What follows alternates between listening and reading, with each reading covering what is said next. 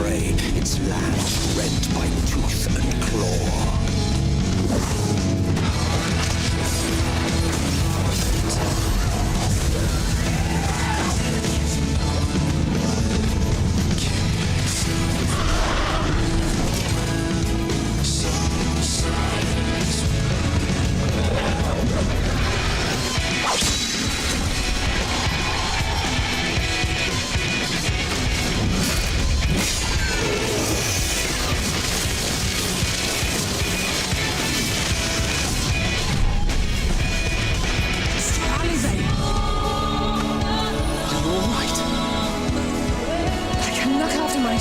You know. And I've had enough of this rabble. Come on!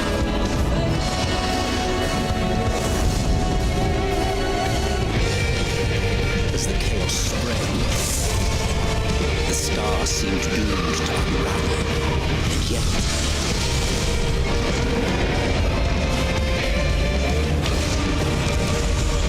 there were those who stood in defiance of that fate.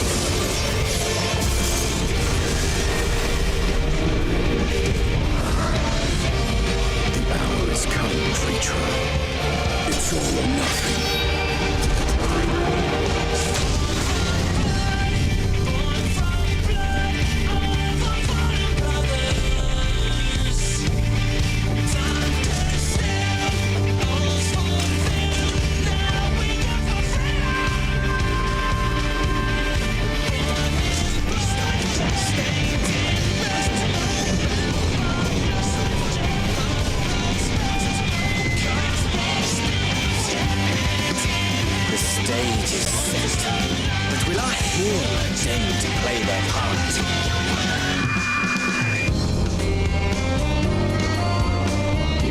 Time? 'Tis as we feared. The respite afforded this land was but fleeting. The end draweth nigh.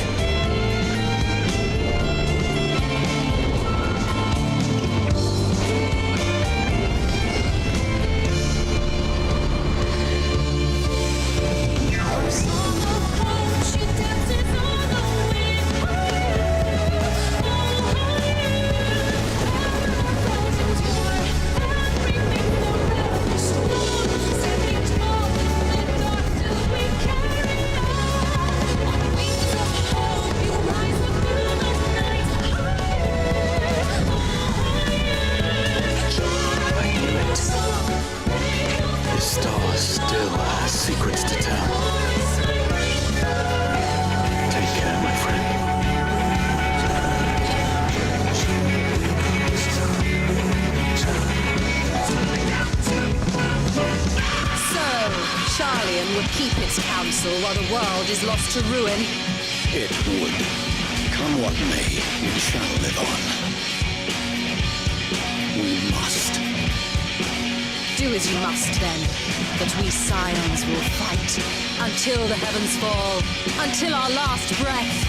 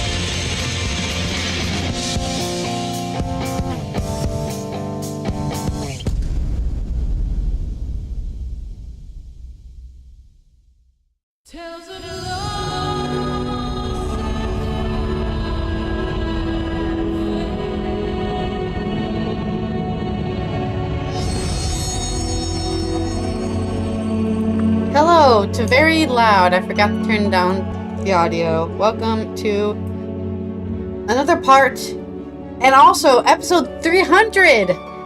At least, unless I counted badly, because I am very bad at counting the episodes. 300 of our Allythology series here.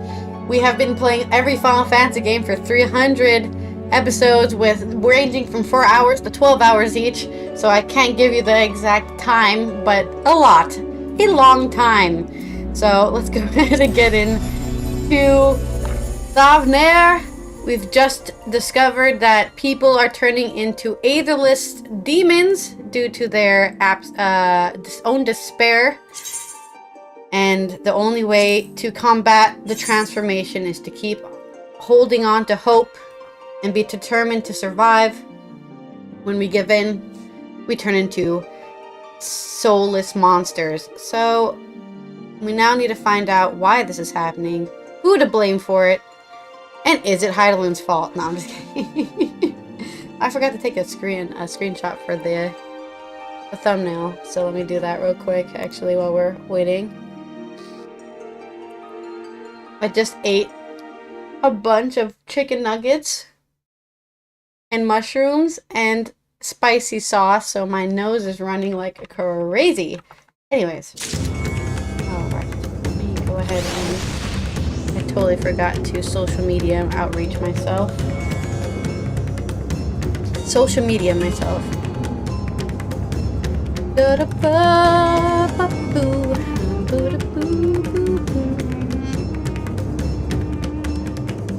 I was playing my Reaper to try to catch it up in levels, since I might be playing my Reaper actually in general just to catch it up, because my red mage is gonna be level 90 soon and I would like to get EXP actually. I know, what a concept.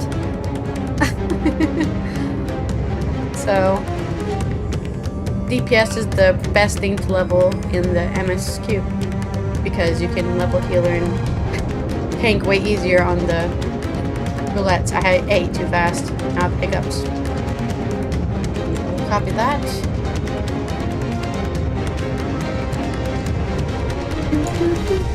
Okay.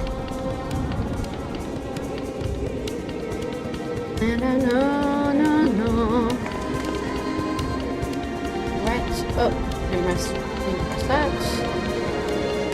Copy this. Times it almost 4.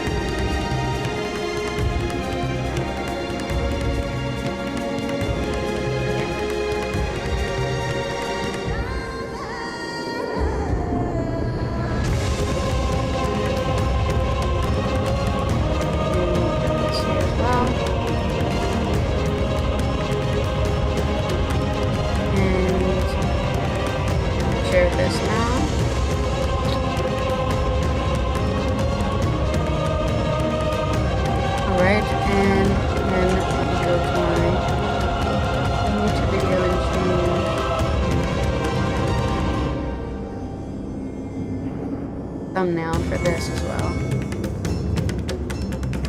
It's Thursday. We can stay up as late as we want to. Come on.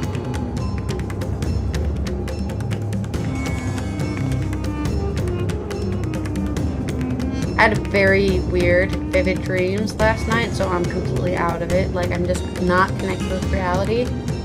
I'm trying to, like, but the dream was so just completely, I don't even know how to explain it actually, because it was just like I was in a different reality and my brain has been stuck there all day, so I'm kind of out of it today. But we will try our best to immerse ourselves in the anger intensifying Endwalker that just, it doesn't piss me off, it just annoys me that my character doesn't do anything. I guess, why can't she do more? Why does she just stand there and make faces, you know? Talk to Alphinaud. Alphinaud is determined to offer the villagers what succor he can. But he can't do succor because he's a sage now. Scholar joke. I can tend to the rest. Pray look of Almatia.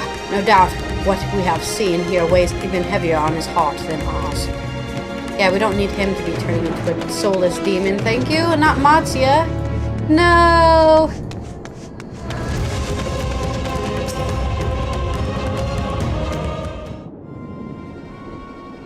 More drugs. Oh, Kogoro! This is Venat, the elder here. He is hurt, but praise be to the sisters, he still lives. Young Matsuya here has told me everything. I have no words to express my gratitude for your aid.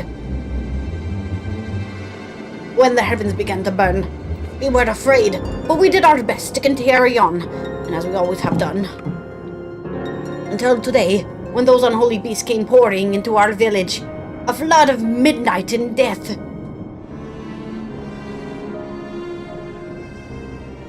There are no words to describe what followed. Men and women I have known since they were babes struck down by the creatures, only to rise again to join the murderous horde, in the guise of those same hideous fiends. In the chaos, and a handful of our villagers fled for their lives. I can only hope they have found their way to safety.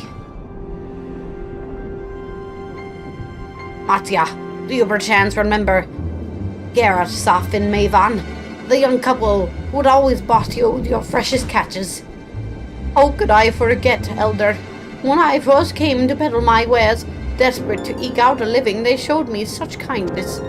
Others shunned me as an outsider, as is their way, but Geralt, Saf, and Mavan bought my fish and sung its praises. They turned my fortunes around. Alas, I'd feared they are in terrible danger. I saw them running toward the Ganma temple, one of those beasts in close pursuit. They have their child, still but a tiny babe. To elude these fiends while carrying the one so young is an impossible task, surely. I beg of you, go to their aid. He's just a fisherman, though. What is he gonna do? I'm sorry? I want to help. Yes, I am but a fisherman. I cannot face beasts on my own. Will you come with me? Of course I'll come. I'm not gonna ask you to... Oh, thank you. Hagama Temple lies to the west of here. We must hurry. Why would I just like... Oh, the elephant guy needs help? You, good luck, boy. I'll be over here. Doing nothing useful, it seems. Okay. I cannot play this class without thinking. I can try, though. I'm willing to try.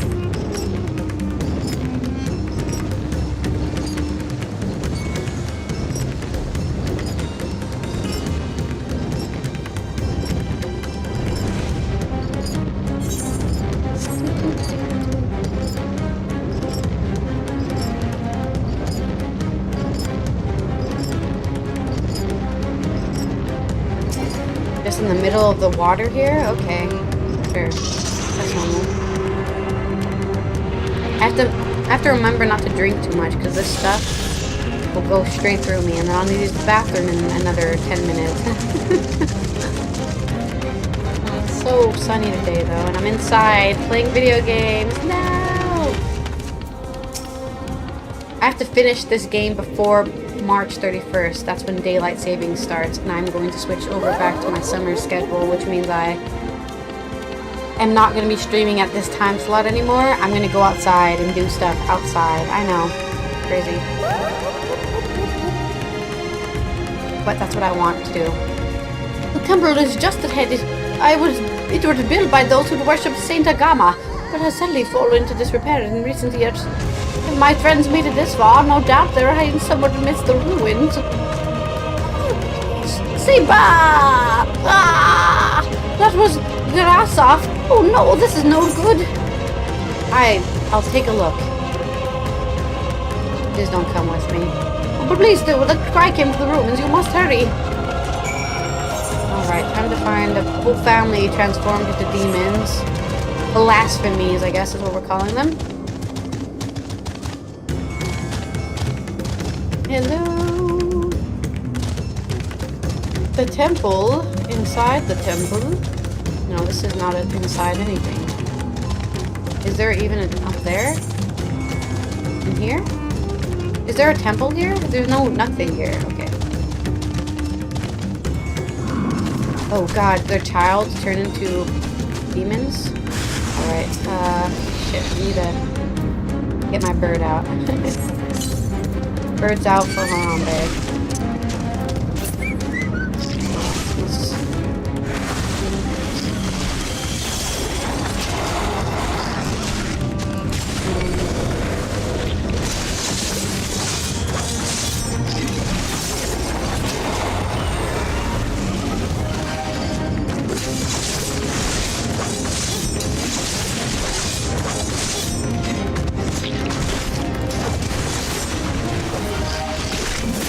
Really hard to remember what to play on this account with this character. I definitely need more cooldown awareness.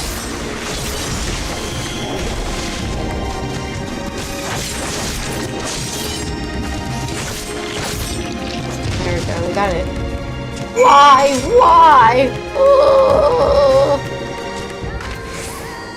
God. Only he's the survivor. His baby and his wife turned into demons. The man lies motionless on the ground, bearing a grievous wound. I have a healing spell. Please.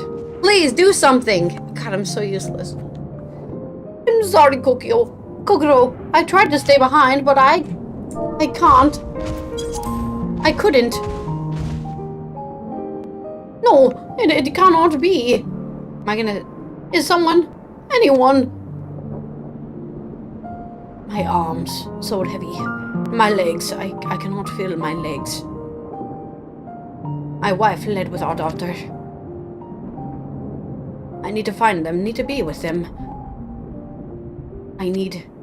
Oh my God! Get us off! No, get us off! You must stay strong! More time. I thought I had... I don't want to die. Then don't die.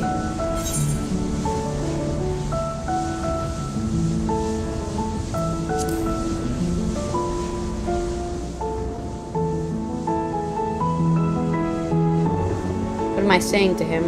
You can do this! We can find your wife and your child and we can save them. Don't give up yet. We're here to help you.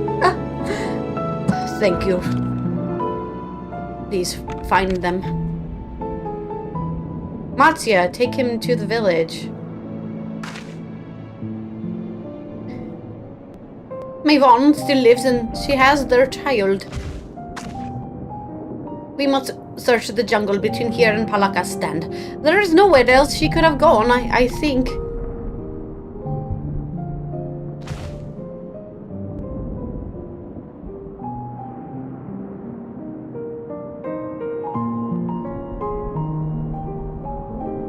Forgive me, get us off. Once we have saved your wife and child, we will return and lay you to rest. Stay strong, everyone. Oh! But yeah, I really need to finish this game before March 31st.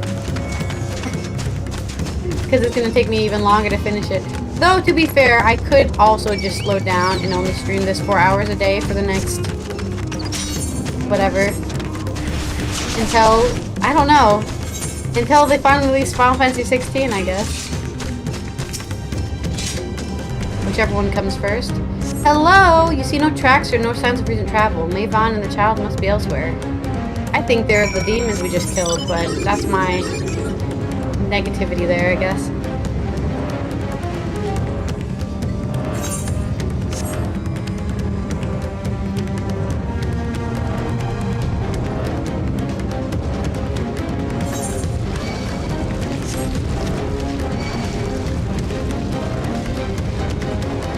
Get away from me!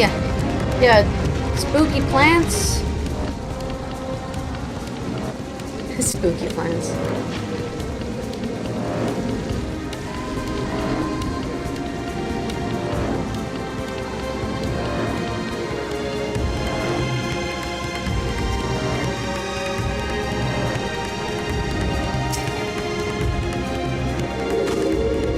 All right.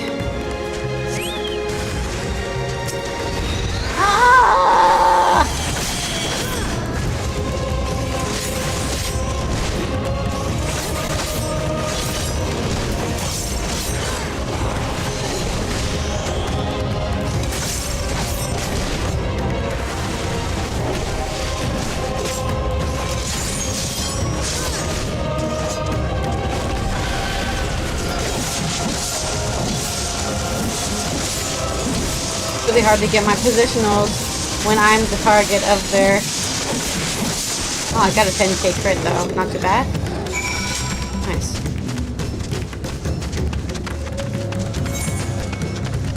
Did they get all the way back to the village already? There's no way.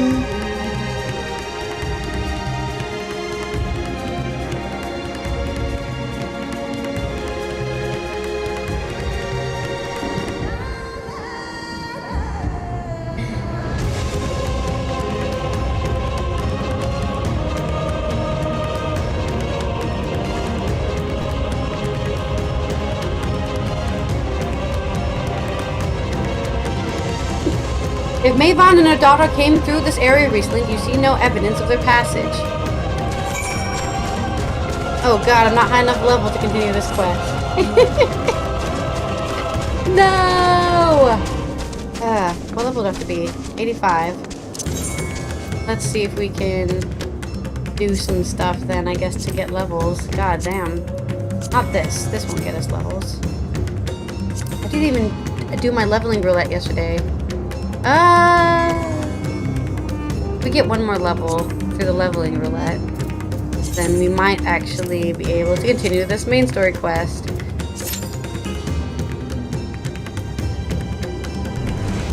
Let's see if we... I don't think we're going to get anybody to do anything.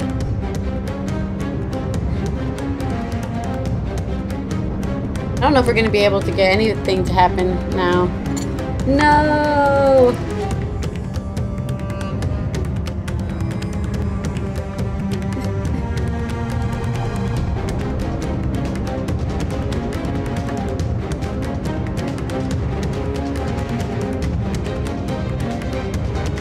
7 minutes. Well, I guess we'll just continue with Red Maze for now then. Dad. Alright. Did you see any of them? I found a Nox ring. Perhaps the priests have chased them farther from the village. I think we found them. Oh God, but when we beseech you, pray deliver Mevan and her little one to safety.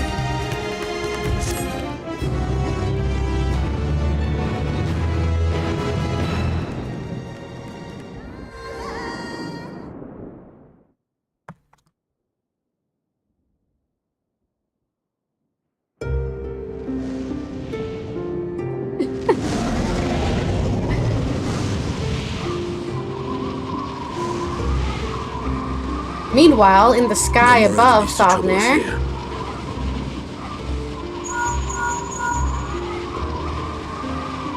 it's me. How fare you below?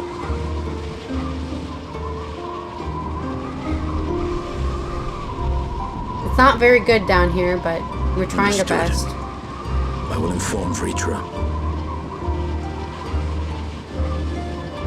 Chaos and panic sweep Raz Khan, and many more have succumbed to the transformations. Amidst the fray, Ahawan fell, protecting a grief-stricken father.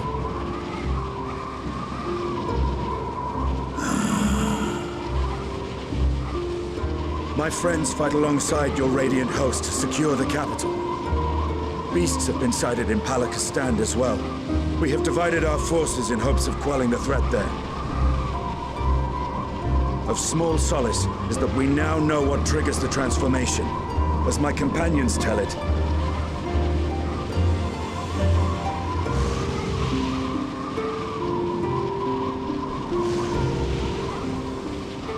So it is the very fear and despair in their hearts which inflict this abhorrent punishment upon them. A nightmare from which my children will never awake. O capricious and cruel fate, they are undeserving of such condemnation. Will you wallow in sorrow or rise to the occasion? Razat Khan is leaderless. Before he passed, Ahawan sought to reveal the truth to his people. Honor his wishes. Give them hope or give them despair. It's your choice. To what end? To breed a new conflict between dragon and man. There won't be anybody to have a conflict These with. claws could reduce thee to shreds with a touch. These jaws crush thy bones to Or we could all dust. turn into blasphemies and then there's nobody left. That's true as Only well. through my proxy could I walk with my children. Without him, I am a bringer of fear, no different from the beasts which beleaguer. Sounds like you have some prejudice you need to deal with there, buddy. Perhaps so. Only in death were Hraesvelgr and Shiva united. Indeed, whenever man and dragon have come together, death has ever been the inevitable result. It was our fear of your kind that sparked a nigh-endless war. Fear and hate of which Nidhogg drank deep as he laid waste to my homeland. And in turn, I took my revenge on his brood. Blood for blood, pain for pain. I thought nothing of theirs, only of mine. And yet, were the chasm between us too vast and too deep, Hraesvelgr would not have borne Isael to battle and That's our true. rescue. That's true. He would never have entrusted a mortal champion with one of his eyes, and the Dragonsong War would still rage on. And I would still wage a never-ending war of violence and vengeance. The future of our star be damned.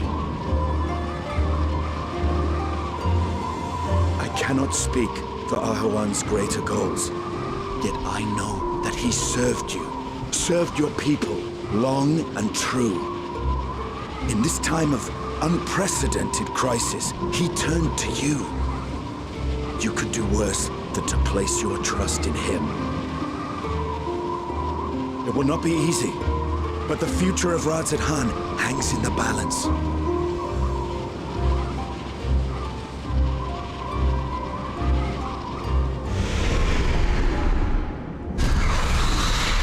We have company.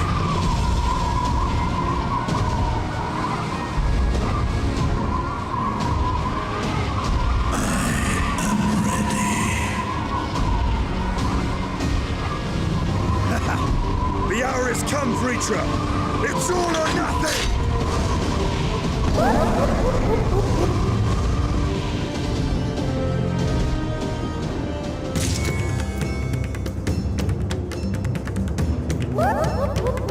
Alright. All or nothing, baby. Let's... what are we gonna do? I have no idea what we're doing.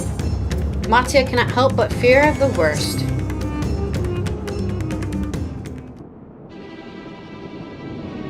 Mayan, Mevan fled deeper into the jungle, she and her child in grave danger. But whatever are we to do? God have mercy. You cannot let fear consume you, Mattia.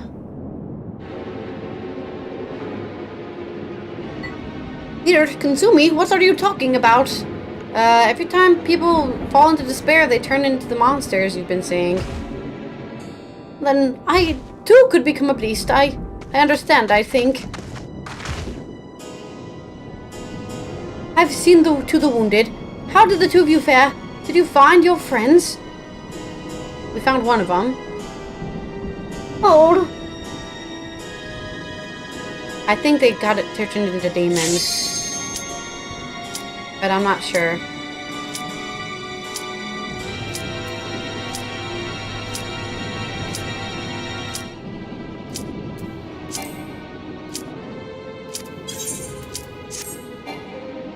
missing the dialogue. I see. In that case, let us help you find the mother and the child. Before we leave, we must ensure the village will be safe in our absence. Alice and I will patrol the area and search for more beasts. Would you and Mattia speak with Elder Yerovet? Pray explain to him the situation. Join us as soon as you are able. These cutscenes are so long. We will save Mavan and her child. We can do that much for Kirasov. Kirasov? I don't know how to say that name.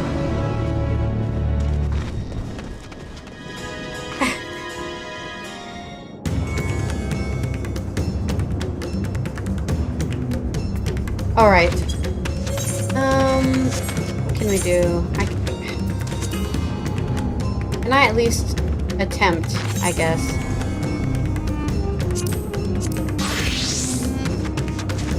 To get my freaking roulette going. God, it's so annoying. I was so close.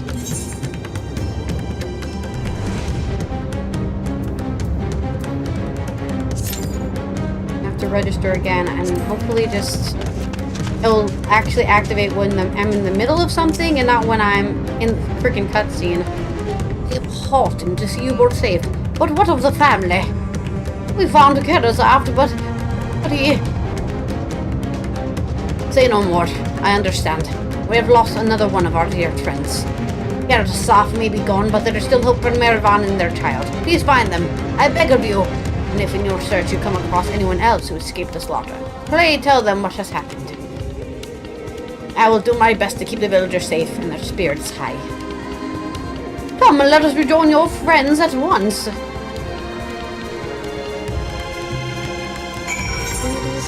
Yeah, maybe we should tell everyone not to fall into despair because then they turn into monsters. But then that might cause people to panic and turn into monsters. Well, you can't win either way, I guess. Where might Medvan have run off to? Think, Mattia, think. We encounter no beast during our patrol, thankfully. I'm pleased to report that the vicinity appears to be beast-free. No doubt thanks to your earlier efforts. And with that, let us resume our search for your friend and her child. Where should we begin, Mattia? Oh, I'm inside of him, aren't I? I'm inside of him. Oh no, he's just above me. Okay. If we follow Sea Rhoda south, we will arrive at Perusa. A temple is a sacred place where people go to commune with the divinities. Thank you for following, Willie Lowe. It is possible that Mavan sought shelter there, perhaps other villagers as well. That it is settled. Mattia, stay close to me, alright? You two, take the lead. Keep an eye out for the beast and anyone in need of help. Very well. We make for Perusa as quickly as we're able. With me.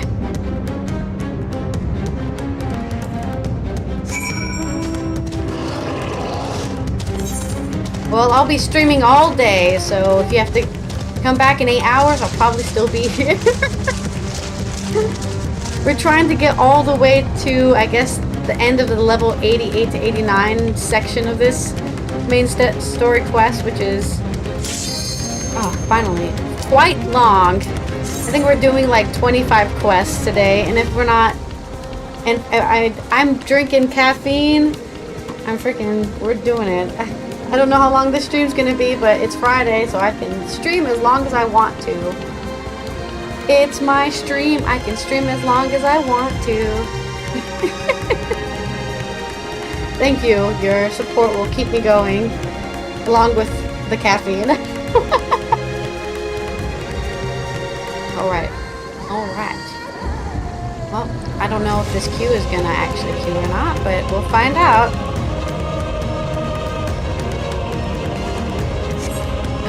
Now I'm the one who's being trolled. Oh, another one. I just need to get to level 35, or 85, so I'm actually on level for the quest. So I'm not getting kicked out of the quest, because right now I'm being kicked out. They're like, hey, you can't do this quest, you're not the right level. I'm trying. I'm trying. Oh, hello. Howdy, fellow people. I have to play with HUD because I don't know how to play this character.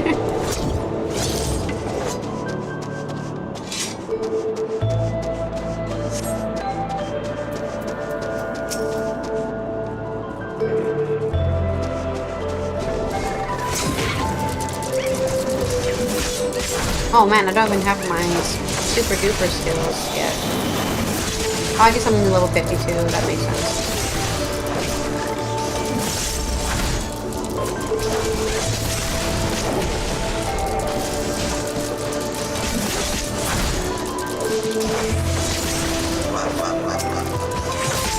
Don't forget to use your AoE there, dude.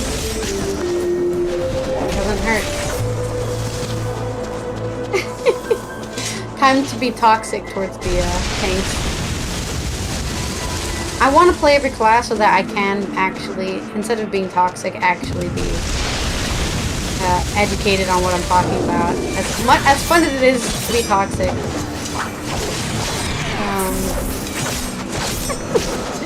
Like, I was doing 11 roulette yesterday or the day before. I think it was yesterday.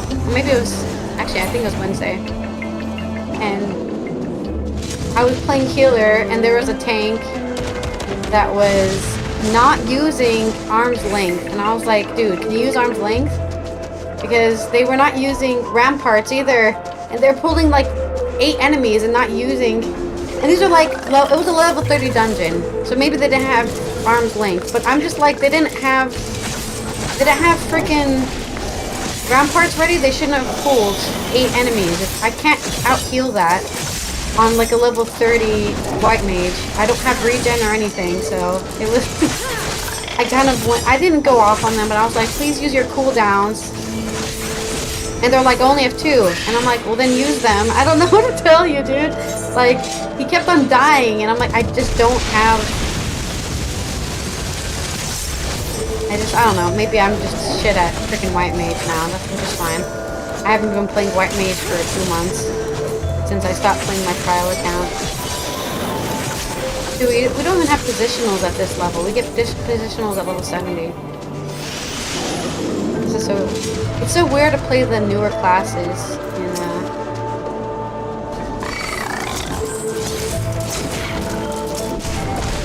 in lower level content because they don't have any skills.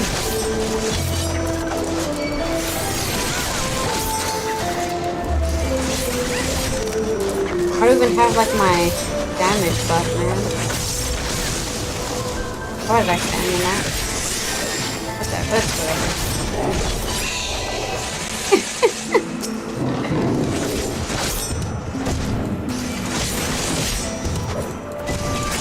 I just want to get a level from this, and if I don't get a level from this, I'm gonna be very sad.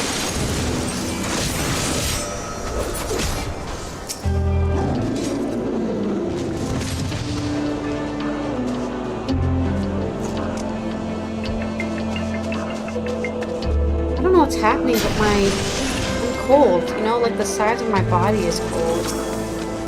I don't know why that is.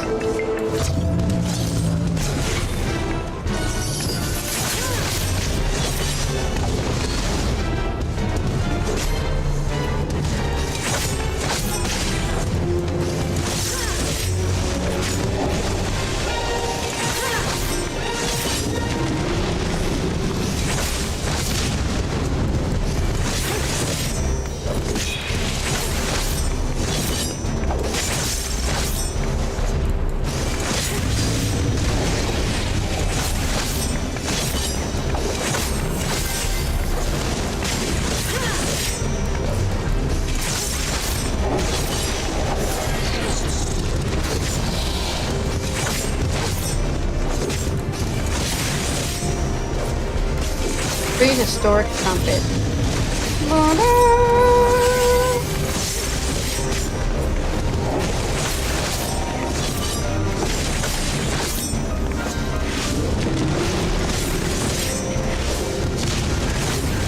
Goodbye.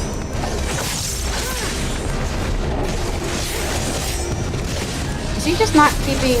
I don't know what's going on. Usually... No, I don't know. Every time I do this boss, I get attacked by it, but I think that's because I was soloing this, so maybe that's why.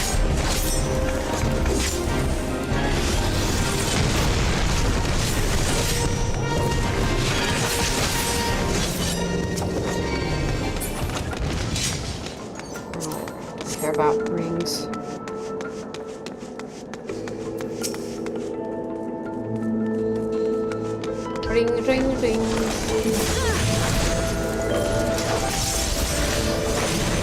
We don't have like we have 0 skills.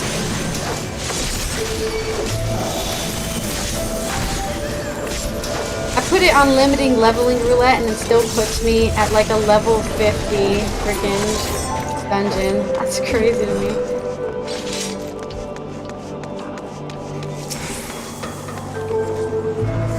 Wait, why am I reading this? Tell me.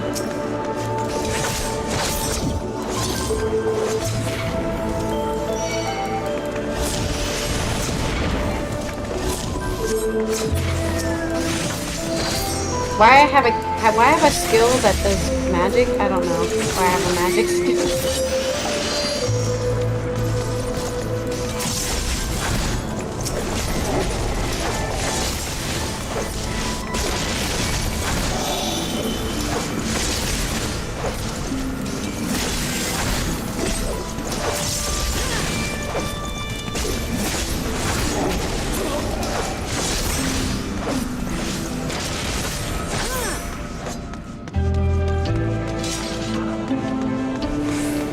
First.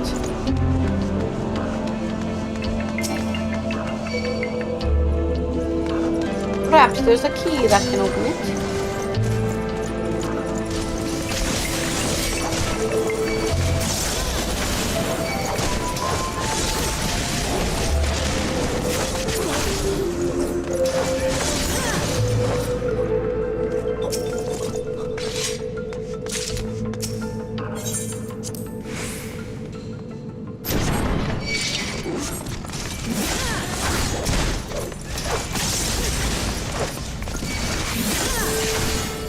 I don't know what this guy's doing to not grab aggro, but he's just not grabbing aggro. I don't know what he's doing wrong. I see him using his AoE skill, but he's not having aggro for some reason.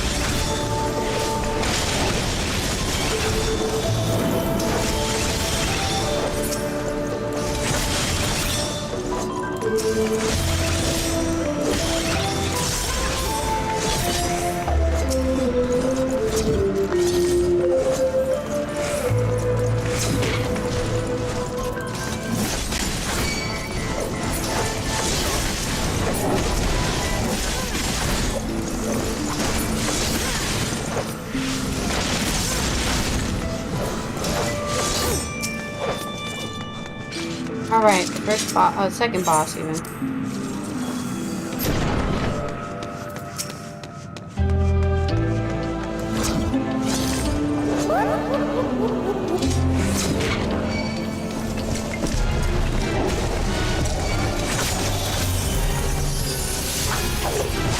I'm so bad at keeping my dot up. It's just not intuitive, I guess. I don't know why, it just isn't.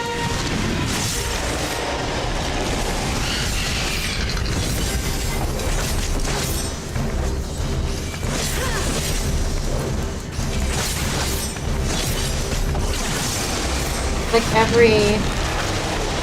should just reapply it every time my soul bar or whatever fills up. What is it even called? I don't even know what it's called. Death gauge? Green thing? I don't know what it's called. I'm just gonna stay in here. I don't care.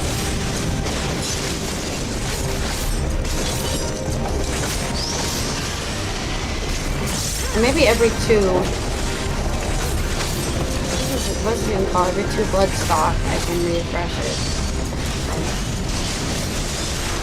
it. I haven't played this in like 3 years or something, so I'm very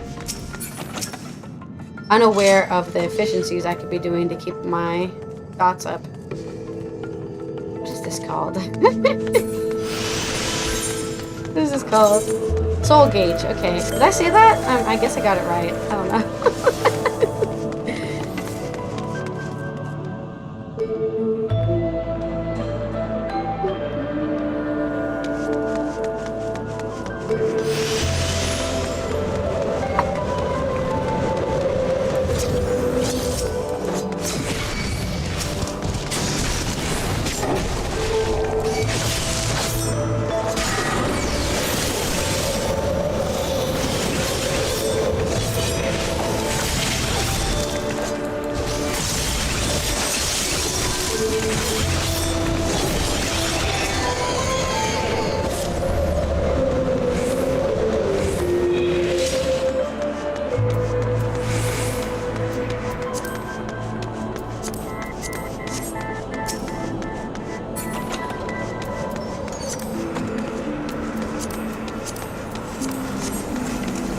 Ice, ice, baby. Do, do, do, do, do, do.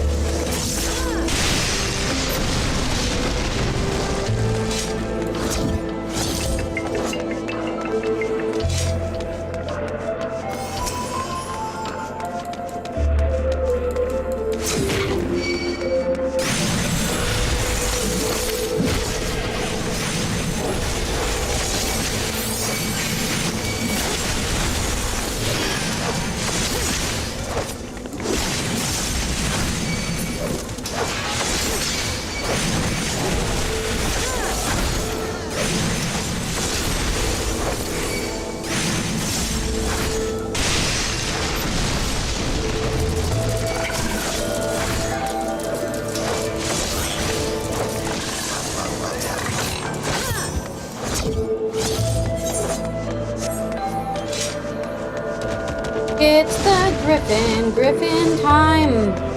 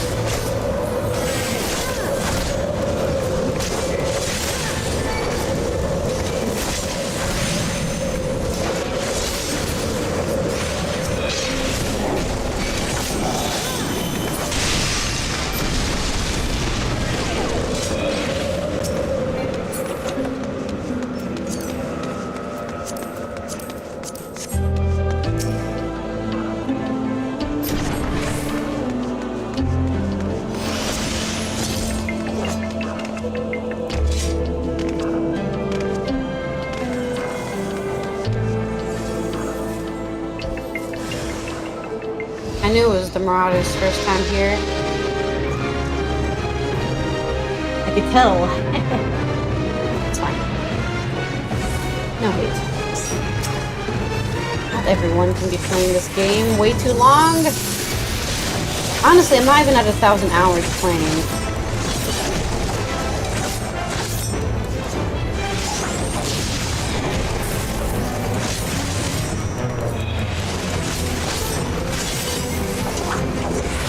Oh wait, I can stack my dot to be on longer? Oh, that's interesting. I didn't even realize that.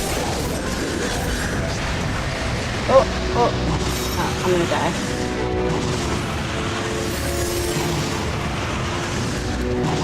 I got to, and I can't do anything here except for be dead.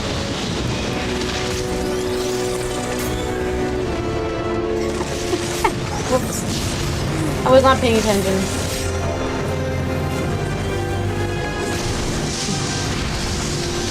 Sorry, DPS brain.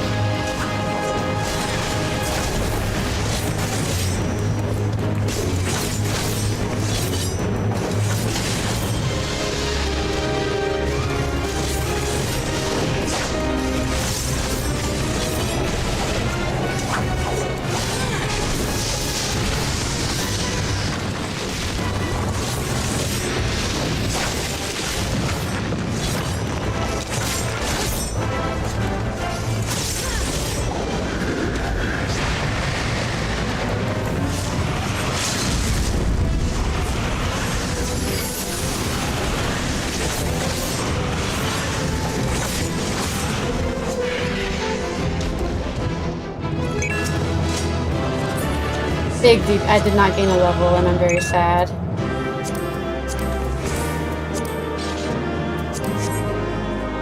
Oh, damn. I'm unlucky. Sure. Unlucky. How much more EXP do I need to level? 2-ish. Hello, pet. 2-ish million. A little bit more than that, actually. 3-ish million EXP to level.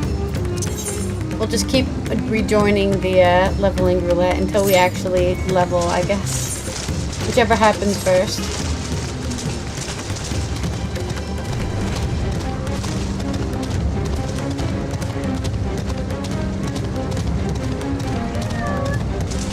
Cat is in my room. My heater on? It shouldn't be. Okay, good. Because it's freaking 23 degrees in here. Terminus. Ooh, this is a cool dog. Lit interestingly.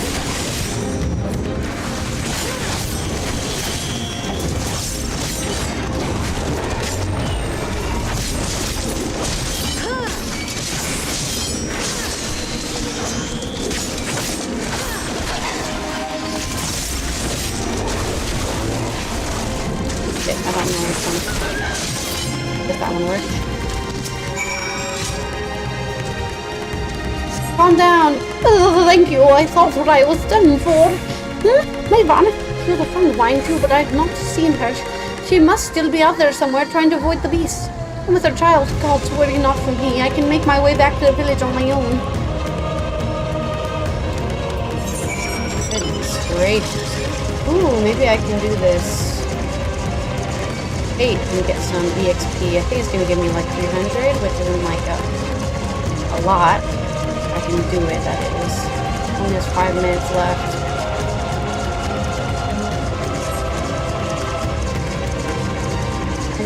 I just want to level this character to 90 as well, just so it's like so much easier to level everything else. But you just let's see what we can do here. We have to fight everything one at a time. If I try to fight 2 things at a time, I'm going to die. There we go. Ah, it's fine. Just everything attacked me. God. Fuck me.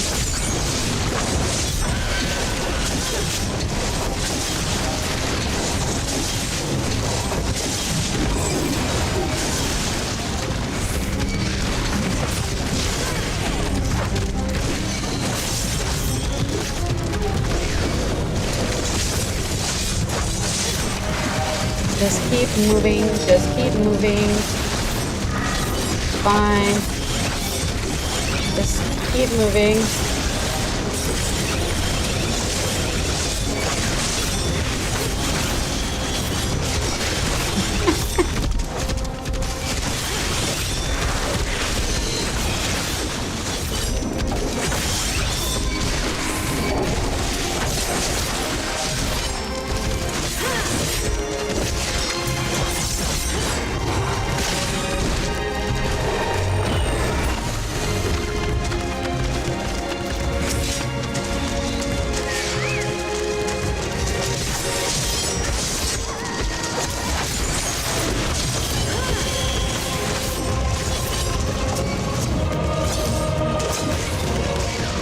Can try fighting multiple dudes again.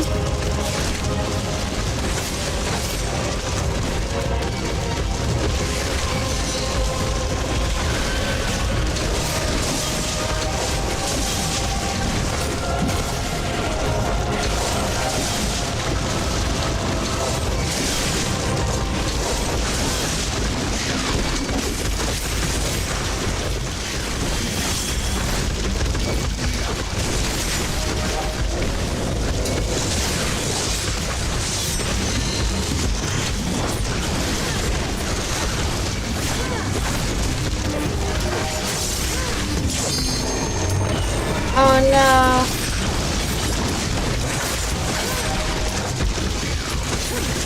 Oh no.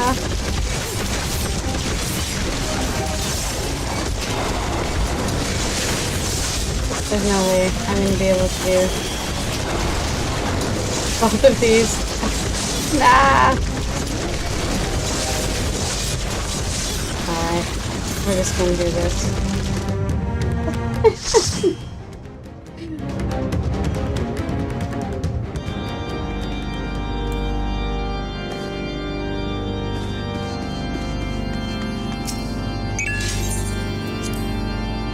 I've joined one already in progress.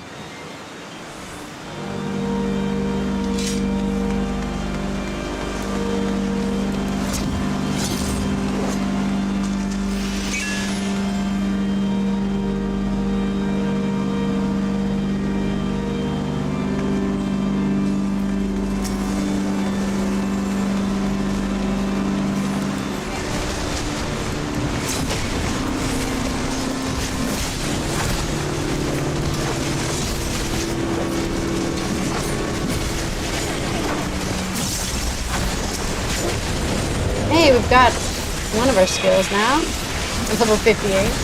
Ah, goodness.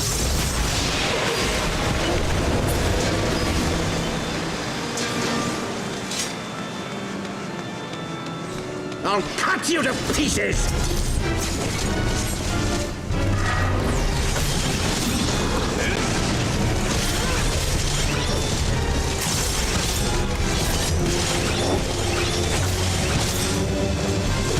I will not yield to you!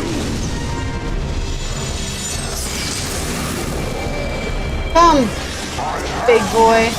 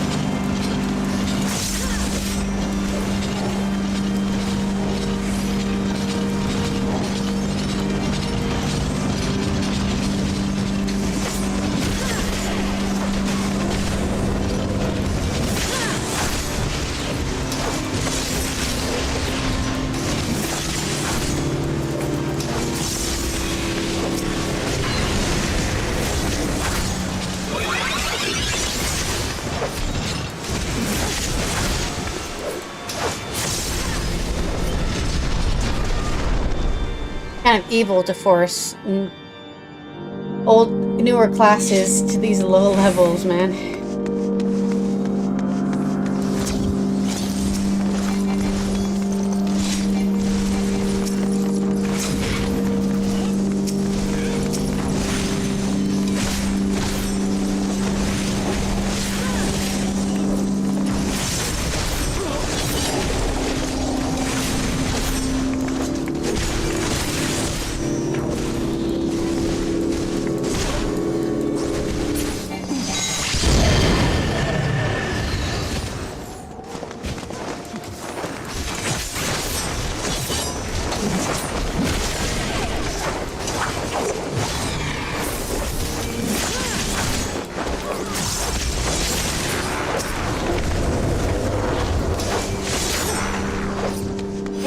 edit my interrupt macro, because I think I'm missing skill.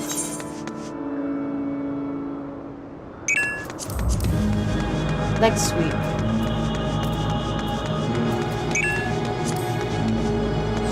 Filthy rats!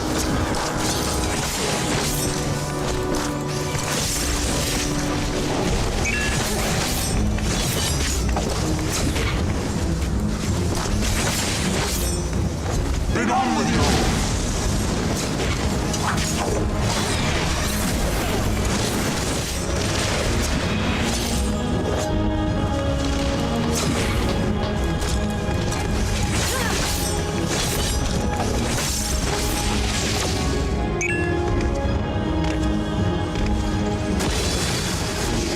And now the final cut!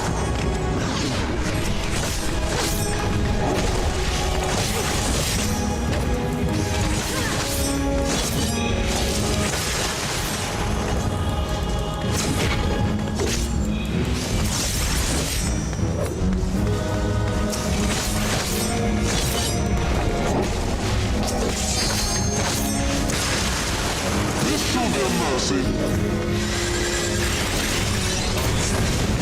You disgust me.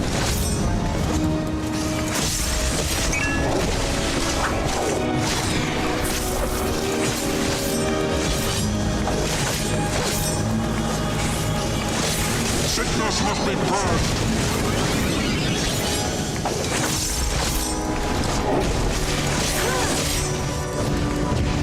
Been on with you.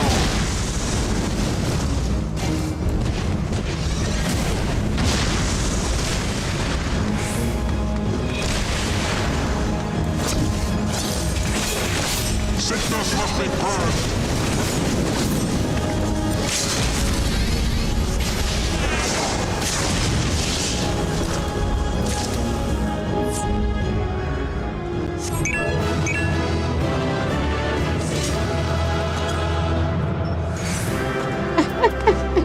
That was pretty quick, because I've joined halfway through. Crazy.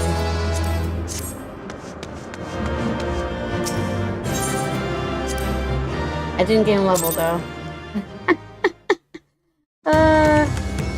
One day, someday, I will gain this level I need.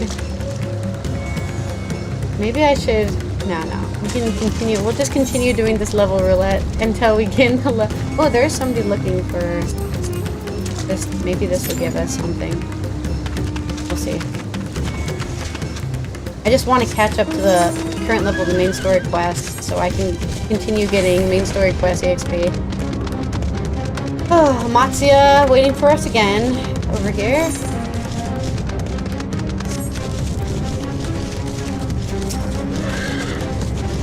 Oh, good old. Oh, wait! Garuda lies just up ahead, but something terrible has happened. The beasts have come and many have already been killed.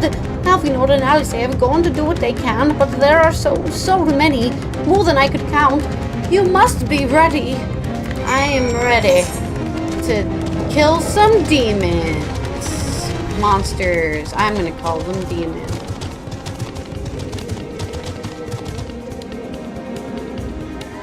I'm watching the cat, sorry. It distracted me.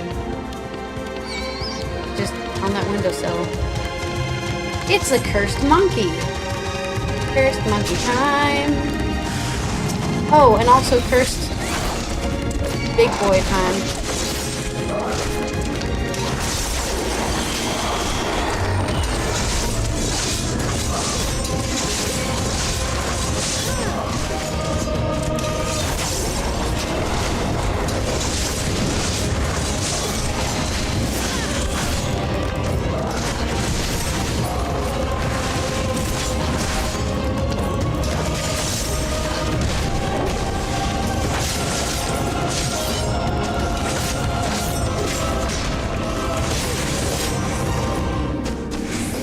Saved one person. Or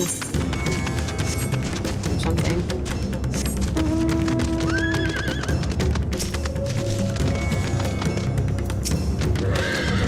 Remain calm and do not wander off. I will tend to the wounded.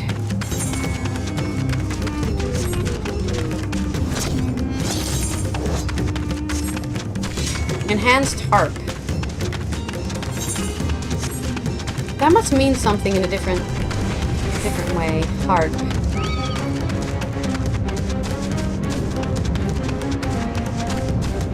Oh God. All the design on these creatures are something else.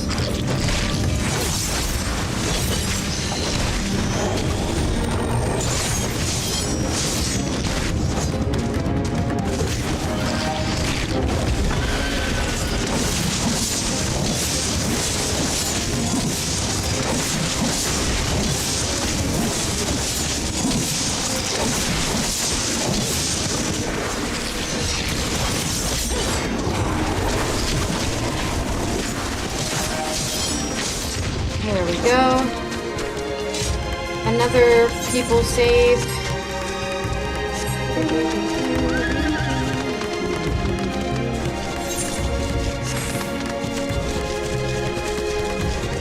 I accept your apology. Hello, cat. You got enough vitamin D laying in the windowsill there? I wish I had some vitamin D. But I don't think I can get the sun on me. Maybe if I move all of my curtains to one side.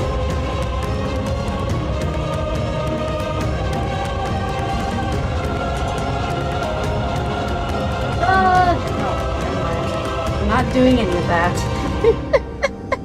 Pulled my curtain off the railing. The sun, it's so close. It's over here. Alright. Where's the final demon? Spooky bird-faced man.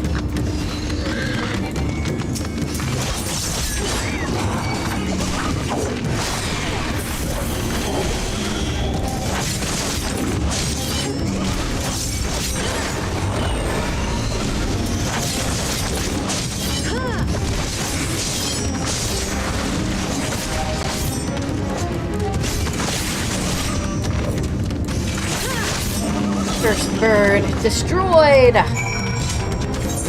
Alright, and now we have to...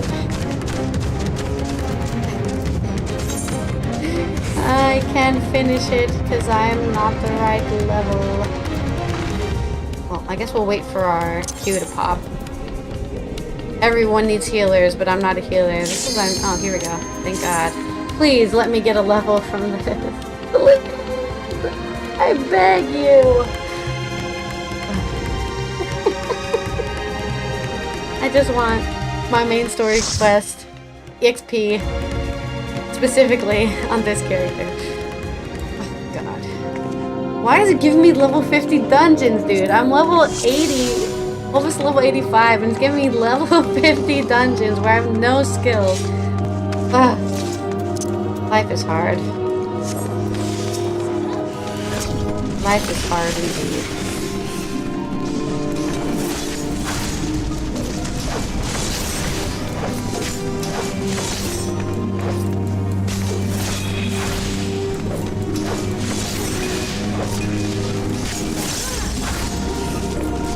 Don't even have an AoE skill, man. I mean, don't have all my AoE skills, I should say.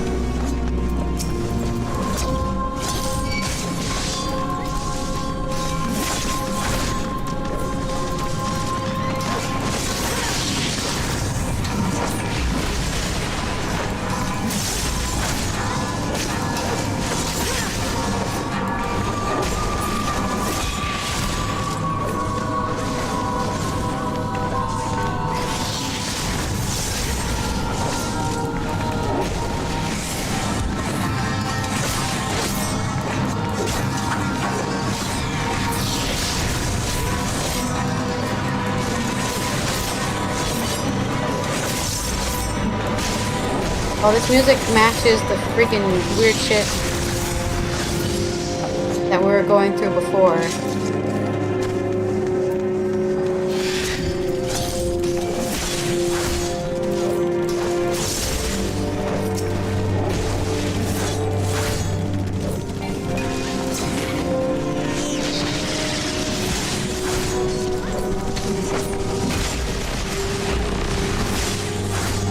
Poor tank. Oh god.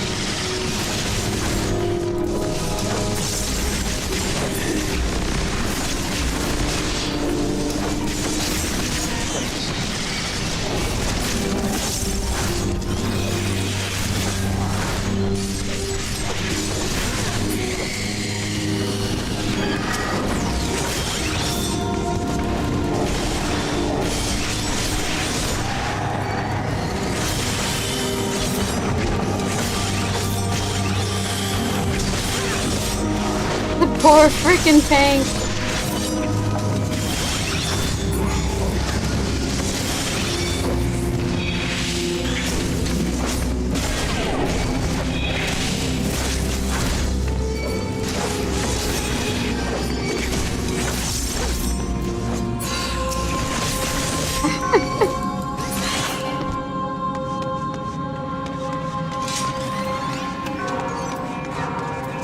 They release? Oh, they released. Okay.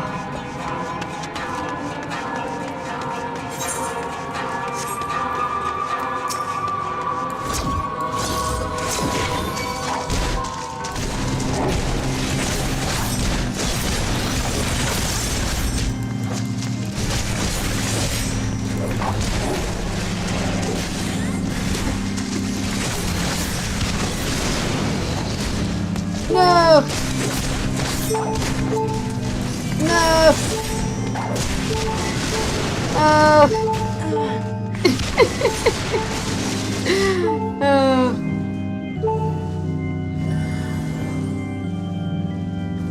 I don't know why, but the paladin can't get aggro. Okay, good. It was all worth it in the end.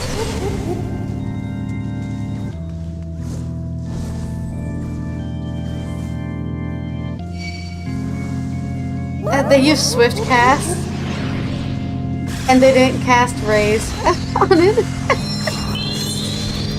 Oh, goodness me.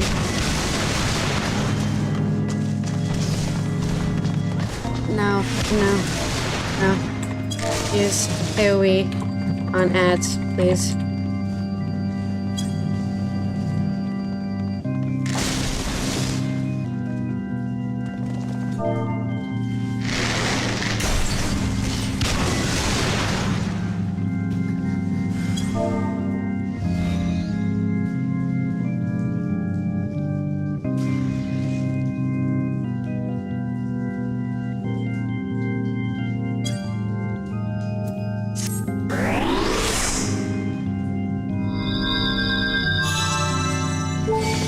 Your health is low.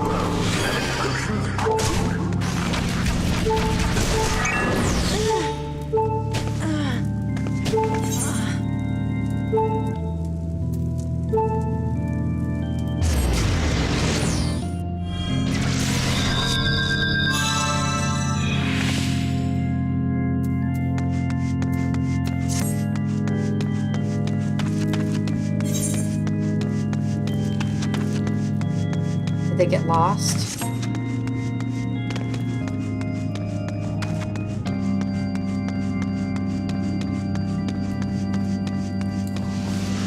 Last run. What are they? Is that a threat? What do they mean last run? Is the healer saying this is the last time I'm running back? Maybe they should heal the tank better? I don't know.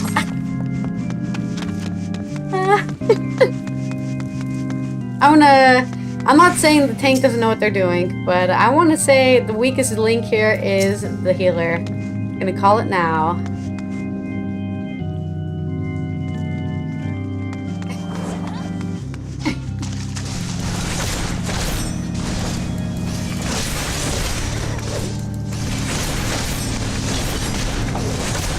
Mostly because they didn't know what to do with the AoE, so...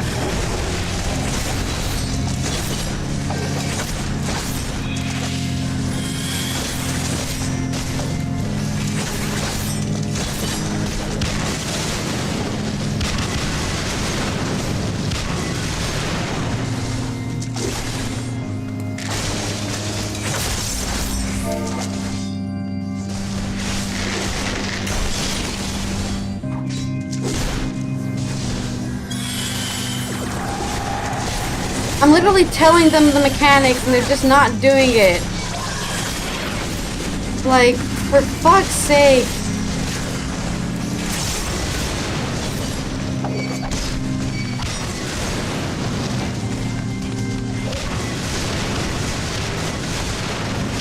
God. How bad can you be? These guys are so bad.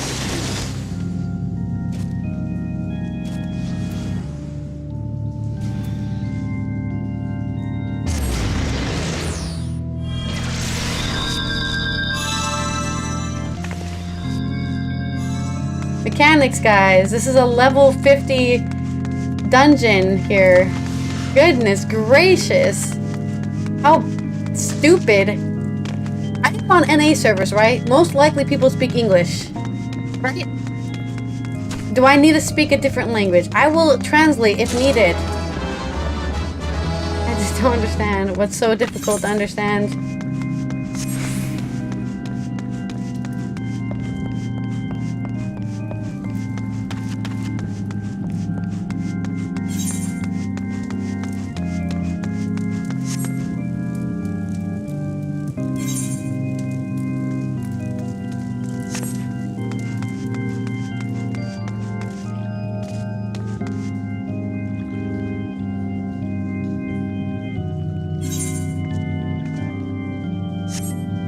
We can't even vote kick the healer because the healer is the party leader, dude.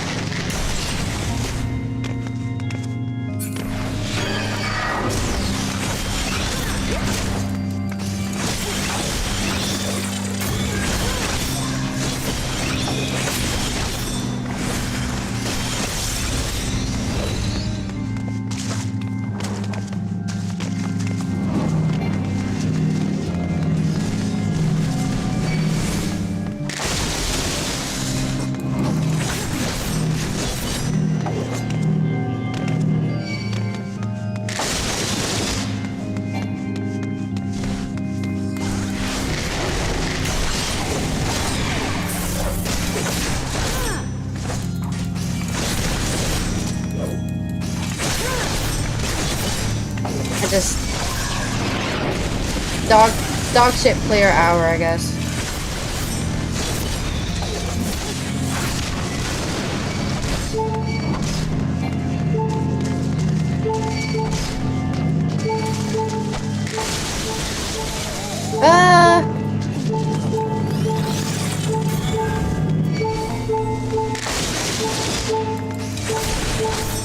I'm gonna die.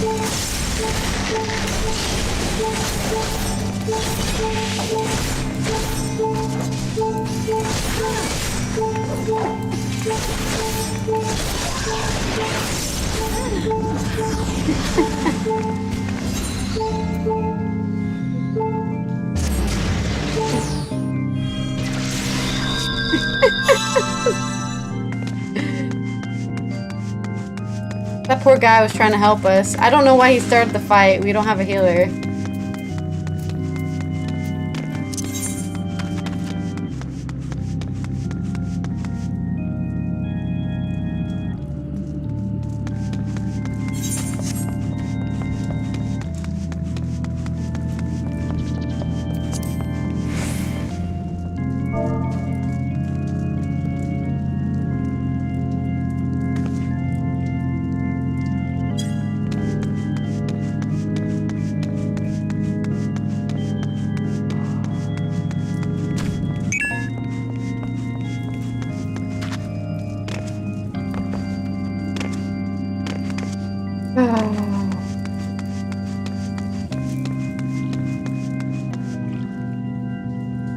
I just wanted to be level 85 so I could continue the main story quest.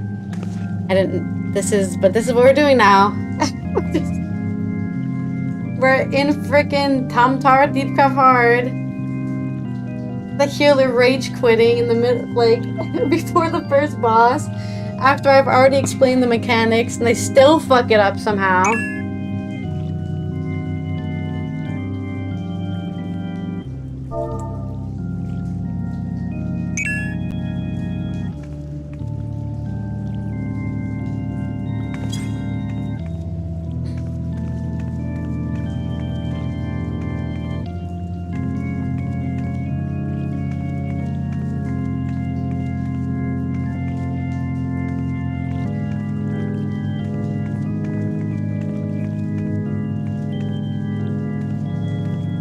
Literally the purple AoE. Every time that healer moved, just put the purple AoE somewhere else.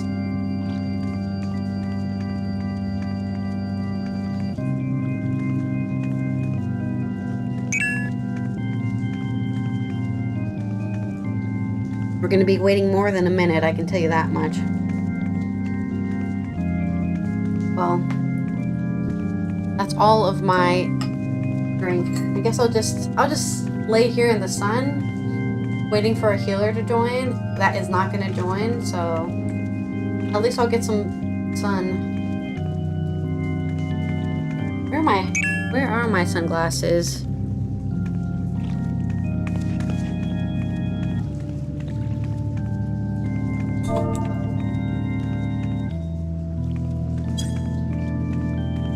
Where's my sunglasses? I have sunglasses.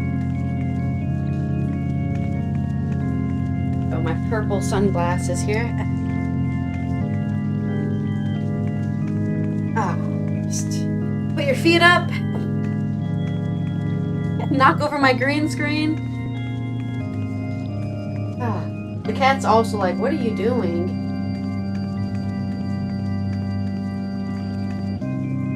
Just waiting forever. It's really weird to be wearing sunglasses inside.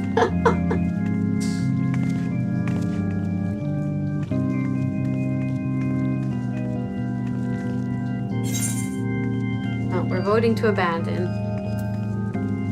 These sunglasses are really dirty, actually. They're so dirty. They're full of dust. I haven't worn them since I bought them, probably.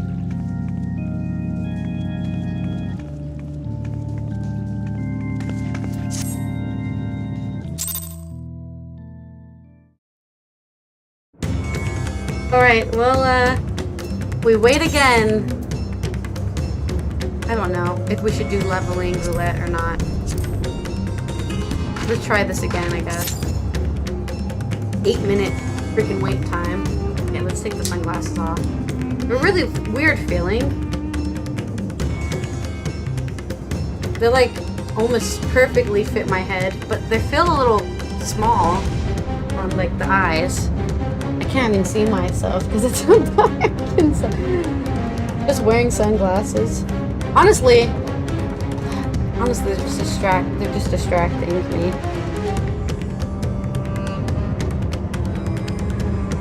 Sunglasses. They're not scratched though, which is pretty impressive. Probably bought them for way too much in Greece at some point. Oh, I think they're bent. That's what it is. Oh yeah. Probably sat on them at some point. This one is also bent. I mean, they're probably not good quality sunglasses. Like I said, I just bought them in Greece for way too much money. I needed sunglasses.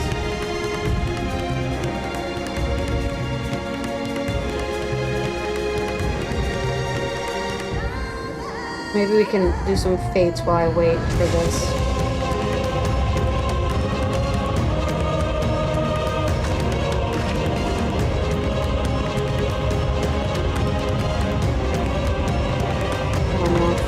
Making the sunglasses more smeared.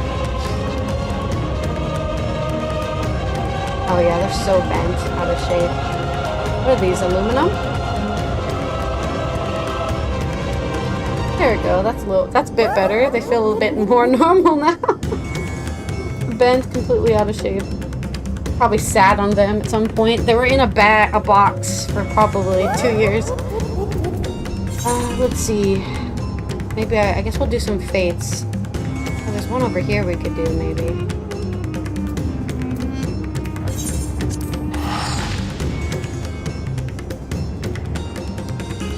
And then maybe we can... The sun is shining on my green screen, so it doesn't work properly. Maybe we can level somehow. That'd be nice, wouldn't it? And once we get to level 85, we can continue the main story going. And then we'll have to get to level 86, probably. Ugh, tragic. Goodbye. We're just hanging out, you know. It's no rush. We're just chilling. It's Friday. Not getting down Friday. Looking forward to the weekend. No partying though. I've never been really a party person. Oh, there's somebody else here. That's convenient.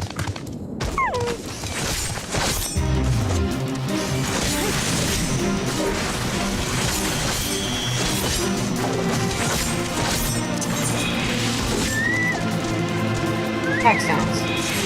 Full damage.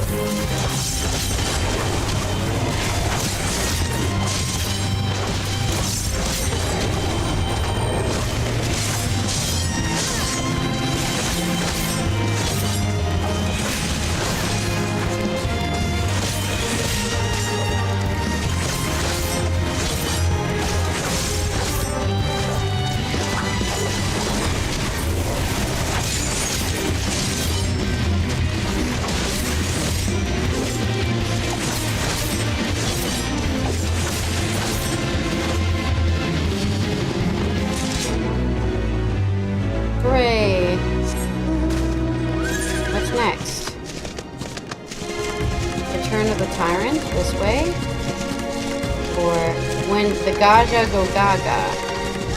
We'll try Return of the Tyrant, though I don't think we'll be able to finish it, huh? Oh, is an EXP bonus down by where we just were. Darns it! We're just there. It doesn't let me fall down this cliff. Oh, that's nice. I guess you can't accidentally go here before you're allowed to.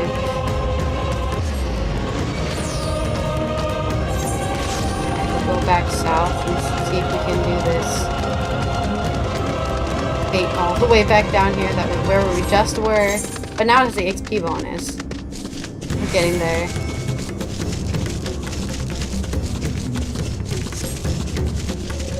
Kashi, run, run, run.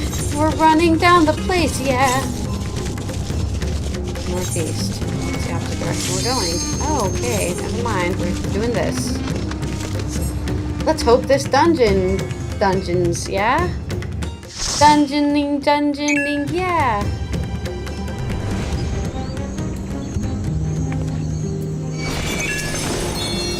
Well, it's not the healer we had before, so I'm not worried about that.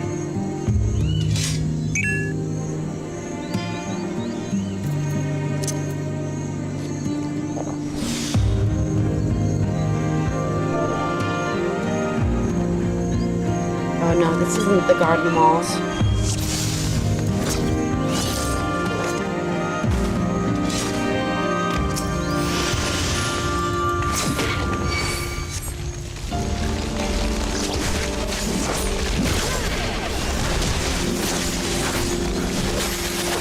Trees!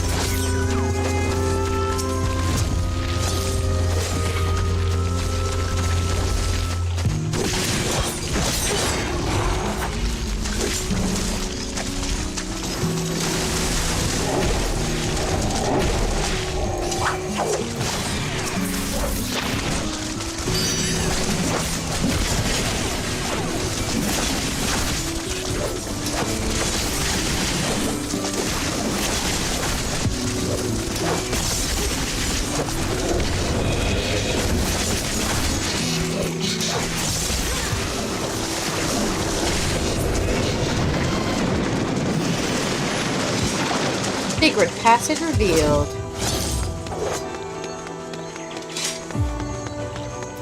Big Rose Garden.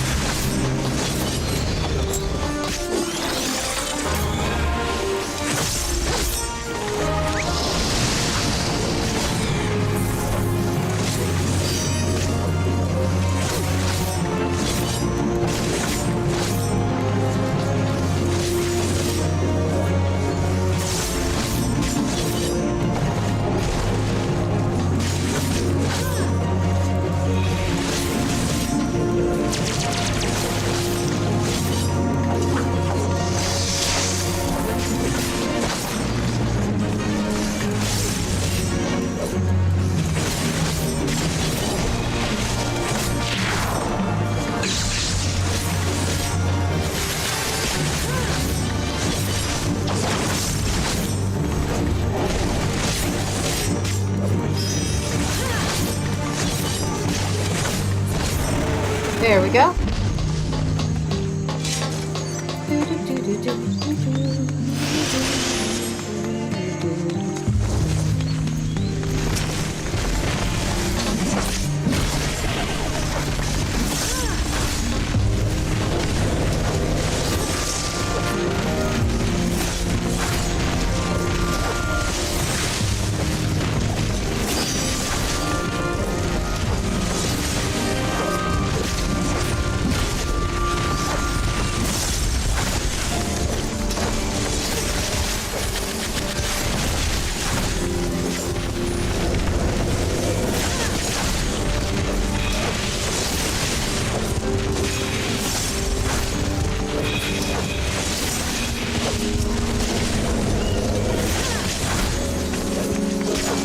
giant ants of doom.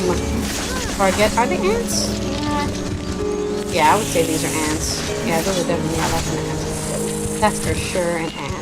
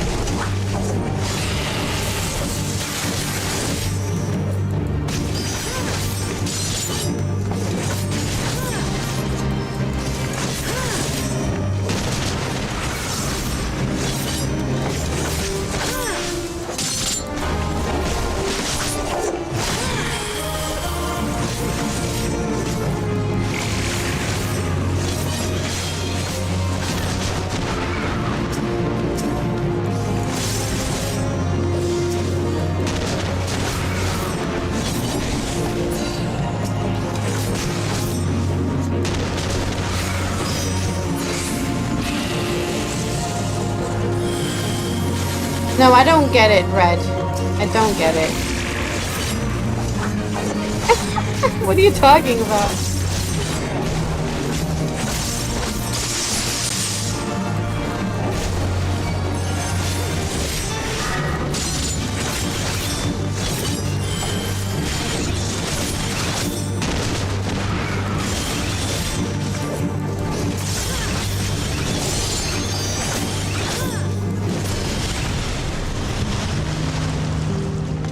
Isn't this the normal battle music? I'm pretty sure that's the normal battle music.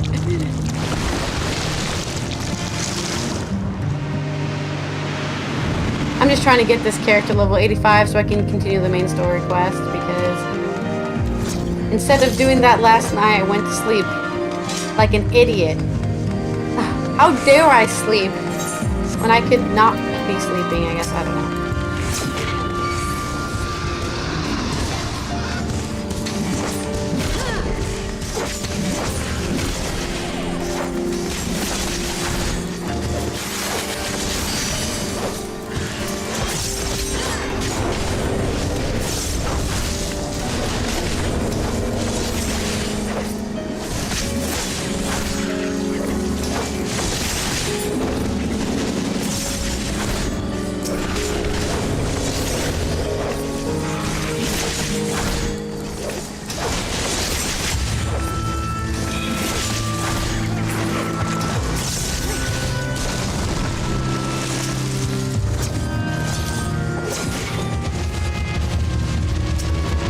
I'm just a bear, just a bear.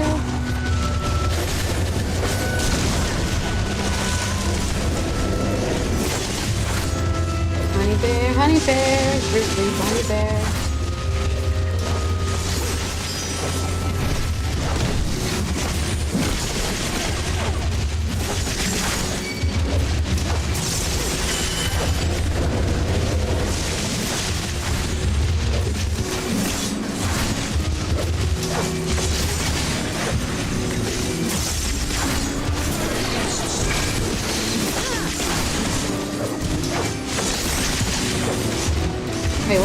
that skill again? Leg sweep.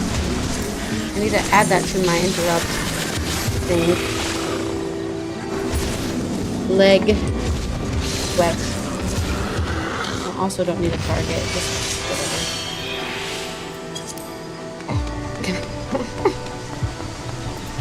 Leg sweep.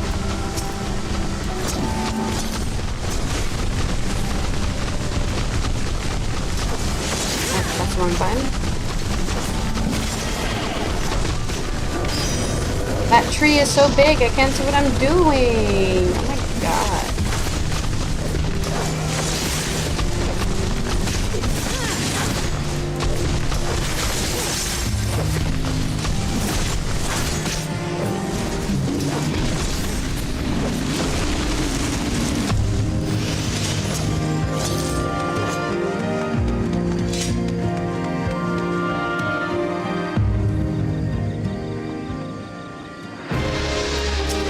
The end! We've made it to the end.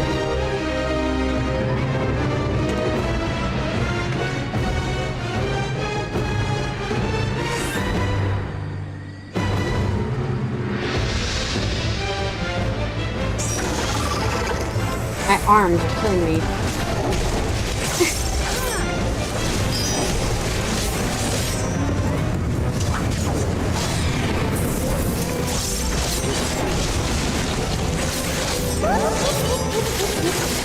Oh no, soul vacuum. What does that do?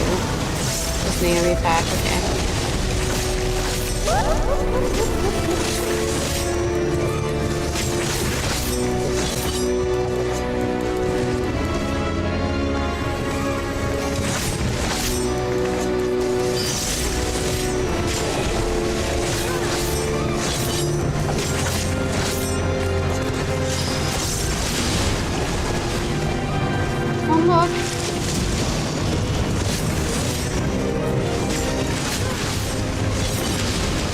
You haven't finished Stormblood yet.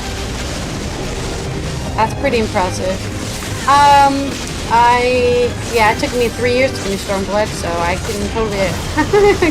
It took me all of Shadowbringers and all of Endwalker to finish Stormblood, so I guess I agree with you there. Stormblood is definitely not my favorite expansion.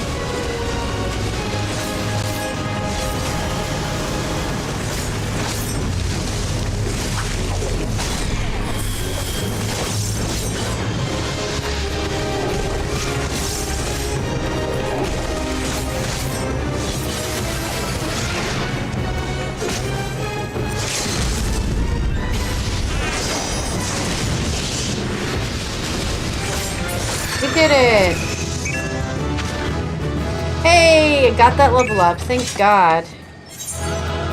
I'm gonna give the dancer my commendation because they gave me a dancing partner that entire raid. Not that they were gonna give it to anybody else. They could give it to themselves. I didn't want this. Sure, whatever. Let's get the hell out of here. Actually, that dancer was Lion Boy. And Lion Boys always get the commendation. It's a rule. I want to be a lion woman, but the game won't let me yet. But hangnail. No.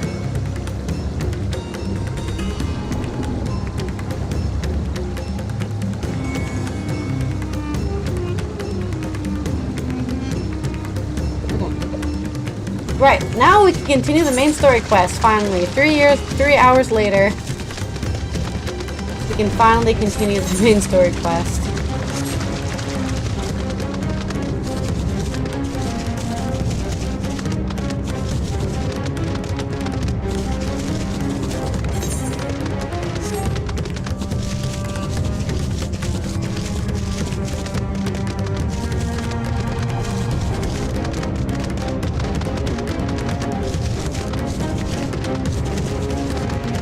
Comfortable. I need to do something with my posture though, because my shoulders, from the yoga earlier, my shoulders are not good. Not good. Maybe I will just sit up straight like this. Just that looks really weird, the posture. No thank you. Leave me alone, please. I'm trying to do quest here. I don't know why you're throwing rocks at me. The world is ending. Really, you're throwing rocks at me. The goddamn world's ending and you're throwing rocks. God. Alright. There you are. How fare the others? I've saved people? I don't know. It's a mess. I see. We've seen into all the beasts in sight. In that case, let's have everyone gather in front of the temple.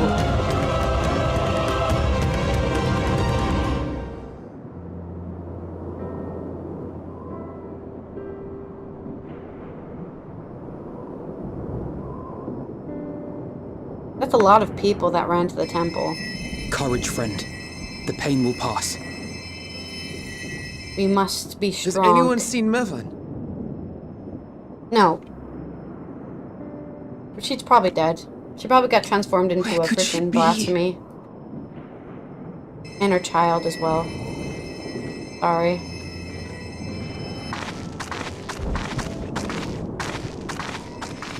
We've dealt with all the blasphemies, and made certain no villagers are still in hiding. Good work. We've otherwise tended to the wounded as best we can. What will become of us? Help is on the way, surely. We may have to abandon our homes now, but we will return someday. I agree. But Someday. where can we go? Is anywhere even safe? That I cannot say. Well, I can. Nowhere's safe. God. Run all you like, but there's no escaping these things. Shut the fuck up. We don't need your negativity here, And thank even you. if I could... It's too late for my family.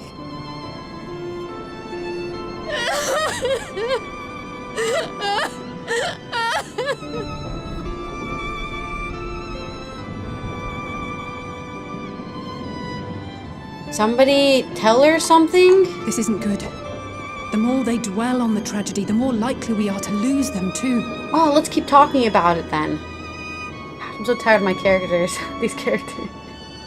Do something! Don't just My stand there and friends, talk about it. This Frickin' is a academics, place man. of worship.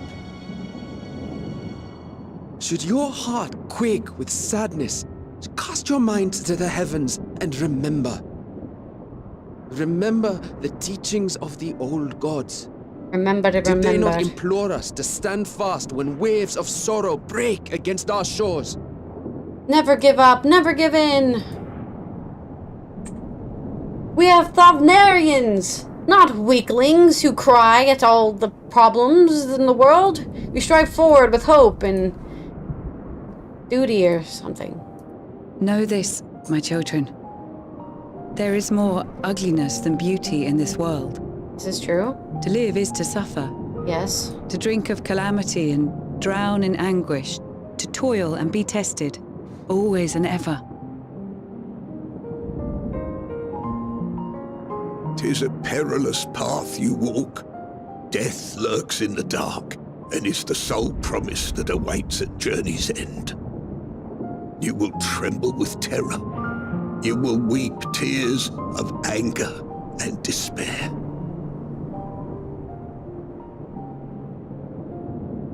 But you will also make love.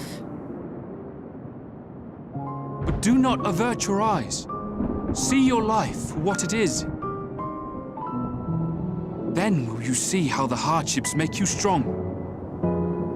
You can't eat that. It's just oil. You can't eat oil. You're a cat. Every doubt reforged as scales for your armor. That's right.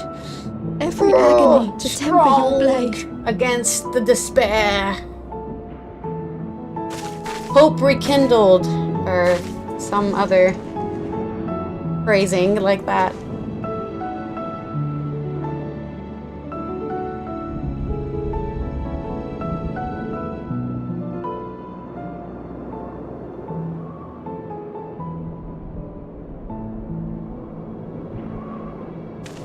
Okay, right? So it's not all. Thank you, lad. We'd almost forgotten who we are.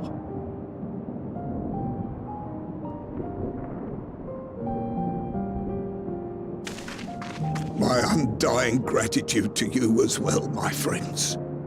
You're welcome. You were searching for Mevin, no? We must return home. I pray you help the boy find his friend. Gladly. We dispatched what beasts we could, but the roads are still dangerous. Stay together and go in safety.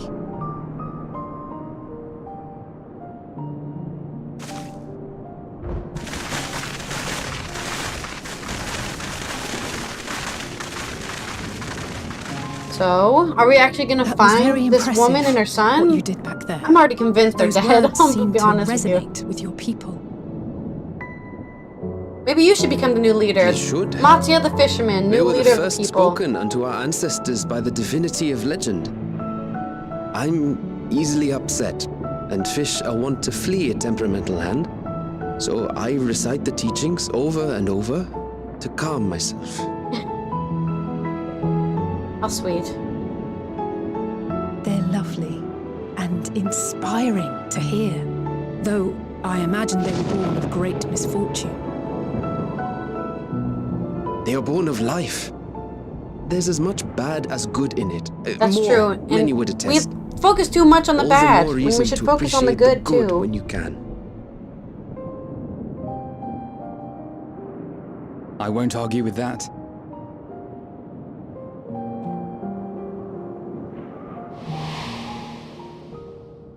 In darkness, seek God, joy. suddenly very loud. Surrender not to sadness. Don't scream at me, Hydaelyn. God and damn. see beyond despair. Walk free and bear the light for others to follow. Oh, I finally realized I'm supposed to be the hope for the people. Freaking 20 quests in, I finally realized it. Thanks. My character is so dumb. And with that, let us see if we can't find Mervyn. Literally, my name's Warrior of Light. Oh man, if only I could do something to help people. Did you see? That beast was chasing someone.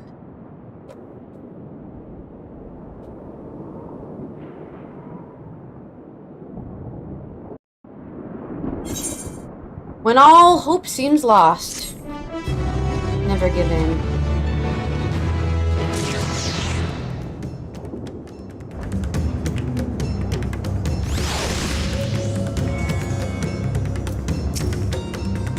We must go after them at once.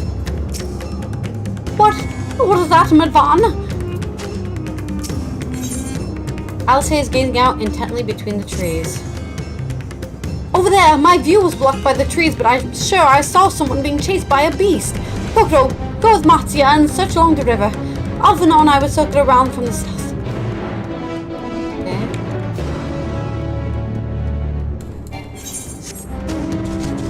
Hello?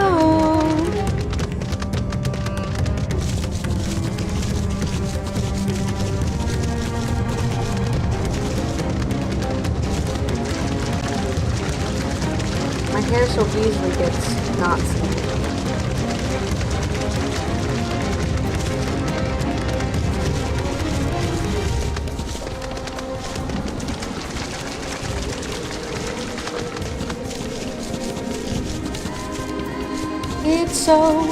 It's so thin. We've reached the font of Maya. Maybe they're hiding in the ruins. Hello? People who are totally not dead? Are you here? I'm not really feeling confident about this.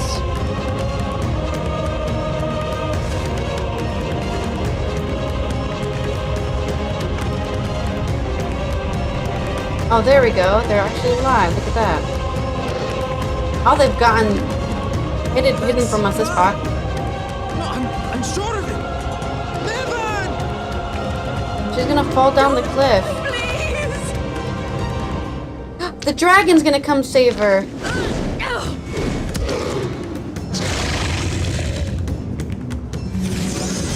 Oh, no, it's Allythology. Okay. I was thinking it would have been cool if the dragon came in favor.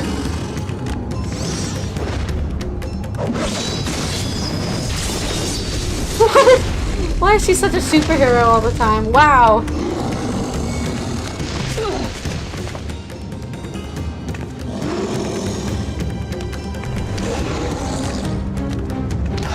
Oh my god.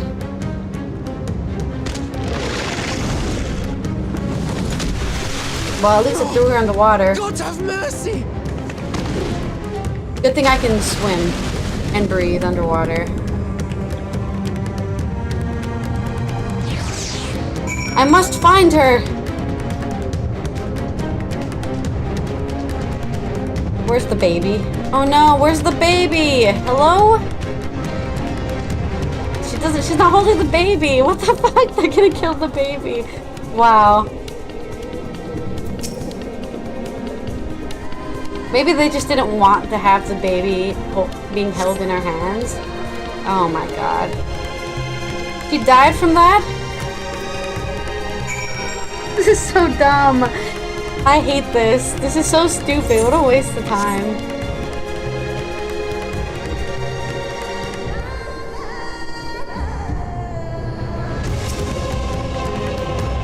They're gonna just kill the baby too, why don't you?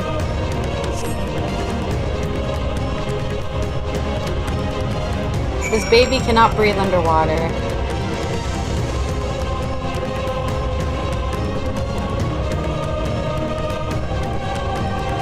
Nice job, Althina and Alice. Yet again, useless characters. I can't believe it. I cannot possibly be that so strong that no one else can compete with my combat prowess. There's no way I'm that strong.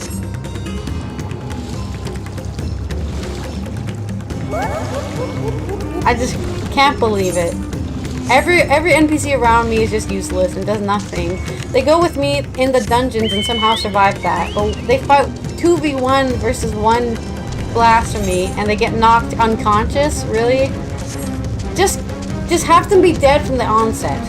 Don't trail me along with this like, oh, it's even more tragic now. No, it's the same amount of tragic as it was when I thought they already turned into blasphemies to begin with.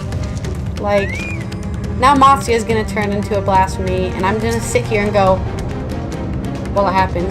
So, where are they? Oh, good question. Good job doing nothing. Oh no, no, no, what do we do? What do we do? Did you find Maven and the child? I found the child. Damn it all. You have the child? Let me see her. Don't worry, I'm sure she'll die of freaking, I don't know, pneumonia.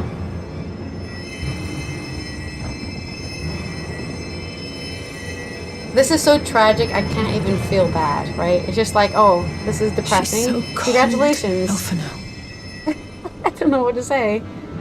The child is alert and I see no wounds, and yet she grows weaker. Her parents are dead? My spells can do no more. What she needs is a change of clothes and a warm bed. We must hurry back.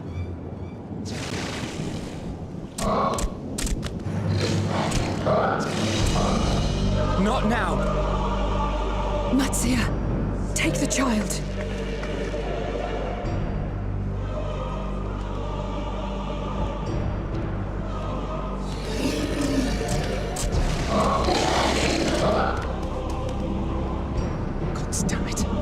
It appears we've made enough noise to be heard for miles around.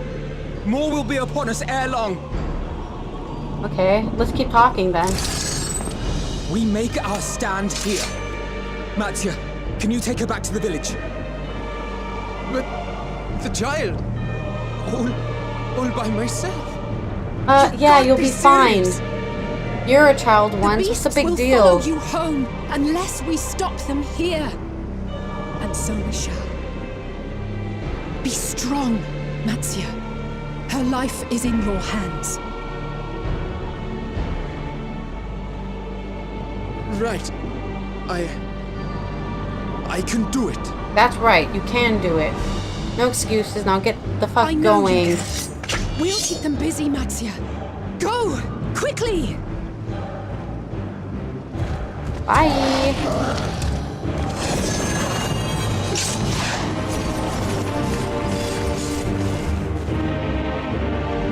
I hate these kind of plot-based bullshit. I just really don't like it. Steady. You know the way. It's so interesting that they have 8. Oh god, the baby's getting depressed. Not you too.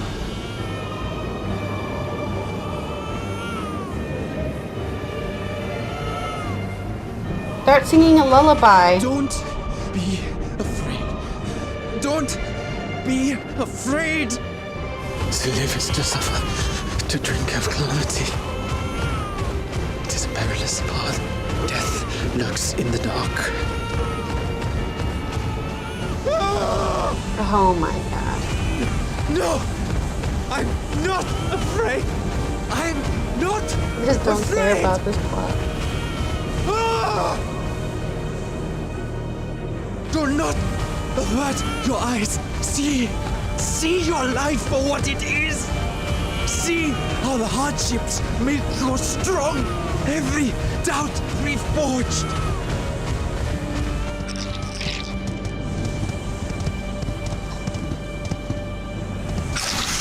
I'm so uninvested in this.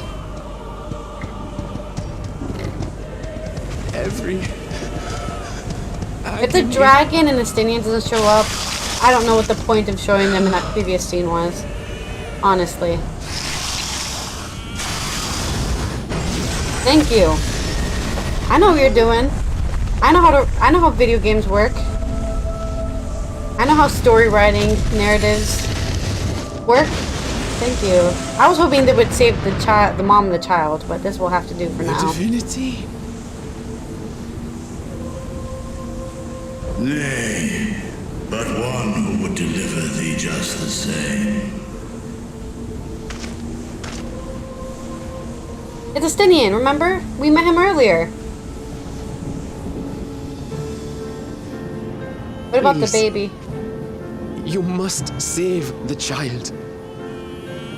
She is all that remains of Mevan and Grasef. Please. Sing her a lullaby. Like, I don't know.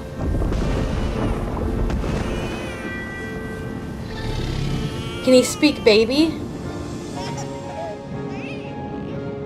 Well. Seems the babe's taken a liking to Is you. the baby gonna be raised by a dragon? Thou art strong, little one. Let us convey thee to thy home.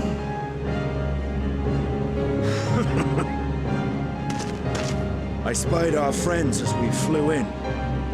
They appeared to be holding their own against the Horde.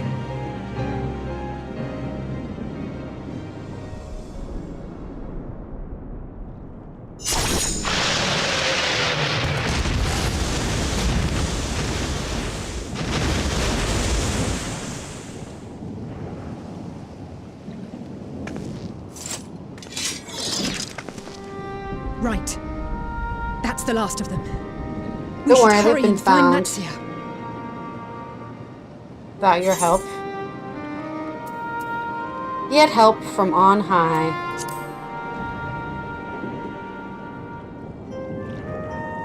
What, like divine aid? More like a fine dragon battle and it a must dragon have been. rider. Shame I missed it. Estinian, it was you who came to Matia's aid. I was only along for the ride. Cat wants to Vritra leave was my the one who room saw 'cause the boy it's was in dinner need. time. The two are headed back to the village. Where the worm will honor Ahiwan's wishes and finally reveal himself to his people. Perhaps so. Will you go and join them? There's something I need to do first. Mervyn gave her life so that her child might live. She deserves better than to be left to drift alone. Well, we can worry about that later She when we can deserves save to the be world. laid to rest beside her Honestly, I think husband, we're at wasting our least. time. Will you help me? chasing after this one woman and her child for like 3 quests. We could have been dedicating our time to saving more people or finding out how to solve this problem. I'm sure we'll figure it all out. But I will criticize filler quests until the end of time. Go, I will keep watch until your work is done.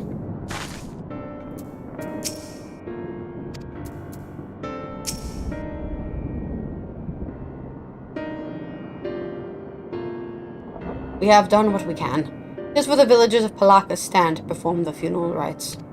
If nothing else, Mirvan and Karasov died as they lived, as themselves and not as beasts. Their souls will find peace in the ethereal sea. To think the day would come when even the smallest of solaces would be this comforting.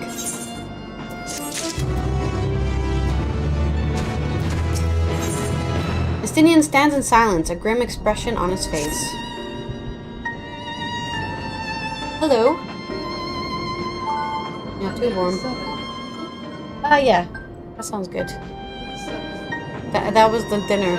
Yeah, dinner phone. Are you ready then? In that case, let's head to Balaka's stand. No doubt Vitra is awaiting us. Alright, back to the place.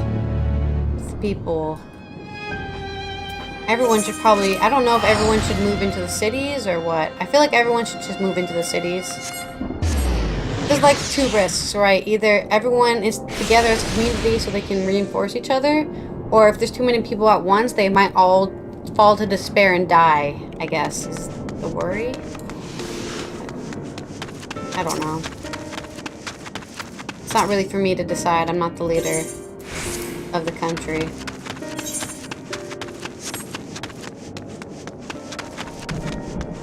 Alright, Dragon Man. A sort of beast, now a mighty worm. Our wonderful stranger by the day. I'm too far away. I'm literally at his face. Okay. Somehow I'm too far away.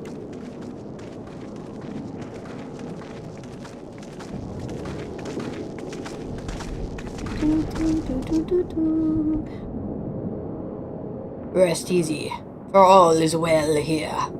Young Matsya returned with the babe safe in his arms. Owing to a warm bed, the girl hath already begun to regain her strength. Less joyously received was word of the mother and father's fate, as well as that of their transformed neighbors. How many children of Thavnair must we lose to this calamity? Mothers and fathers, brothers and sisters, sons and daughters. Every death another void that can never be filled. We who survive them must carry the weight of their memory, as we strive to regain a semblance of what we lost. Karasov and Mavane's babe is a child of Thamnair as well. I thank you for returning her to us safe.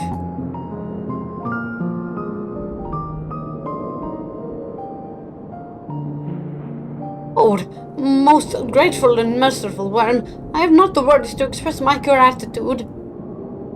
I say that were it not for you, brave Matsiad and the child would have been lost to us forever.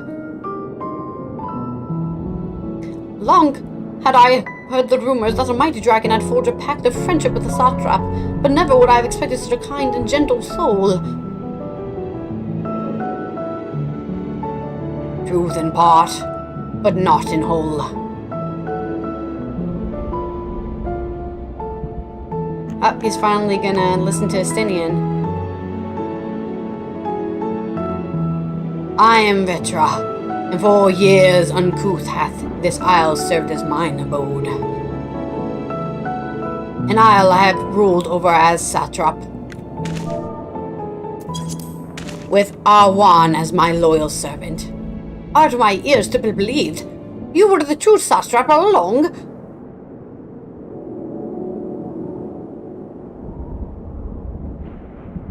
Nidana, what are you doing here?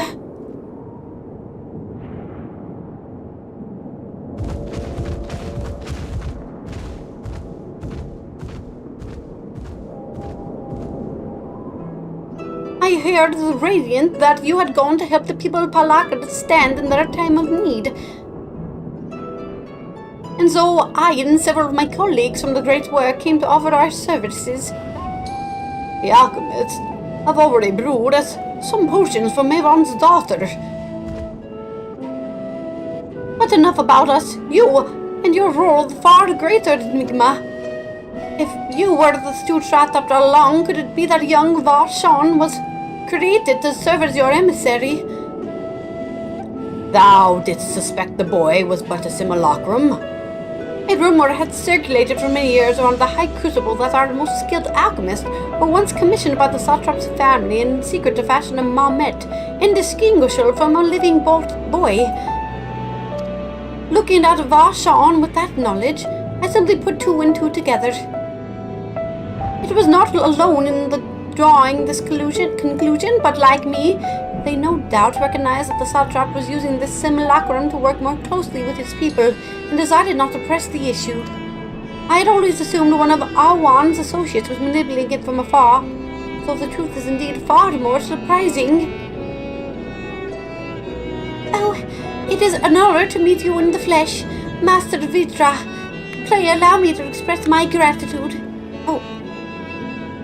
If you had not believed in and given unto us your skills, I do not know where we would be. Thank you, from the bottom of my heart. 'Twas thou and thy fellow alchemists that fashioned the means to unmake the towers. You are the saviors not only of Razat-Han, but the star. Far too kind you are, Master Vitra, but the star yet wants for salvation. Once more will my colleagues and I commit to the knowledge and resources are at our disposal to the mission of aiding the people in this their darkest hour. Would seem this place is in good hands. I would return to see how Razat-Han fares. What will you do, Scions? I worry for the survivors we met at Perusa. Shall we pay them a visit before making our way back? In that case, might I ask you a favor? Nothing too burdensome, I promise. This way.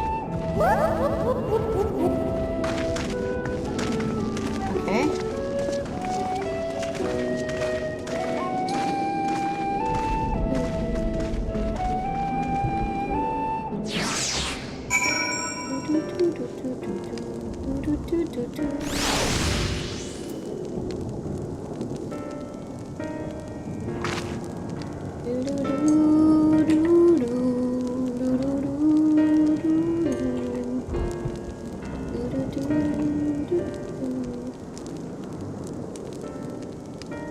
Quickly uploading my podcast episode. Yeah. Now. Yes. No. 3. I think we're at 3-6. 1, 2, 3, 4, 5, 6. Yes. 3, 6.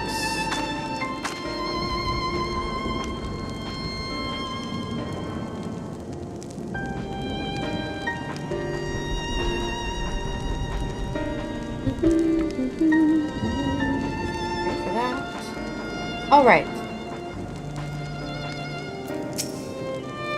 Old Goldrigo, running through the dark jungle, there was a time when I thought it was all lost. Master Vitra and Istina not arrived when they did. No, I am much focused on the good. Mavon's precious daughter is safe and sound, and that is all that matters. Vitra chose to reveal his identity to the villagers of Palaka stand before all others.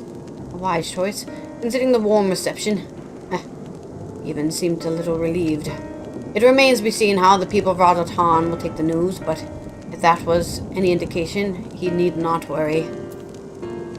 I love elephants, they're my favorite. What a lovely aroma! I wonder what sort of spices those are. Some chai, maybe? Curious, isn't it? The burning sky is so ominous, yet the cackling flames here are somehow calming. Need to simmer just a bit longer, I say. In the meantime, I was hoping I might ask you a few questions. The red sky, this terrible beast, what in the name of the sisters is happening here in Thavnair? The final days, unfortunately. Oh my, that's rather a lot to take in. It would seem that the situation is more grave than we suspected. Thank you, friend. My colleagues and I will use your knowledge to see if I can further our own research. And with that, here we are. A plot of piping hot chai. I knew it! I knew it was chai. I love chai. Oh, so good. Brewed from my own secret recipe of spices and tea leaves, together with hearty helpings of rich milk and pure sugar. I've made enough for everyone in the village. Might it trouble you to deliver a few cups? The drink has medicinal properties, then? Not in the least. The ingredients are quite ordinary. It's so very tasty, though. It has a way of lifting the spirits. I agree. Chai is a miracle drink. The spicy aroma and the distinctive sweetness of chai is a simple, everyday pleasure on our island. Sometimes the best medicine is the simplest. Like that nice hot cocoa I had yesterday. A lovely sentiment. Nidhana, by all means, allow us to assist. The kitty is gone. She's left.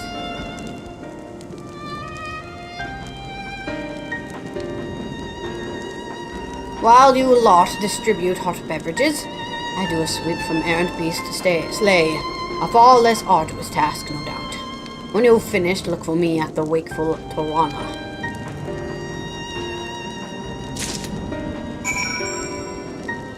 The cat's gone. She's left. I let her out, so she's out exploring now. I'm not gonna go chase her down. Just so I can show her to you. I have pictures of her, I guess. Somewhere.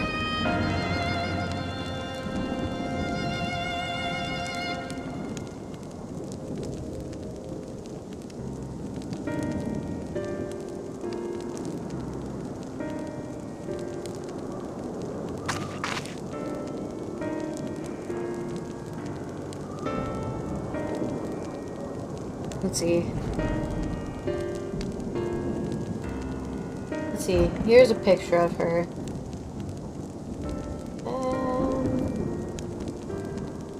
Nope. Not what I wanted to do. This one, I think, should work.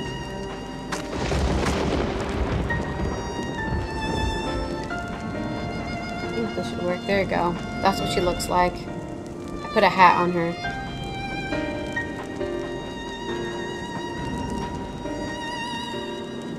There you go. That's what the cat looks like.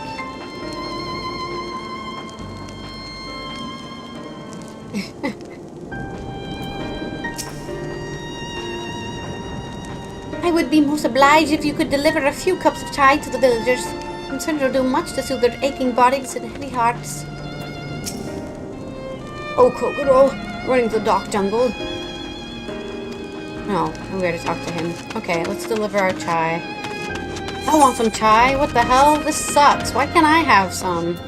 Why can't they invent taste division so I can taste the chai?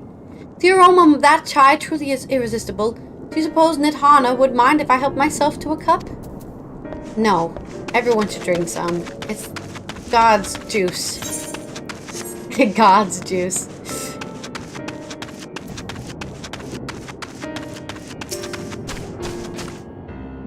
Hmm? What? I know you. You were the ones who saved us from those beasts back at the temple. Were it not for you, well, let's not even think about that. At times like this, we mustn't dwell on what might have been, but look to the future. What future awaits us? How can Roger Han hope to recover from this? Most of my friends are gone, and I don't know where to turn. Have some chai and shut up. Cup of chai. Well, if you would insist. Ah, that aroma has a way of clearing the mind. Come to think of it, we've faced our fair share of the trials in the past as well. And no matter how hard our times, we've always come together as people united. One day at a time, one step at a time. Well, that is all any of us can do.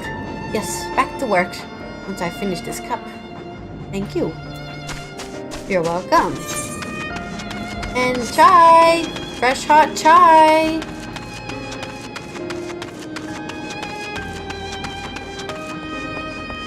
Hello? Any chai-orinos?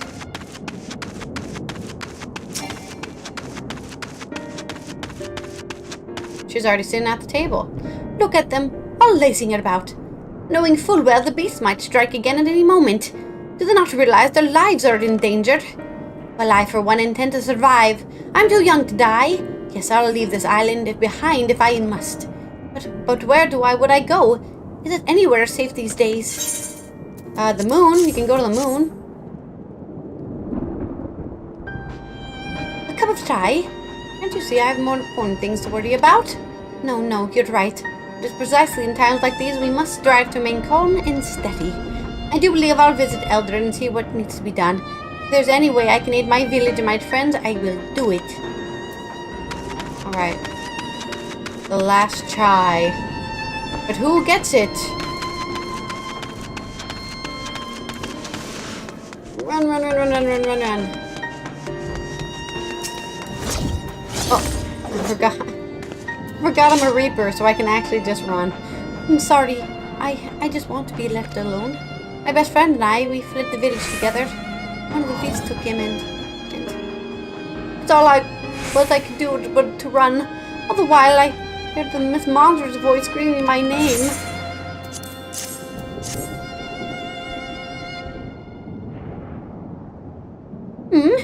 This is for me?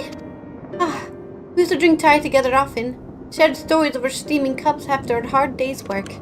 Thank you, friend. The pain may never pass, but I must press on all the same. For his memory, and for we who must remember. Alright. The chai has been dispersed.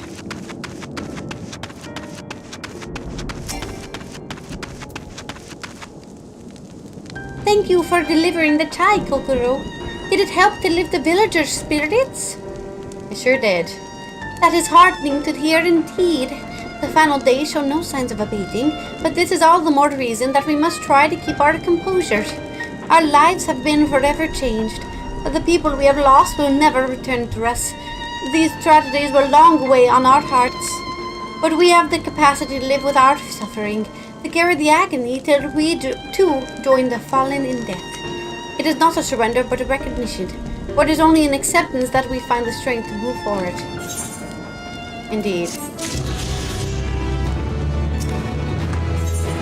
Matsuya is eyeing you as if there's something he wants to say. As you have finished your deliveries, might I talk to you for a moment? I was curious to know what has become of Mavon and Kerasaf's remains. We buried them with honors.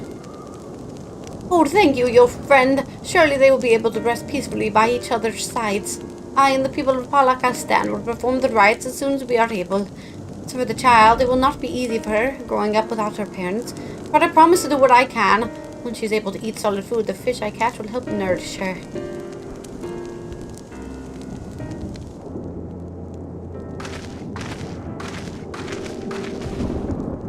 Well, when we finish delivering the chai, I do believe everyone has a piping hot cup.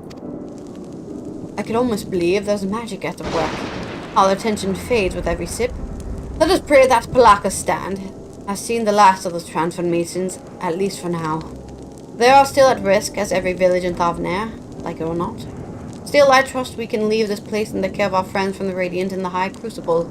Shall we return to Razatan? By all means, do not let us keep you further. There are still many who have need of your wisdom and strength to deliver them from this terrible calamity. And I will do what I can as well. I will bring rations and supplies from Agale. We have plenty to spare. Then let us find Estinian and be on our way. Where did he wander off to again? He went to that place. The Wakeful Tirana, near the bridge to Razatan, as I recall. Very well then. Let us go.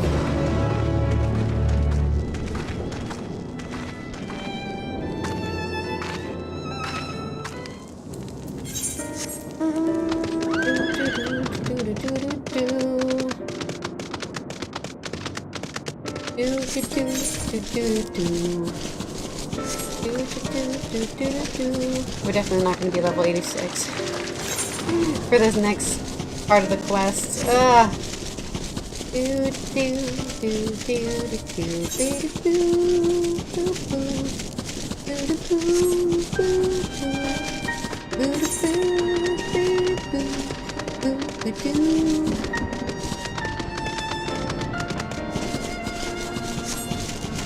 Hello? Is it me? It's a Stygian. How do you suppose the others have fared in the capital? Hope things have not been too eventful in our absence. I have apprised Astinian of the situation at Palaka's stand, so we needn't have that conversation. Alvinal told me everything. Oh, glad I am to hear the people are safe. Likewise, will be pleased to know I have found no evidence of lingering beasts in the jungle and ruins. It seems you finished off the last of them. Trying times did lie ahead for the people of Savnair. Fortunately, they have a wise and benevolent satrap to shepherd them through. Speaking of which, I received word from Thancred not a short while ago. He awaits our return at the city at Azadal's Path. Come. Let's go.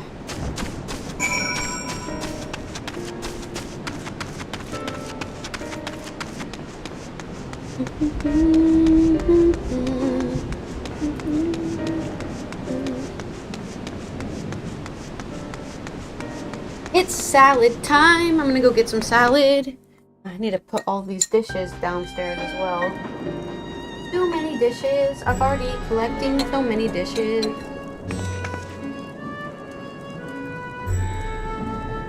I've already collected so many dishes.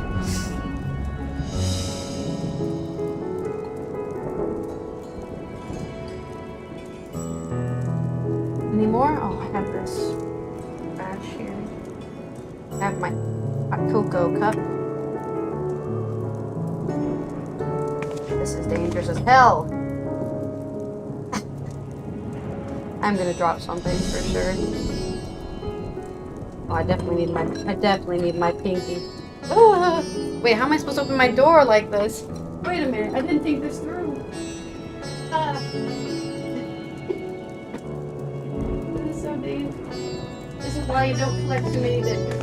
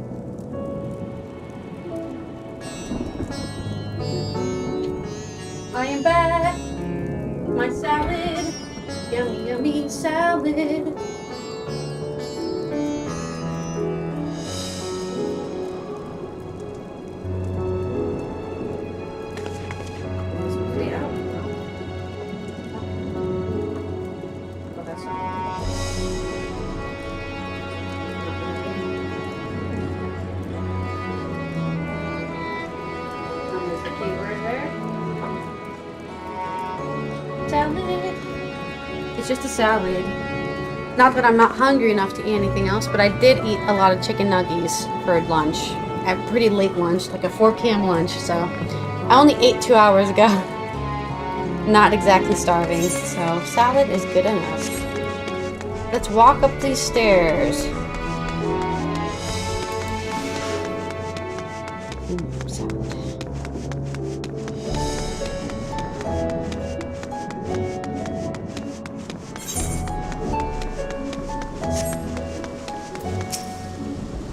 The poor old woman who became a beast said her grandson had gone to Pathfinder.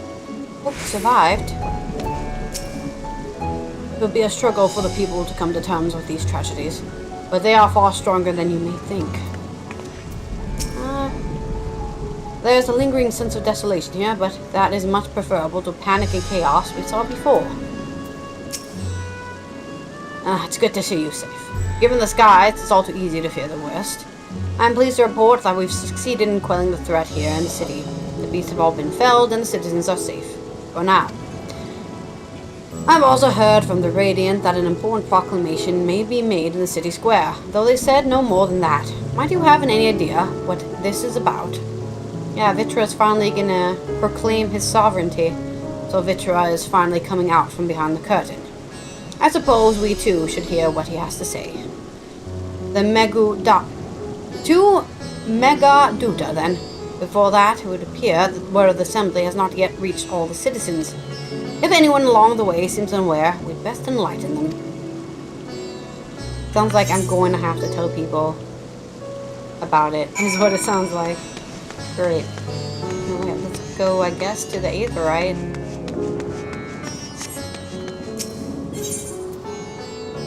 Are we still missing one? All of the Radiant hosts are still missing. Oh, whoops. And the main one as well. We didn't get the main one. No!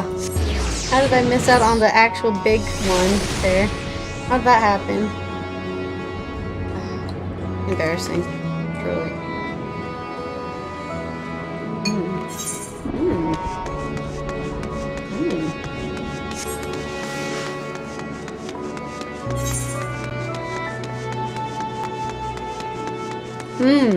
Blue cheese is so good, but also tastes wrong. You know, like you're eating poison. Oh, all the beasts gone. I've been hiding and I'm too scared to go out and look.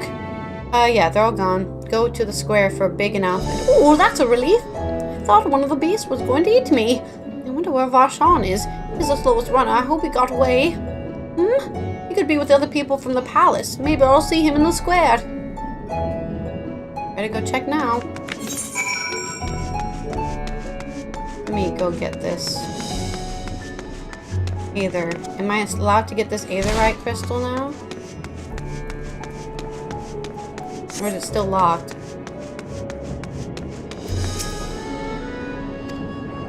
God damn it. What is with this? This is just like Shadowbringers where they didn't let you go back to Bullmore after that first visit. It's so annoying. I don't get it myself. Ooh, some purple cabbage as well.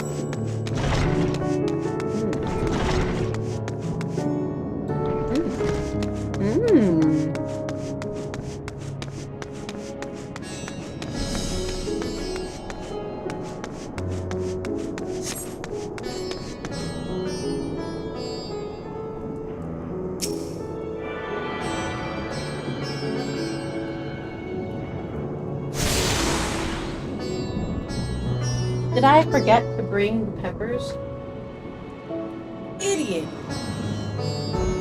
I literally was like, oh, let me take these peppers with me, and then I actually didn't bring them with me. I'll get them later when I want a snack.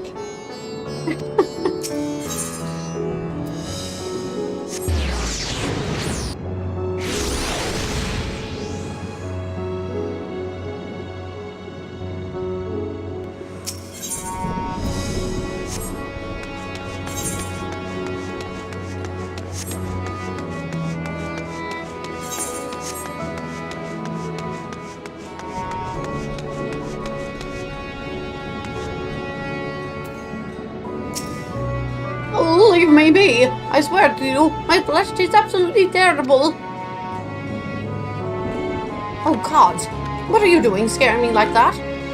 If we're not quiet, those beasts will find us.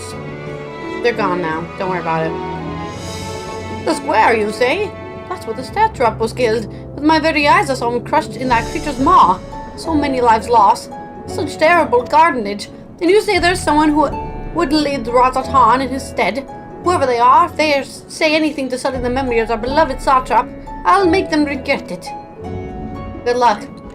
Good luck fighting a dragon. Be my guest. I mean, I've done it, but I guess I'm the most powerful person in the world, so it's not really a surprise I can fight a dragon. Alright. Oh, I was like, somebody's missing, but I forgot Ranjay's on the moon. We can't even see the moon from here. I hear you were able to bring the situation at Palaka's stand under control. Every life lost is a tragedy, but you should take pride in doing what you could. When I assumed a command during the earlier panic, I did so instinctively, not of necessity. It was not my place to give orders, but I'm glad the people heeded them. But now that they have need of a true leader, a monogamous and just Thothrop, who can guide them every step of the way. Fortunately, they are blessed with one such soul. Then who can protect and guide them through this calamity, it is he. People are slowly making their way here, but many are still gripped with fear and doubt. Hopefully Vitra's message of hope will resonate strongly enough to the ones willing to listen, and spread to every corner of Thavnair. Welcome back, Kokro. Alfinal told me everything. I was pleased to hear that Vitra has chosen to reveal himself at last. The people of Razatan need a strong and wise satrap more than ever. Finish rounding up the stragglers. The proclamation will begin shortly. Let's wait here, unless we miss something important. Worm and man, working towards a common goal. It would seem the people still have lingering doubts, and I cannot blame them. Yet we know what strength is afforded to us. One of the first brood on our side. I have faith that Sidenshu will come to understand and accept him in time. Alright, let's stand and listen to the speech. Hopefully we can listen to it and I don't have to read it, but let's see.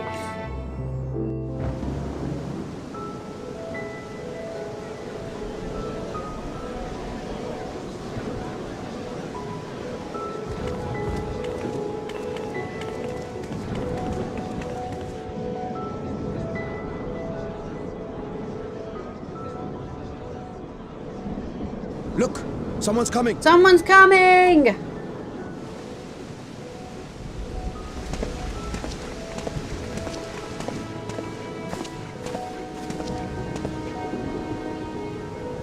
People of Razatan, it warms my heart to see so many brave, resilient souls before me. Today, I would share with you a great revelation. But before I do, I must make a humble request. Do not be alarmed, nor avert your eyes. See the one I unveil for who he is, and know that he means you no harm.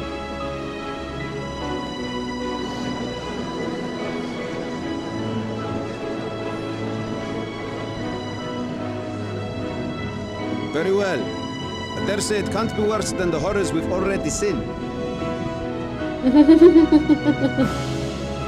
Many thanks.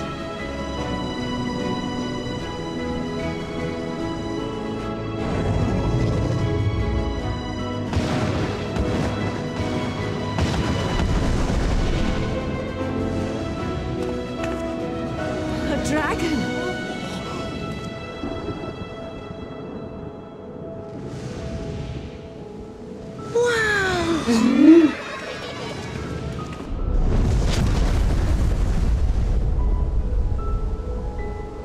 People of Razatan, I am Vritra, and for years uncounted hath this isle served as mine abode.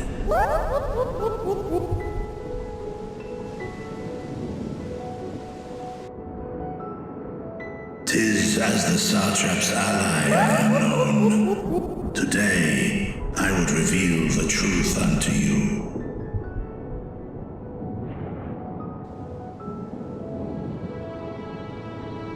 Let us hope they accept him.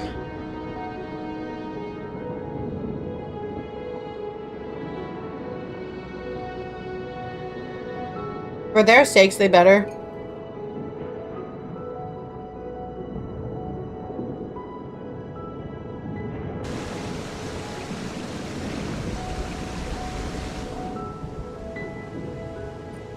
If I am hearing this right, you were the satrap all along? Surprise! Roshan! I mean, Master Vitra, does your divine eye really see all? Nay, child. While mine eye hath borne witness to the whole of our nation's history, to its future I am blind as thee. Countrymen, calamity the likes of which we have never known is come to Fafnir. Yeah. Our home. Friends and loved ones have been taken from us. I, too, have lost my closest confidant. Ahawan loved this land and served it with dignity till his dying breath. A nobler satrap there will never be. For so long, I lacked the courage to face you. I will not easily earn your trust, this I know. And yet, I cannot sit idly by and abandon Radzatan to her fate. A font of boundless vibrancy, this jewel of the ocean. Since time immemorial, has she glittered with every color imaginable. To this dragon, slumbering in his dark lair, 'twas a mesmerizing sight, and one that brought no end of joy to my heart. This calamity has stolen too much from you already. Yet so long as you live, the light of Radzatan will never be extinguished. Yeah! Fuck the haters. I pray you let me watch over it. Over you. And lend me your strength, that we might face this trial and those to come as one.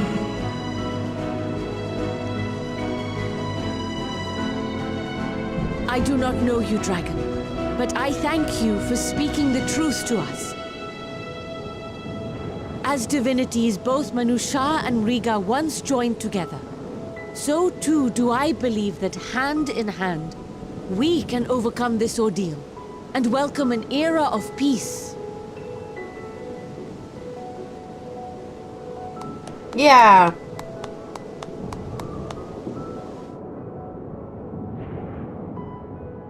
A sight that would have surely brought a smile to Hydaelyn's face.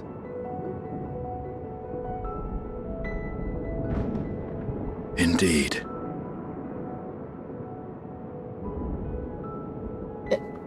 End of the Dragon Song War probably also would have brought that, but... Uh-oh. What the fuck are they doing here? You're not invited. Excuse me, but I must speak with the satrap at once. You're looking at him. Father!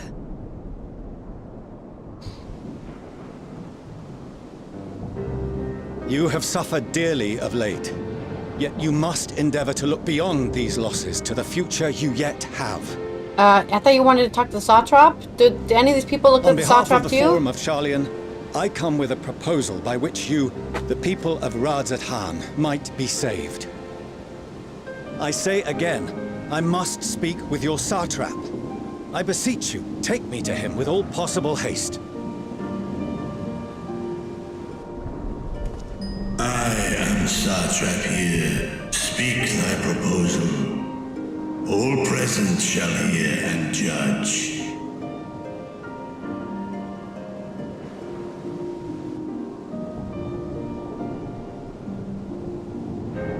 If I have given offense, then I apologize.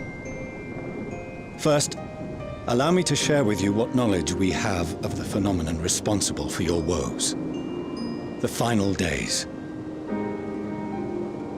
'Tis an affliction of stagnancy and rot, sown into the currents of the star. Though the first prominent manifestation was here, in Thavner, it will invariably spread to every corner of the world.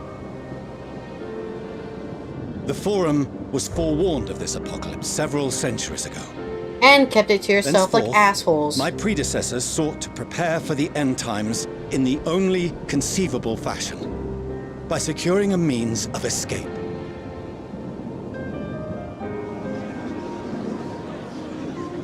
Everyone go on the moon. Escape the star? What madness is this?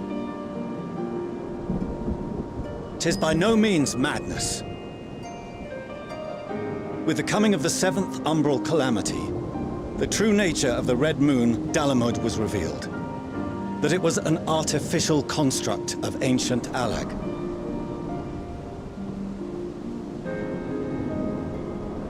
But what of the Silver Moon? This celestial satellite is yet another technological marvel fashioned and maintained by ancient allies. A ship that will sail the heavens and deliver our people from destruction. And by our people, I speak not only of Sharlayan. We mean to save every man, woman, and child it is within our power to save. How gracious of you. Including you, our dear friends of Radzat Han. Recent events necessitate adjustments be made, and quickly, but we can and will escort you safely to the moon.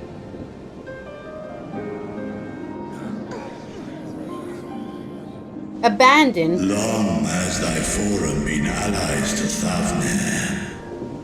I trust thou dost not extend this offer lightly.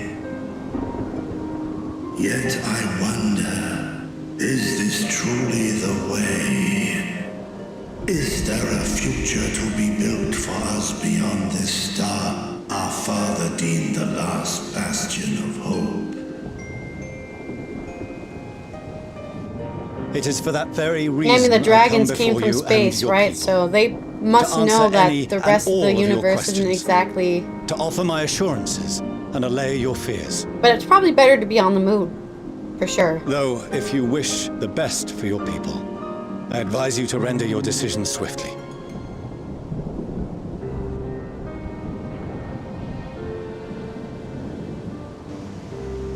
I think the decision should be made by per individual.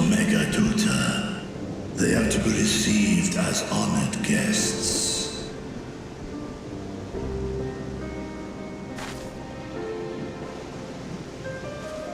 Worry not. Whatever decision is reached, yes, thank you. Your paths shall be yours to decide. Until then, heed the warning of these brave heroes. Guard your hearts against fear and despair, for it is within such fertile soil that the seeds of blasphemy find purchase. Remain calm and attend to your daily tasks. I shall return anon.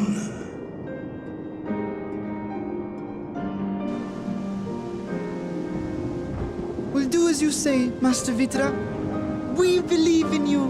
What a cute boy.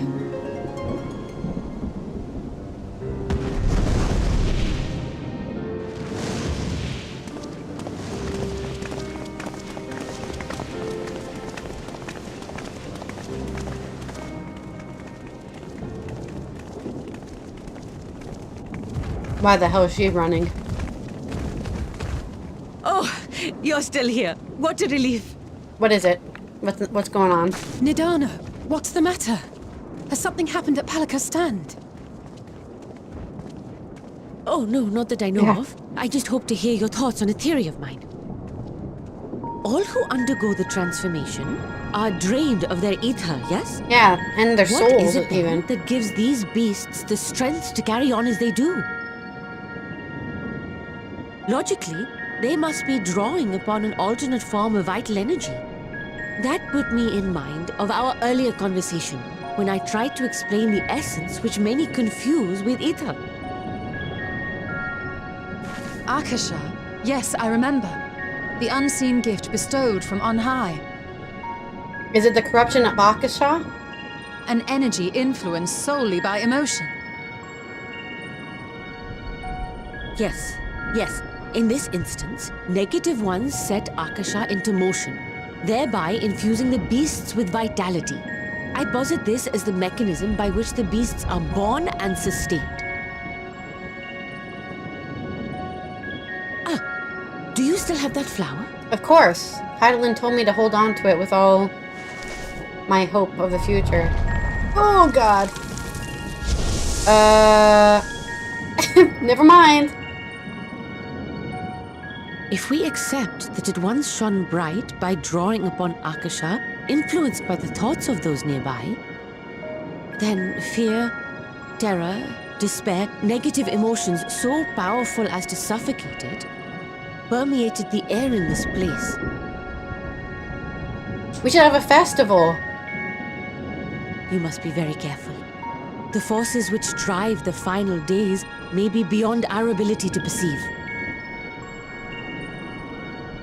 Everyone get a flower.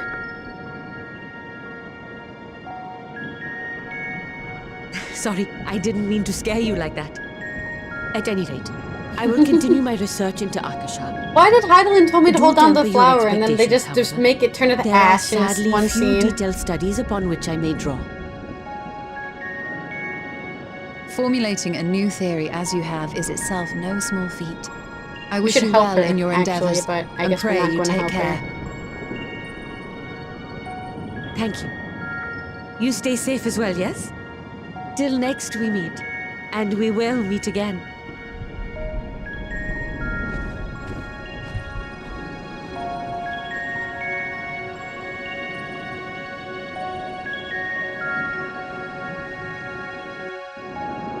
All right.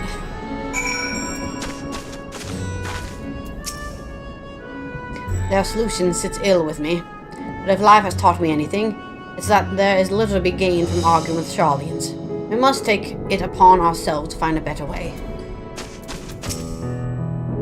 Under normal circumstances, the forum's proposal would be regarded as sheer madness. When the sky burns, even madness can sound appealing. Doubtless Vitra is loath to abandon his home, and yet, absent other options, he cannot dismiss the option out of hand. Even were Vitra to acquiesce to their proposal, just how do the Scions intend to transport the nation's entire populace to the moon? That's a good question. We have no better, safer course of action to offer them than fleeing to the moon. I know this, and yet, Vitra and his people love their home. There must be something we can do. That soldier of the Radiant there, if I'm not mistaken, he accompanied Arwan to Vanaspati. Could it be that he knew Vitra's identity all along? I have been entrusted with the message meant for you and your companions. When you are done speaking amongst yourselves, I will share it with you. Okay. Guess it's Allythology then. As far as we have come, and after all the horrors we have seen, there is still so much we do not know about the final days. Could it be, Nidana said, that the cause of this phenomena is beyond our comprehension? And if so, are we powerless to forestall it? That does seem to be the problem, doesn't it? The Radiant Host Soldier has a message for the Scions of the Seventh Dawn. Greetings, honored Scions of the Seventh Dawn. I have a message from His Excellency the Satrap. Brave Scions, you have my gratitude for aiding my people in this most trying times. Alas, matters here at the Megadot prevent me from meeting you all in person. As a token of mine appreciation, I would arrange for a feast to be held in your honor. May it nourish you in preparation for the trials ahead. Such are the words of Master Vitra. The feast he speaks of awaits you at Merride's Mahine. Pray make your way there whenever your business here is done. I thank you with kindness. Indeed, I was hoping we might find a place to discuss our next course of action. That seems an ideal venue. Ah, and to you, Kokoromikata. There is someone we had hoped to introduce to you in particular. While I am loath to detain you further, might you spare a moment of your time? Personal invitation, knowing full well your services are in the highest demand right now? This must be important. Worry not. I'll save some food for you, so take all the time you need. Where are we going? Thank you, friend. When you are ready, please join me in the Aetherite Plaza. I shall go on ahead. I have to walk there, so start walking. Do do do do do do do do do do do do.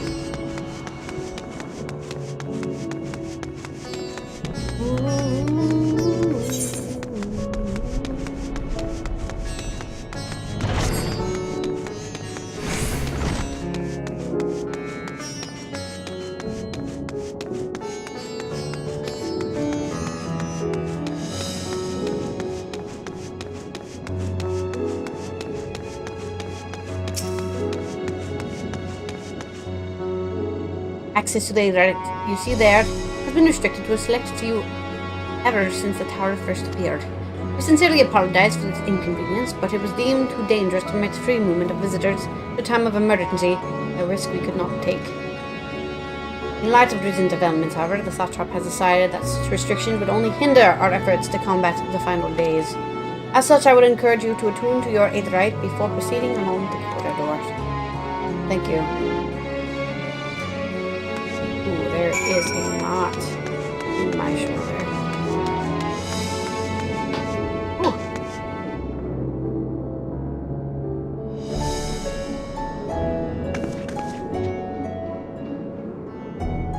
Oh. Finally, I can attune to this damn Aetherite. Long enough?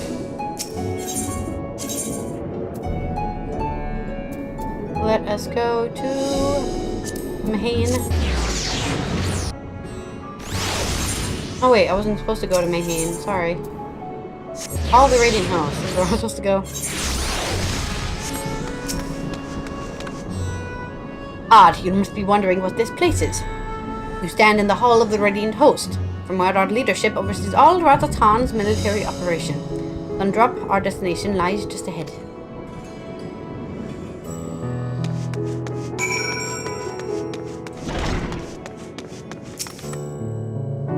Time to do our role quests.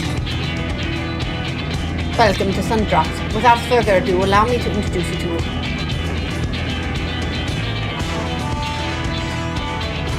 Oh ho! So you're the famous Kokoromika today? I noticed the moment you stepped through the door. The look of one who's walked through hell. Dear Bat, please, you are speaking to Satrap's honored guest and the savior of our people. Do not show a modicum of respect. What disrespect is there in paying a fellow warrior a compliment? We're all friends here. Or will be soon enough. More formally then, for the benefit of my countrymen, it is a pleasure to have you with us, O the great champion of Orgia. Sign of the Seventh Dawn, warrior of light, and all round good egg, I'm sure.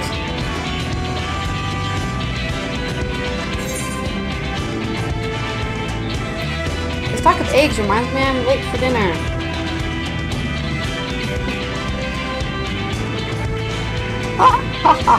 A woman after my own heart, I like that. Don't worry, I'll keep it short. There's a thing or two we'd like you to remember. First of all, about the room you're standing in now. Rajatan welcomes delegates from other lands to oversee trade and diplomatic dealings. Then there are military matters to discuss, which is why all these officers are stationed here in Sundrop. I'd imagine you're more than familiar with each of the nations that they represent, yes? We've got representatives from Doma, Ulda and Alamigo,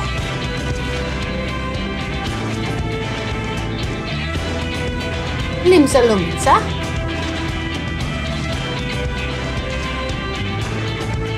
Gridania. And last but never let it be said least, Ishgard, the eyes, the ears, and the mouth that bridge the distance between Rathatan and the respective homelands.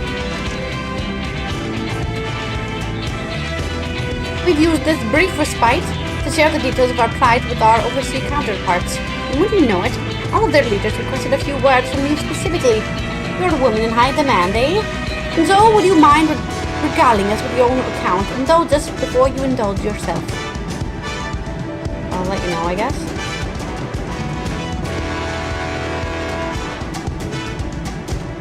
So basically we're fucked. Don't be too depressed though, otherwise you're also fucked. I thank you for your report. The conditions under which men are turned beast. They are the anomalies you observed. You have given us much to consider. Concerning the first transformation apparently occurred before the skies turned red. It is contrary to what one would expect. Thankfully, the information you've conveyed to Lucia upon your return from the moon has already proved invaluable. As soon as reports of the calamity here in Thavner reached the Grand Company of Ozia and our far eastern allies, our leaders knew at once that the final days were indeed upon us. They began taking steps to assess the extent of the phenomenon's spread. Our agents were able to confirm that, for the time being, the skies went only over the bounty, including this island and Corvos. Alas, that is of little comfort. Aye. And although Allyland, there have been reports of people transforming into hideous beasts. Oh god, it's spreading already. From what little we have learned, these incidents are similar in nature to that involving the merchant Kalzal. As was the case here, the victims underwent a change prior to the heavens being set ablaze. And so, while the burning skies appear to manifest beyond the boundary, transformations do not appear to be subject to any similar restriction. If anyone, anywhere, overcame by despair can turn, then nowhere is safe. That is about the size of it. Speaking of which, we ought to give these creatures a name, don't you think? Here at Rattlehan, we've taken to calling the first to change, which tend to be the biggest, blasphemies. A fitting name, as any. To ensure clarity in future communications, we shall urge our comrades to adopt this terminology. Our leaders have taken measures to deal with the threat to the best of our abilities. Aye, each nation has assembled their own group of elite soldiers to put down these so-called blasphemies, that spawn as and when they appear. At the same time, they are doing all in their power to put the people's minds at ease and prevent panic and fear from spreading. That said, brave souls with strength and fortitude to fell these terrible fiends are not easily found. Just so, and it is for that very reason that we turn to you. Pray, let us your hand and help us slay the blasphemies that plague our homelands. I will try my best. Now, you don't have to give your reply before dinner. I should also mention that each blasphemy seems to possess slightly different characteristics. What works well against one may serve very poorly against another. So, before you go rushing off to save everyone's day, have a word with the delegates. They'll tell you what to expect. Very well.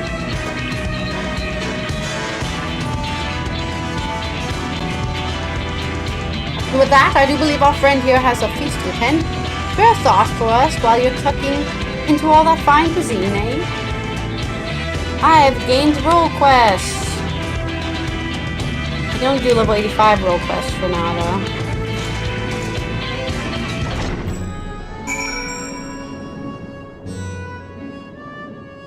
I guess we'll talk to the Minzin delegate.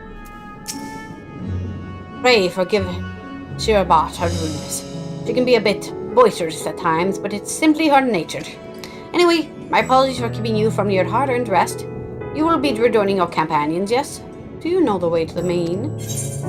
Yes, I know Radot Han like the back of my hand, walking around here all the time. Glad to hear you're becoming familiar with our fair city. You'll be pleased to hear that all drinks are on the house, so order whatever suits your fancy. And with that, I must return to my post. On behalf of all the Radiant host, I thank you, your friends, once more for lending your strength and courage to Razatan in our time of need. We shall endeavor to fight the good fight to the end, that we might honor Arwen's legacy and serve Master Vitra well. You have my word that your efforts will not be in vain.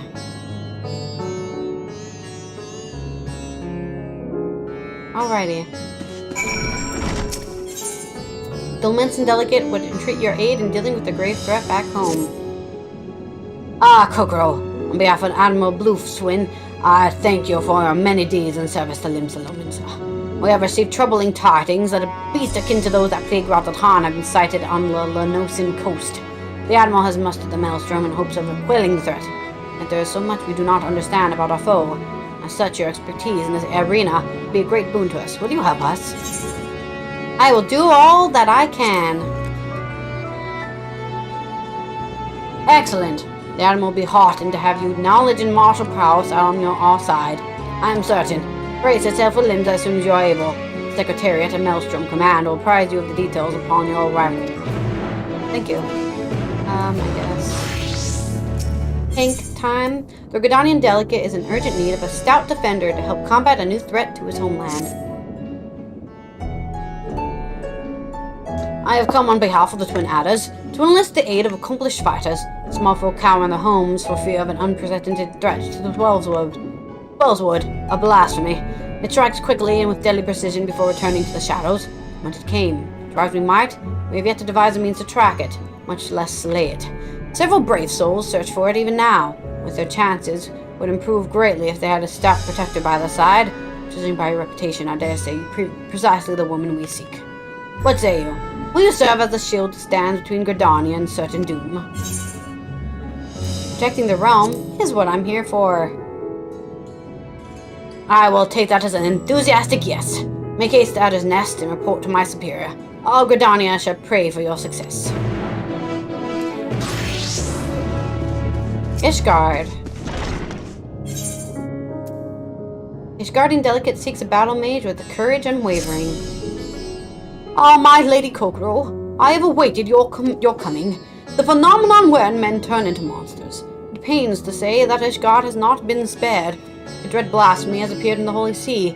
To compound the people's horror, the beast resembles a dragon. It is imperative that it be vanquished without delay. To that end, we have begun assembling a hunting party. Given the fear and despair we may turn our allies against us, we're being asturgent to whom we choose for this duty. Yet, when we have confidence in the quality of our knights, the mission would greatly benefit from the presence of a battle mage, one who can stand unflinching in the face of our fell quarry. It would be hard-pressed to find an individual who fits the description better than you. Will you not lend us your strength and skill? You can count on me. We are in your debt. Just a moment while I relay the glad tidings to command. Beep boop beep boop beep beep beep boop beep beep beep beep.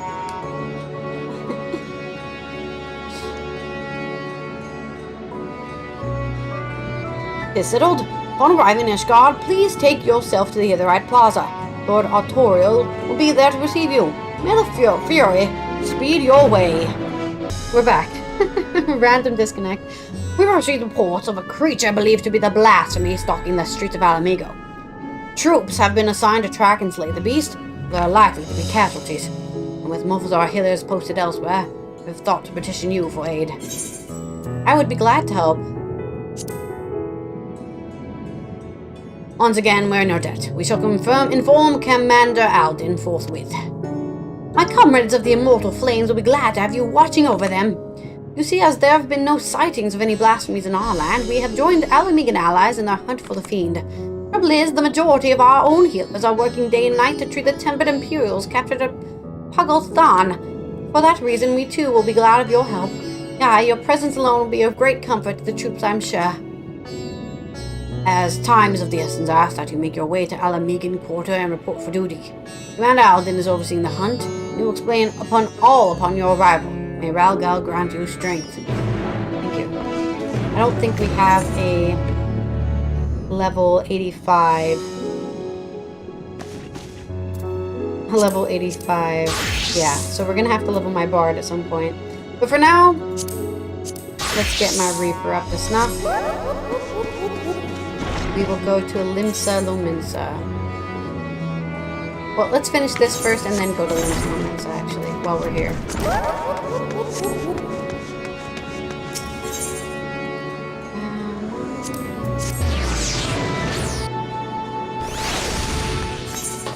I need to get this character level 86, if possible. Oh, actually, speaking of which, I guess I'll give myself... Is there a... No. We have 530 gear on the Reaper, so they don't need gear, but I think probably... No, the Bard actually doesn't need gear. The Scholar, though. Scholar needs gear. Hell yeah. Let's give them the 530 gear.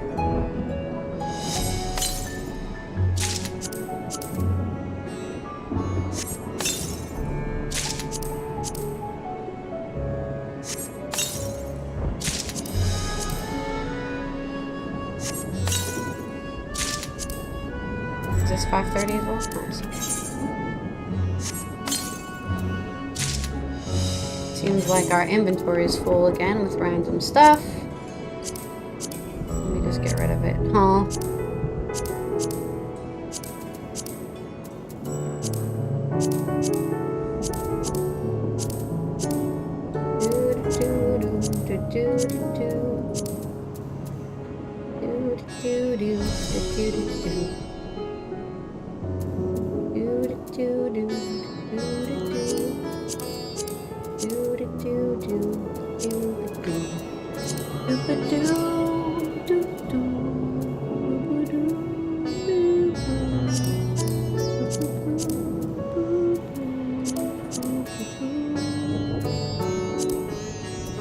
What is this? Forager's hat.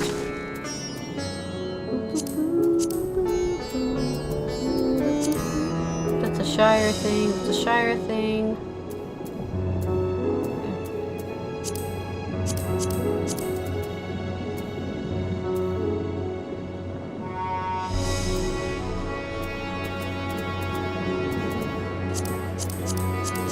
I need to go to Doma and donate all this stuff for my weekly donations, I guess.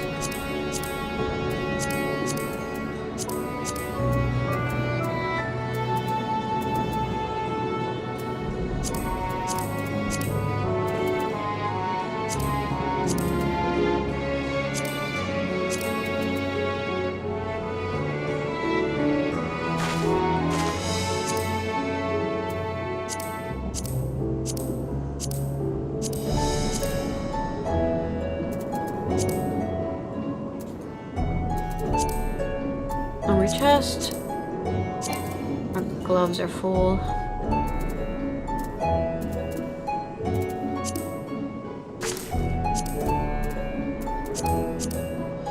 Our inventory is full. No! Maybe that will at least. Too much stuff. Too much stuff. Too much stuff. Too much stuff. Too much stuff. Too much stuff. I should just get rid of these. But the 515 gear, not very useful.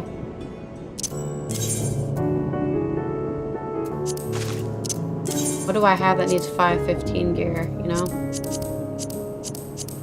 Not much.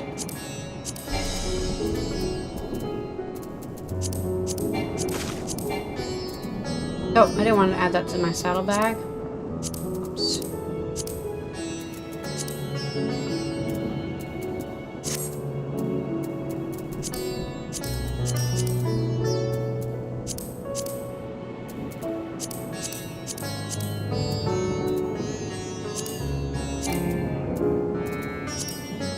Alright, we kind of emptied it.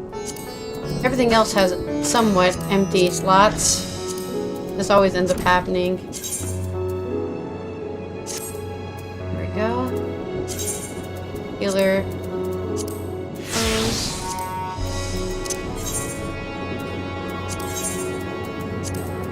Alright.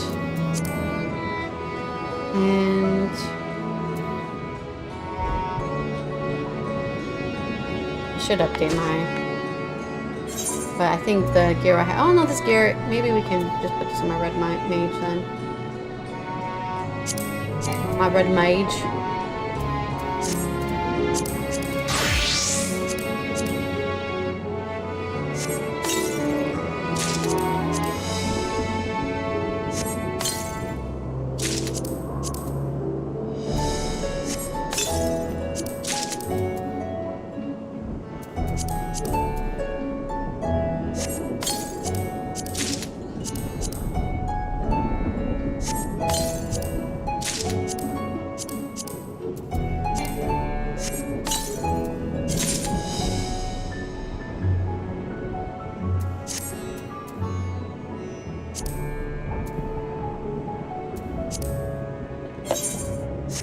Empty some more inventory space.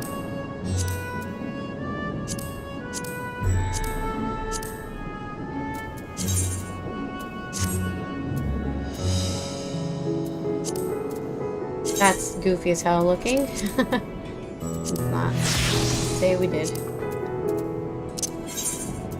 Okay. Looks fine.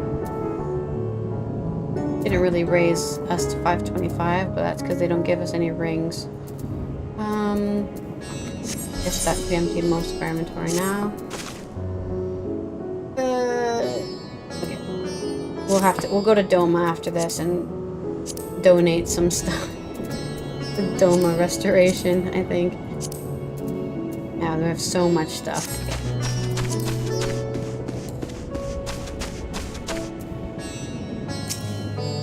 Welcome. When the Satrap asked us to entertain a party of honored guests, I was wondering who it might be. This is a lovely surprise, to say the least. By the way, I heard all about Kadzal from your friend Grahatia. I understand there was nothing that could be done, but I was heartened to hear he meant us no harm. I cannot thank you enough for dispatching the beast. As the smallest tokens of our thanks, your food and drink tonight are Meride's treat. Speaking of which, what shall I start you off with? A piping hot mug of chai, please. Hell yeah. As you wish. Pray join your friends and I will bring you your drink. Forgive me for not waiting to make a toast. My throat was utterly parched. I am overdue for a good meal. The threat here has been quelled, but our job's only just begun. I know I must eat to regain my strength, but between you and me, I don't have much of an appetite. Well, you better get an appetite, Alice. We're gonna have to put you down. How was your meeting with the Radiant? I would love to hear more. Welcome back. Whatever did the Radiant want with you, pray tell? Our allies have sent military delegates. That's news to me. Mind sharing the details? There's blasphemies everywhere, unfortunately. But, I mean, it is the end of the world. It couldn't just be here. So blasphemies now plague all the realm. Yes. Fortunately. It will only get worse if what Father said is true. As it did in Amarot. If that's our model, then shouldn't we expect the effects to grow more severe as it feeds off its own spread? As if people transforming into those monstrosities wasn't bad enough. If the flora and fauna, if the land itself turned against us. No one would survive.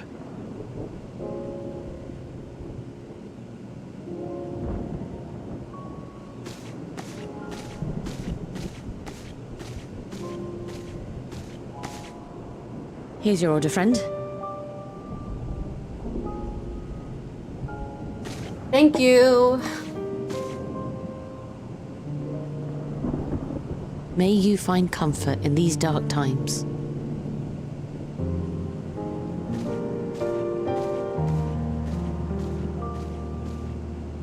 Where do we go from here? I guess we find Hydaelyn and ask her what her plan is. Blindly and simply reacting to what comes will accomplish nothing. We must find a solution that addresses the fundamental cause. Before our strength is exhausted, before this crisis spirals out of control. Is there something? Anything we've overlooked? If there is an answer, Hydaelyn herself will have Exactly. it. 'Twas Let's she go who find bound her. Zodiark She's and somewhere forestalled in the final Ethereal days. Sea. Alas, we have heard naught from her since the Tower of Babel. Whether she cannot or will not speak, I can only speculate. Even the flower she gave us is no more.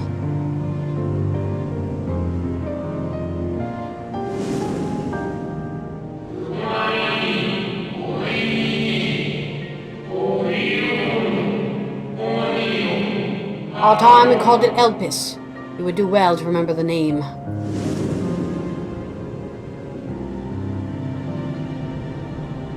Hello, that flower's called an Elpis. So advised the Watcher. What could be the significance of that name? I don't know, It is everyone's just entirely speaking in unfamiliar riddles to me. instead of just telling me straight. It's really pissing me off. To me as well. It meant something to the ancients, though. In our time. Most surely. Yet I do not recall a single mention of it in the records of Anida. Another dead end. And quite literally. It's not as if there are any ancients living we could go and ask. What are you talking about?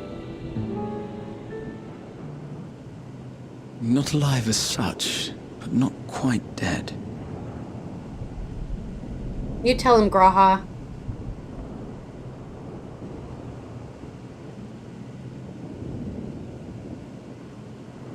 Elidibus. I sealed him in the White Aurosite of the Crystal Tower back on the first. Contained within that reservoir of ether that maintains it, ether that is returned little by little to the sea. Naught may remain of his soul. Yeah. We can do a However, seance. if part of it lingers, we might be able to speak with him there. I know we can no longer make that journey, but you, my friend, still can. I'll go.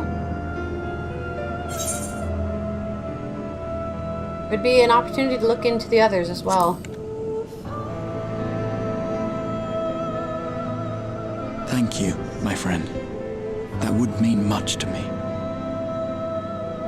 If nothing else, should we learn the first is safe, we'll have that much more reason to keep fighting the good fight. That said, the odds are not in our favor, to say the least. Which is why we're fortunate to have Urianger up there on the moon, working hard to make all the necessary preparations for our departure, should it come to it. And why we have nothing to lose by staying the course till the last instant. That's right. Indeed. To the last, let us all do what we can. I will consult with Master Matoya and see if she knows of a way to reach Hydaelyn from the Ethereal Sea. And I will visit the nation's leaders and attempt to ascertain how far the final days have progressed elsewhere. Keep me abreast of your findings. I can seek out and slay the worst of the immediate threats, if only to slow the spread. Thank you. You are a warrior after all. Unease, terror, despair. Try as we might to suppress them, these emotions will return to harry us time and time again. But when they do, remember this. Your friends and loved ones are out there somewhere, sharing in your struggle. You are not alone.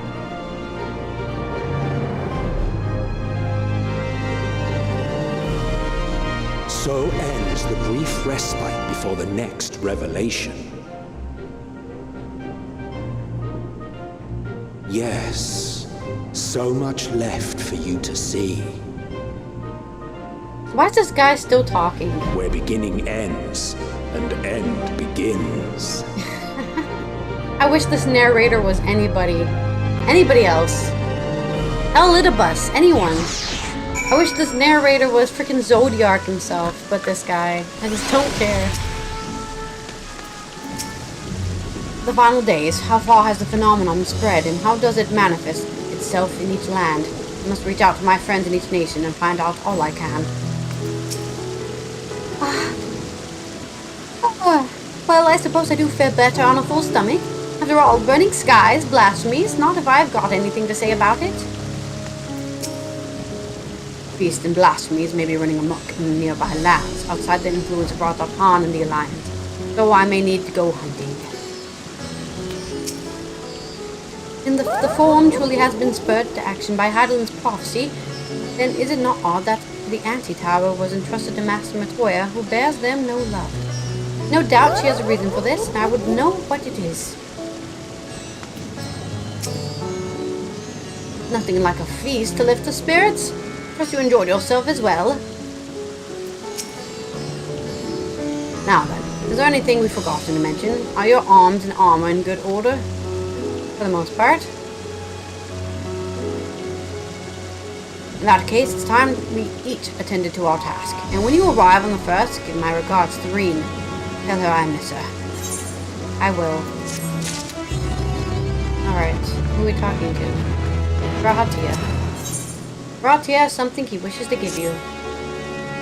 Take this, Kokoro, my spirit vessel.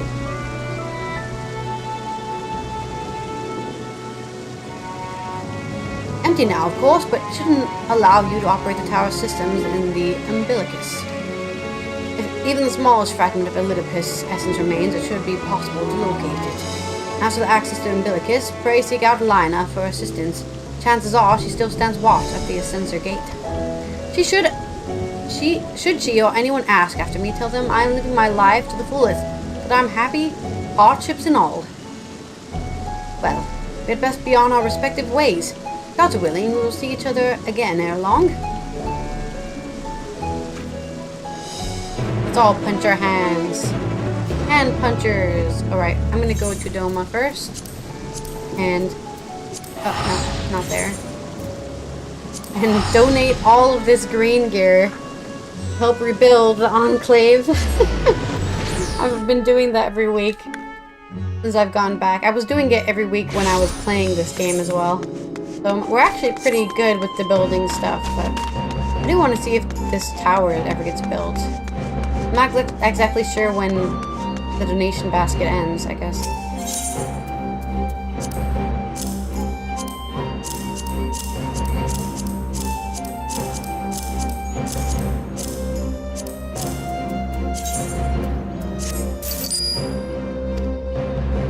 We don't have the biggest budget, but at least it helps grow.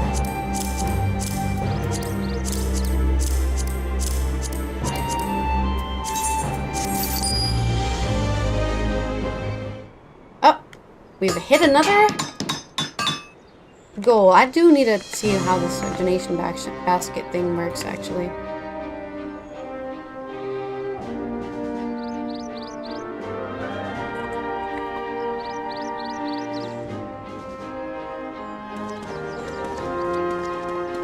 Domain reconstruction. Oh, she likes it, she likes it. The parts commemorate the completion of 10,000 stalls in the yard for the girl who made it possible. I do not mean to sound ungrateful, but to use our valuable resources to decorate my office is long overdue. Many would agree. Nor you plan to rebuild the whole of Doma, save the Sergeant Kai. Consider to your position as the representative of our reconstruction efforts. It would not do to receive potential patrons in a ramshackle hovel. I am sure even Kokoro would eventually begin to question your judgment. Still, isn't this a little... oh, I don't know. We're not finished either over here, girl. I've got another surprise for you and the rest of the Shasenkai.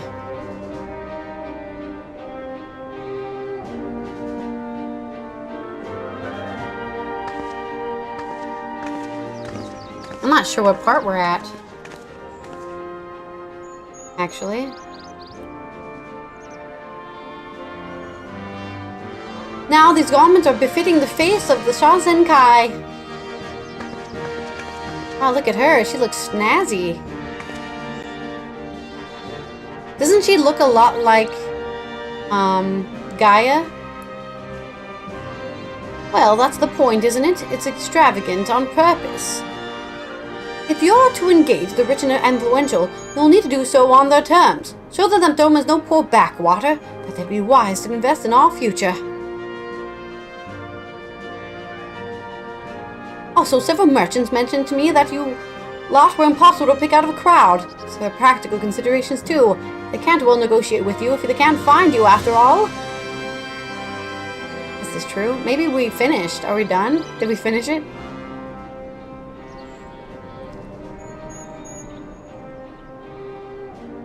Yeah, points all. Very well. If I must serve in the more public capacity for the sake of Doma, then I shall.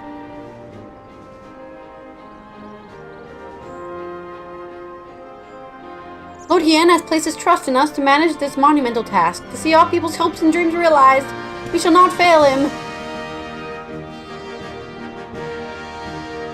I shudder to think where we would be without your assistance, Kokoro. Your constant support has been invaluable. But our grand design for validation of the Enclave is far from finished. When we have finalized our plans for the next step, I pray we can look to you once more.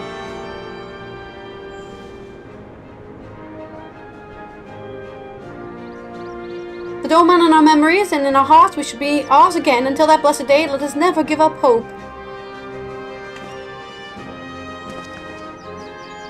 Is this the end? Did we finish it? No, I don't think so. I think we must be halfway through this. I'm trying to figure out which one we just did.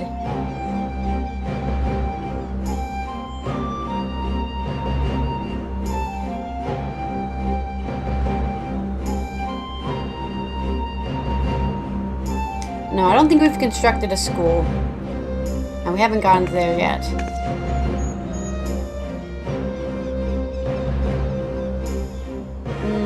No, maybe we haven't done a lot. Actually, I feel like we haven't done a lot.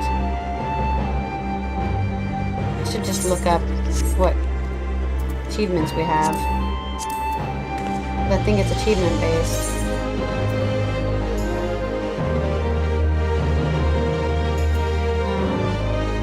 What is even under? West, maybe?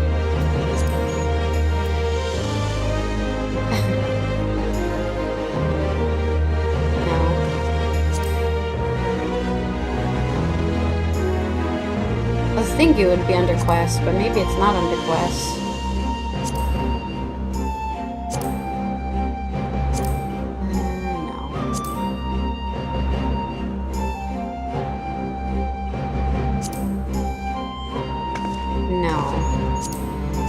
It's definitely not a battle thing. It's not a Grand Company thing.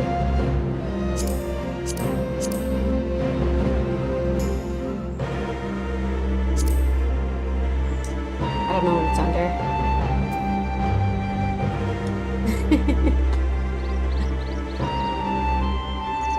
Biodoma is under Character General, I guess, okay. We're only at Biodoma 2, okay. So we haven't even gotten to Biodoma 3. Alright. I think we just got Biodoma 2, even. Because I remember. So I think we are at this one. Ihase. No, maybe we're not even at Ihase. I don't know.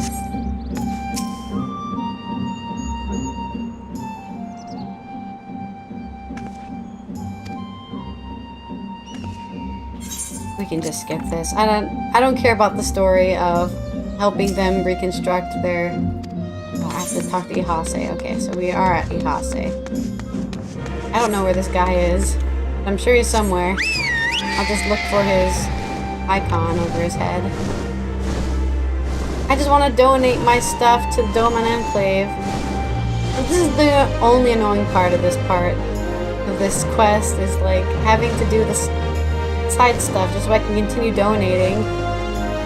I wish it would just let you keep going and then you'd have to catch up, but you have to do the quest before they let you continue. Probably they're programming. Where is this guy that I'm supposed to be talking to? Somewhere. I don't see him. He's not all the way over there. Oh god, he's all the way over there. What are we making? We're making some farms? Oh, basic living quarters, okay. Some houses.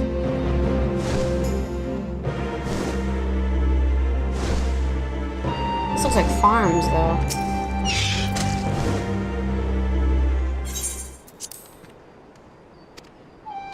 Great. Let me just go back to where I was.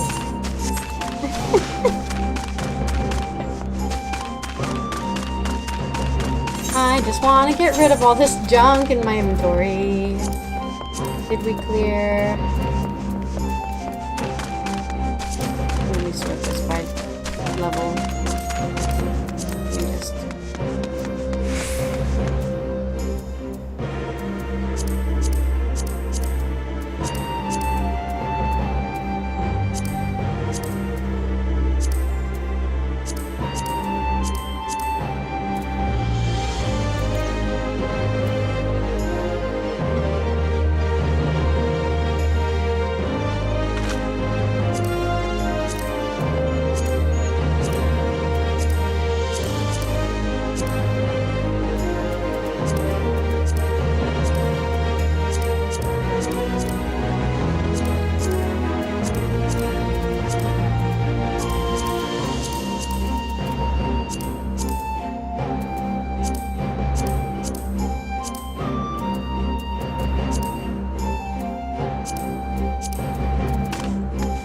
Alright, back to the donation basket.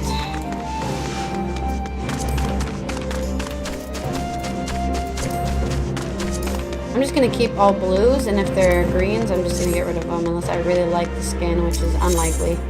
Alright.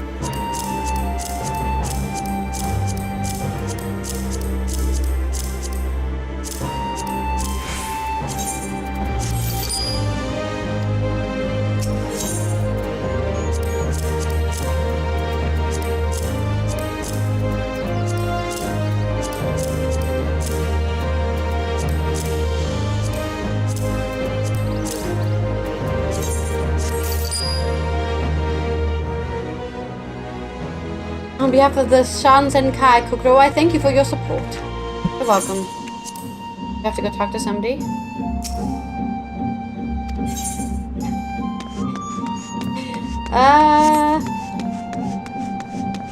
Did they like reduce the amount, or did they just? There's no way I've donated. What does it say? When I've donated 120. When I've donated... Oh, 60? Okay, well that's the next one. Next quest. When I've donated 160. There's no way I've donated that much already. I can only donate 20 at a time. Maybe it's just there's several parts every time I donate more, I guess? Oh yeah, I guess every 10 and then 20. I have to talk to this guy again. Okay.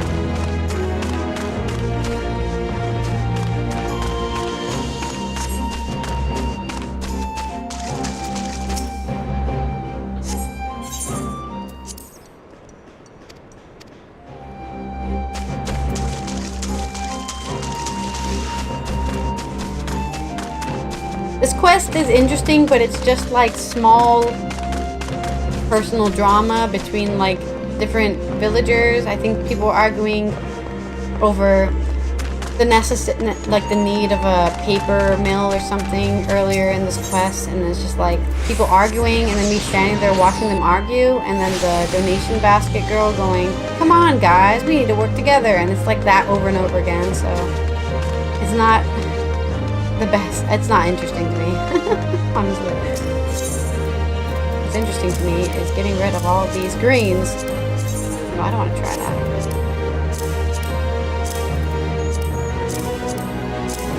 The only reason I'm even grabbing these greens is for the extra.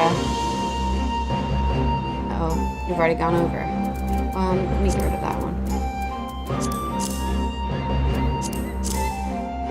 Let's get rid of these smaller ones.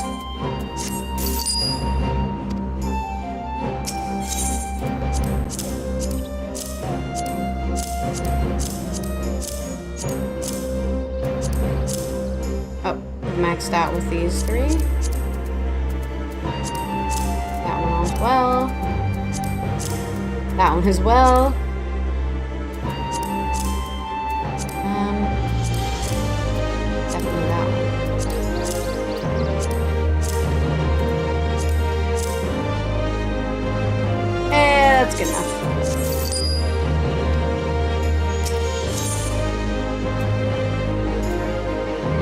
anything else we can donate?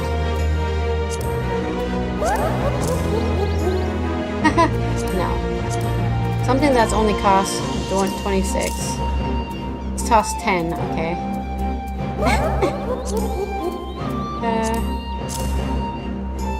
It's very close. There we go. Whatever, I don't care. That's fine. I just want to hit the weekly budget. Alright. Next week. That should be it for now. Oh, let me get all these earrings out as well. Actually, I'll just keep the earrings in. Who cares about that? We will return these ones. Don't need that.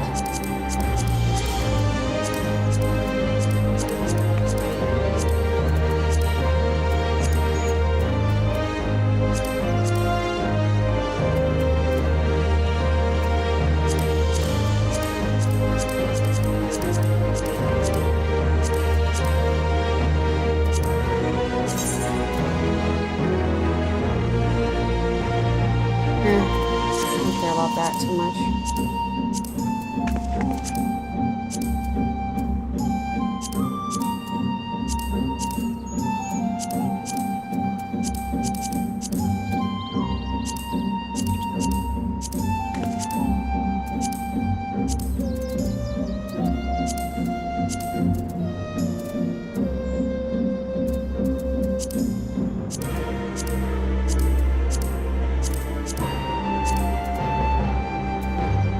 Still wearing that ring. Oh. Oops.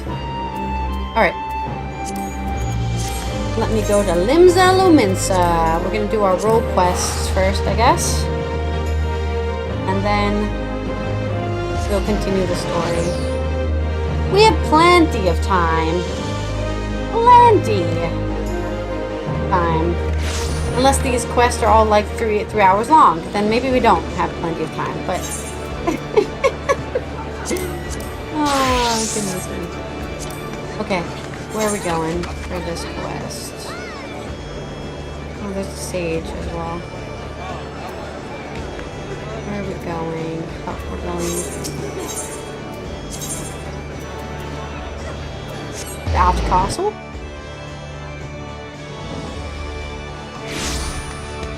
Is it every 2 levels or every level until 90 is a quest, so we'll keep that in mind. I think I wish I showed the levels there. I think everyone's at level 85 except for my red mage, who's obviously almost level 90. So, and my bard needs to be leveled as well. But 85 is our next max, so as long as I keep everyone... I need to get my bard to level 85, I guess, so they can also start their quest. Whoops.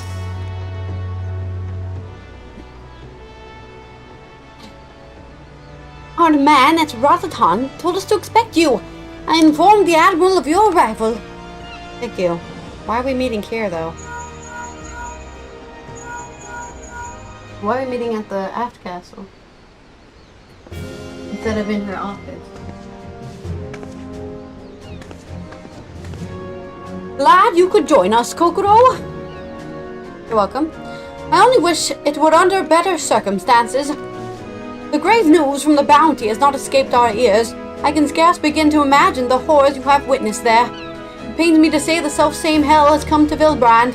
Fell beasts born of the deepest despair have been sighted all throughout our island. Tell her what we know. Your fort came a few days ago from one of our men patrolling Skull Valley. He spoke of a fearsome creature unlike any native to our shores. While we had our suspicions, it was only later that a connection to the final days was confirmed by the most unlikely source, the Sahagin. We've been treating their temper for some time now, and they may have made a full recovery.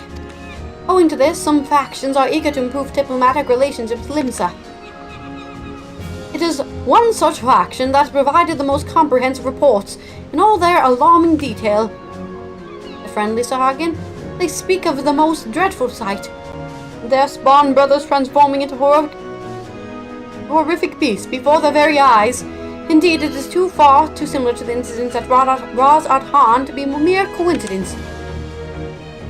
If our assumptions are correct, the first and most formidable of the beasts, a blasphemy, as it was decided we would call them, prowls our waters as we speak.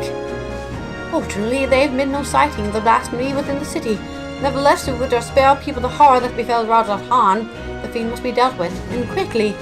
Despite our investigation report, we remain very much in the dark as to the precise nature of the threat we face. We were too recklessly dispatch large numbers of troops, run the risk of having our own men corrupted. We can well imagine the carnage that would ensue. As such, Admiral Blowswin has decided to keep those involved to a minimum and leave the investigation herself. And I would have you at my side. What say you? Let's go. Beat up a blasphemy, baby. That's what I say. You have my thanks. We will depart at once to meet with our Sahagin allies and gather what knowledge we can, that we might devise a proper plan of attack. They are due to arrive at South Tide Gate soon. I'll go on ahead and wait for you there. The South Tide Gate, you said. I'm supposed to know where that is.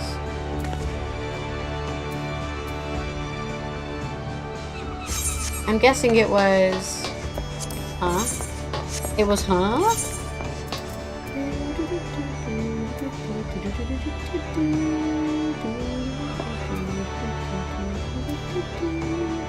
Where is the role quest here?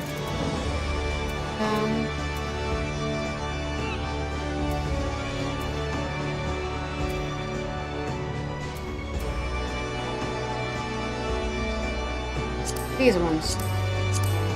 This one.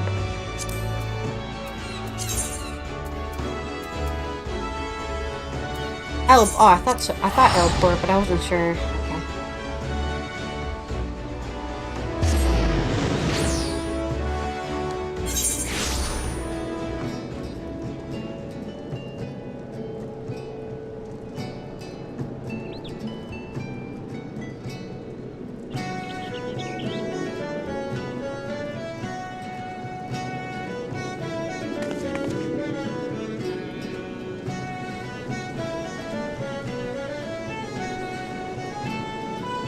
Alright, let's go. I never did Sirius on this character. I never realized that. I keep forgetting to do it, to be fair. Maybe I'll unlock it and solo it at some point.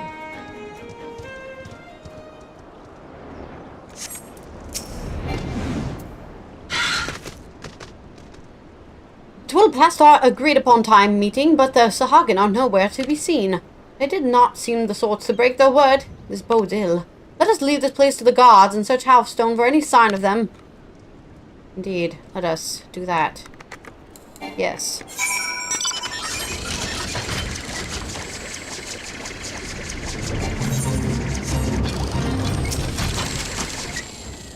Noel is in danger! Quickly, to his aid! Oh god, what is that?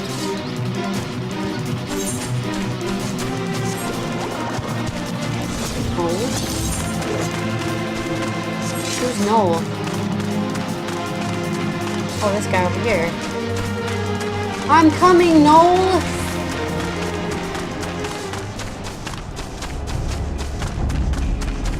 Stand fast.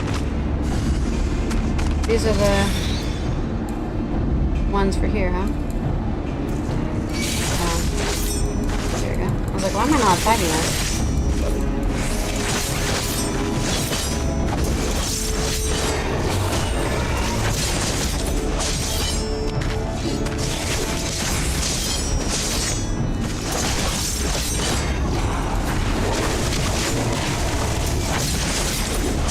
There we go.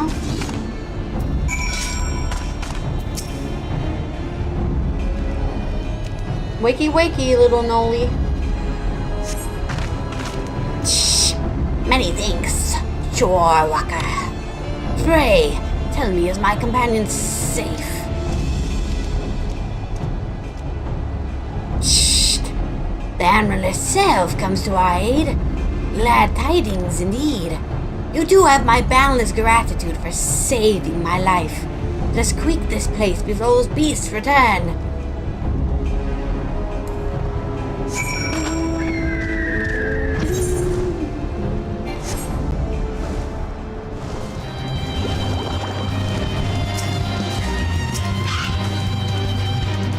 Everyone's still alive? Good. But not if we stay out here too long. Inside, quickly! Inside what? The gates? Guess inside the gates is the answer. Shh! Thanks you, my friends. Those ghastly beasts would have made short work of us had you not intervened. And yet, it brought me no joy to watch them die. For unbelievable as it may sound, until a short time ago they were none other than our very spawn brothers. At first we thought them merely cursed, but our talismans and magics avail us not. Aye, 'twas no curse. 'Twas an evil like no other. Innocent souls transformed against their will unto all the unholy beasts called blasphemies. Blasphemies? Pray tell us more. If you... That would be your area of expertise, Kokoro. Well, if you get too depressed, you will get turned into a blasphemy. So just don't get depressed, I guess. Shh! Turned into beasts by the power of despair. That is horrifying. Thus far, the phenomena here in La Nocia has been limited to the Sahagin. Why is that? Shh! I cannot say. Yet I wonder if the crushing tide is involved in this. I know not of this crushing tide. Word of them has yet to reach you, I see. It all began with the Indigo Matriarch, the queen of our kind, stricken with a grave malady. Uh-oh, that's not good. Tragic as this was, there was one small solace. She was not found of shore walking, and so deprived of her leadership, more of my kind came to see the wisdom in making peace with Limsa Lominsa.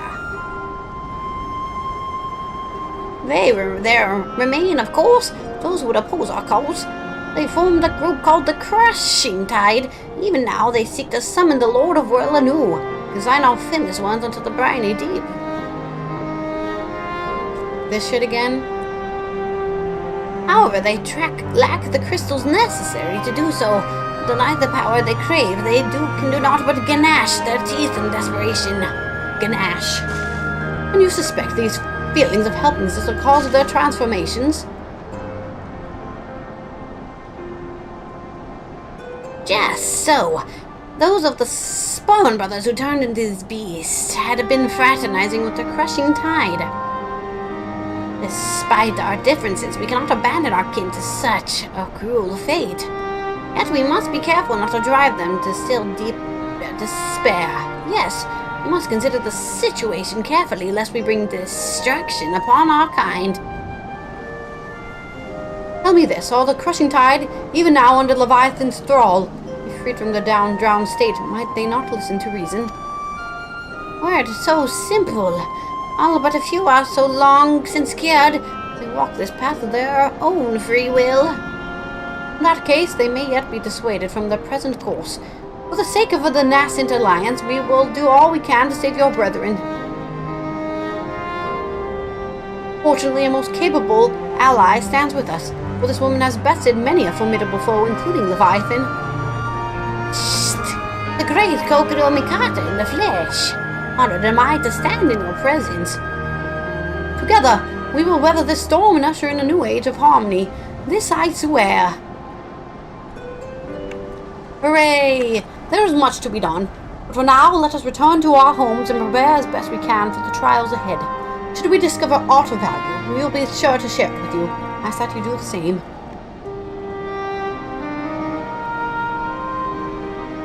Shh! Indeed we shall.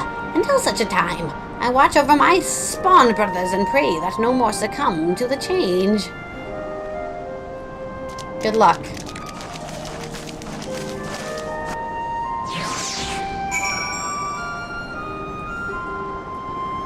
Guess we'll go back to Limsa Lominsa.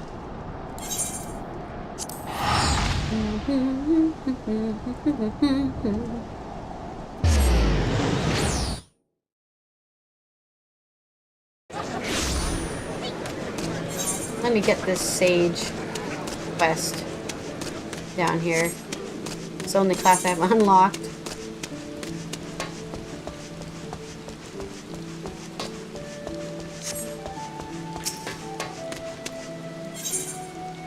The Charlene maiden is taking in the scenery with fascination. Lim Salominsa, former disreputable haven for pirates, now one of the realm's finest city-states, boasting a peerless shipping industry, an enviable culinary culture. Oh, how it bustles. The tomes did not lie.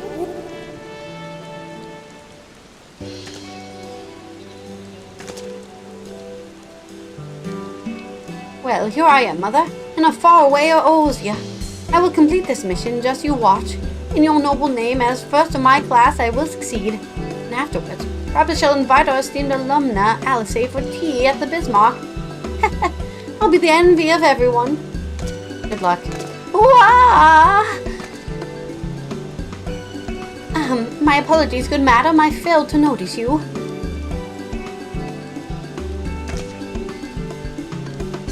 I am Lala Jinjal, a native of Charlene. By your appearance, I presume you are an adventurer. Are you perchance well-traveled in Eorzea? So you are. How very fortuitous. And Gogoro is your name, you say? I swear I heard that somewhere before. In any event, it is a pleasure to make your acquaintance. As for myself, I am an operative on a mission from the Forum, our nation's governing body. This being my first time in Eorzea, I studied as best I could in preparation, but there is no substitute for local knowledge. Thus did I intend to hire an adventurer like yourself to serve as my escort. The mission in the pursuit and capture of fugitives, and thus it will entail some danger, but you appear to be no stranger to such. Might you be willing to assist me in this endeavor? I'd be glad to give you the grand tour.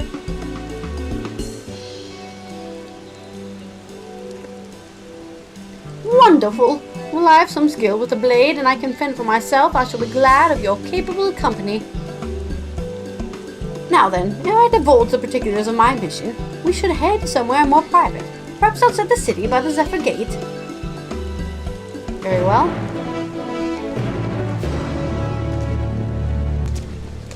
I'll see to that later.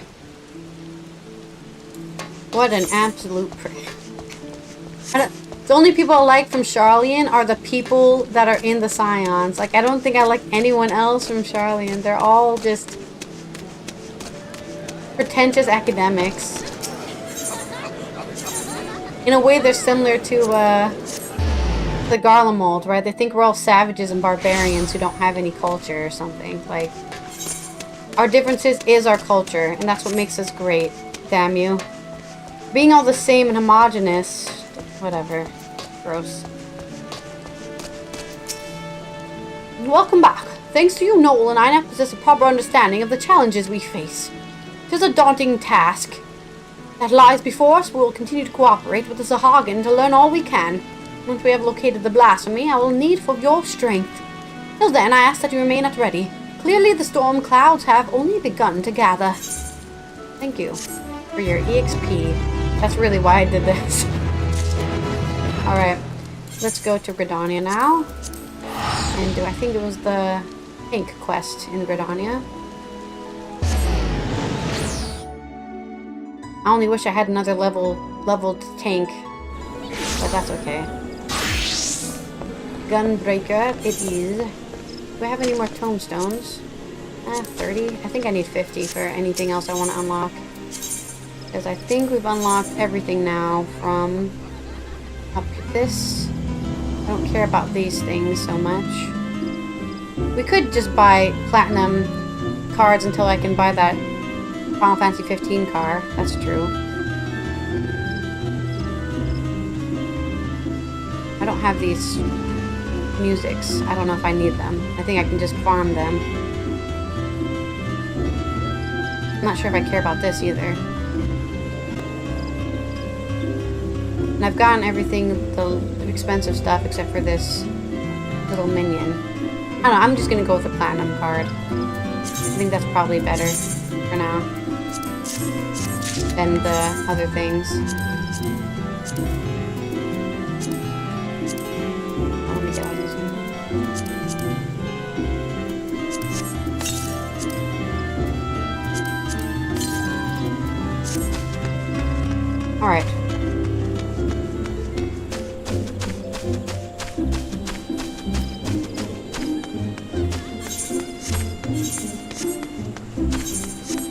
Alright,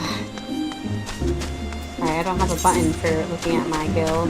Oh, I need to buy some Allythology stuff with my tombstones. Well, we're only 1/3 of the way-ish. No, we're almost halfway. Alright, let me give you some stuff.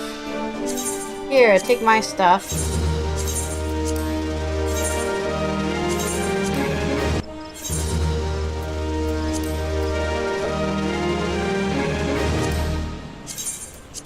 Everything in my inventory I should be able to. I'm going to fill up quite quickly. That's okay. Alright. What can I buy with the company seals? Something expensive. Oh, the Regan peppers. That's right. And I need to undo my stats for my chocobo. Yeah.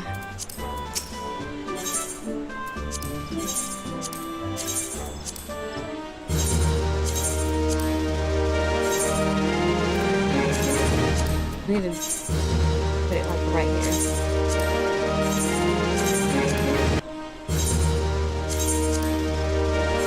We already have this in my... No, we don't. Okay.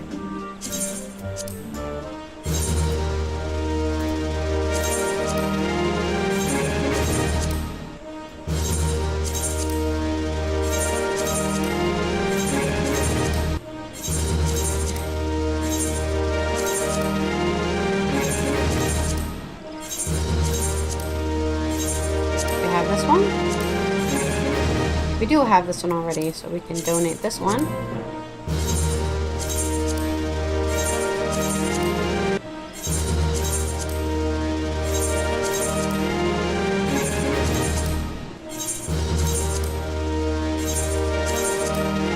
I know we already have Almon's hat. And I'm pretty sure we already have the loincloth too. That's what I thought. I think we must almost have all the skins from the Crystal Tower at this point. I swear. Oh, not this one. Okay.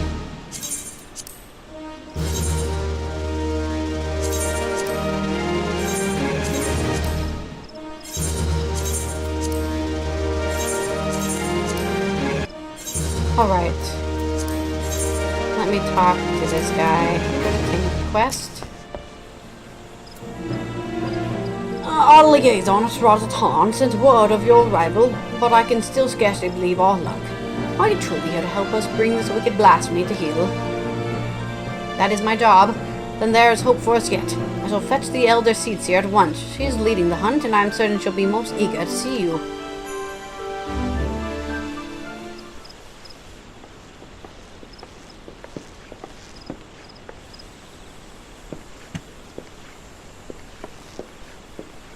Full glad I am to welcome you in good health and good spirits, Kokoro. On behalf of all Gridania, allow me to thank you for rising to our defense yet again. You're welcome. You will forgive me for eschewing further formalities. As time is of the essence, I shall share with you what little we know of this elusive scourge. Following the events in Thavnair, we received a report that an unidentified man had fallen into fits on the road before transforming into a beast most foul. A blasphemy we soon determined. Eyewitnesses to subsequent attacks spoke of patches on its skin reminiscent of heavy chains. Thus we have named it Gleipnir, as a creature of the legend. It emerged from the brush without warning, bringing destruction and tragedies to those unfortunate enough to be near. Ere we can respond, it retreats into hiding, leaving no trace for us to follow. The elementals cry out for us to rid the forest of this wicked presence, yet even if we tracked it to its lair, I fear besting the beast would not be a simple matter.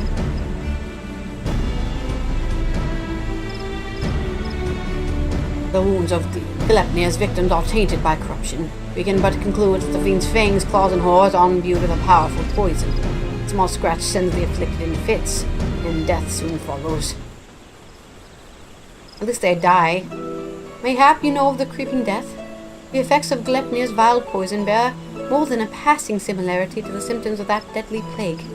It swept through the 12wood many years ago. The sick found their skin covered in chain-like patterns and spent their final moments in excruciating pain. It was long before I came to Gridania, but people still speak of it with dread. Is it true that the disease spared not a single here? Very nearly, yes. Before the remainder were taken, we were able to devise a cure from the glimpse room. Slow though it was, the scars of this tragedy could then begin to heal. Glepnir threatens to reopen old wounds, I fear.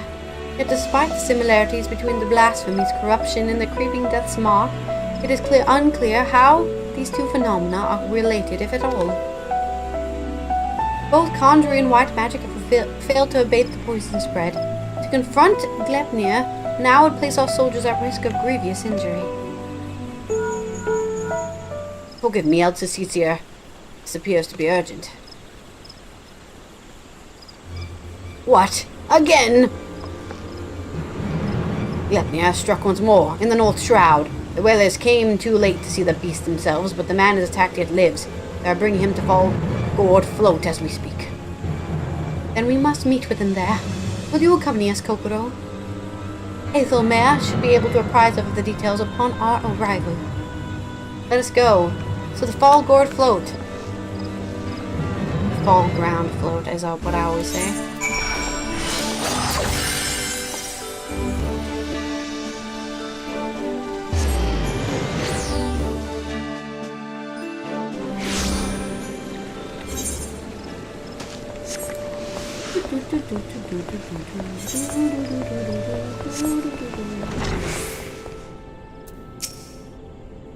We cannot say for certain Glepnir has quit this place. Stay on your guard. Word of the attack is yet to spread among the populace. They remain calm for now. Elder Caesar, your honor without your presence. I cannot thank you enough for coming all this way. Given the dire circumstances, I would not leave this to another. Where's the wounded man? Outside of the bobbing cork, being attended to by one of the healers. He's a capable healer, but I worry this is beyond his abilities. I shall do all in my power to aid him. I, in turn, may have need of assistance as well. I ask that you stay close, both of you. Let us I shall defend you with my life and my guns. It's gunblade time. Ooh, that's a cool mount. Where do I get one of those? Go Lata. Oh, I guess he's not here. He's up. Around? Oh, there we go. Bed's outside. That's probably fine. That he survived his encounter with Glepnir speaks to his fortitude. I know not if he can be saved, but we can at least ally his suffering. We must. He clings to life, albeit barely. We must try to ease his pain. He is a hardy soul, but I am utterly at a loss. While I manage to heal his wound, the poison lingers. I fear the worst is yet to come. When I removed his clothes for treatment, I recognized the chains. This is indeed creeping death. Do not lose heart. Oh, God! I shall spare no effort. Rest for now. You may have need of your talents ere long. She goes, man! She goes! A bloody swarm of them! They came from the east gate. Jigos are known as carriers. Jigos are known of carriers to keeping death.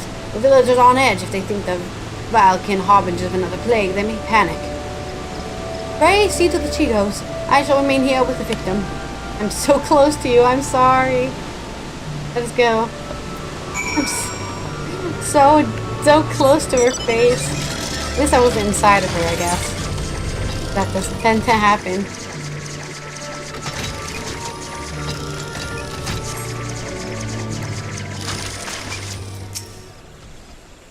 I think the wild eye fellow is the source of the earlier yelling. Do you see any Chigos nearby? These aren't panicked. There were near Elder Springs, a whole swarm of them.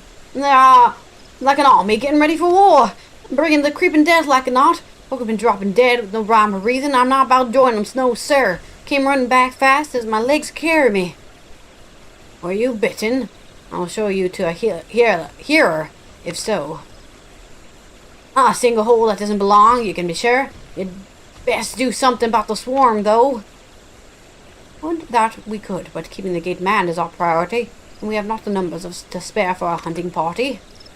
By the time the whaler reinforcements arrive, it may be too late. We'll deal with the Chigos. The one who calls the greater number owes the other a flagon of ale, eh? I commend your bravery. Godspeed and don't get bitten. We'll be fine. Or maybe not. Maybe they're gonna kill him. No! Keeper of the Entwined Serpents! Doesn't even have a name. How cruel. He's never had a name this whole time. Show yourself, bugs!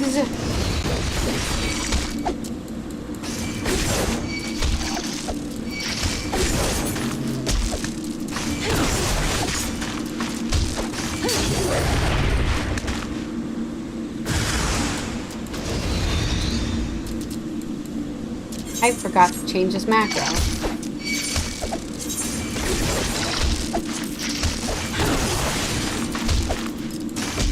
Where is it? Not here.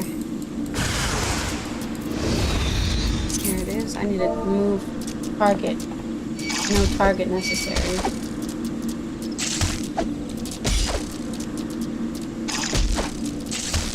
Oh, that should be better. There we go. Now we use it without having a target.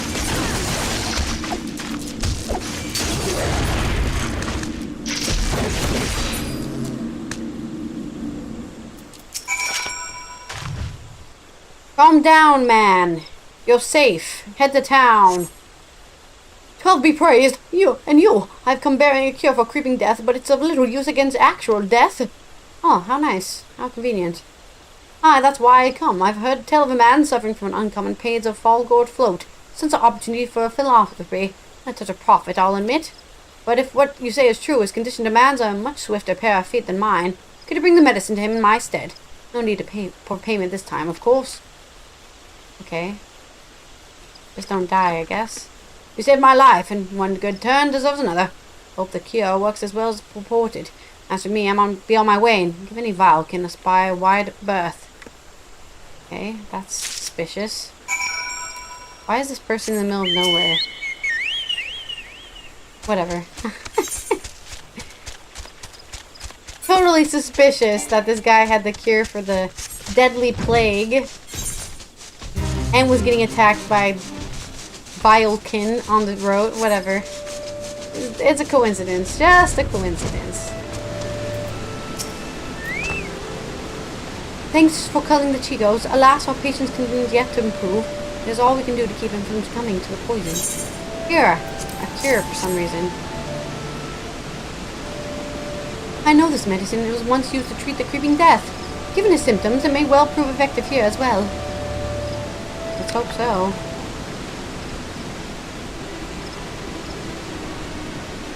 It works upon the body quite quickly, as I recall.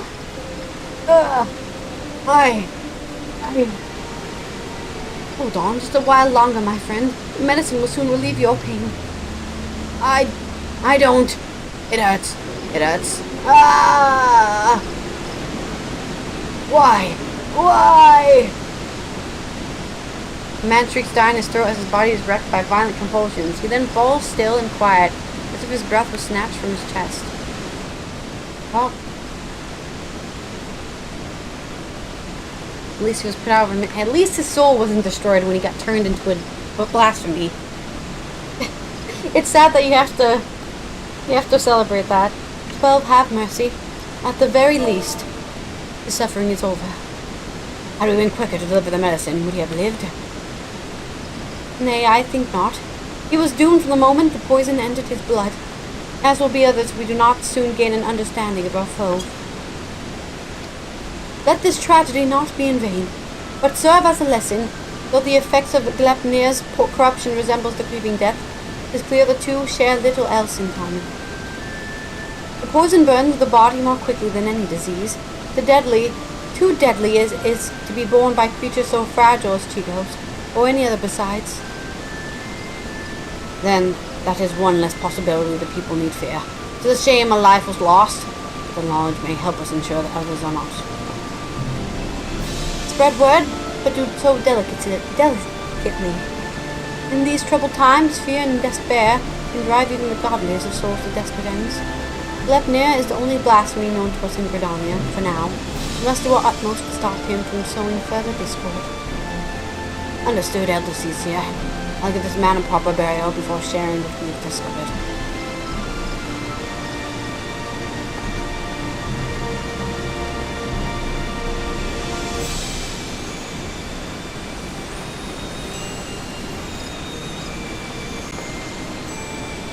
Ascertaining Gleipnir's whereabouts is still a primary concern. Let us return to Ada's Nest. For information shall be our most reliable weapon in days ahead, and there's no better place to acquire it.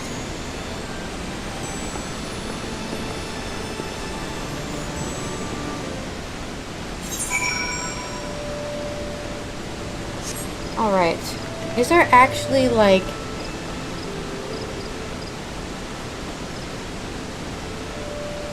a build for chocobos?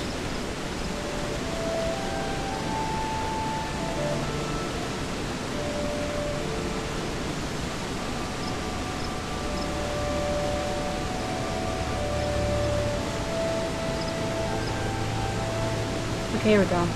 Got one. I'm summon my chocobo. Feed it a pepper.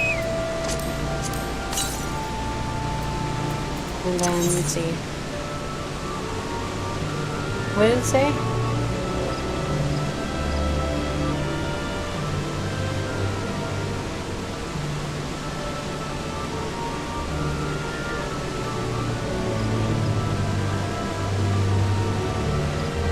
What are Thavnarian...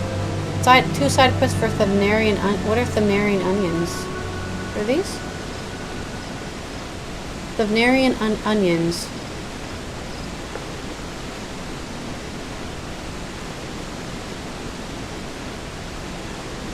What was it for? Oh. You can increase your level by 1, but aren't I already max level?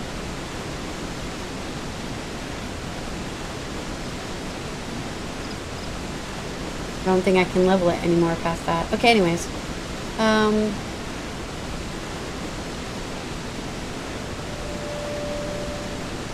Hybrid general purpose build. Okay, here we go. Rank 3 defender, rank 6 attacker. Rank 3 defender.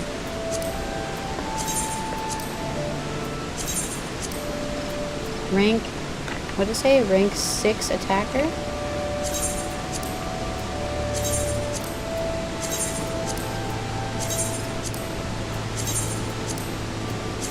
And then the rest in healer.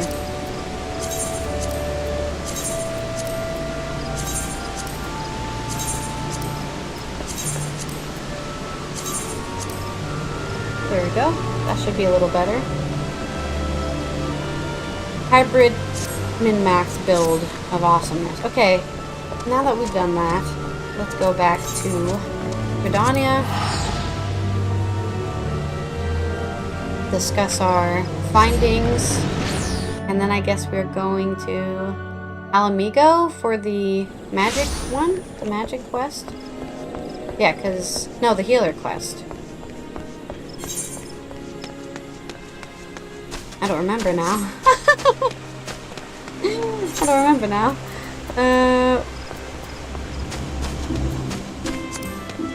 Alamigo. Oh, Alamigo is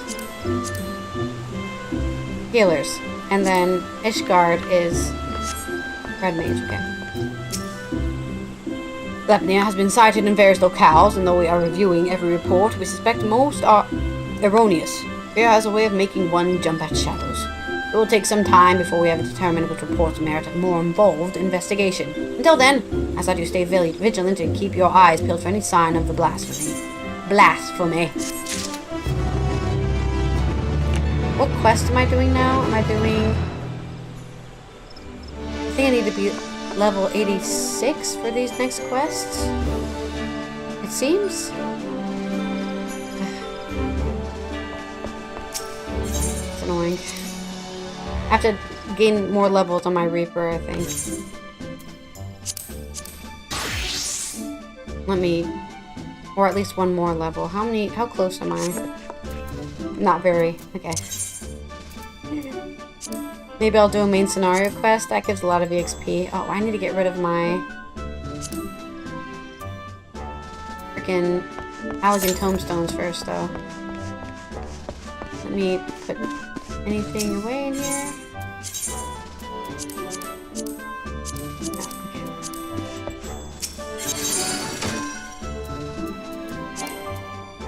What? When did I use these? Man. Are these not the same? Oh no, these are different things. Yeah, I guess I must have been wearing them. Oh, I must have been wearing my red mage, I think. That's what it was. Oopsie.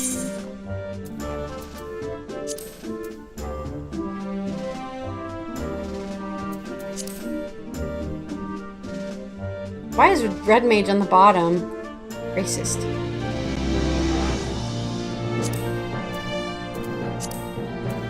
Ooh, that's really cool. I like that. I don't like that. What is this? Oh, this is the Eden gear. Very cool. Wish I could dye it, though. Maybe I can change my pants. No. Actually, not those.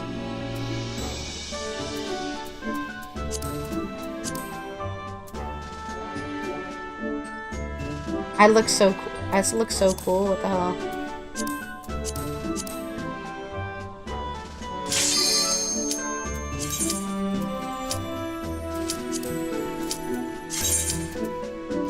Alright, let's do this trial. I think I still need to buy gear for my level 60 healers. So I think I'll do that with my tombstones.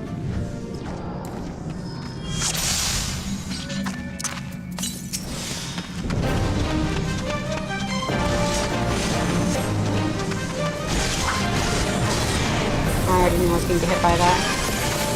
Just because I walked right into it. What are we, level 50? Okay. What is with me getting like level 50 stuff to do here?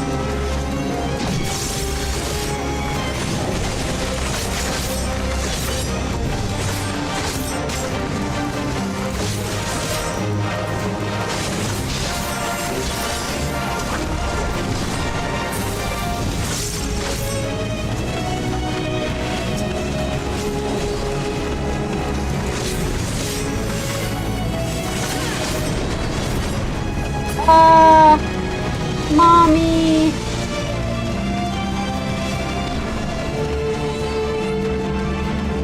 Just gonna keep running. Running, running, and running, running, and running, running, and I'm back.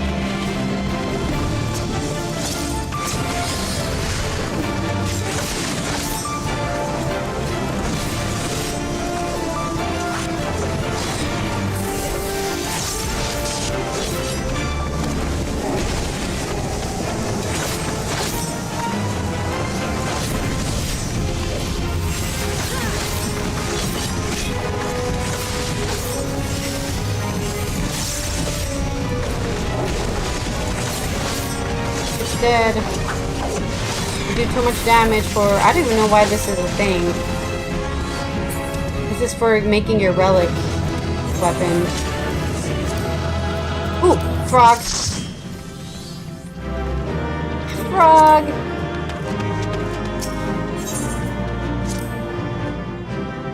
I don't feel like that gave me a lot of EXP, but it gave me 1,000,000, so... I guess it did give me a lot of EXP. Let me, how much Allythology tombstones can I get? Not very many. Okay, I need to, I guess we'll go to Ishgard first, because I need to buy some level 60 gear to begin with. Ishgard needs the red mage, or the summoner, but we're gonna do red mage.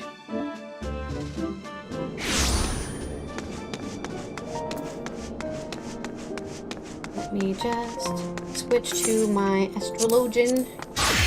Make sure we have all the gear that we can purchase for level 60 stuff.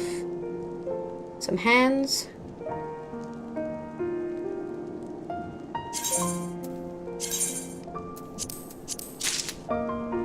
some feet. Not an earring, but another ring. And we'll also buy, for my white mage, this. Okay, cool. Now, let us queue up the main scenario and try to level my Reaper one more level. Thank you. Oh, actually, maybe Alliance Raids, because it does need bonus. And then, while we're here, I guess we'll do our last quest while we wait for that. Before I instantly get freaking... Hello! Long time no see. Kokoro, I've been expecting you. Words cannot well express how heartening it is to have you fighting beside us. Allow me to echo that sentiment. My husband! Greetings, my friend. Lest you wonder, Lord Artoriel and I are leading the effort to deal with the blasphemy. With your capable self in the fold, I have no doubt we shall succeed. Without further ado, I shall brief you on the situation. It was a handful of days after the first beast appeared in Radzat-Han. We're having a friggin' flashback? An Elysian man was observed at the Hoplan in the Pillars, walking with an unsteady gait. All of a sudden he buckled over as in pain. Before anyone knew what was happening, he had transformed into a terrible draconic beast.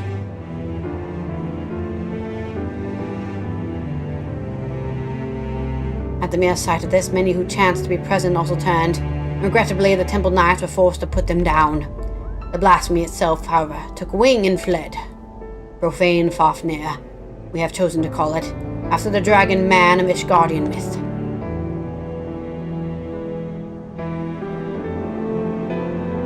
Since that day, the beast hath oft sighted in the skies above Ishgard. It does not attack, only circles menacingly for a time ere disappearing again. Alas, these brief visitations are enough to cause more people to turn, for fear and panic to spread further. As part of our investigation, we have sought to identify the man who became the blasphemy, but thus far we have learned naught. We have, however, identified a common thread between those who have subsequently turned. All were people of fervent faith, people such as priests and inquisitors. When the truth of all nation history was laid bare, the legitimacy of the church was called into question. Many Ishgardians struggled to reconcile the revelations with their beliefs, and none more so than the pious. Such men and women, we posit, would be more susceptible to despair, and therefore the transformation. We must find a way to stop it. Ishgard has only just emerged from a 1,000-year war, and we cannot suffer another great tragedy, much less so soon. In order to attain a better understanding of the situation, we intend to speak with a member of the clergy, the sole individual who survived witnessing the blasphemy's birth without being turned. Clem is his name, and he is a deacon at St. Raymonard's Cathedral. Come, let's seek him out there at once. Very well.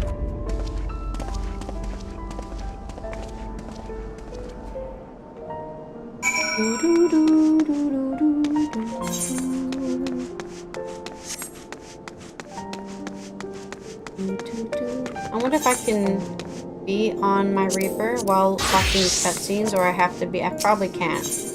Right? Yeah, it won't let me. I have to be on my Red Mage.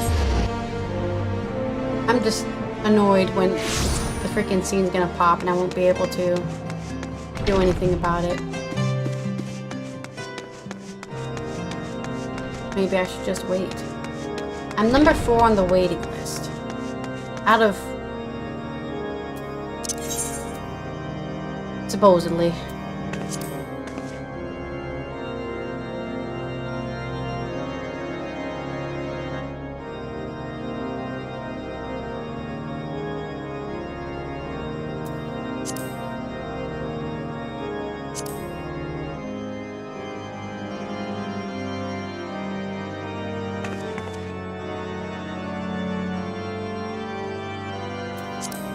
Oh, there we go. I was like, it's gonna happen.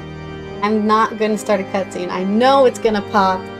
Okay, we got there.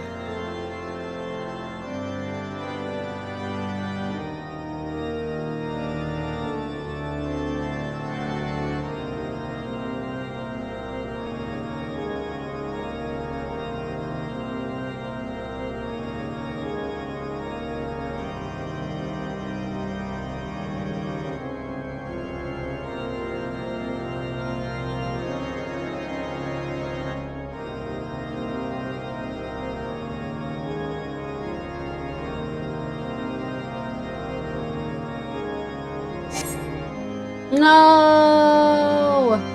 How could this happen to me?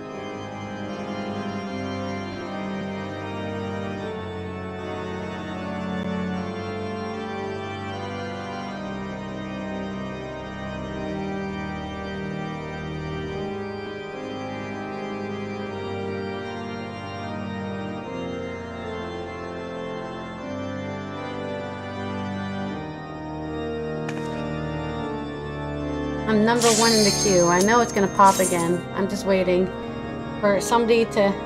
Please let me in! Let me in!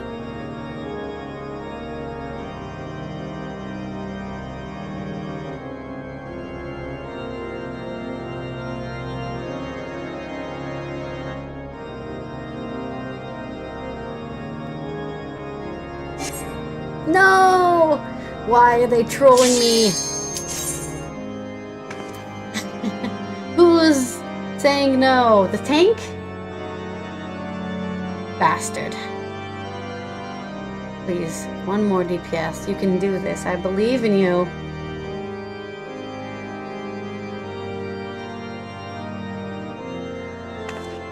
You can do it, DPS guy. I know you can.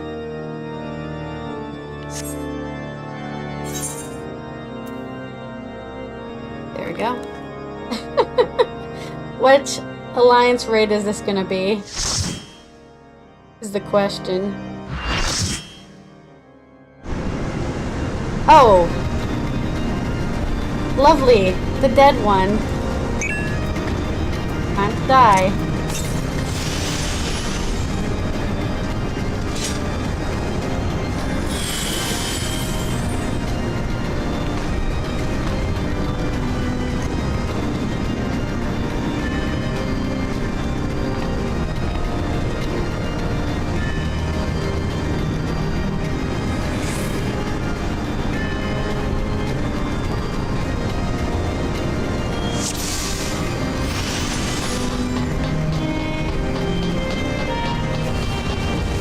Machinist or the samurai?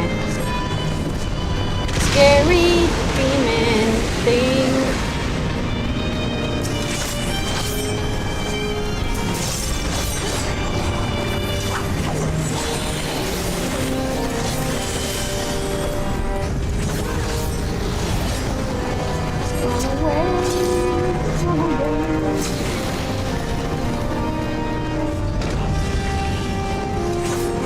Rest in peace, that guy.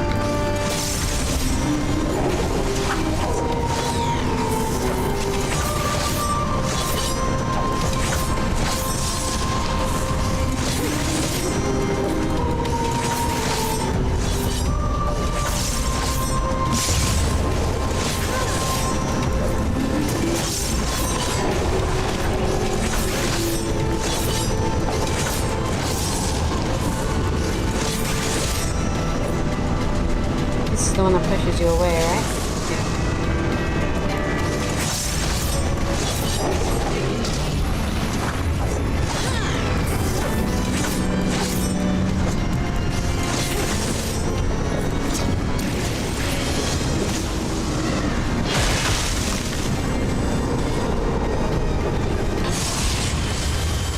Whew! Sitting in the right place. I was sitting in the right place. Words.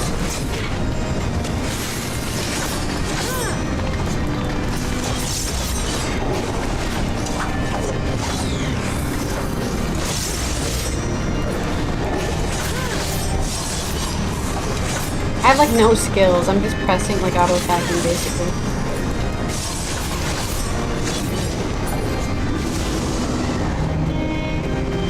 I'm gonna stand over here.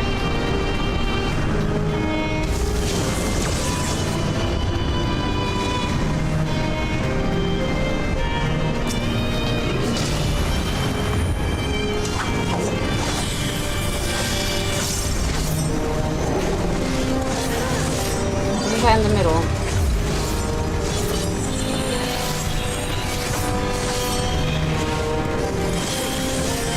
Thank God.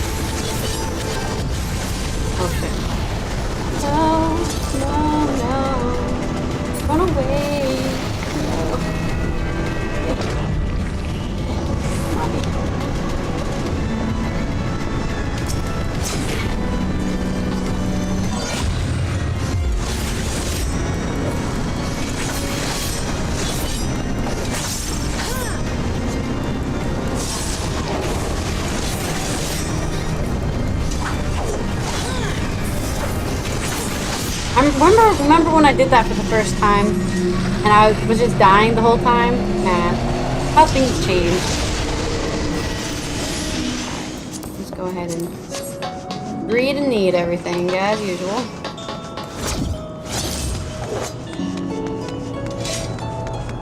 And we want to limit break the crystals. What am I? Mine's B.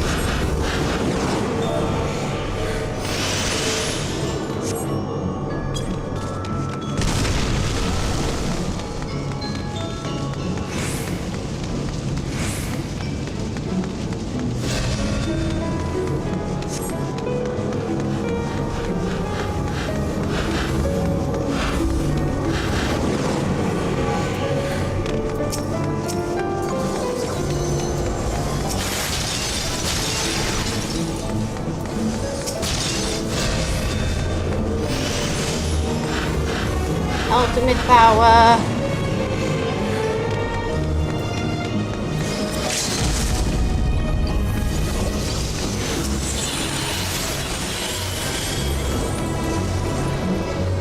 I tried to tell them, but they're not listening.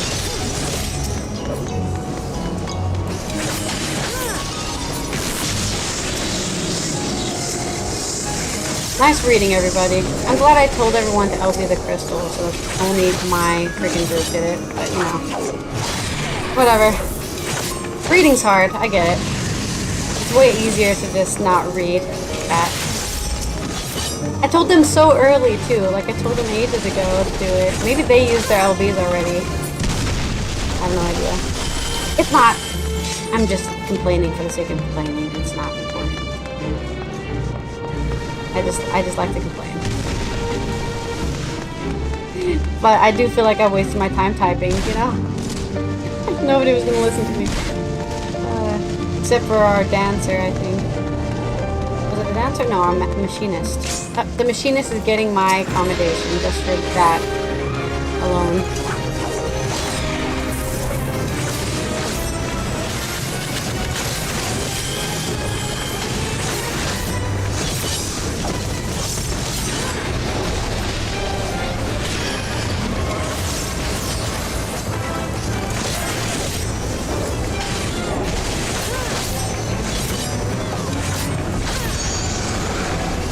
don't remember what these things do. I just know we need to stand on a specific target, but I don't remember which one. I'm not sure actually how you know which one to stand at.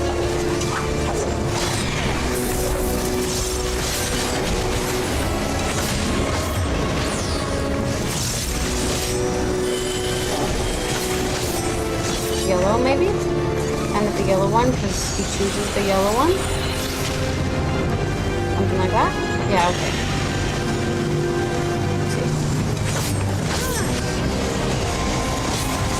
See, this is what I'm saying. Like, playing DPS is the best. Oh, what am I? Iris is down.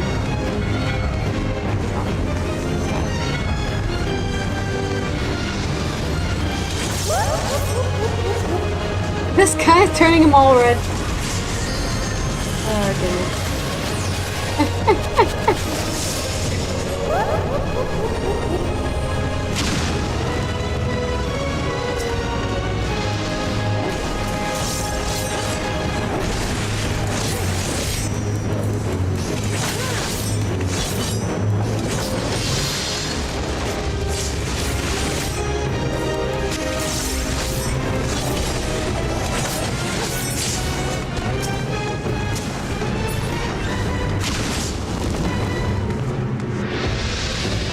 Rest in peace, half of the frickin' raid.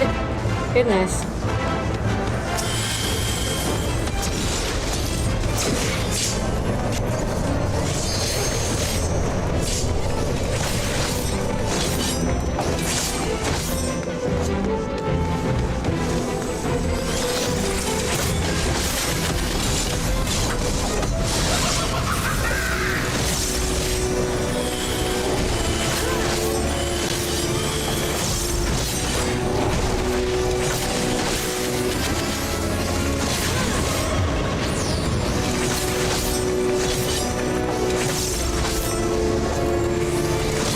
Like it's blue and then yellow. I didn't see. I wasn't paying attention. I didn't even see the blue one right next to me. It was just not in my eyesight. And somebody died. I'll put that into the on the group.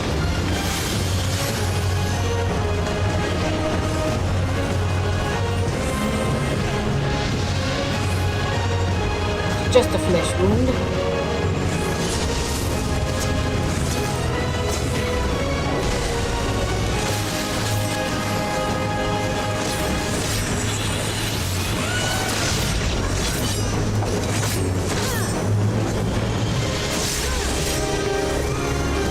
He's sucking up something?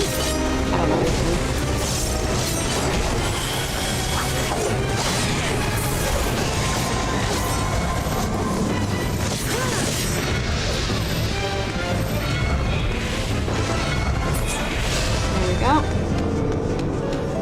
Better safe than sorry, I suppose.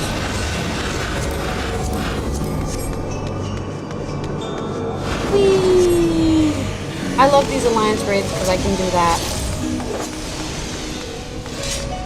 It's always fun.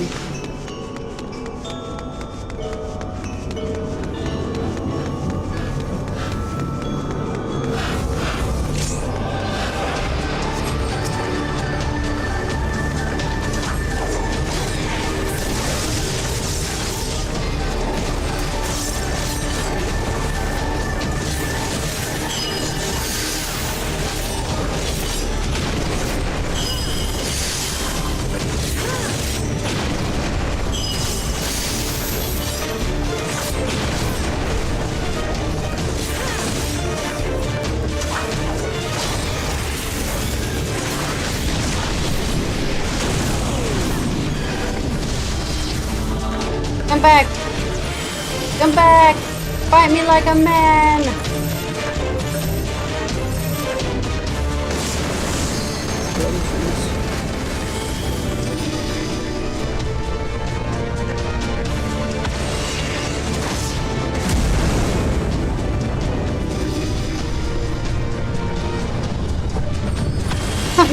Being in the middle isn't too bad as well.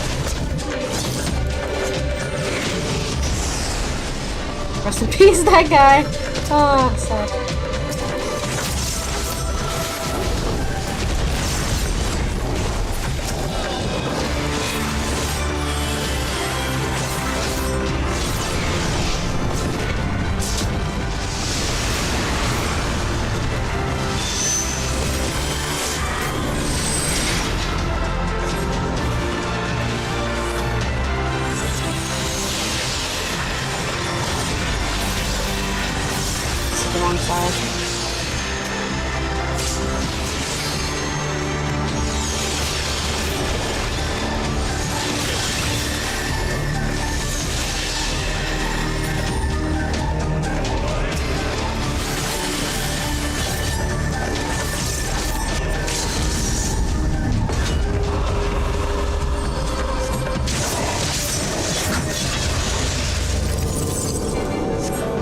We did it! Hooray!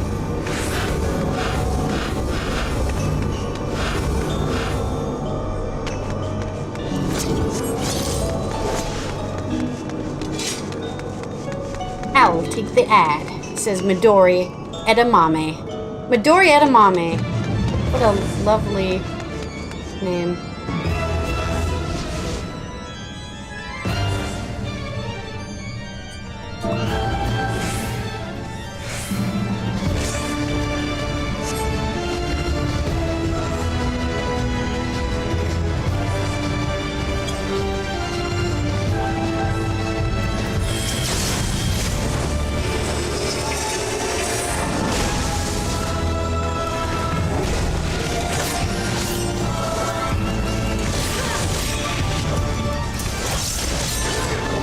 I forget we're on Aether. These are where all the expert toxic raiders are, so they're not gonna wait for anybody's cutscene.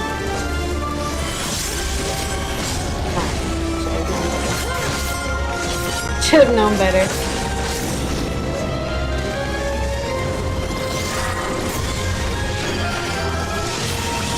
Yeah.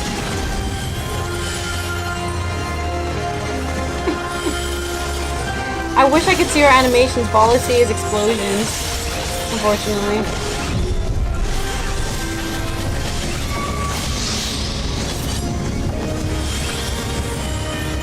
What am I actually supposed to do with this mechanic? I don't really know how it works.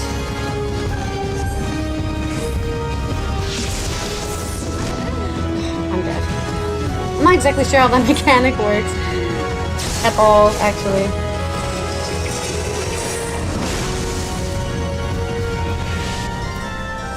Let me just lay here and be dead. I know when she jumps you want to run away, but I can't really see when she's doing the weird head thing, I guess, as much.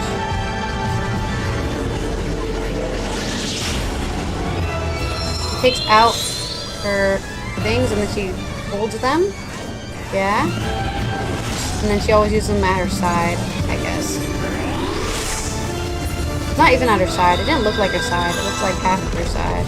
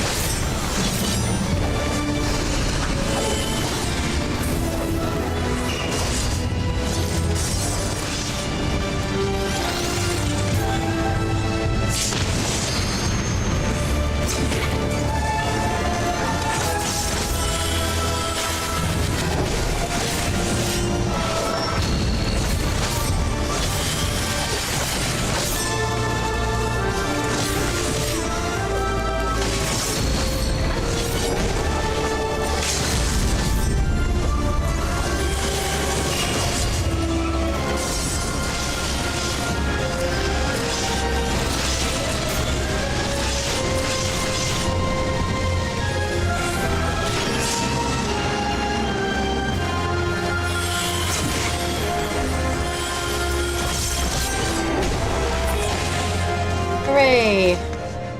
Time to Diablos this shit. I guess.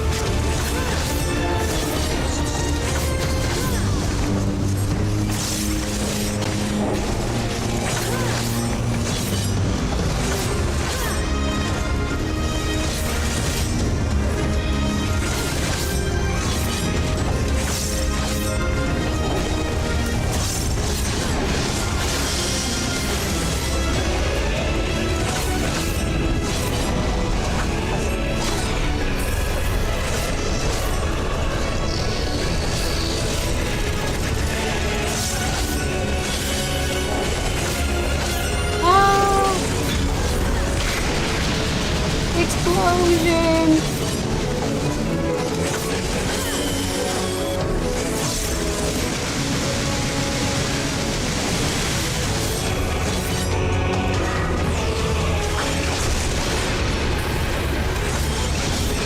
Scary.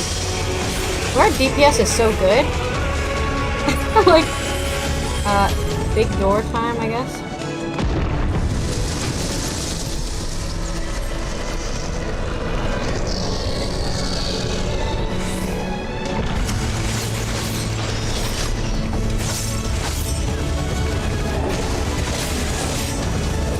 Yeah, we have really good DPS. Crazy. Compared to, other times, I think when I was running this on the European servers,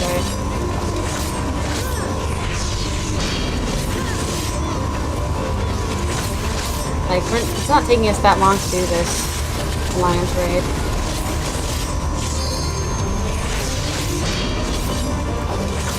Oh, I swear we've killed it 4 times already.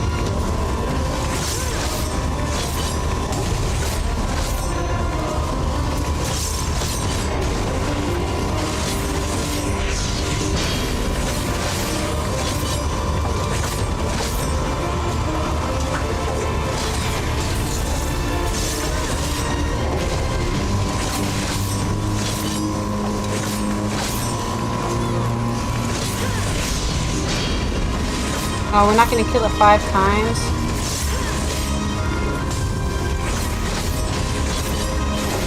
No, we have to kill it 5 times, right?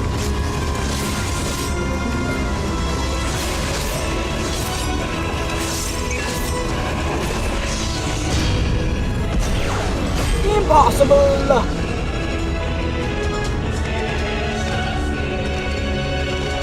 Let's all jump.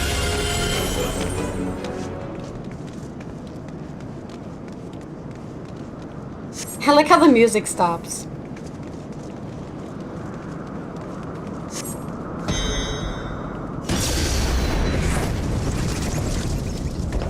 It's combo time.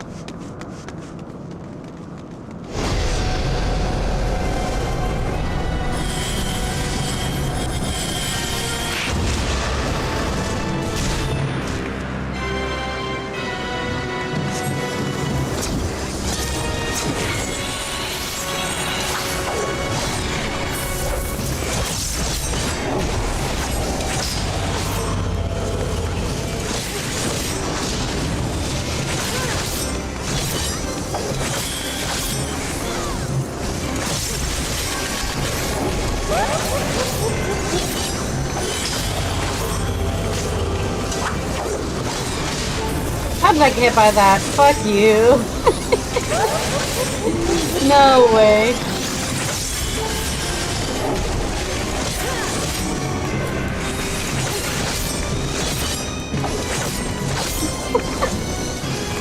Freaking latency, man. What can I do?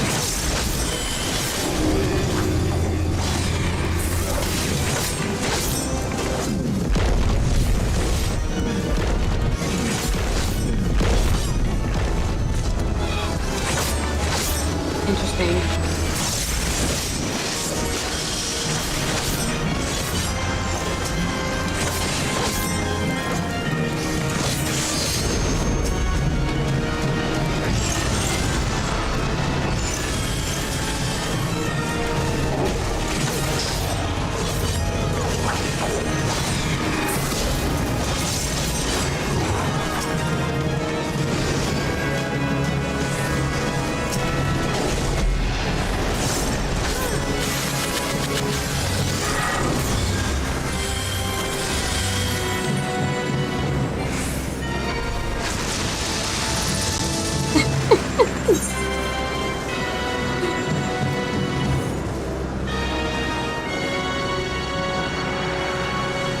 I'm still not really sure what the I and the purple means.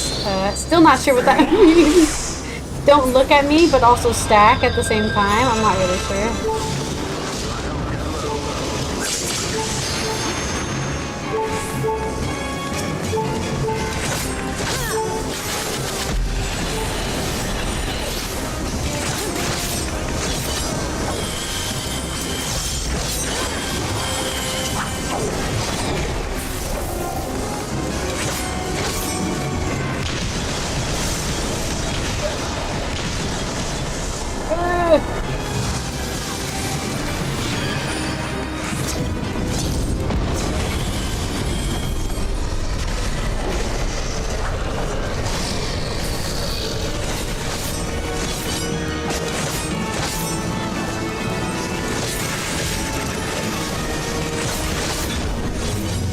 Big orb.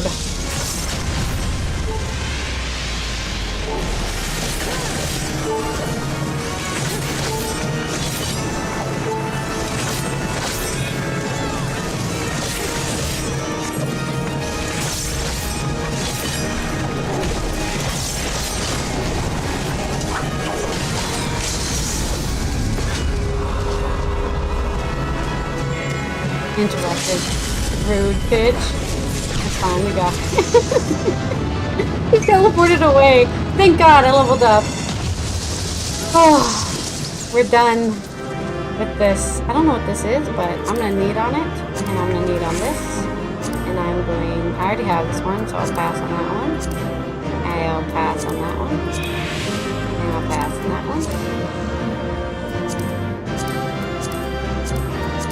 Even if I don't need it, I'll greed or need it. Alright, did the Mechanist leave? No, thank God, because they're getting all my accommodations. Alright.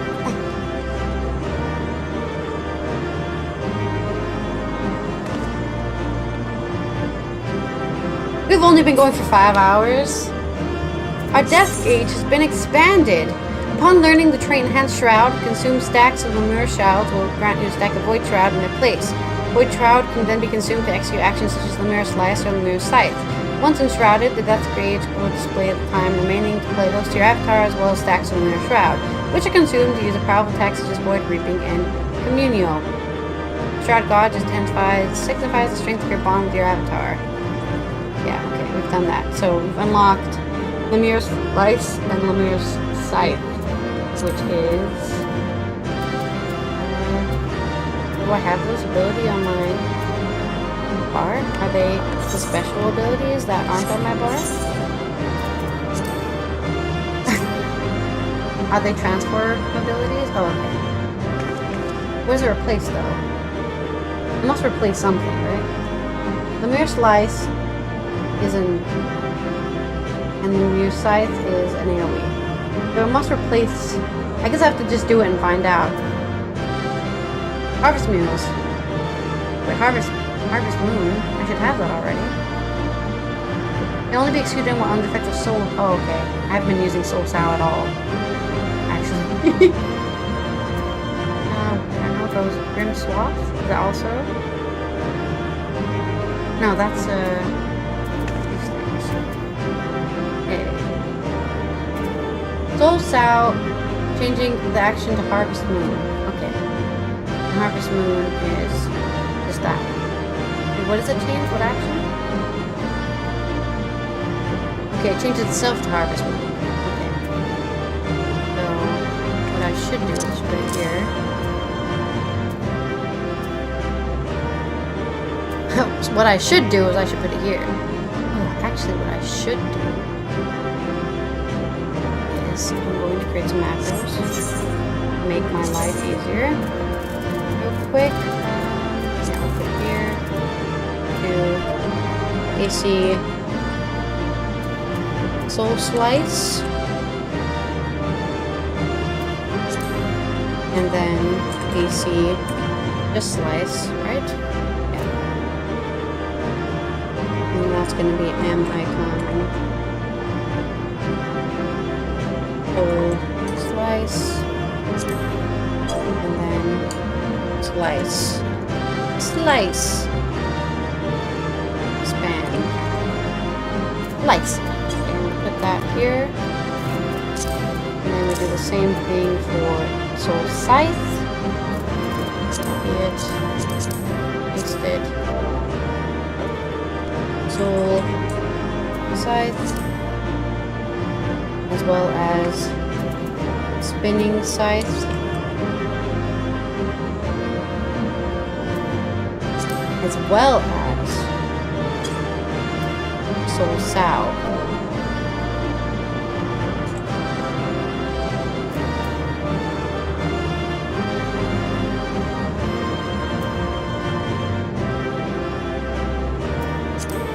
I think that should work. Soul Sow. Soul Scythe. Maybe we should put Soul Sow first. This is just all our AoE. Spinning Scythe, yeah. And we'll make Soul Sow. Actually, we should make no, maybe we should make the M icon. What was it called? Harvest Moon?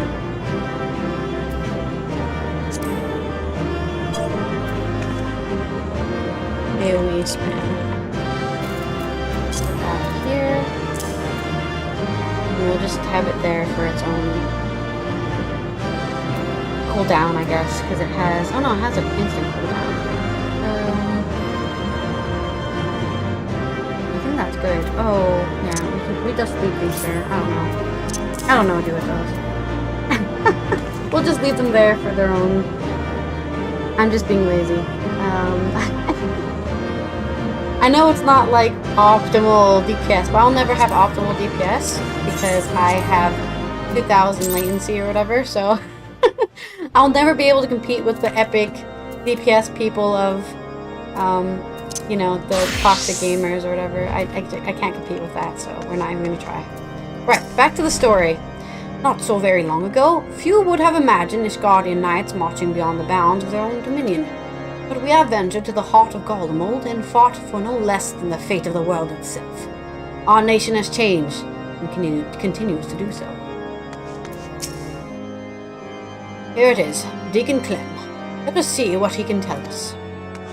I'm lost the voices for these characters, unfortunately.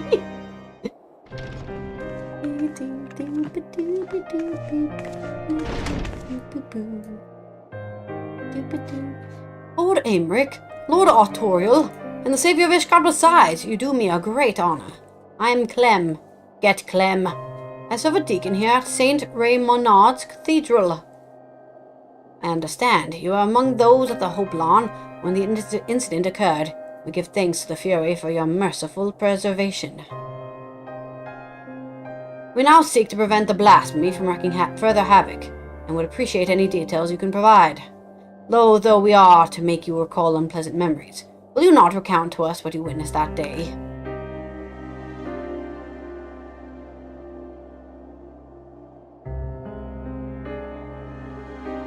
Very well. We are presently relocating the vault libraries to the cathedral.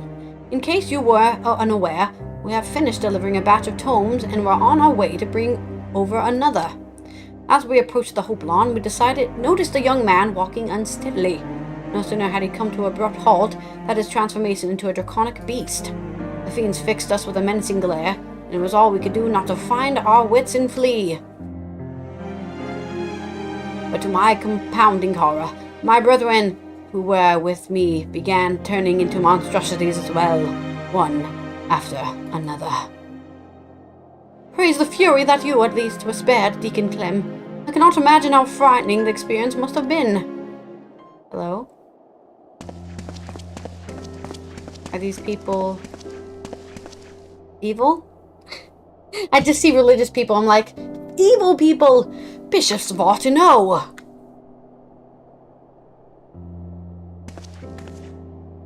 Forgive me if I interrupt.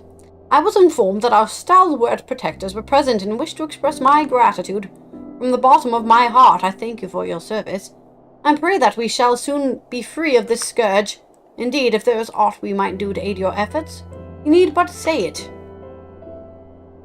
You are most kind, your grace.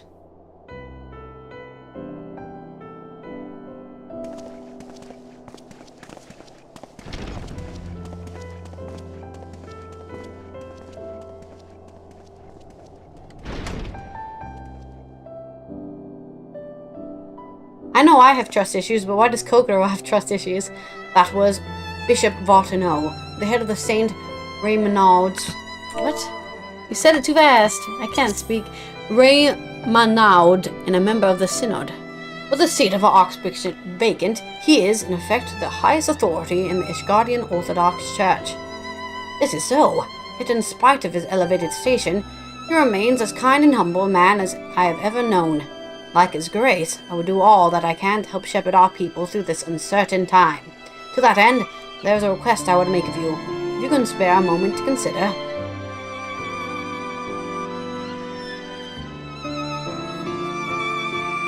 Of course, if it is within our power, we shall be glad to offer you aid. Thank you.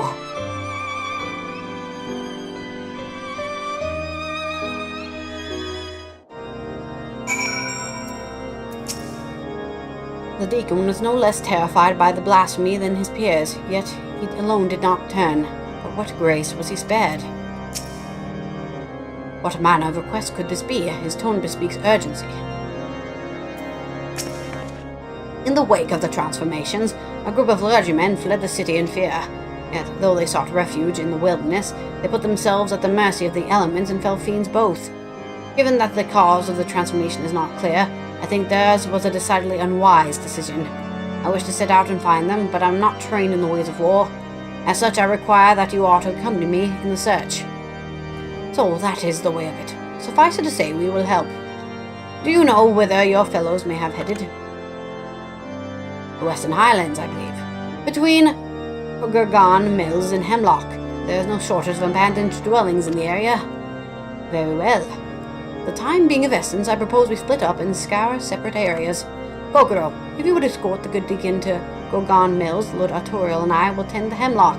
No, I want to go with you, Amaric. No, I don't want to be with these Four Eyes. I'm allowed to say that as somebody who wears glasses, okay? I'm allowed to call him Four Eyes. No! Where is this even? I'm assuming it's in Orthis, but I'm not sure. They didn't really say, did they? Corthis. Oh, it's actually in... It was in Corthis. But it's actually quicker to go... Where's this? Is it quicker to go to Camp Cloudtrap? No.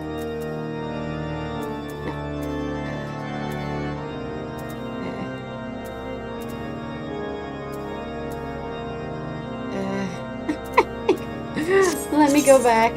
Okay, Abalanthia's Spine is the closest. Abalanthia's Spine is... I wish they would tell me what Corthis, they all go to Corthis. But I don't know which one goes to my Corthis. I guess we'll go to Oakzundu? Where does this one go? No. That's not right. Sea of Clouds. The Pillars, okay. Now goes the Pillars. Wait, this is the wrong place. Wait, what? Hey, I swear I pressed the Sea of Clouds. Okay, that one goes to the Pillars. And also that one. And also these ones. They all go to the Pillars. What the hell? So this is the one. Okay, that's what I thought. Oof. This is the shortest way for sure. By my own decree, it is the shortest way to reach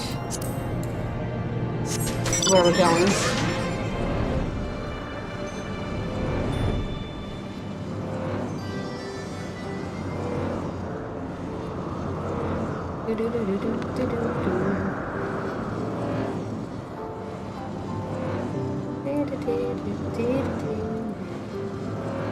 We go flying away through the sky.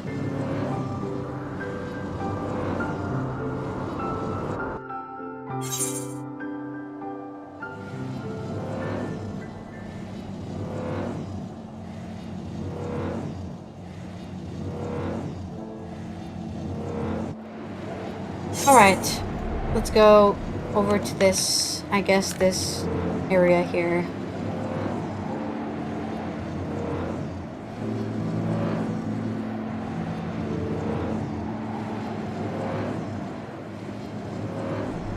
Ah, yes. I remember this place. This is where we found Hydaelyn's secret. That you should choose to abide in such harsh conditions.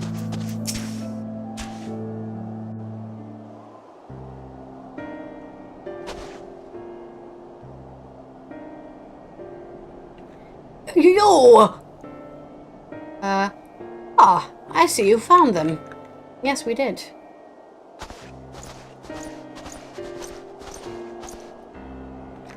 Yes, and none the worse for wear, thank the Fury. My friends, forgive us if we have been given cause for alarm. We come out of concern for your well-being. Though we understand why you quit the city, we fear you have placed yourselves in a greater risk by coming here. His Grace Bishop Vartano too worries for your health and prays for your swift return, so please, do not allow us to escort you to the Holy See. I assure you, it will be much safer there than this wretched place.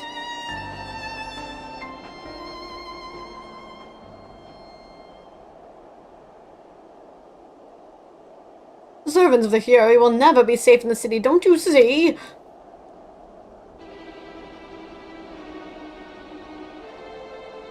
This is your fault! You and your accursed revolution! The people disdain us, mock us behind our backs, and spit on our faces!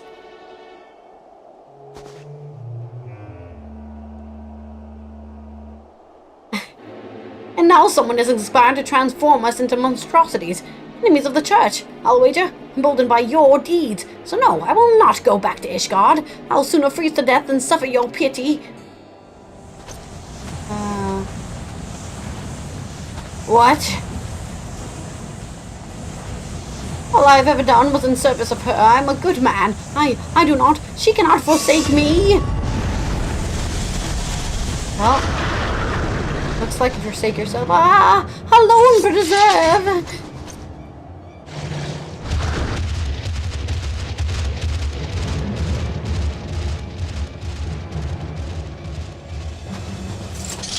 Why does he have so many blue things? It's a Kokoro. You cannot allow him to harm any others. Give chase and do what you must. We will remain here to keep the others calm. I wish we just knocked people out when they started ranting. Oh, watch out, he's going into a rant! And then just do a sleep spell on him. I do love how this game just pretends sleep spells don't exist when I have a sleep spell. And healers have sleep spells, but we just, you know, sleep spells, what are that? Why would that be useful? I understand. It's just annoying, okay? It's not even a plot hole, it's just an annoyance. It's contrivance I don't enjoy. This idea that there's nothing we can do but watch. as they transform into monsters. I'd rather they've already been transformed and we weren't there, is basically what I feel would be more logical to me.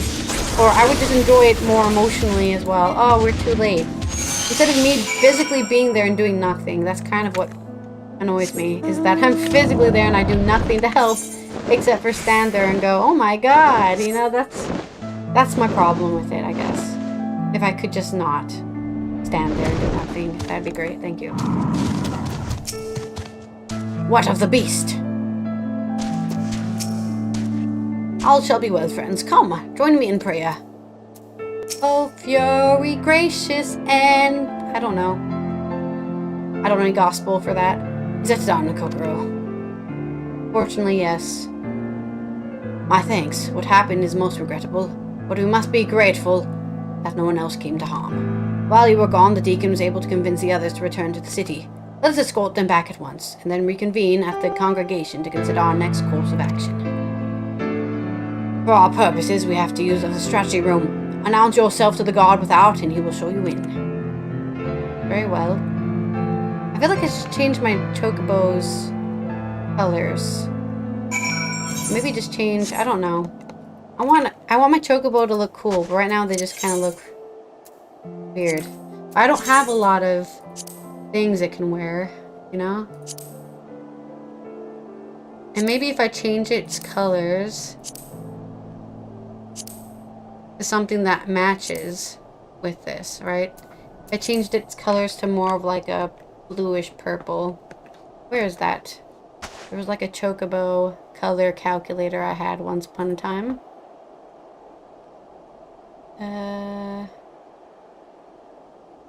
All fancy. Hex. Oh wait, what? No, that's not it. That's not it.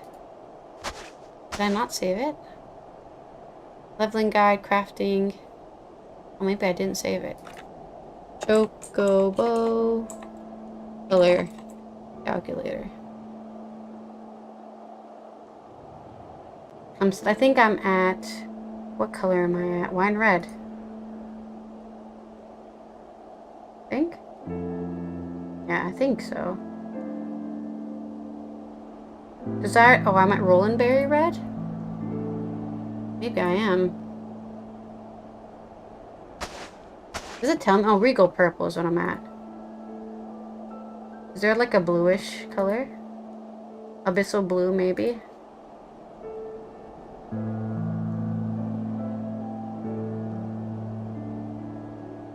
I think Abyssal blue looks like the darkish purple kind of color. Abyssal blue from Regal purple. Calculate. I need a plum, a mimic pear, and some berries. I think it'll match better with the color scheme than... I don't know. I don't know why I care so much. Alright, let's go back to the foundation, I'm guessing. Yeah. And then I think go to the congregation of our Knights Most Heavenly.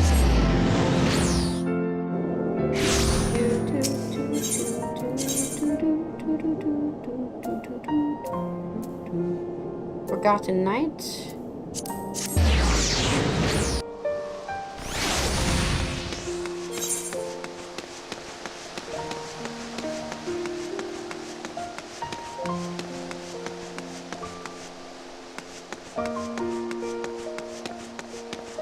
I went the wrong way.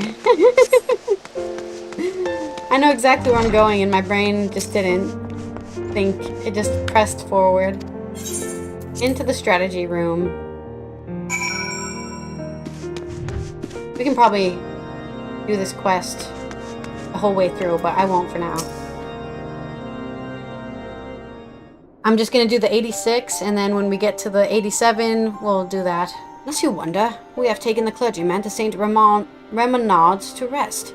Truth be told, the thought that they may still be succumbed to despair and turn remains at the forefront of my mind.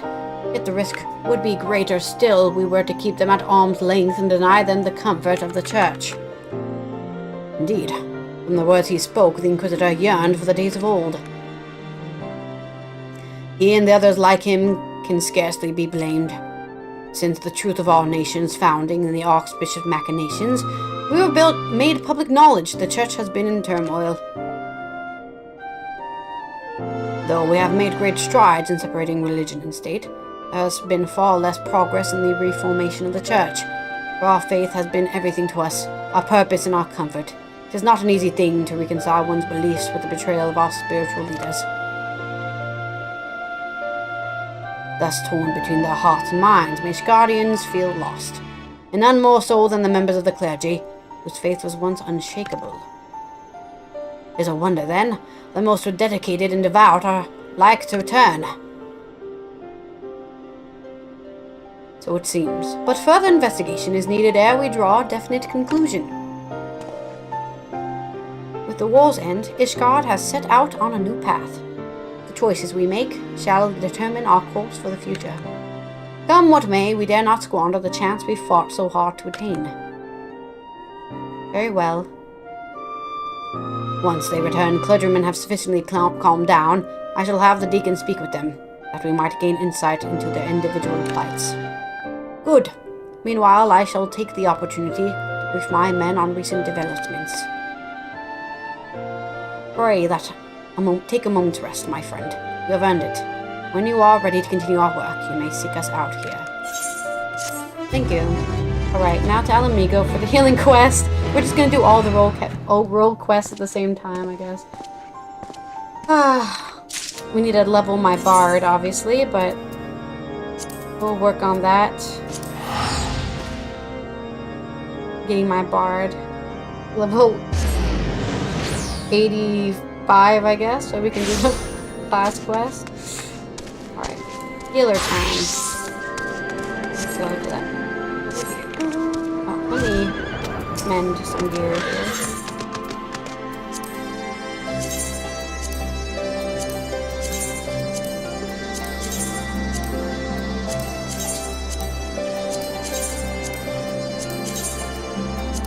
There we go. Alright.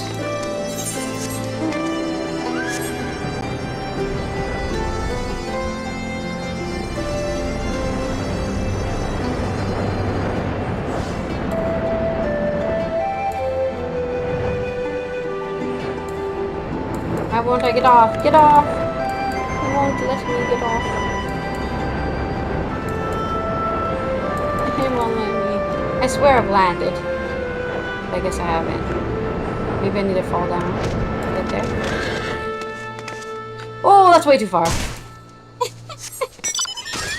I've seen this every time I've come by and I've just never activated it. Maybe I should just walk off? Maybe walking off is just enough? There we go. Look around, I guess. The Alamigan Quarter! The residence area is situated in the south of Alamigo. Under Garlean rule, it was assigned for use of the An, those lowliest subjects of the Empire not accorded citizenship. During that time was also known as the Peregrine Quarter, a reference to the derogatory name by which the Imperial occupiers called all Alamigan natives. You gotta love the racism, am I right? Right, let's get out of here. Blasphemy Hunter. Demetrius, we got that. We were told you were on your way, but this is ever quicker than expected. I'll tell the commander Aldin you've arrived. One moment, please.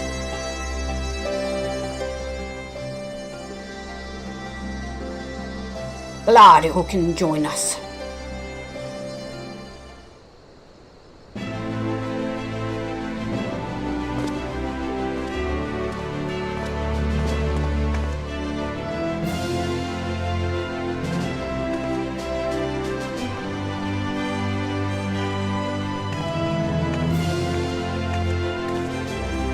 I appreciate that I appreciate that we have a far greater crisis to worry about, but we cannot afford to ignore the situation here either. I'd like nothing more than to hear about your recent adventures, but I'm afraid such pleasantries will have to wait. I don't know why I couldn't read that sentence. Oh God! As all man in Thavnair will have told you, A blasphemy is loose in Alamigo. When I first appeared, the city guard were able to get most of the bystanders to safety.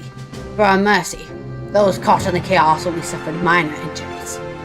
Oh, that's good. No more transformed. But the fiend managed to escape and has not been seen since. We must find it, and soon, for as long as it remains at large, every man, woman, and child is at risk.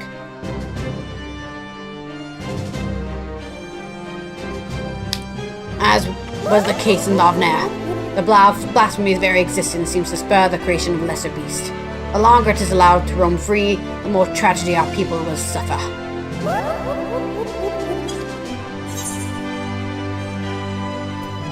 Did anyone see the change take place?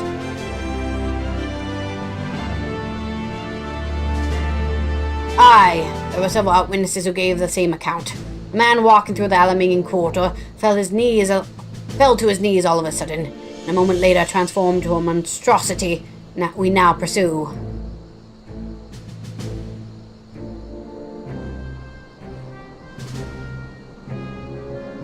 But beyond the fact he was a young Highlander, we know next to nothing about him.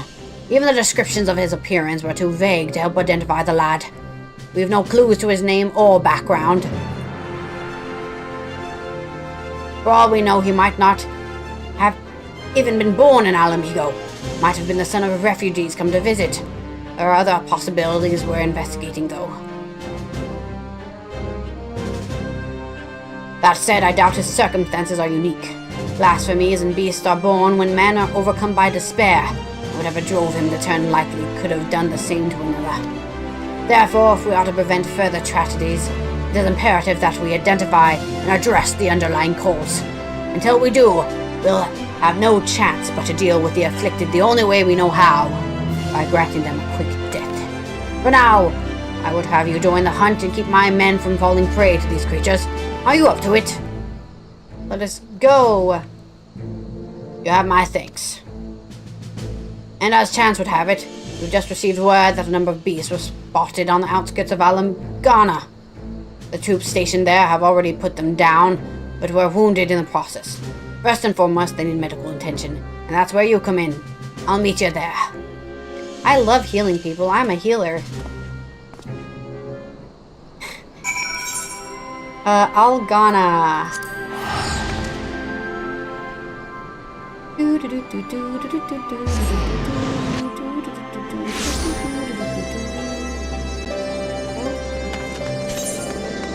All the way over there.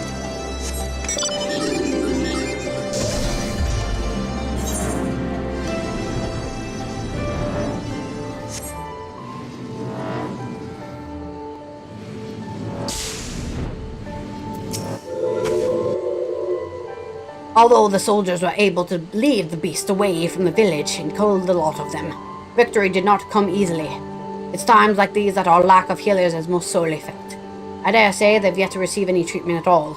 See to their wounds while I survey the area for any stragglers that may have escaped. Once I've completed my patrol, I'll head to the village to gather eyewitness reports. Look for me thereafter.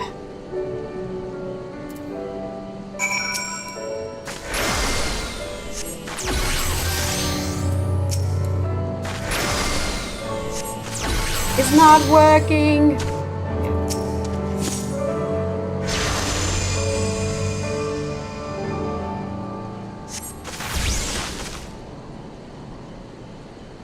Got to be good, I feel reborn! Hold on, you're Kokoro, aren't you? I can't believe it! You're the one who inspired me to join the Resistance in the first place, and now you've come to save me in the hour of need. I'll never forget this. Thank you! Thank you!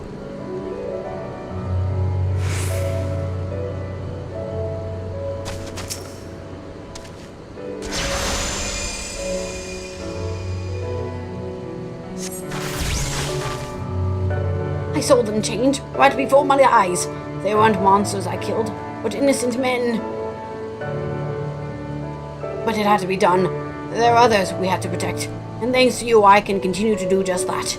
Once I've made my way back, I'll give a full account. The families, they'll understand.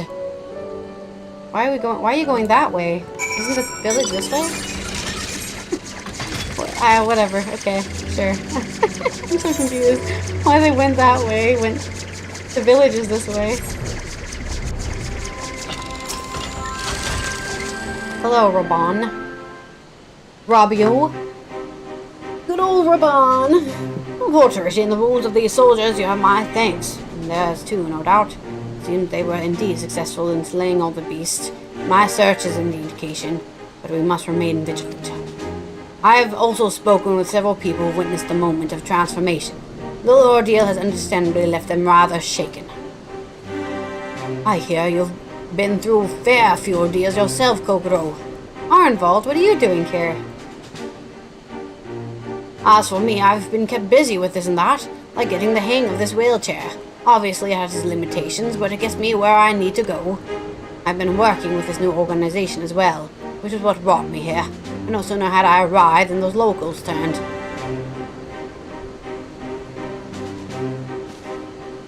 Ragnfrid, I heard you were there when it happened. What can you tell us? The ones who underwent the change are the very people we were trying to help. Perhaps I should explain from the beginning. The meeting list held in the Royal Palace marked a turning point for all of Gearvania. It spurred us to open dialogue with people and communities we otherwise would have shunned. But there are still so many problems to be addressed, and the countless souls struggling to build new lives for themselves. I decided to form a volunteer group, the Silver Griffins. Our main concern is the welfare of the Alamegans who sided with the Empire, for whatever reason, in helping them find their place in society, particularly the surviving families of the Crania Lupi. But I thought you despised the skulls. Look at you. What a brave man. Make no mistake, I've not forgiven them.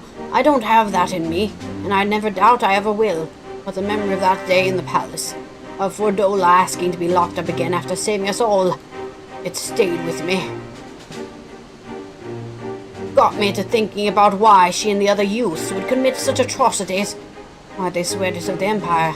And the answer was simple, because they'd seen what we'd seen and suffered much the same.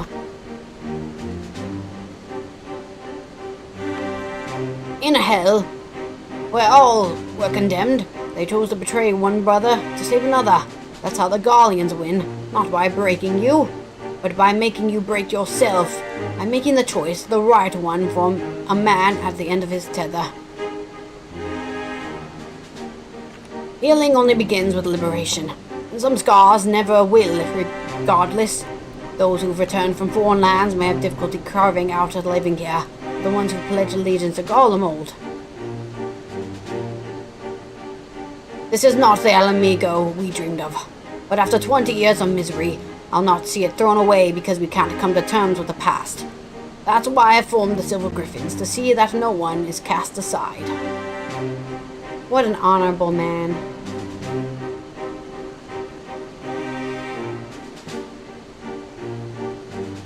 It's cause I support, and that's what brought me here today. I've been acting as a mediator. In the short time he's been with us, he's proven himself natural. But despite our early successes, the families of the Skulls continue to refuse our help. I think I see where this is leading. They're the ones who turned, yes? It comes at no surprise. The kin tormented and murdered fellow Alamegans, anyone with a conscience, will feel shame and guilt. And for some it might be too much to bear. I think I might know why they're turning us away. In a sensitive matter, though, so let's go somewhere we won't be overheard. Yes, please let me know. Let me know.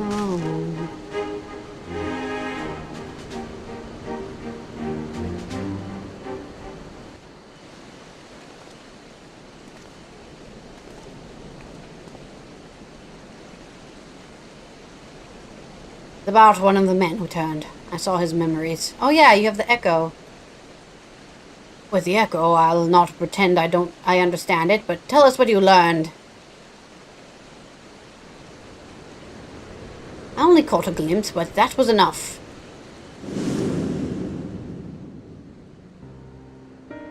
It was during the occupation. A man raising his son. Only the two of them, but they were a family. To keep his boys clothed and fed, he chose to side with the Empire.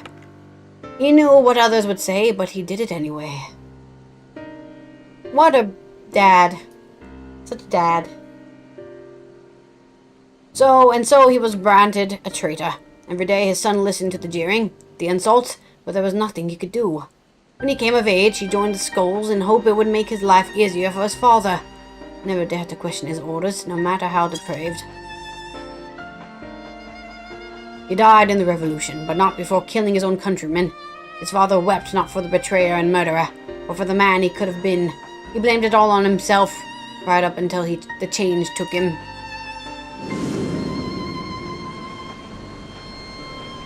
I can only pray he and his boy have finally found the peace they were denied in life. Alas, theirs an all too familiar tale. They cannot forgive themselves, nor can they see how anyone else could.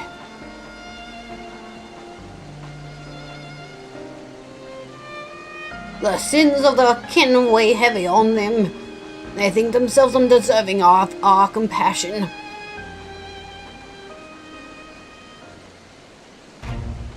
If they carry on like that, they'll turn into beasts. Got to help them before it's too late. Well, I can try. Growing up half Guardian in Alamigo, I know how it feels to be shunned and hated. I hate myself. But so long as we give ourselves and others a chance, we can change for the better. And while I might not be as clever or as eloquent as someone like Alfino, I know I can make a difference. I might not be quite the swordsman I used to be, but I'm still a fighter at heart. I owe it to Abba and Auli to make the most of this life so long as I've got it.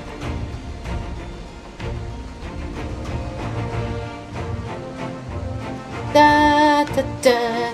We Silver Griffins will give our all to see that no more beasts or blasphemies ravage Gearbonia. So, Commander Aldin, do we have your approval to continue our work?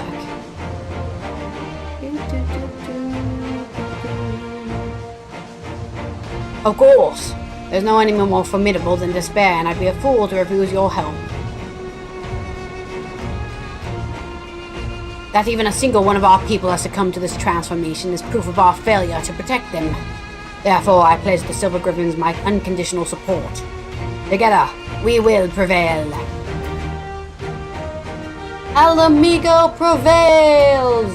Now that we have Kokoro on hand to aid the troops, I believe we are ready to face any beast we encounter. Though I fear it's only a matter of time before others appear, I said you lend the Silver Griffins your assistance in the meantime. Very good. Now, let's return to the city. This was quite a long cutscene, indeed.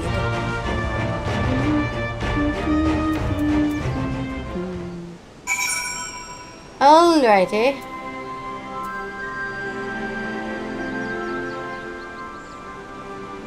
Where are we going? Back to our main quarter. My brain just froze there. Whoopsies.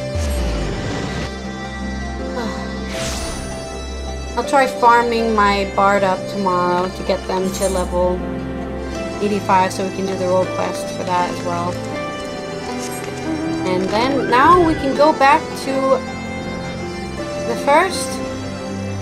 Talk to Lean? I already forgot how to pronounce her name. And continue the story. The main story quest.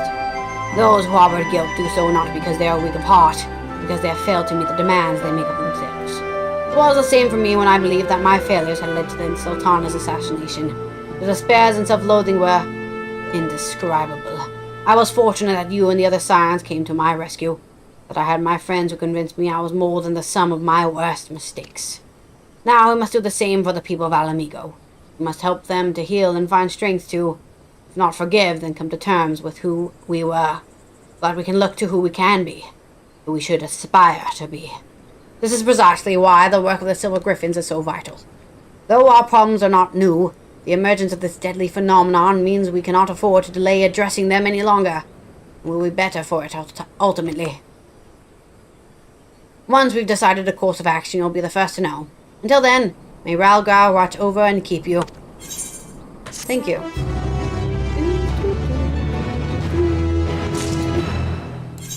Alright. Let us go to the first. I think Crystarium, probably. Oh, and we've been playing for what, 5 hours? And I haven't even done my minion roulette, dude. I'm a freaking sham. I am. Alright, who are we getting this time? It's a little black mage. Oh, so cute. Look at its little animations. Alright. Let's go ahead and what am I doing?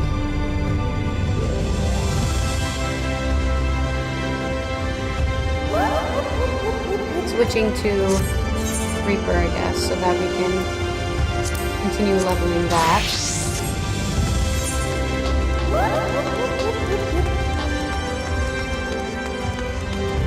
And then once it gets to 87, I guess we'll switch to another person. Where the hell are we going, actually? Oh, right, we have to go outside. She's probably still taking guard in the tessellation. Let me go get my snack I want to eat. 'Cause I'm hungry.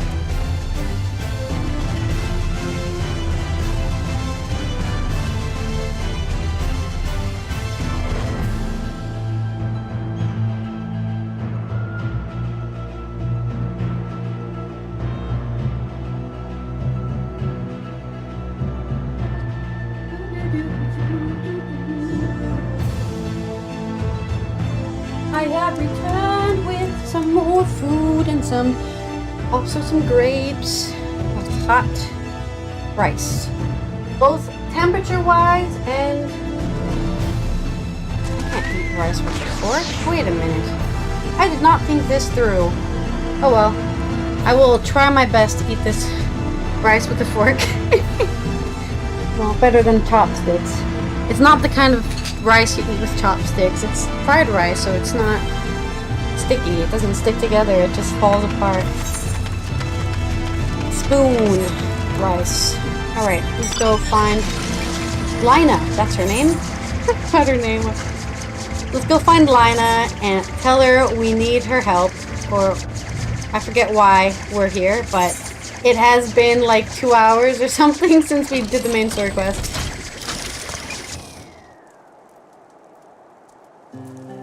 I have returned from the other world. Kokoro, you are returned.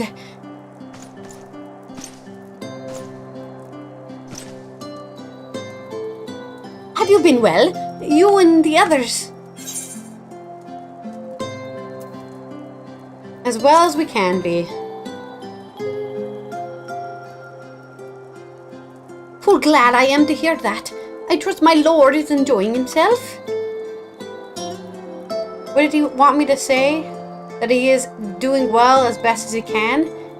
He said that to you. These exact words.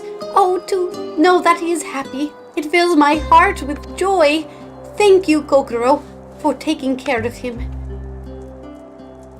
When next you see him, please tell him not to overexert himself, futile request though it is.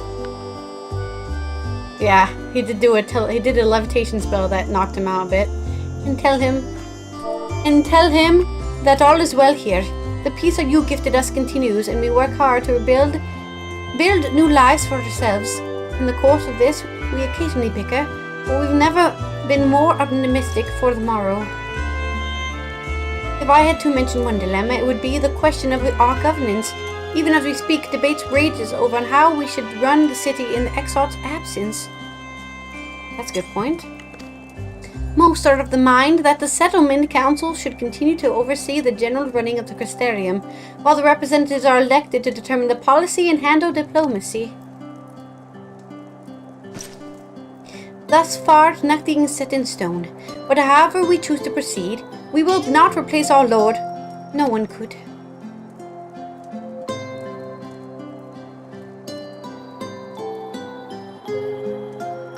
Have we recently observed any unusual phenomena? No, I cannot say there have been. Curious that you should ask me this question, though. Some days ago, Doreen came and asked the very same. She was rather unsettled, in stark contrast to how cheerful she has been of late. Oh, we better go find her. Where is she? In Elmore, she and the other Crystarium youths just hosted a festival, you see. I missed the festival! It proved so popular that there are already plans for another celebration. One much bigger than the first. What the hell, dude? What? Between her preparation for the festival and the restoration of the empty, she struck me as happy and full of life. I wanted to go to the festival so bad. It's not fair. When I saw her in the state of such a worry, I couldn't help but feel worried in turn, especially since she wouldn't tell me what troubled her. I dare she would be more willing to invite you. Ask you to broach the subject with her? I was gonna ask whether or not you asked me to. Don't you worry. I wish to enter the umbilicus. Very well, I shall fetch the key at once and take the opportunity to find Doreen. Please wait for me in the city in front of the Cabinet of Curiosity. Shall we say I will be along as soon as I can.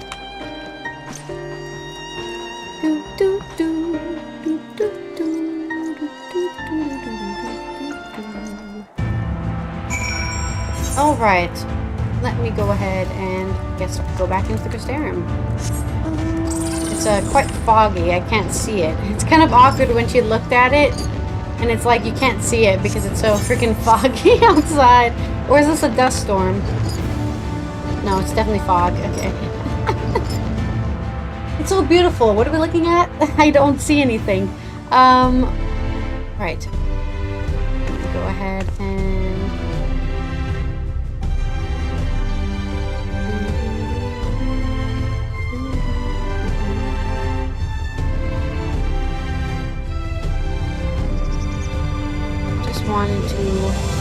see how many quests we actually are doing.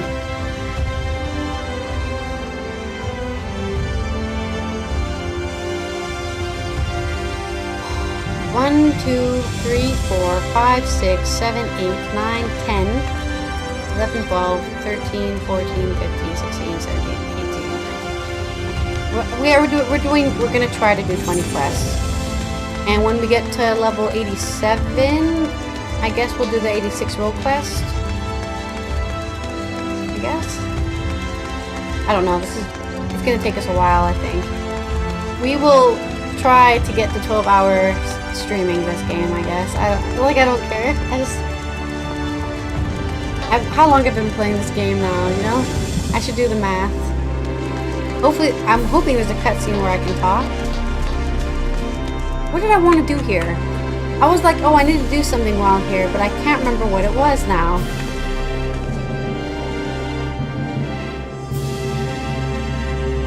Something the dialogue reminded me of it.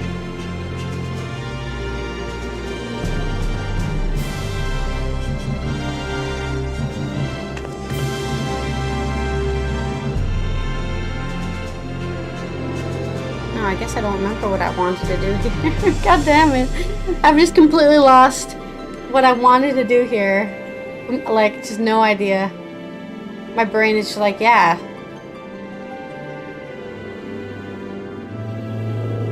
Yeah, I don't remember what I wanted to do here. Oh, I know what it was. I just remembered. Okay, give me a sec. Let me quickly go over here. Wanted to see if there's any cool scythe skins that kind of match my style I'm going for here. Scythes. I don't think there are, probably. There aren't a lot of scythe skins in the game, as far as I know. If I go all the way to max level.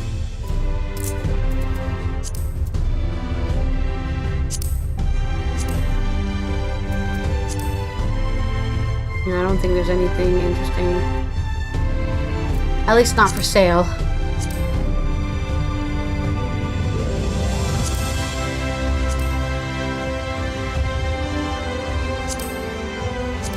Oh, that one has an interesting loop to it. Not really going for the mechanist one there.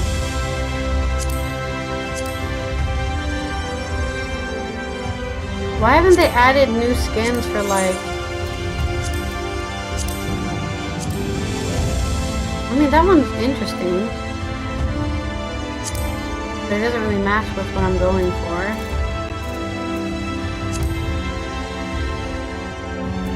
I need something with a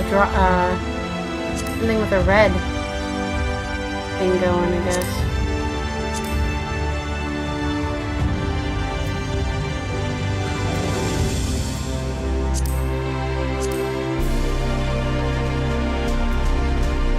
It doesn't really go with what I'm doing.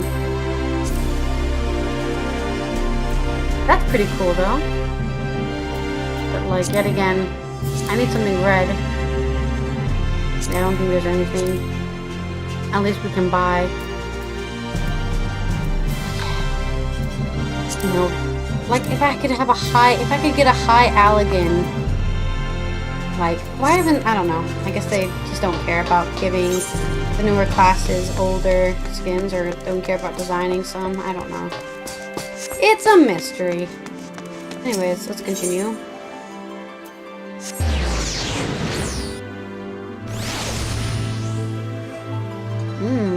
Spicy.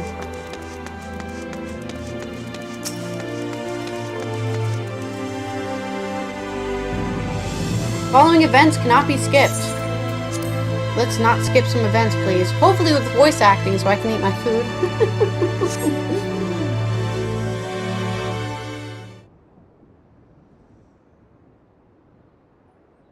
Green! Lina! I'm waiting for you still.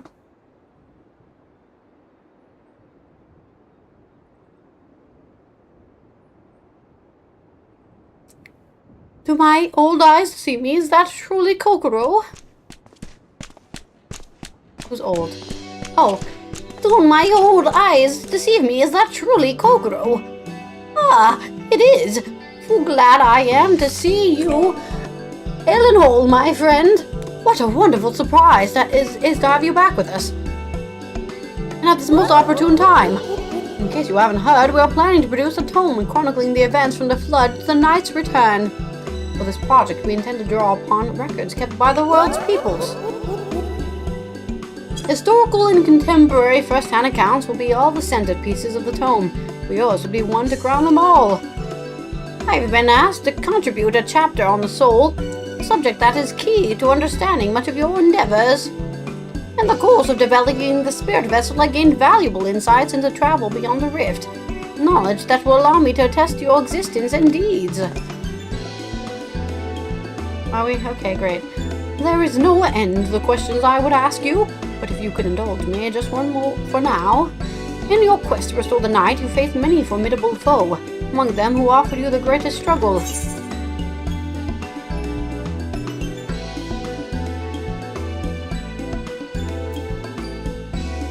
Who is this one?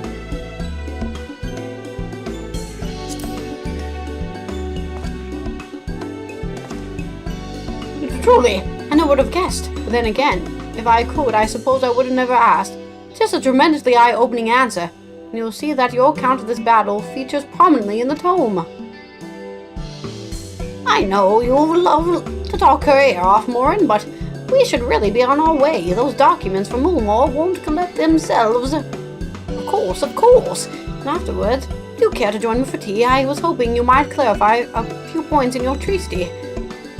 Till next time, then, do tell the others to look after themselves. Our overzealous friend in particular. Remind him not to overexert himself. Again and again, till his ears fall off, if that's what it takes for him to take it to heart. Her overzealous friend. That's many of the Scions, unfortunately, so I don't know which one you mean.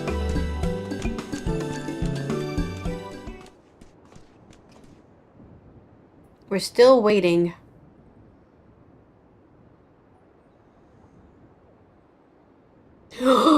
Is that the Warrior of Darkness?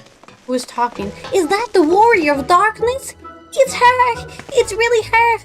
What are you doing here? If you're going to battle, I can give you some medicine. I made it myself. That's not Riki. You'd only give her a stomachache. We've come to see Morin to get his advice. One of the gods finally agreed to teach us how to fight, but first we need to choose a fighting style. While I know that I want to be a mage, Arkell isn't sure. Magic isn't really my thing, so I was thinking of taking up the axe, or the sword, or maybe the bow. They all seem alright, but it's all to decide, so I thought I'd ask Morin. He knows about a lot of things. He isn't here. Aww. Ooh, why don't you have the Warrior of Darkness choose for you? What do you think suits Arkell best, axe, sword, or both? Or bow? He looks a lot like Ardbert, so I'm gonna go with give him the axe. For smiting, an axe is best. The axe? If you took up the axe, you could just be like Ardbert, the Warrior of Light! That's right. I love that tale. Let's borrow the book today. It's really popular, though. I hope it's still there. Thanks for helping me decide, Warrior of Darkness. I'll start with that style and maybe try something else later on. And when I get really strong, I hope to have a bout with you. Bye. I hope we live to see that day. Goodness me.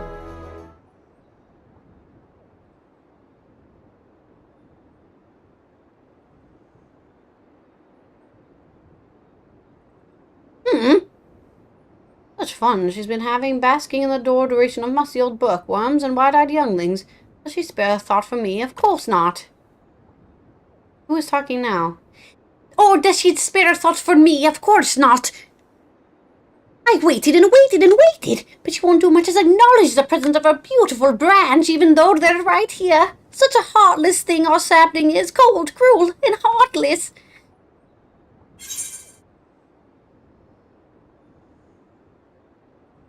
Oh, faithful Feoyul, loveliest of branches, how have I missed you?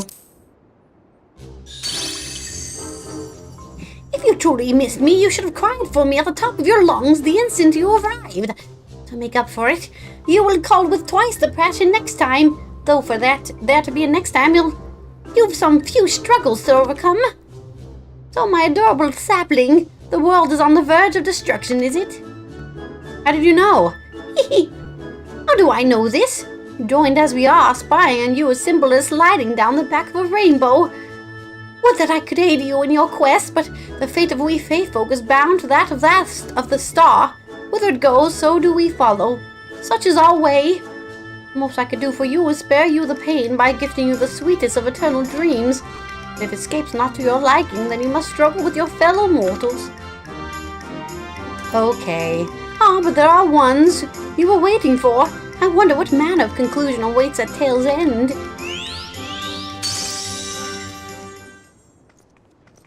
I'm just standing here getting visited by all... finally. I was like, is everyone in the Crystarium going to visit me before these people arrive? My apologies for the delay. Kokoro, so wonderful to see you again. You doubtless have much catching up to do, so I shall leave you to it. I've taken the liberty of unlocking the umbilicus, and you may enter at your leisure.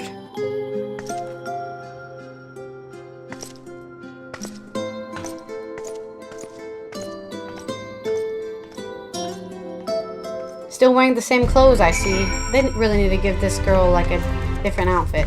I swear. I'm relieved to hear that everyone is well. I had this feeling like a pit in my stomach. I was afraid that something might have happened. Kind of. A lot of shit is happening. Maybe I'm overthinking things, but it's just that. I'm the Oracle of Light, but I've never spoken with Hydaelyn. Never once heard her call. Even so, I've always had this feeling deep inside me. A connection to something immense. These past few days, though, that connection has wavered. As if that immense something was distant, then close, then distant again. And then, the other night, I was jolted awake by the feeling it had been completely severed. Wanting some fresh air, I went to open the window, and to my horror, the sky was ablaze, like during the star shower. The echo. But then I blinked and everything was normal. The next day, no one said a thing. No one else had seen what I had seen. As far as I can tell, nothing was out of the ordinary. I began to wonder if it was a fragment of a half-remembered dream. Kokoro, what are you not telling me? The final days are upon us. I have to know, please. It doesn't matter how terrible it is. The final days are upon us. We're fucked. Because all I'm gonna do is stand around and talk while everyone dies, I guess. I don't know.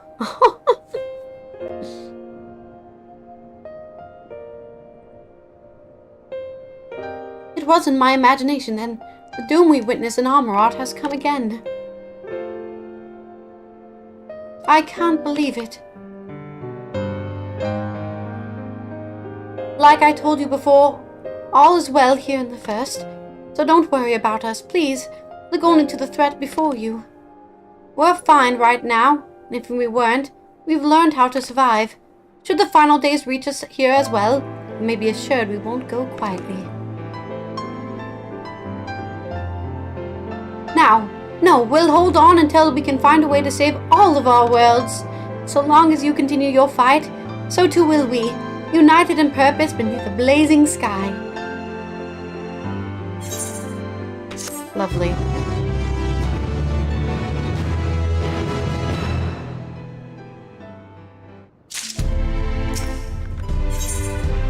Green wears a look of steely resolve. You're headed to the umbilicus to consult with Elidipus, right? I'll do some consulting on my own and speak with Lena. Decide how we might be best prepared for the final days. So it's farewell for now, but we'll see each other again, I'm certain of it. Alright, to the umbilicus.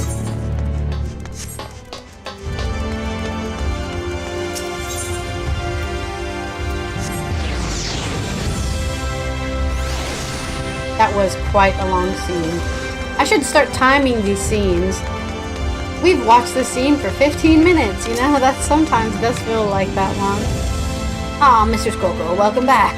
The captain has told me all. Give the word and I'll show you the ocular. To the ocular.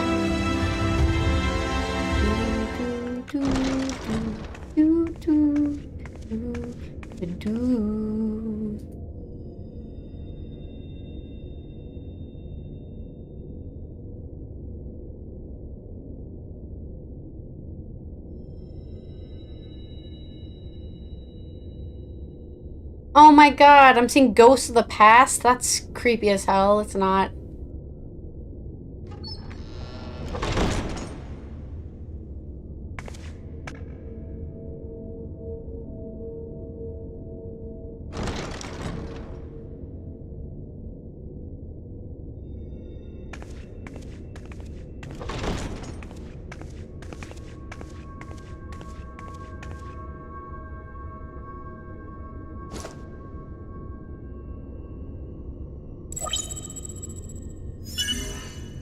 Biometric authentication complete. Please state your business. Find Elderbis, please. Acknowledged. Reinitializing Circus Tower systems. Searching for Elidibus entity.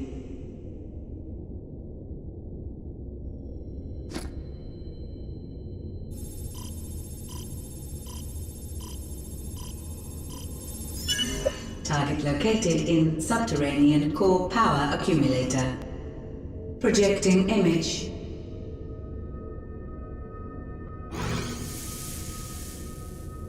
My home. My Oh yeah. friends. Oh right, he went into the crystal tower at the more end. That's than a right, dream. when we killed him.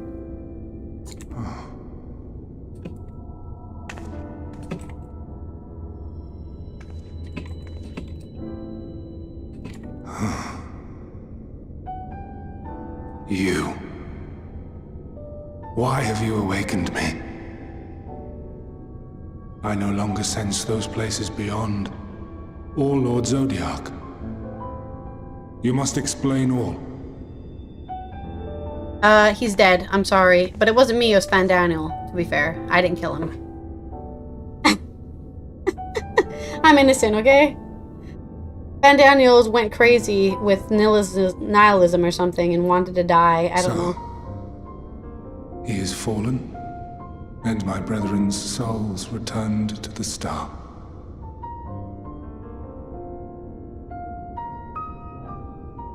The doom we sacrificed so much to prevent is come again. Old burdens now yours to bear. But if this is Daniel's design, then I, as Elidibus, have a duty to fulfill. Your unsolicited act has restored to me some few memories of the convocation. Such knowledge as I have, I will share.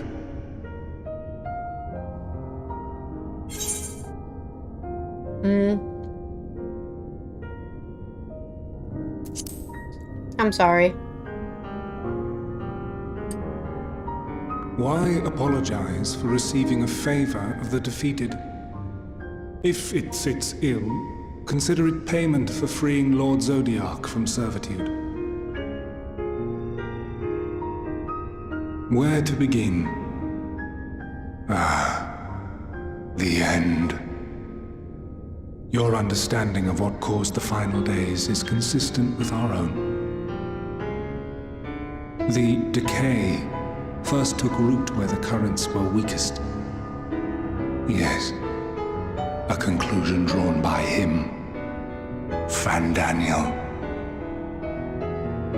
Not the him of here and now, but as I knew him, long ago.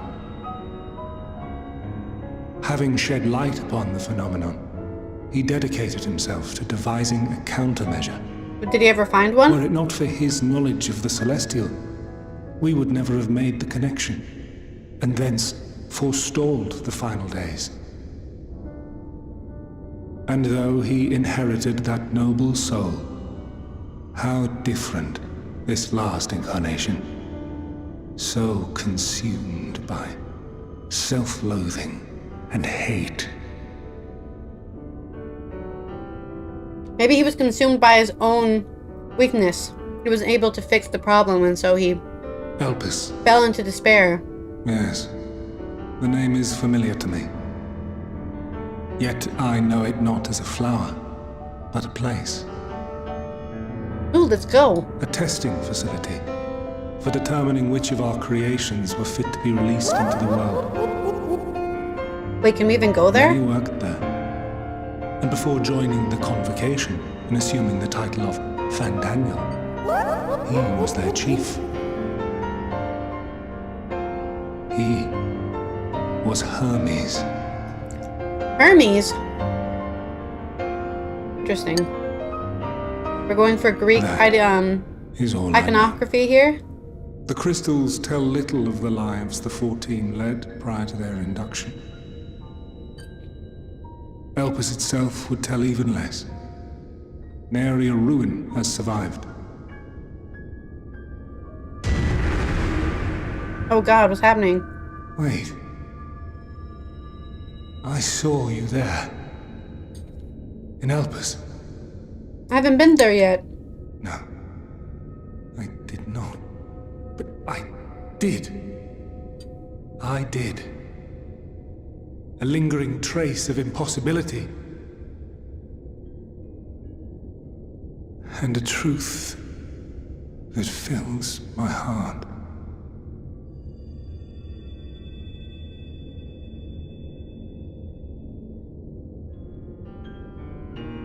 My memories remain clouded, I fear. However, they have revealed to me one possible course. Send me on. You must travel to Elpis, to the time when Hermes served as its chief. Wait a minute, I'm time traveling? How? In glimpsing the Exarch's memories, not only did I make his summoning magic mine own, I also mastered the workings of this tower, which, having absorbed my empowered essence, now harbors an abundance of energy. Enough to As time such, travel? I believe I can deliver you unto the past, unto that place and that precise moment. Well, how will that be helpful? Because you guys never found out the solution either. Given the eons that must be traversed, the gateway will not be fully formed.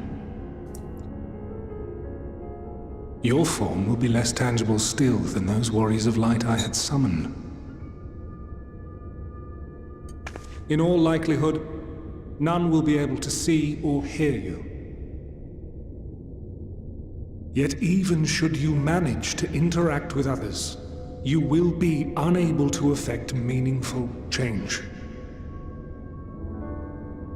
For the reality you wish to save, the reality to which you must return, exists as a result of the final days.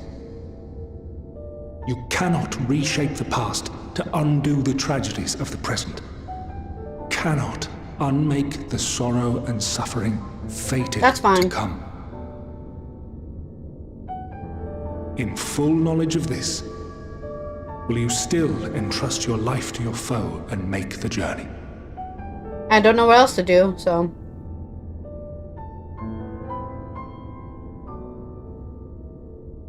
Let's go, Very well. Ellie. I shall cast you unto the river of time. Let this be my Time travel. final We're act. doing the time travel. Well, time travel was the original mechanic of must Final input the Fantasy 1, commands. so it's not I no uncalled longer for have the Final authority. Fantasy games to have time travel. First, you must It also reconfigure the happens. systems. It kind of happens in Final That the Fantasy tower's ether may be 5-ish. channeled for the magic. No, my grape. Ow. Germs. Alright, time to go to the future. The past? The preparations travel. are complete. The gateway will soon open. Return at once to the ocular. Am I not in the ocular? Oh no, I'm in the... Or canalium, whatever it was called.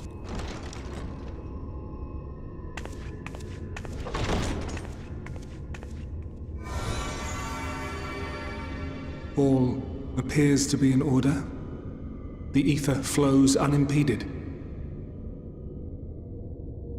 The magic should consume every last mote of my essence. Why are you surprised?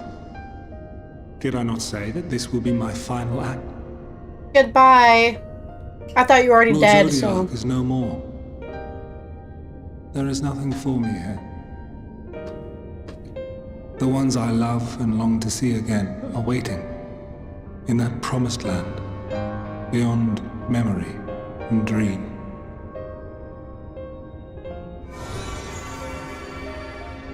Now go, warrior of light. Go, and do not look back.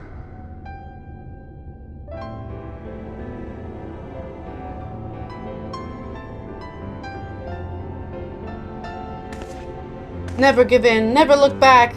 Walk forward with hope. Well, Hydaelyn, I take my leave of you.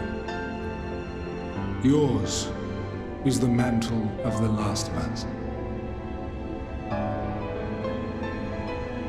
May you have the joy of it, the burden, and the solitude. It falls to you now. You and your champion to save our star. I won't let you down, I promise. You have to go forward onto the dawn.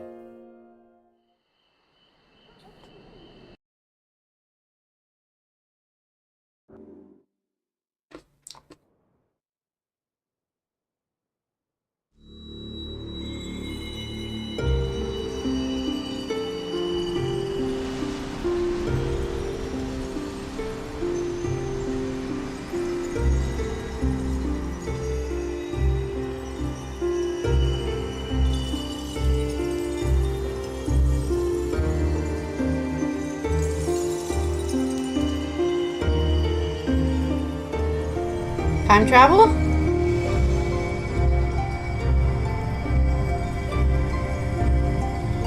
Whoa!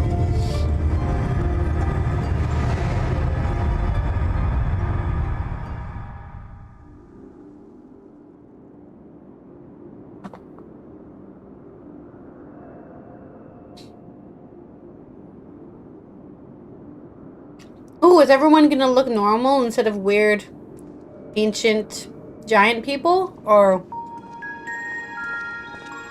well, I guess they look normal. They're wearing masks.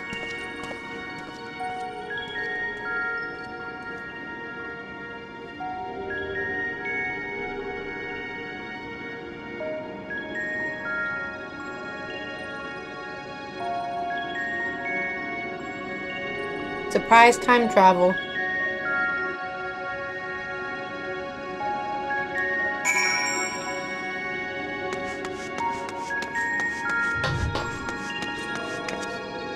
I'm so tiny. I have to jump up the steps. Oh. The device is reminiscent of Aetherite. Perhaps it's possible to attune to it.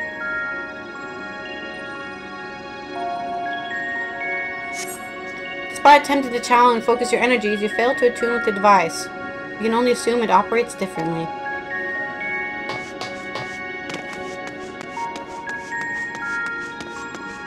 The black-robed man? Everyone has black robes. He's so big!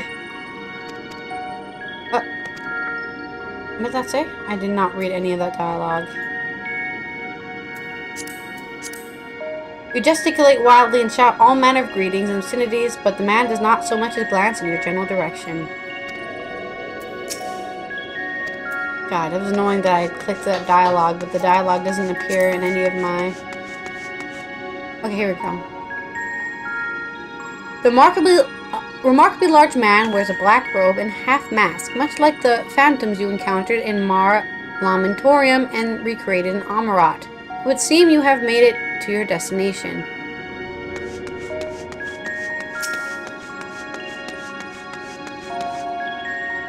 The man stands dutifully by the Aetherite-like device, a guide for the facility, in all likelihood.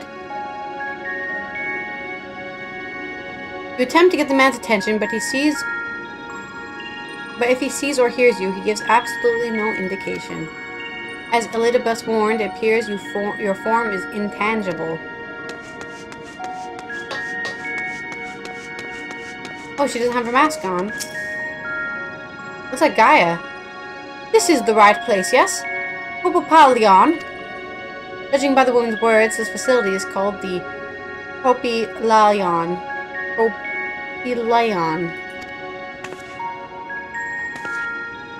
You attempt to gently prod the woman to attract her attention, but feel nothing, and it seems neither does she. It's a lot like Gaia. So some people wear the masks and some people don't wear the masks? Why even have?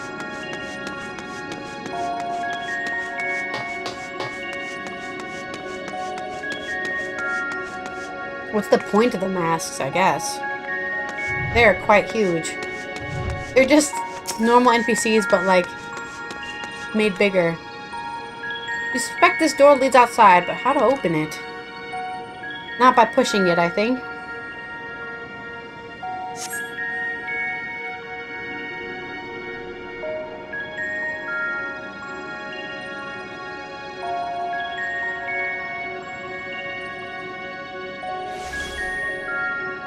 Maybe I can just walk through it. And here we are, Elpis. Well, well, how rare to receive you in person. To what do we owe the honor? Oh, just a few odd tasks. We'll be here a while. Is that Venat? You're welcome to stay as long as you see fit, of course. As a matter of procedure, however, I must ask that you kindly remove your masks.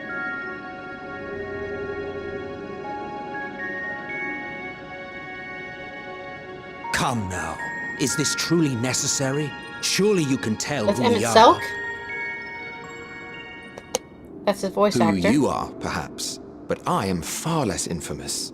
Or maybe that's Regardless, not Venat. if we do not follow protocol, 'tis our hosts who would be held accountable. This could be anybody. So, please, do favor us with your handsome face.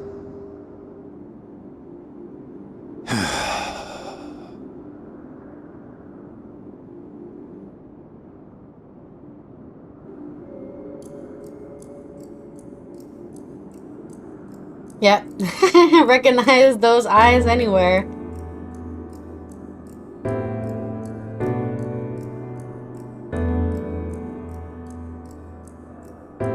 Emmett Selk and Venat were quite together a lot. So, I'm assuming that's Venat. Satisfied? Man with familiar voice. I thank you for your cooperation. You are free to go about your business.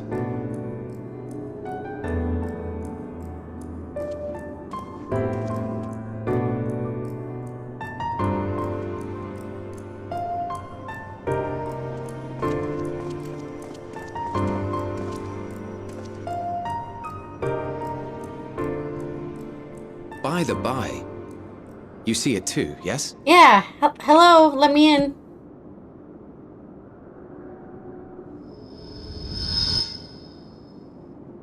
I haven't the foggiest what you're talking about. Typical. That's odd.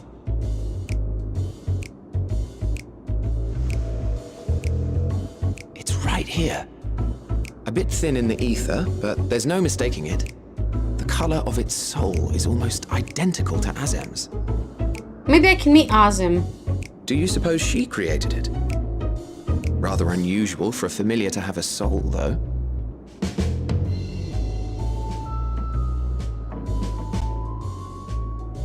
Don't ask me.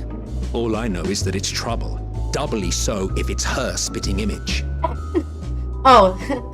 So let's leave it be. Come now. So they can see me. Can they hear me talk? It's trying to say something. but it's literally too intangible to form words. Oh no! Why don't you give it some ether? Spare a snifter of your bounteous reserves.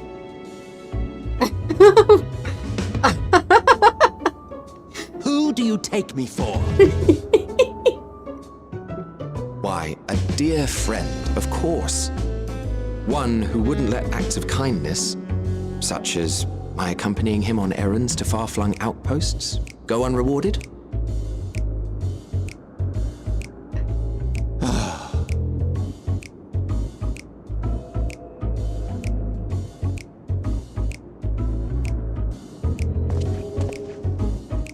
I suggest you close your eyes, or this may be unpleasant.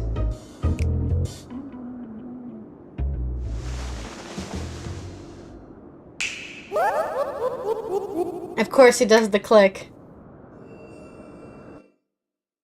How is this? It's like fan service for something that happened 2 years ago, right? Emmett Selk was added to the game, what? Well, maybe not 2 years ago from this expansion.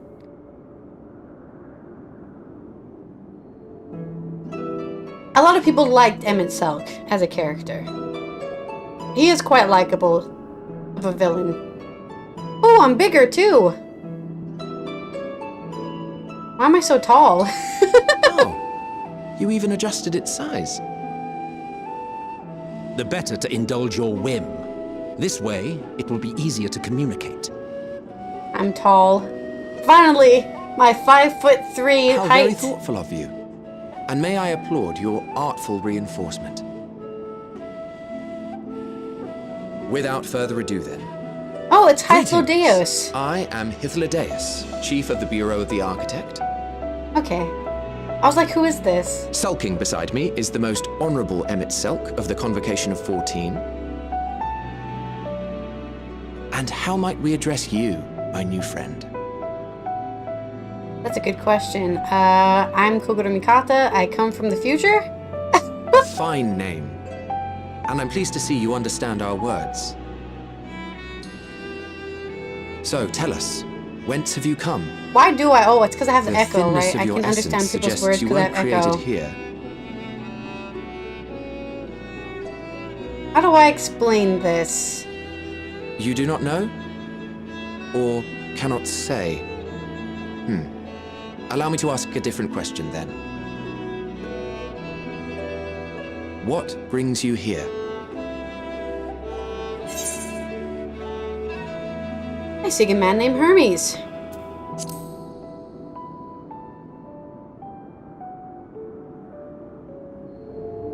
Well now, the same as us. How convenient. Perhaps, I guess we're as gonna in have to wished travel come together. too, but had to settle for a familiar. If she truly wished to be here, then she would be. Right you are. My apologies if we've given offense. The two of us can discern the color of souls, you see, and yours happens to resemble that of a friend. And with your purpose matching our own besides, we jumped to a hasty conclusion.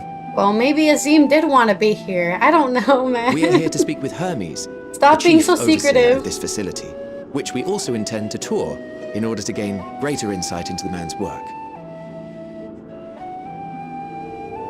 We, I say, though this is Emmett Selk's charge. I am here only to serve as his guide. And I should be happy to serve as yours as well, by way of an apology for the misunderstanding. Man, he's so nice. Wait, are you suggesting that we bring it along on official business? This thing we know next to nothing about? If you harbor suspicions, better to keep it close than leave it to its own devices. Wouldn't you agree? And I will get in some trouble, don't worry. Maybe I should have also changed to a black cloak to fit in. Besides, having a mysterious life form in tow is the norm rather than the exception here.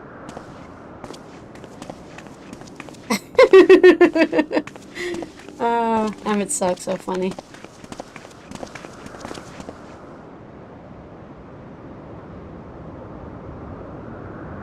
Welcome, my friends, to the testing ground of creation at Heaven's Edge. Elpis. That's a cool tree. The world unsundered.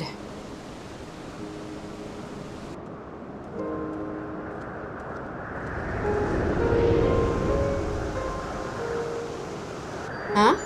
Venat in Argos? This presence. That's right. It's me. Oh, they're so cute. Bird people? Hermes! Visitors! We have visitors! There's bird people. Oh my god. Alright, what does Hermes look like? Oh, look at that beautiful tail. I have a feather too on my head. What secrets are you hiding, I wonder? Congratulations with your grocery shopping, by the way. Have you missed something? We have traveled back in time to before the world got split into 13 pieces. And we got taller because we were tiny, and now we're normal sized. And this is the original Aether-less and the original Hydaelyn. Though I guess he should be called Hades, is his actual name. And we're trying to find out if they really discovered how to save the world or not. I'm not sure why we're here. I think they just wanted to take us to the past so that it could stop being mysterious, I guess. But I'm not sure if we're gonna actually solve anything here, but we're gonna try to save everyone and not the world ending. Yes.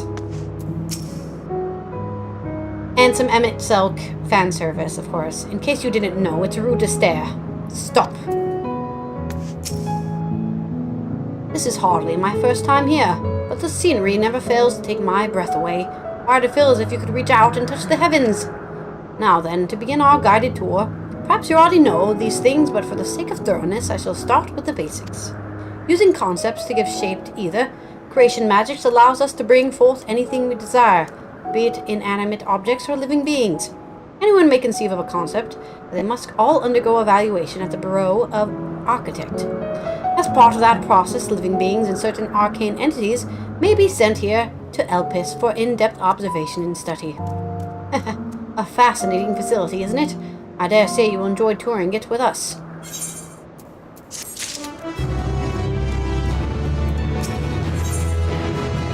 Aether-less is looking you up and down. Now then, our friend Hermes, aside from overseeing the facility, he also conducts his own research.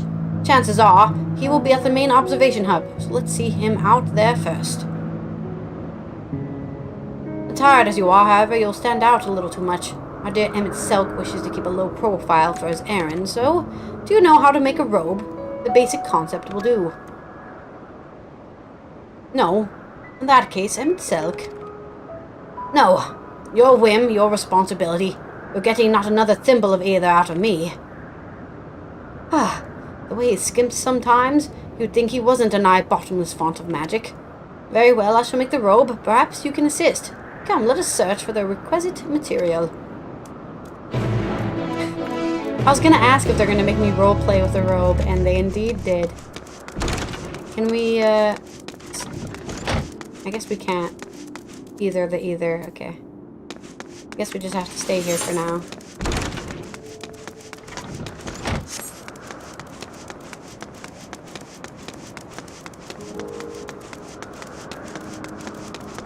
Ooh, look at those things.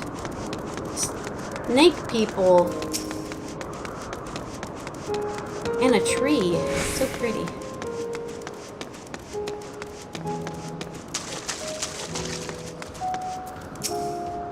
No means no. Just be grateful I'm even willing to wait. Yes, these creatures should suffice.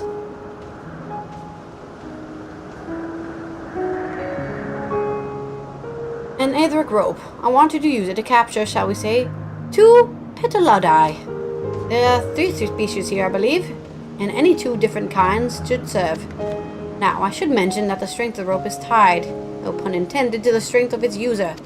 As your Aether is still thin compared to your ours, you'll need to weaken the Hydaelyn first. Good luck! Alright, what is the... oh, these guys. Two different ones. Okay. I'll do blue and purple.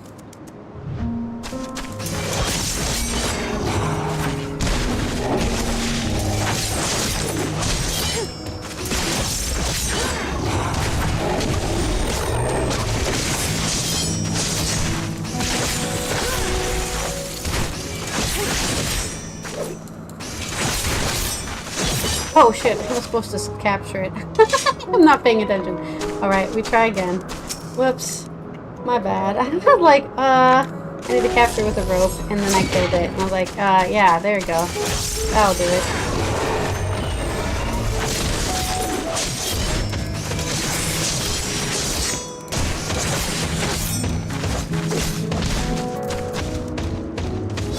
Ropey. Aether rope. I got interrupted. Hello?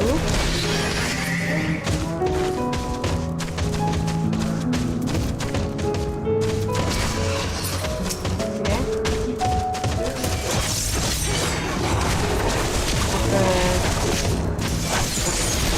Meet there. I'm like, where's there? How do I get to there?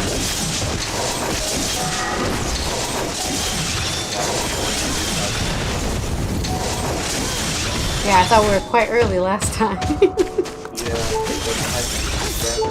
No, I know why.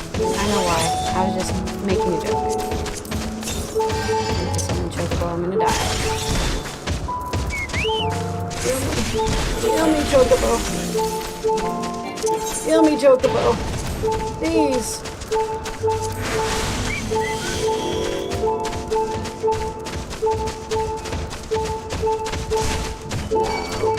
Chocobo, why? No!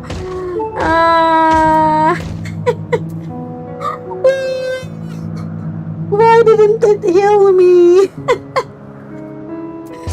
Oh, you're useless! I have to freaking teleport all the way back to the fucking... wherever the fuck I am. Oh, so annoying. They didn't give me a freaking teleport there, so I have to walk.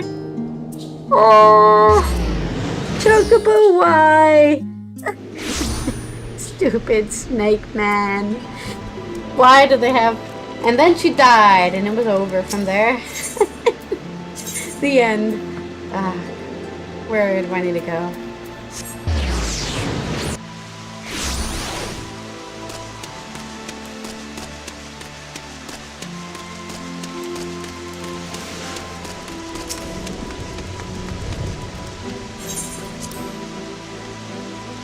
I'm hoping it at least lets me get back there somehow.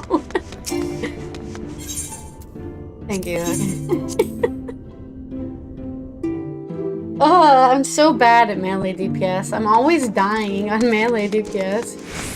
Somehow I have all these things to live and I still die. It's actually really impressive if you think about it.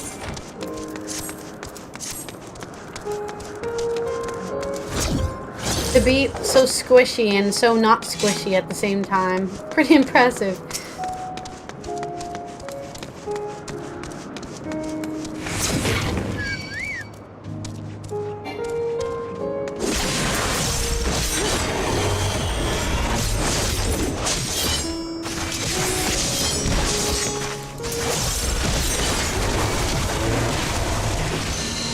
Okay, I think that's enough. Nope. There we go. Oh, goodness. Ah, the snake people. Go away. Why are there angry snake people here?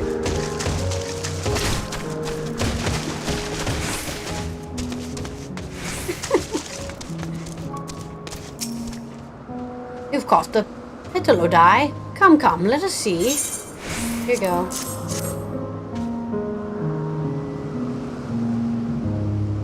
Yes, these fine fellows will do nicely. And now for a spot of reversion. Why do we need... Why do we need bugs? There, it's ready.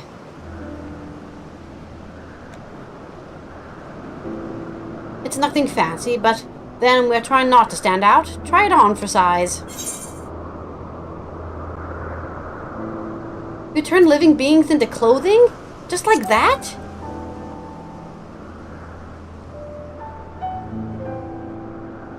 Well, not just like that. You need to revert them to their constituent ether first. Lest you wonder why I asked for 2 species, it is due to the difference in their etheric balance.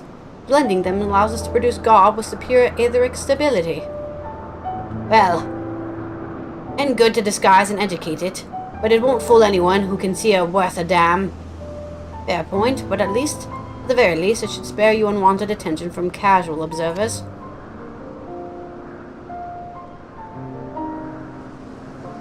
Selk speaks true. Even dressed like us, your unusual nature will be plain to see those who think to look. Should someone question your presence, don't make up excuses, much less try to explain what you actually are. The best to simply say that you're familiar. The question is whose? I am Azim's familiar. Just Azim doesn't know he made me, or she made me. Ah, of course, Azim's. You say you belong to her, people will give you the benefit of the doubt for any and all outlandish behavior. Exploiting our associate's absence. For lack of a presence, absolutely. Were she here, she'd have been the first to propose the idea, and you know it.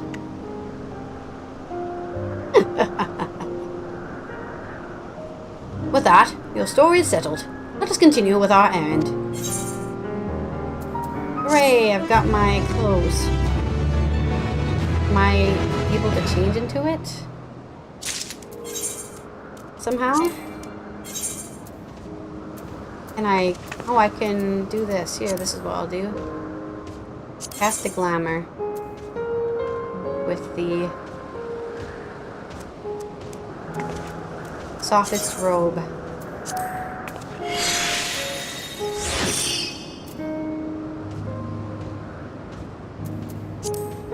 And then... I think also a mask? Did I get a mask? No, I didn't get a mask. What did I get? Robe, podea. What's the podea? The legs. And the shoes. Okay, I need the legs and the boots.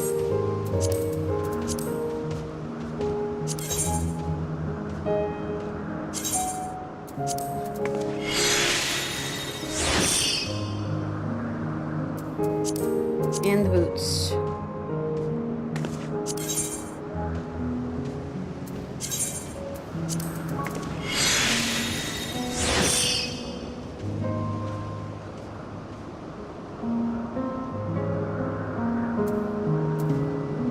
I don't think I have anything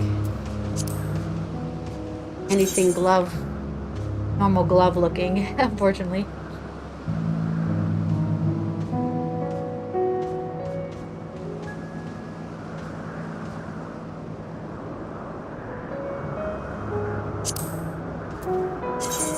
I guess I could try these. And then we'll just remove my hat. And there! I look almost completely normal. Except that I don't. But that's okay. Why am I looking so angry?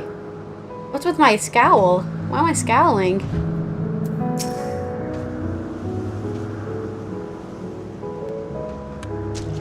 As dubious as it is, passing off as Azim's familiar is probably the best approach. Should she take offense that others so readily believe her recklessness is to blame, she is welcome to mend her ways. Have I always been reckless?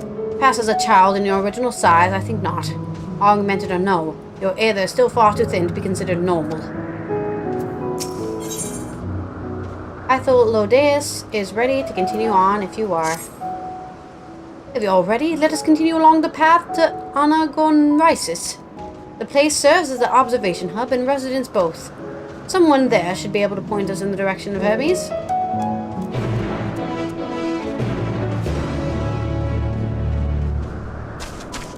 Don't look at me like that, Suki. You disappoint me. Always letting me die. Some friend you are.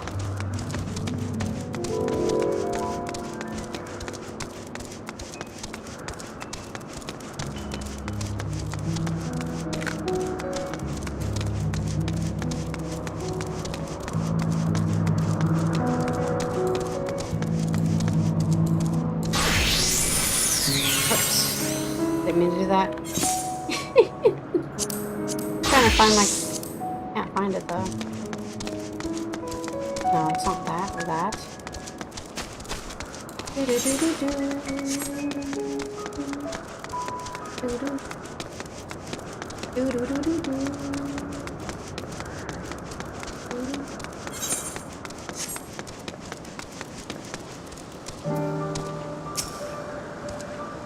I was wondering what she was examining, but it seems to be the bush itself.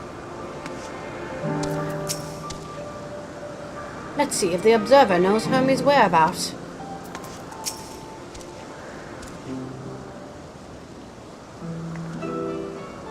Yes, can I help you? We wish to speak with Chief Hermes. Do you know where we might find him?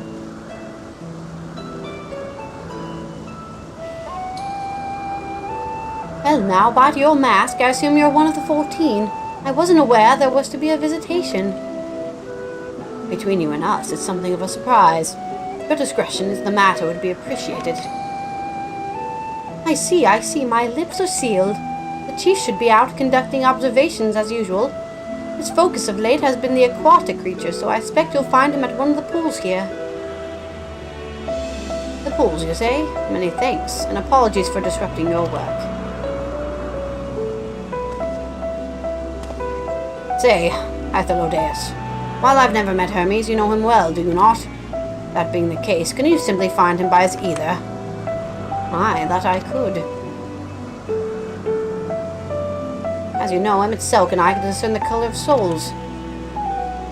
By the same token, we can also see Aether quite cleanly and from great distances. With this skill, I could readily locate Hermes, but I felt that it would be a waste of an opportunity. We're here to perform an assessment, after all. By searching the ordinary way, we stand to gain insight into Elpis and the man in charge of it.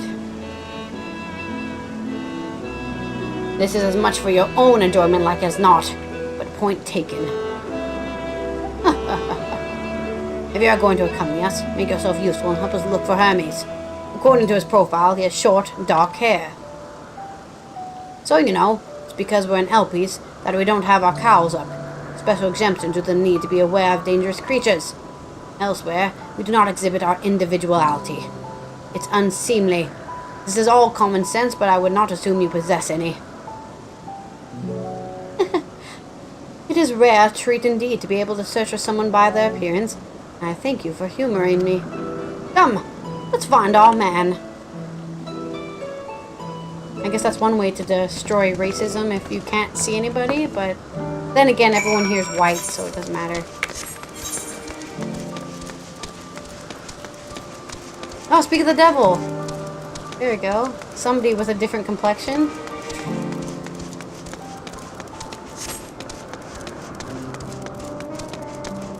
Oh, look! It's a mount.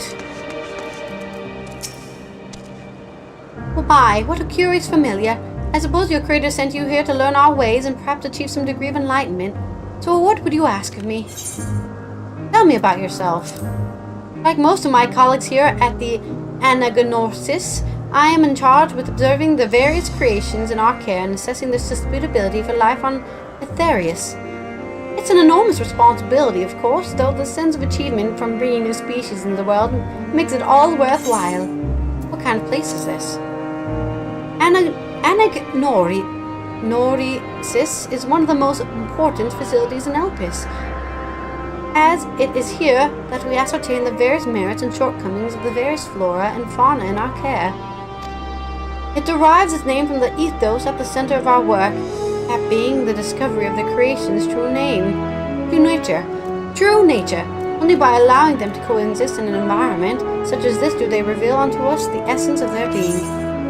Okay, so the snake people are deadly attackers and should definitely not be released into anywhere.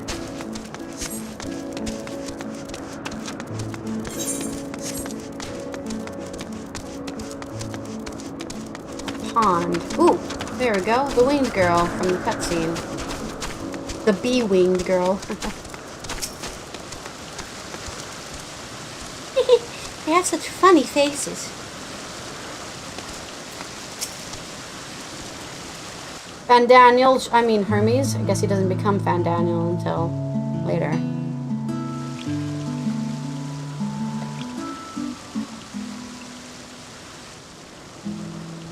Hermes, is that you? Huh. You are... And Kokoro Mikata. Oh my god, she's got bird legs! Different. You're different too. You and me. We're alike. Friends. I want to be... Oh no, she can't speak very well. Wait. Please. Wait.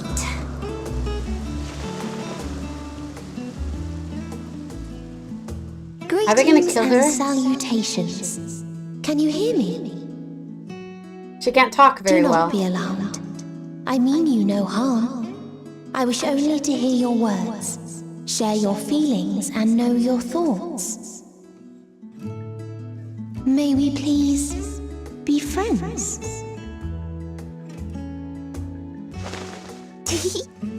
May we please be friends?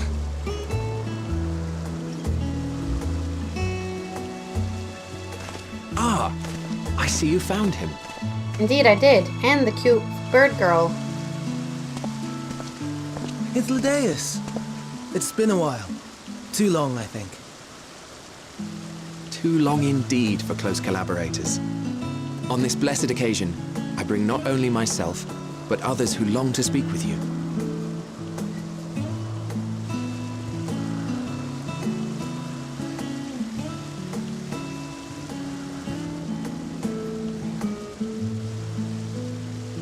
You were of the convocation? Emmet Selk at your service. Do I have the honor of addressing Hermes, Chief Overseer of Elpis? You do. You have traveled far for it. Given your facility's purpose, its remote location is something of a necessity. Would that I didn't have to rely upon a guide. Oh, you wound me. Have I not ever been an attentive and helpful friend? But moving along to more agreeable company, this one we chance to... Hi, I'm a familiar. Azim's familiar, yeah?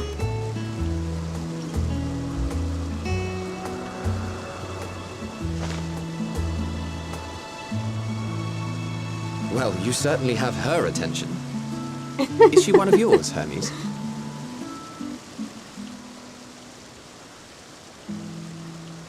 Her name is Meteon. It means shooting star.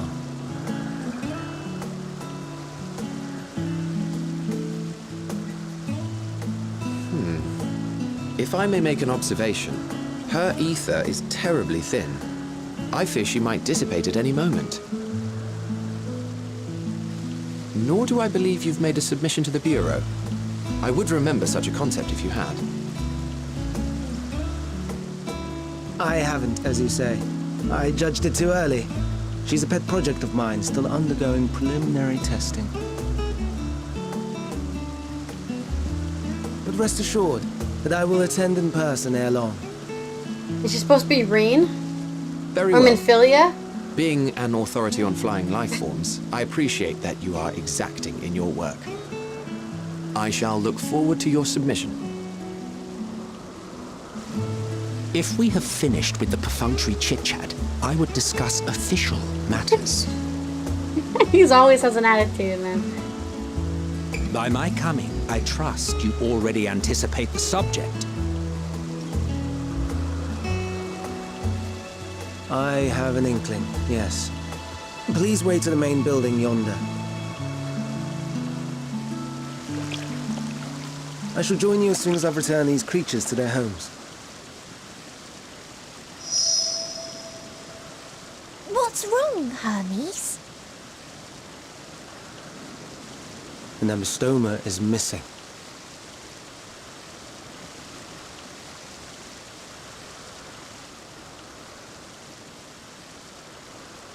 It went crawling away into the mud. I may have found it. A creature with the self-same ether as those there, nestled in the boughs of a tree outside the grounds.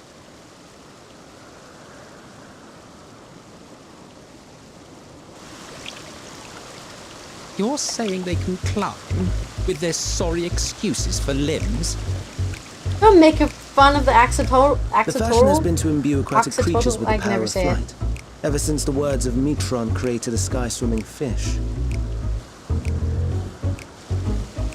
The Ambistomas too can fly, if only slightly, and they could conceivably climb a tree. Whether they can come down safely, however. Oh no. Excuse me. He's worried about it getting stuck in the tree. I'll help too.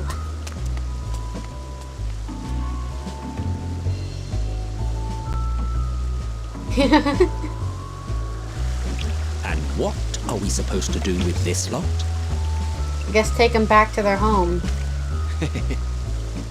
May I suggest we split up? If you would be so good as to assist Hermes, Emmett Selk and I shall keep an eye on these adorable creations in the meantime. Okay, I'll leave you with the frickin' sad sack. Frickin' Emmett Selk. Always depressed. Just always in a bad mood, I guess.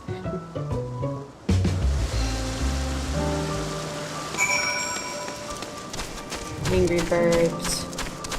Angry Birds. Where's my chocobo? Okay, good, it's here. Somewhere in a tree is our little friend.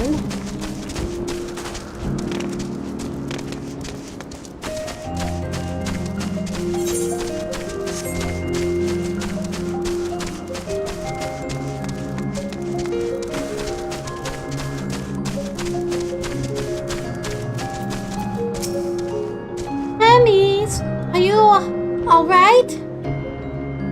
Oh no, he got stuck in the tree.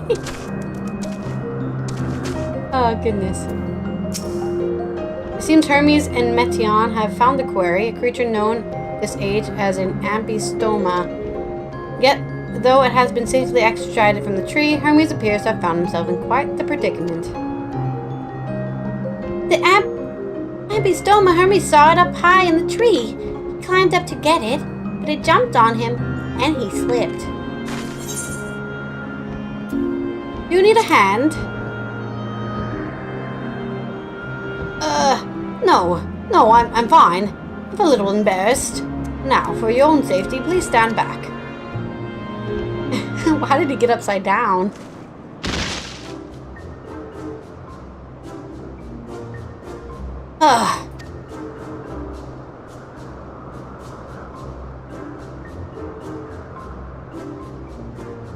Hermes, are you alright?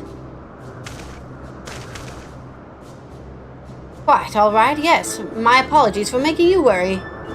Metion. Both you and, I'm Kokoro.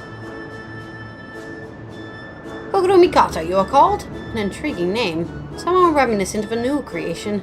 Thank you for coming after me.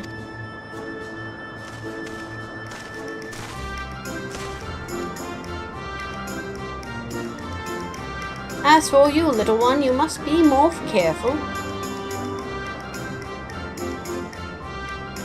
You may be able to fly, but it doesn't mean you cannot fall and hurt yourself. Oh no, I had forgotten all about its fellows! Oh! Don't worry, they're watching them. Truly, what a relief. I must thank Emmett Selk and Hydaelyn when I return to them. But first, with the distractions out of the way, as Chief Overseer of Elpis, permit me to welcome you to our facility. Hope you will enjoy your time here. Alright.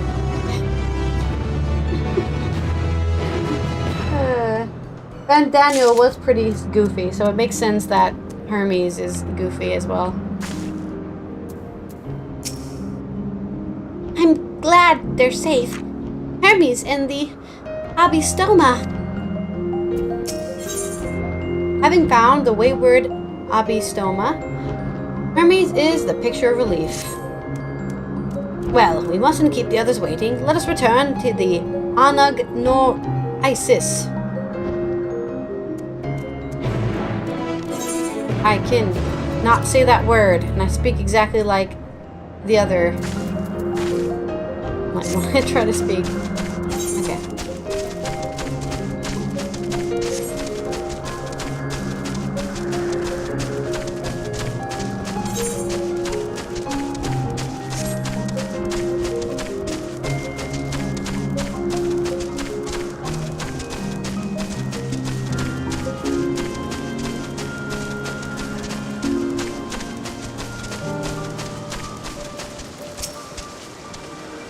Some creations stay outside, others stay at Tysis, like the Ambistomas.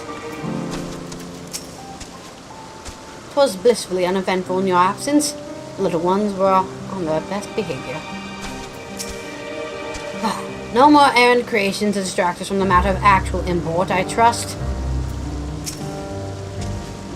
My apologies for the trouble. Owing to your kind assistance, all them Ambistomas are safe and well. I will presently send them back to their space if you go on ahead to the main building. Upon entering, you will see a table and chairs, a meeting area. We may speak there. Very well. Take care not to let the creature slip away again.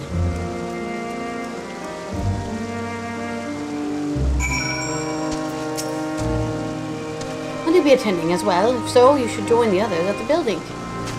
I will.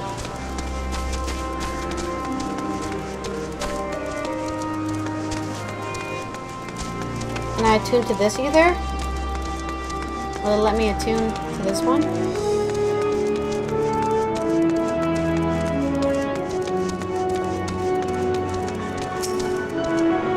Yay!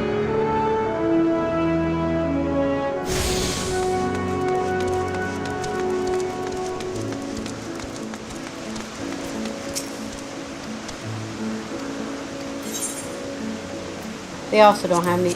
Why do these guys just sell materials? I don't understand. I keep on expecting them to be selling something cool, and then there's nothing cool there. Oh! A lighthouse. Oh yeah, I saw those when we entered. I forgot about them already. While Emmett Selk has been accommodating thus far, he is the one who has business with Hermes. If you wish to attend, you will have to ask his permission. Can I go to your meeting, please?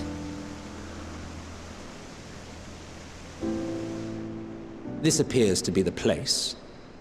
It seems so, yes. And here is where we part ways. Well, I guess I'll just have to eavesdrop. We will be discussing highly sensitive affairs. Only a select few may be privy to such knowledge, and that does not include someone who cannot or will not divulge their origins.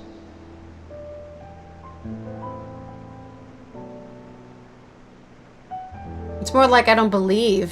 You won't What? believe me.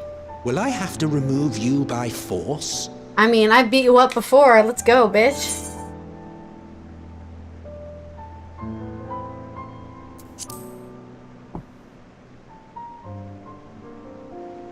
Let's hear them then, these reasons of yours. Who knows? If I deem your mysterious cause worthy, I may even be inclined to offer my assistance. I do not object to her attendance. Hermes, this is highly irregular. Perhaps, but I believe she can be trusted. Meteion would not have taken to her so quickly otherwise. Moreover, the presence of a third party may help me to maintain composure.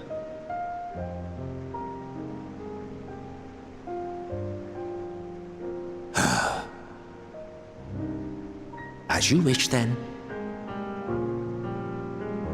Behave yourself, do you hear?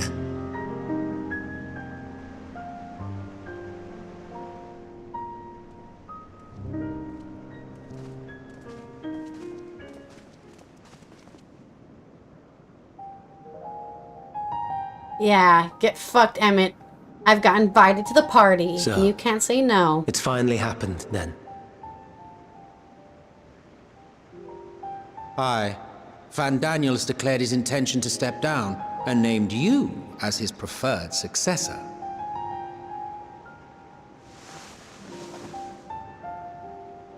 In recognition of your knowledge and your works, the Convocation is giving the recommendation due consideration.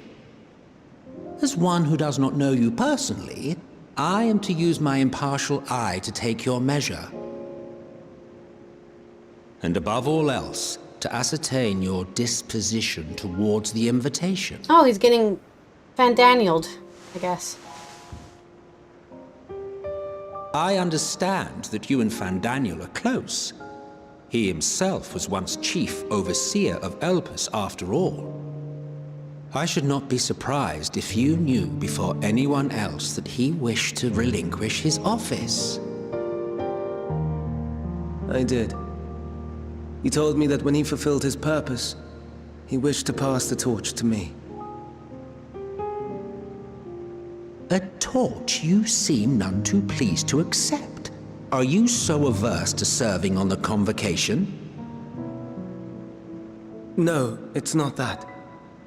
For a humble researcher like myself to even be considered is an honor beyond words. No. What troubles me, what I struggle to come to terms with, is the very fact that Van Daniel is stepping down. Does this not mean that he will return to the Star?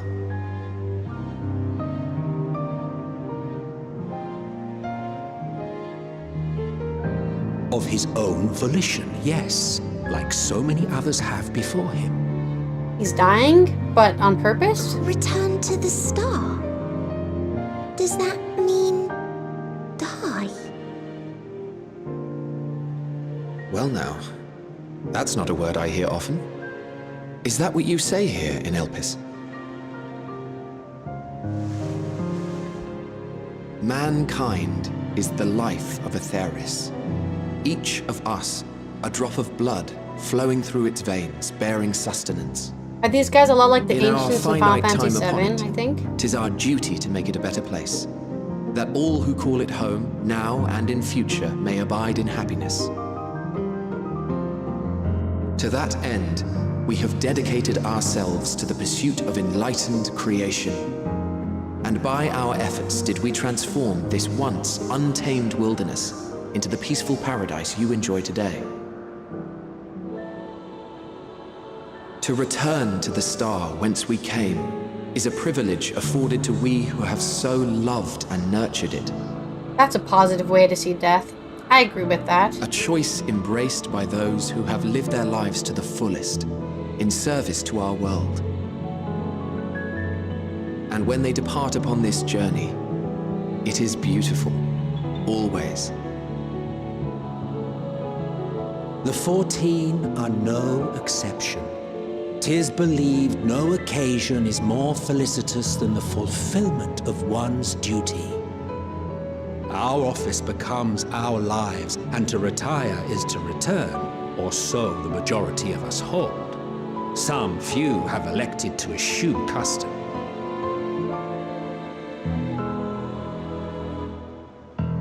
Mayhap you feel Van Daniel's deeds do not warrant his return. Yet you should know his accomplishments as well as any. During his time, he conceived of countless outstanding concepts. And channeling the wealth of experience he attained here in Elpis, he brought forth many new specimens. I know of all this. I do.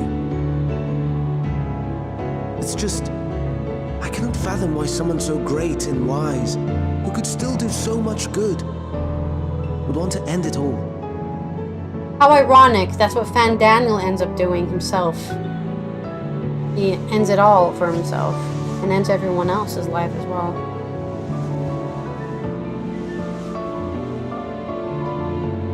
Oh no. I've made her upset. Forgive me. I know I requested your presence. Might I trouble you to take Meteion outside?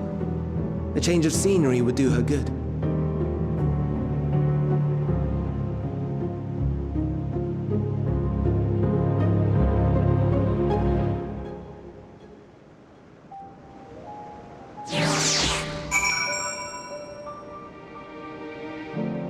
No! I wanted the things. I wanted the things. Forgive me. I will make it up to you, I promise. I'm not sure if I'm going to find out anything from this. Don't mind us, my friend. Please tend to Metion. Most would jump at the chance of serving the convocation yet.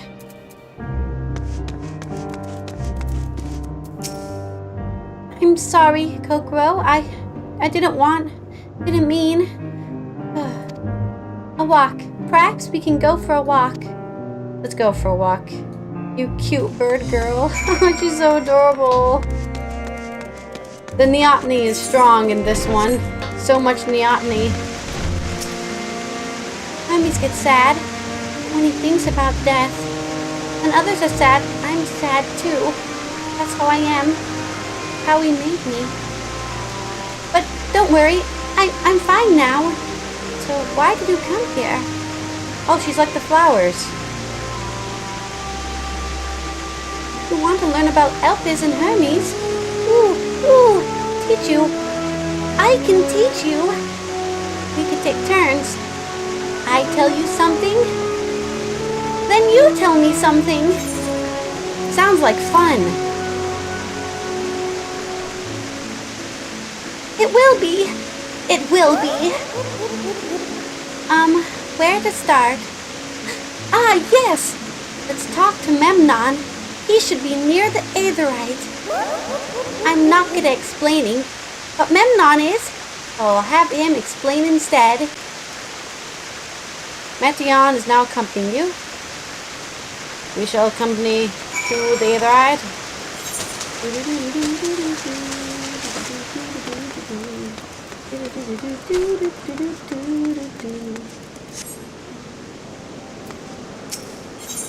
Discuss the Aetherite.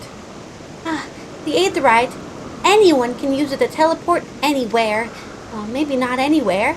Not to the ground or other isles. For that, we need teleporters. Oh, and permission.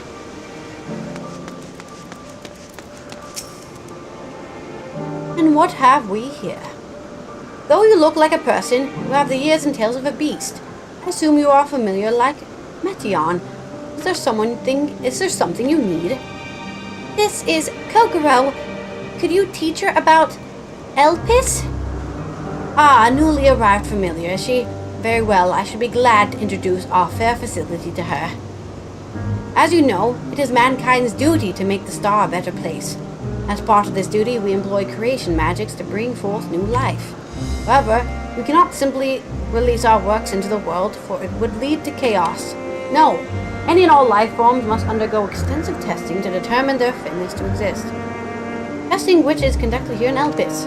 Every candidate is subjected to a rigorous study to identify their properties, surmise what habitats might be suitable, and speculate as to the effects that may have on the environment and other species. Should it be judged a beneficial addition to the star, it will be allowed to take its place in the world. The two of you, too, were created with the hope of making the star a better place. So heed your masters well and be good, do you hear? We will. Memnon, we will. Thanks for the lesson. You had a turn. Now I get a turn. Where did you come from? A place facing a great threat. There's such a place? I had no idea. But this place is important to you. I can feel it. Oh, my power. I haven't told you about it. A creation. Let's find a creation. One not being watched. Then I'll explain my power. Alright, let's go find a creation not being watched. I think we already talked to that.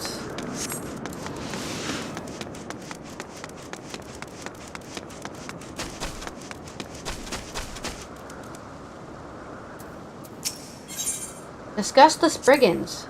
Spriggans? What are Spriggans? Those things there. Oh no, we call them Aurii. If there's many, or if there's just one, we say Aureas. Though they're cute, they can be naughty. Sometimes they run off with the concept crystals, and Hermes has to run after them. That sounds just like Spriggans. Look at them with their little rocks. So cute. Alright, this... Oh, wait a minute. This bird. I've seen you somewhere before. The dino bird, dude. Oh, this creation is perfect. But I don't remember seeing it before. Perhaps it's new. Anyway, I'll try reading its mind. That's my power. Ryle's power?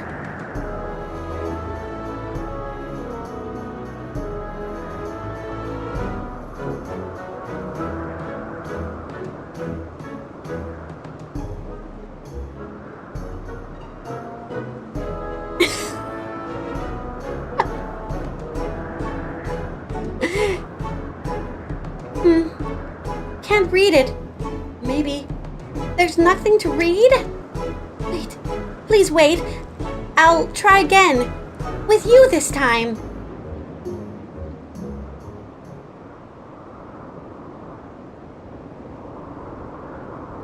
Greetings. Can you hear me?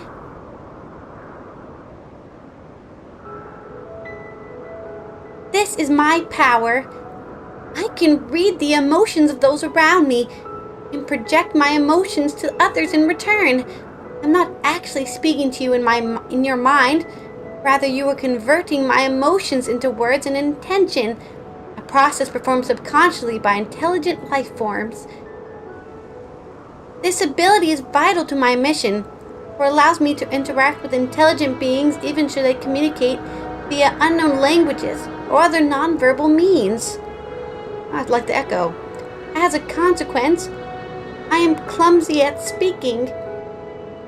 Yet, though I struggle to express myself in this fashion, Hermes wants me to speak as much as possible, for everyone has thoughts and feelings that they may wish to hide.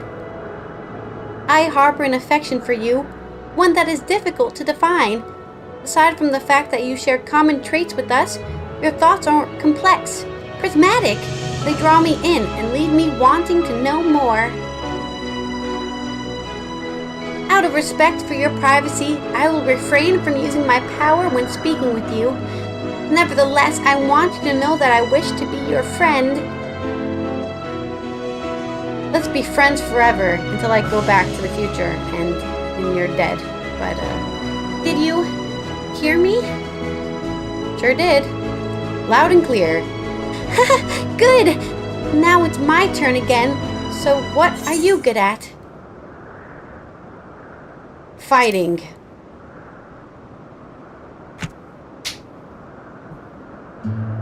Ooh, fighting! That must mean you're strong. Hermes is strong too, but he doesn't like to fight, even when creations fight him. Is this bird like a secret side character? What is this bird? This is like the second expansion this bird's shown up. I think we might be bothering it. What's with the angry stork? Let's keep going. We'll go and see Allythology next. She usually is in a small building. One on the west. What did you say? One on the west of town? One on the west row. Okay. What's with the angry stork?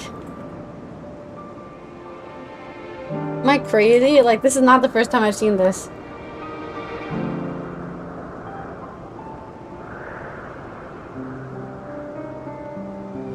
What's the deal with the shoe bill? Here we go. Ever since Final Fantasy XIV Shadowbringers, there has been a trend of shoe bills appearing. These birds that keep appearing in cutscenes and game locations that can even be found as a minion in Amrod. Players could not help but notice, and conversations have erupted across the internet asking, what's the deal with the shoe bill? Even Endwalker has a shoe bill scene in the main story, so the bird was not one-time wonder for the Shadowbringers. On their own, even outside the game, shoe bills are a strange creature. They're an ancient bird that can be found in the continent of Africa and are known for their very slow movements and statue-like stillness. Some have called them the most terrifying birds in the world for their sheer size and odd machine gun-like sound they make by clattering their bills. They can be seen ancient Egypt art, and now they joined the ranks of creatures in Final Fantasy XIV. Some sightings of the Shubil have been in Shadowbringers. A minion of one is a rare drop from the level 80 dungeon Amarat, and its description states that they're in common in Colusia. Like the real bird in Africa, the minion's description also mentions that they hunt by waiting for prey to wander close. The minion itself does not move after the player until they are a good distance away from it, which makes the Shubil unique to most other minions. The bird can be seen in Colusia after going up the lift to the cliffside, while on the search for a suspicious person in the main story quest. The Shubil can be found on a rock and is described to be simply staring blatantly at the player. The appearance of the bird happens again in Colusia when looking for the Crystal Exarch, and the Shubil is described to actually be pointing in a certain direction. The Shubil can also be seen again while the player assists a dwarf shooting targets in Tamra. The bird can be shot, but is described to only stare at the player. Yeah, it's just like somebody has a Shubil obsession. Once the player completes Shadowbringers, the bird becomes a permanent part of their room in Crystarium, where the Shubil stands in the room changes, sometimes being in the window and other times being on the table. In the event of Endwalker, the Shubil is seen just once in the main story. It is during the player's time in Elpis with Metion. When Metion sees a Shubil, she mentions possibly being new because she's never seen it before. She attempts to read the bird's mind and cannot find anything to read. A lot of fan theories are sprouted from these Shubil sightings. A popular one is that the bird is somehow connected to Emmett Selk. The minion's flavor test describes the bird as having both a regal air and a condescending one, which matches how Emmett Selk carries himself. Fans believe a connection to Emmett Selk would also make sense, since the bird is dropped in a dungeon made by Emmett Selk himself. Finding the bird in Elpis added another big piece to the puzzle, as Metion mentioned never seeing it before.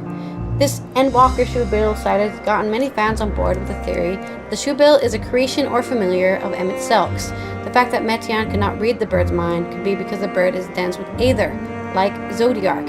If that is why she could not read the bird's mind, it's also worth pointing out that Emmett Selk got his seat on the convocation particularly for his abundance of Aether.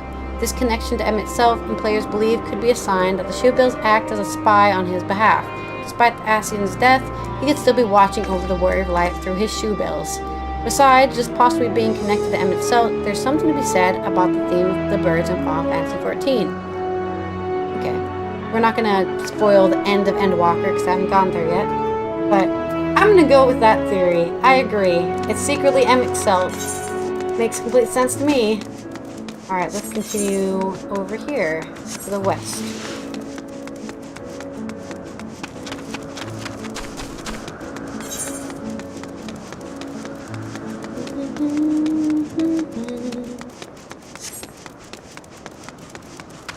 It has the same face as Emmett Selk, that kind of, the eyebrows, you know? That's totally it. Only explanation. I agree. Well, well, if it is a Metion, as you have brought a friend today. Greetings, Awanth. An apple. Could you make me an apple? The kind Hermes likes, covered in syrup. I want to share it with Kokoro. Ah, candied apple. Hermes is certainly partial to them, but you know you can't eat Metion. You weren't made to do so. But I like it, too. It may seem that way, but it's due to your ability to share others' feelings. You've taken Hermes' likes for your own. In any case, I can't prepare an apple right now, but I'll bring one for Hermes soon, I promise. I'm sorry, Kokoro. I wanted to show you my favorite thing, and I could ask about yours, but I failed. Tell her what you like. That's okay.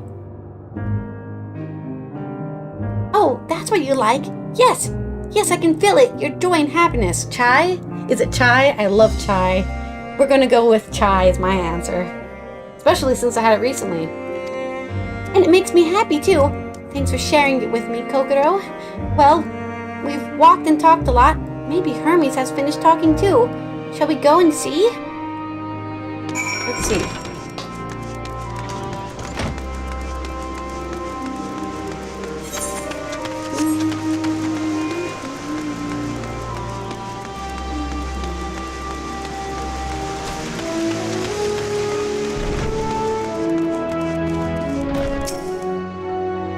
Ah, excellent timing. It was a refreshing constitutional, I hope. What, back already? Pity. A bit longer, we might have snuck away without you.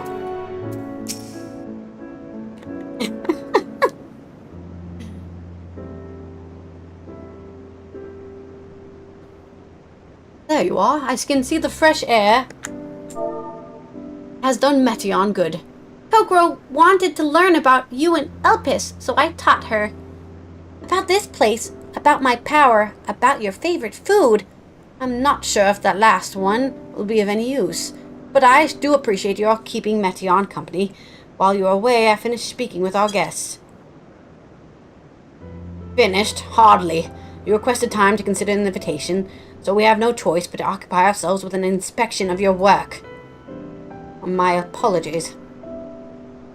It has been decided that Emmett Selk and Hydaelyn will accompany me as I tend to my duties. If you wish to learn more, perhaps you'd like to come too. I'm compelled to remind you that she is in no way associated with the convocation. We simply chanced to meet at the Populaeon. There is no guarantee that the matters we discuss will remain private. I do not mind. To see the joy her presence brings Meteion, I cannot imagine our mysterious friend harbors malicious intent. Kokoro is kind, really, truly. She taught me as much as I taught her. You're coming, of course, to watch Hermes. You're bound to learn lots and lots. I am here to learn. I'm here to learn. That is my job. Where are we even? What quest are we on? I think we're on this one. Yeah, we're on this one. Aether to Aether. Oh, let me talk to everyone else first. It is held that all civil organizations should conduct their affairs with total transparency. The convocation is no exception. But that doesn't mean we are obligated to show our work to unknown entities such as you. Consider yourself privileged and behave accordingly. Though I see new creations on a daily basis, here they look at them with a different eye. It will be interesting to observe Hermes at work. This time, we all get to go for a walk. Isn't it exciting? Sure is. Composure regained, Hermes is ready to return to his duties. If everyone is ready, there are a few creations I need to check on. First, we shall return to the spot where we found our wayward ambystoma. Have care when you step outside the hub, for there are maybe more unruly creatures about. Alright, let's go.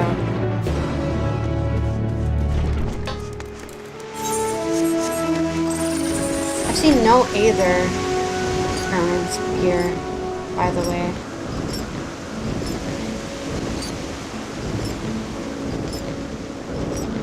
Not that I look for them, but usually some of them are by where you already are, so that you get them, but yeah, nothing so far. Like, you'd think there'd be one here or something, but no. There's not a single one in this entire garden that I can see anyways, or hear, because you can also hear them. Alright, back to where we found our wayward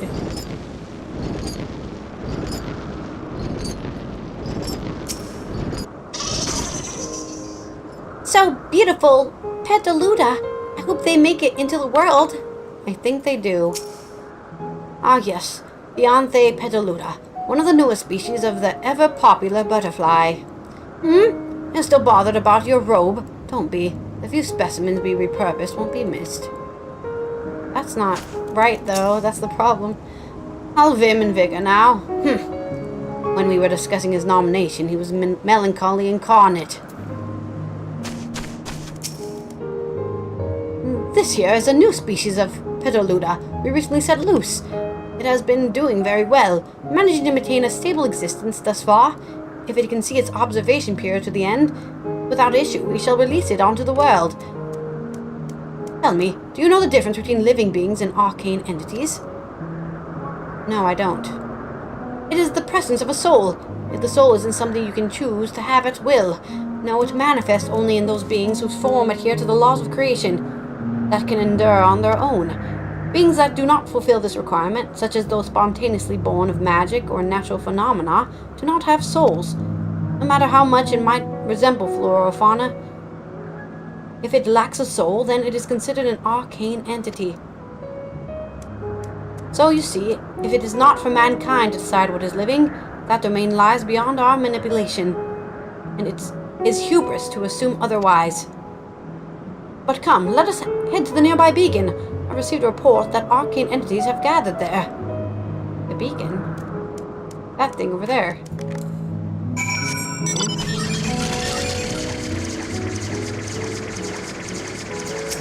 Bird of Elfish. Well, at least it's not a cursed bird.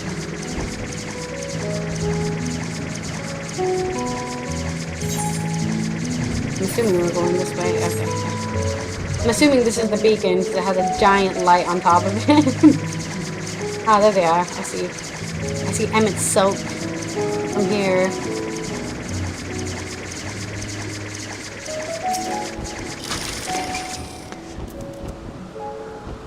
I'm meant to be observing Hermes, but instead we're stuck with Metion. Well, I suppose she herself serves as a proof of his prowess as a researcher and creator both. A fascinating creation, like yourself, little one. Renowned as Hermes is for his flying life forms, it's a rare privilege to be able to see one of his works in progress. Interesting. You're interesting too. Tell me, how did you find the Ampistoma? Ah yes, lightning pneuma, just as the report said. Although we call this structure a beacon due to its form, it's in fact a magical device. By manipulating the balance of elements, it keeps the isle airborne and maintains the climate thereupon. In the course of its operation, it's often sees as an internal shift towards a given element. Right now, that element is lightning, which draws the pneuma here to replenish their aether. It appears Metion is busy.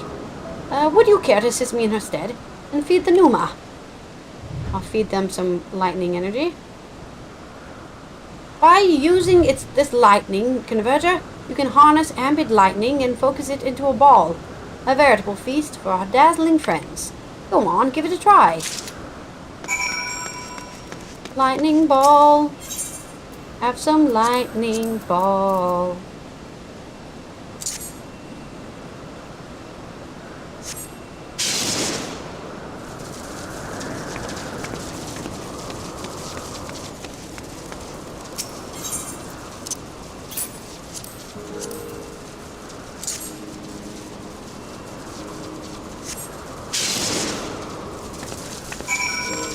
Tasty lightning energy.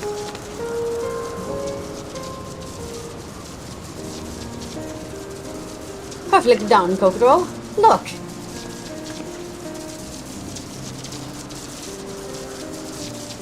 See how they gather to feed? How they express themselves through their actions despite their lack of words. Speech is not the sole defining characteristic of thinking, feeling creature, nor is silence an indication that they do not possess these qualities. Be it a soulless arcane entity such as the pneuma, or ethereal life forms such as the Petaluda, all seek to perpetuate their existence, to survive. Is Metion a living being? She's intelligent at least.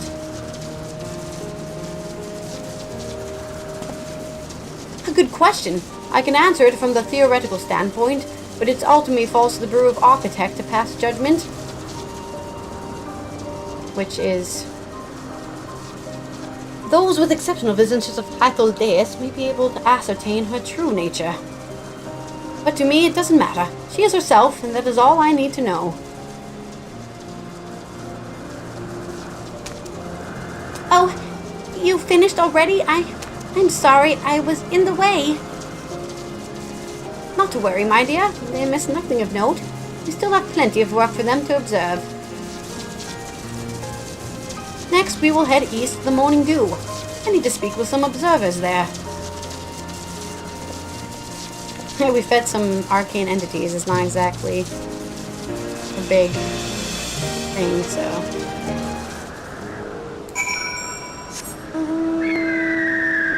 It's not a big thing, yeah. Not a big thing.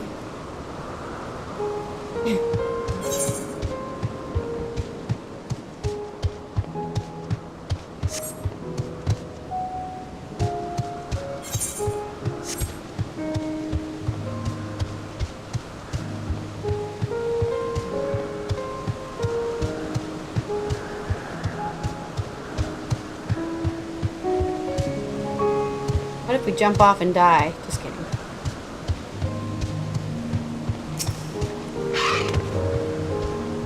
It's adorable. Beware, it sneezes. Harvey went flying once. Oh, you don't have to tell me.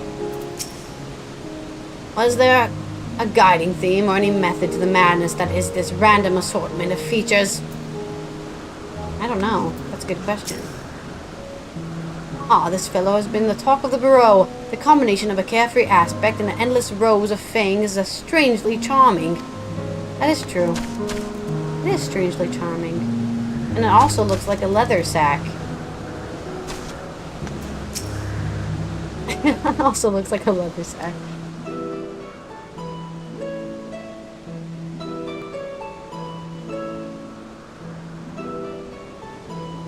Amazing, is it not?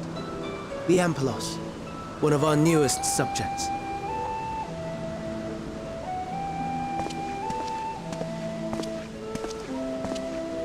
So, how are we coming along?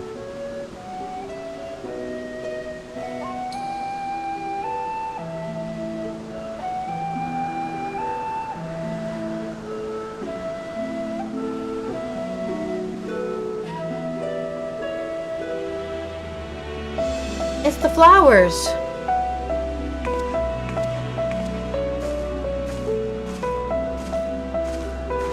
Look at them. They're so bright and shiny with hope. This place is Elpis. Those flowers. Elpis. Entelekis. Like me. Entelekis? They can feel emotion. They are a product of Elpis, and so named for their birthplace. A happy accident, born of the hands of a former researcher who loved beautiful blossoms. Unique for how they change color, to reflect the emotional state of those nearby. Though be it here or elsewhere, they are seldom seen in any hue save purest white. Reflect the emotional state, you say? By what means do they achieve this? Yeah, that's a good point.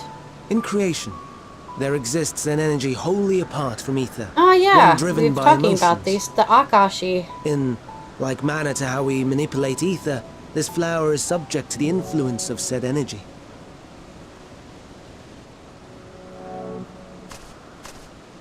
While it has no will of its own, it is sensitive to the prevailing emotion in the vicinity, and reacts by altering its color and vibrancy.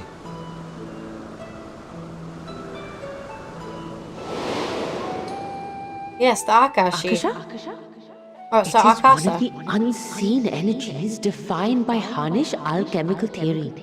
Though a gross oversimplification, some describe it as an essence influenced by feelings.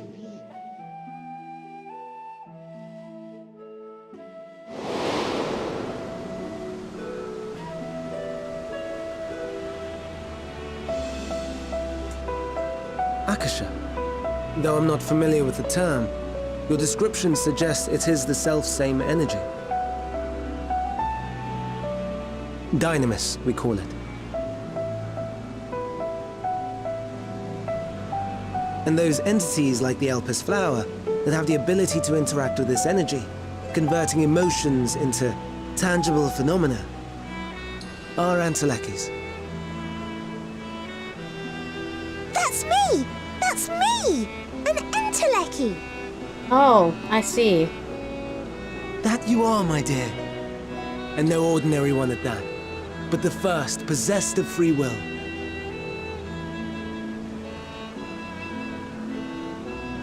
Wait. A form of energy other than ether? Dynamis? I've never heard of such a thing. Dynamis? Excuse me? Hello?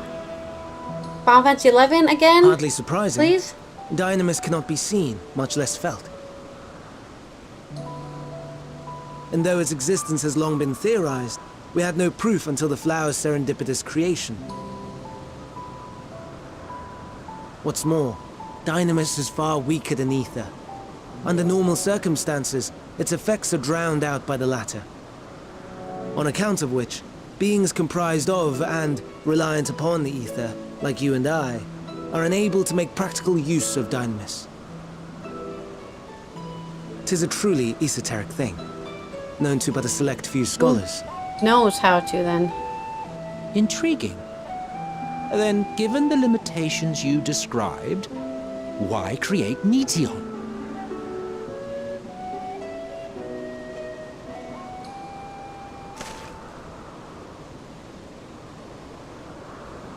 Our star, Aether-less, is especially rich in ether, so much so that its name is derived from it.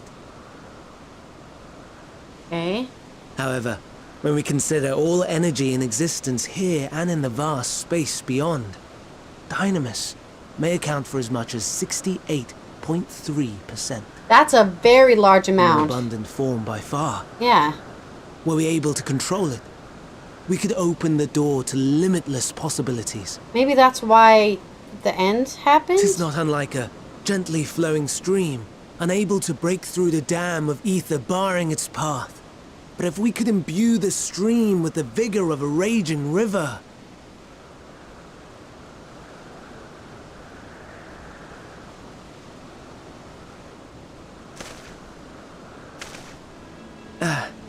Not that I have such grand ambitions.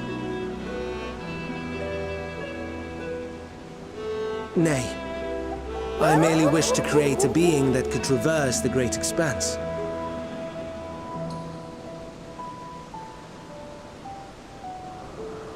The relative scarcity of ether beyond the bounds of this star was a concern. And so, I looked to another source of energy by necessity. Okay.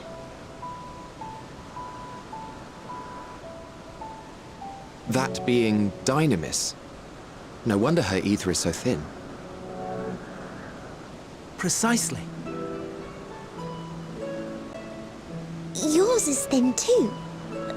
Like an entelechy. Like me. So... are we the same? Maybe. Entelechies.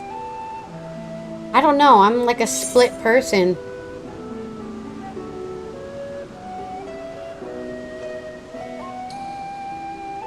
Well, if I have... I have been known to transcend my limits with nothing but determination. That is true.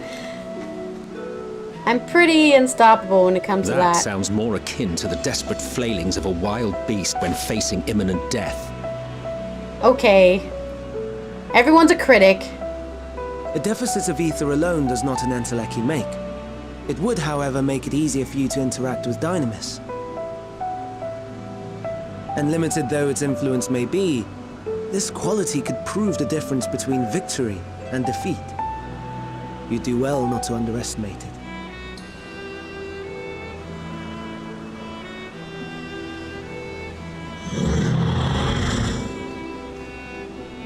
Oh dear, I'd forgotten about the poor fella. You must excuse me a moment while I go and verify a few more things.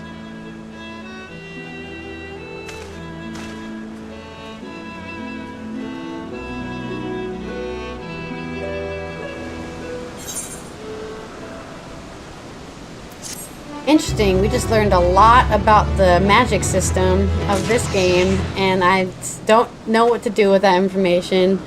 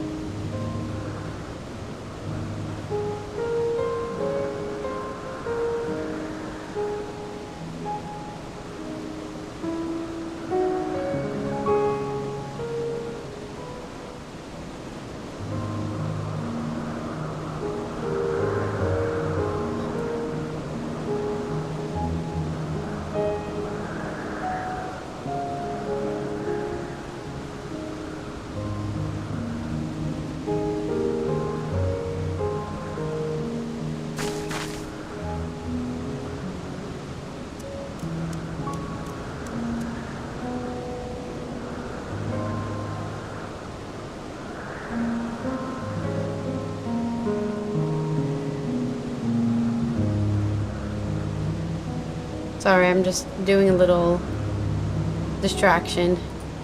Because I was like, I didn't celebrate my 200th episode of playing Final Fantasy, but I'll celebrate my 300th one, so.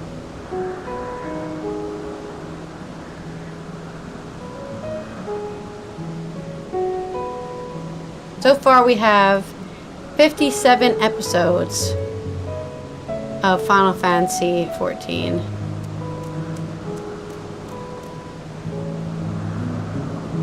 A lot.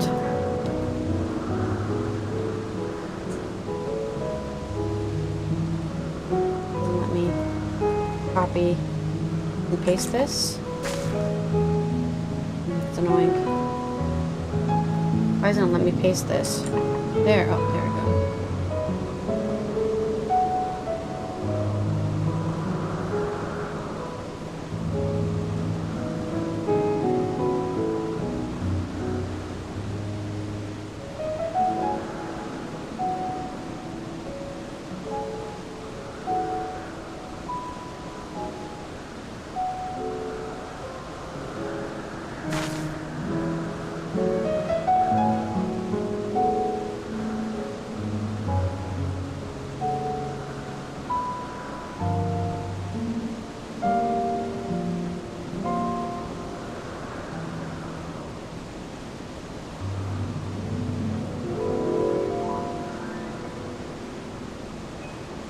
Alright.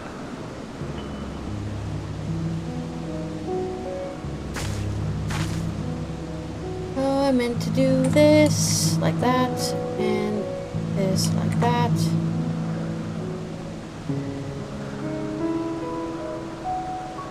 Okay. Let us talk to Aether-less. Never before have I heard of the Dynamis or Entelechy's. I can only assume the Elpis flower was submitted to the Bureau before I joined. Bureau? Where's the cute bird lady left? Emmett Selk appears to be deep in thought. Not that I or anyone else would be able to make use of it, even if we knew. But it irks me to discover that there is an entirely different form of energy, and no one told me! That personal annoyance aside, Hermes' knowledge is undeniably impressive. Given that there are none among the 14 who specialize in the Celestial, it would be a welcome addition. Assuming he can be persuaded to join, that is. Still can't understand his hesitation. Why did you join the convocation? Oh, you wish to know why Emmett Selk was chosen for the convocation. I should be glad to share the tale. It began when... Not another word. Lest you've forgotten, we're to learn about Hermes, not me. My misspent youth is not your concern. I'll tell you the tale when we're away from sensitive ears. What now? I want to learn about the convocation. If you would accompany us, I suppose you should at least know that much. The Convocation of 14 is a governing body that determines myriad policies. Our goal is to ensure that all is right in creation, that our star may know a brighter future. As the name suggests, the Council is comprised of 14 offices, each of which is held by an individual chosen for their surpassing abilities. Depending on the office, one is required to either be an authority in a certain field or possess skills that would facilitate the performance of their stipulated duties. The former category includes Mitron, specialist in aquatic life; Logriff, specialist in terrestrial life and husbandry; Almar Root, specialist in fungal and plant life; Emeraloth, specialist in medicine and healing; and Lahabrea, specialist in creation magic, who has brought forth phantom beings from the highest complexity. As for the later category, there's Ultima, advocates of the arts; Igorim, champion of the Enlightenment in rhetoric; Pashtarot, preserver of discipline and order; and Selk, keeper of the Aetheral Realm, or Underwhelm, Underworld in the vernacular, literally Hades. Oh no. Oh no, it's just Greek mythology, I'm so dumb! Sorry, right. Von Daniel, pursuer of extant phenomena, you mean Hermes, and Azim, traveler of the world and counselor to the people. Ah, that sounds exactly like me. I see. What? Should I be relieving? Why, what? Should I be revealing such details to you? Don't be silly. Even children know this much. You would do well to remember it all. Okay, let me... All I remember is the thing that fits me, so that's not very helpful. At the lucky or no, we're friends. In thinness. I guess you're right about that. My apologies for the wait. I've inspected the Ampelos to my satisfaction. All is well with the creature, and I dare say it won't be long ere it's released onto the world. Another creation, however, reportedly isn't faring so well. The Charybdis. That is what we shall tend to next. If you would follow me, my friends, we shall return to the main isle and head north.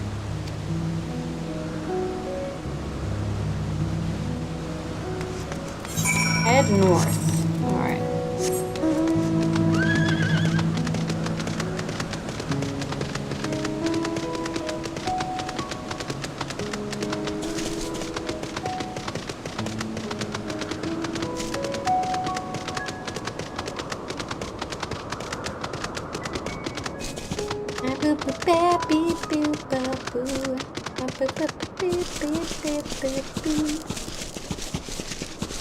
The piano melody keeps on reminding me of Skyscraper by Demi Lovato, and I don't know why, but it must have the same chord progressions or something, because I just keep on hearing it.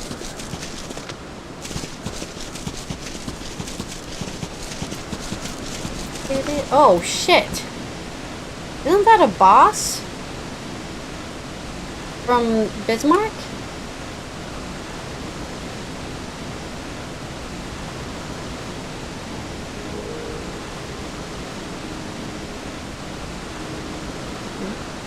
Why is it failing to post?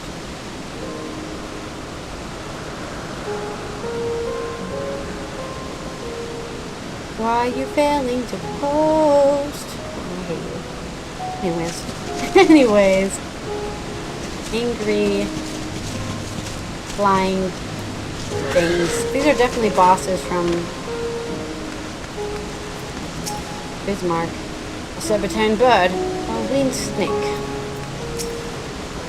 There is a slight difference in aetheric balance between these Tabardises.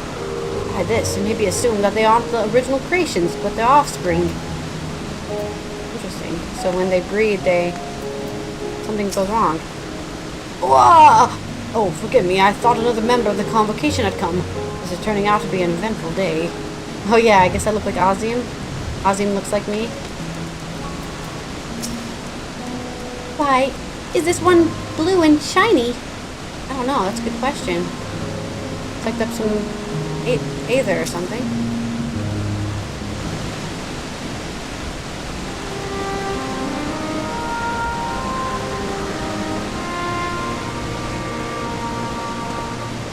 I understand there's a problem with one of the Charybdis. Yes, that's right.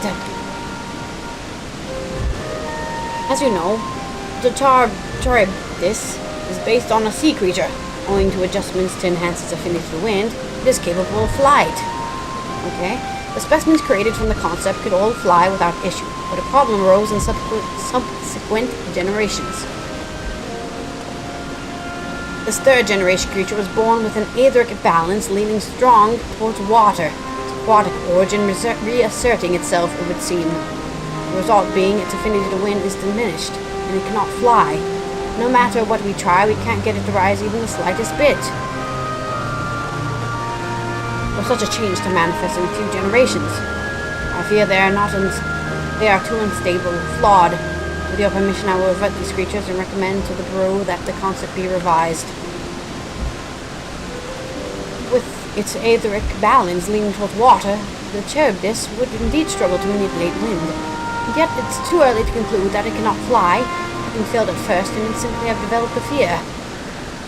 I shall transform and fly with it, helping it to manipulate wind until it finds its wings. What? You need to go to such lengths. You're gonna transform into a bird? You don't know. But of course not. Transformation is an art in which one manipulates a vast quantity of ether to construct another body around itself. In practice, this allows one to assume any conceivable form, and thereby transcend the limits of one's flesh. Yet, convenient though it may be, transforming in the presence of others is considered vainglorious in extreme, as uncouth and unseemly as running about robless. Shameful. Am I to understand you make a habit of this? Nothing of the sort. It's just that, when transformed, I can wield the wind and fly. It may seem excessive, but what is our shame next to the lives of these creatures? They deserve a chance, and we owe it to them to do all in our power. Be that as it may.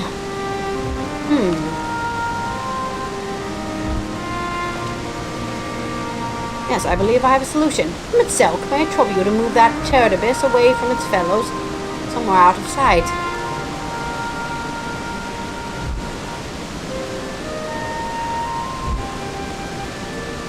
Meanwhile, I'd like to rest of you to help me prepare here. What mischief are you scheming now? No mischief, I assure you. I would but spare you the need to report to your colleagues that Hermes committed an indiscretion. So have a little faith and run along.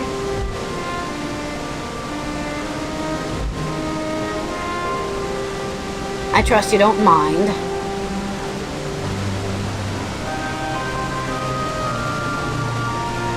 I mean, it's still floating. It just can't fly, I guess. It can only float. And all its friends can fly.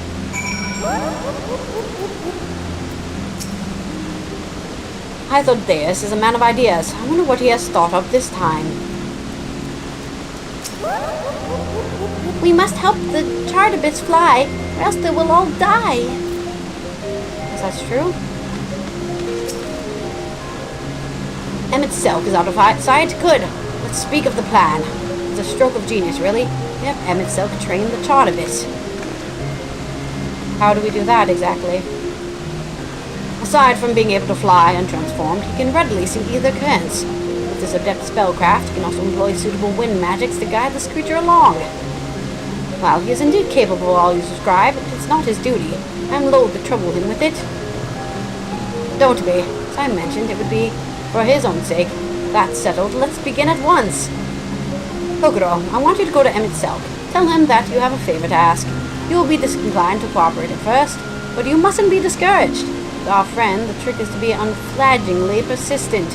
Off you go now, and good luck. In chat mode, say use your keyboard. I have a favor to ask. Indicate Mitselk that you have a request. I have a favor to ask. Now I have to go find it. You went really far away, goddamn. You walked across the whole island. What the hell, dude? Halfway across the island, this guy's gone.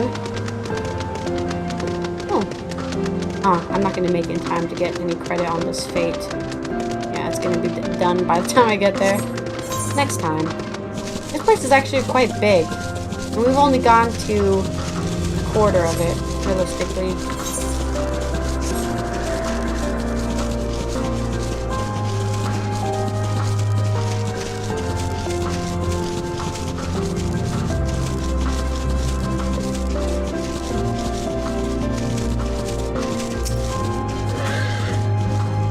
Well, are your preparations for the scheme that is clearly not a scheme complete?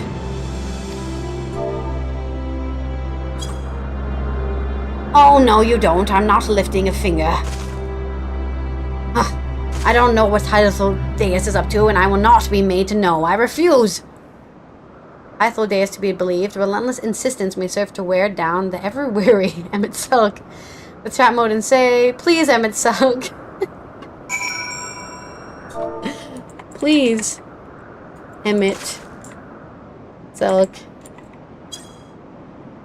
That was easy.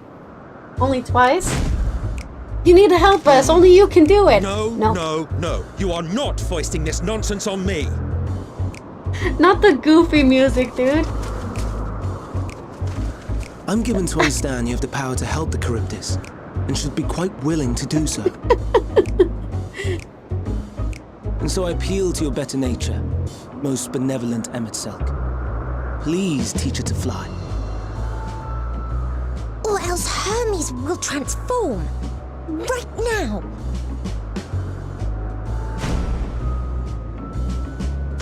Now, there's no need to go quite that far. Altruism is its own reward, as I'm sure he would agree. Oh, would he now? And who contrived to put me in this position, pray tell? Nothing so devious. I merely suggested a possible course of action.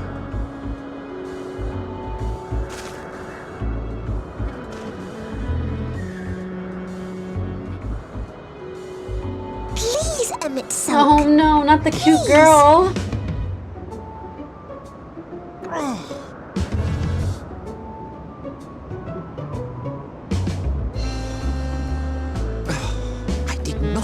All this way to play nursemaid to your creations. I'd thank you to remember this favor and let it be the last.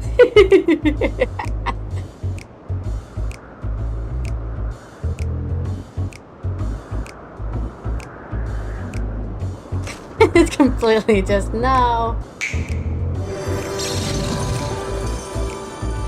Ooh, that's cool.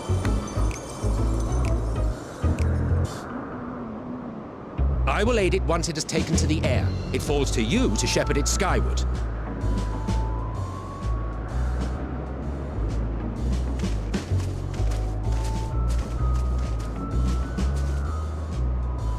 Well, let's relax and enjoy the spectacle, shall we? Of course. I'm here for the spectacle.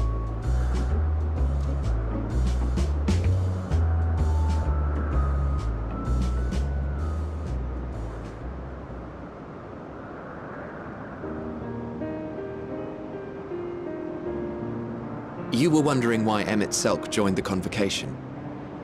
Truth be told, he wasn't the first choice for the office. I was, on the strength of my ability to see ether. But I declined the offer. For though my vision is exceptional, I am pedestrian in all other aspects. Worse even. Quite abysmal when it comes to manipulating ether, for example. Couldn't transform even if I had a mind to do so. What good is the ability to perceive a problem if one cannot act to address it? That's true. Emet-Selch has no such shortcomings. He excels in He's just vision and perfect in every manipulation way. both, the latter to an extraordinary degree.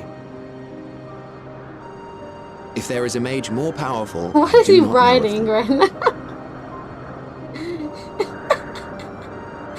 Why is he writing that? Thus did I recommend him for the office in my stead. And I wasn't the only one. Far from it. Countless others vouched for his skill and character. People the world over, to whom he had He's a previously lent a hero helping to hand. all of us, I guess. Oh, how surprised he was. Claimed he hadn't done anything remarkable for anyone. Modest to a fault. I simply was there and I just He happened to help deserved them. every bit of acclaim he received. Yet he may well have gone unappreciated were it not for a mutual friend. A singular soul who can't help but involve herself in the business of others. Azim, I'm Where guessing. she walks, excitement is certain to follow. Or Venat? Her Or Azim? antics irritate Emet-Selch to no end. But much of his grumbling stems from genuine concern. When our friend calls, he never fails to answer and lend his talents. How cute. And in the course of doing so, he himself came to be recognized and respected by those around him.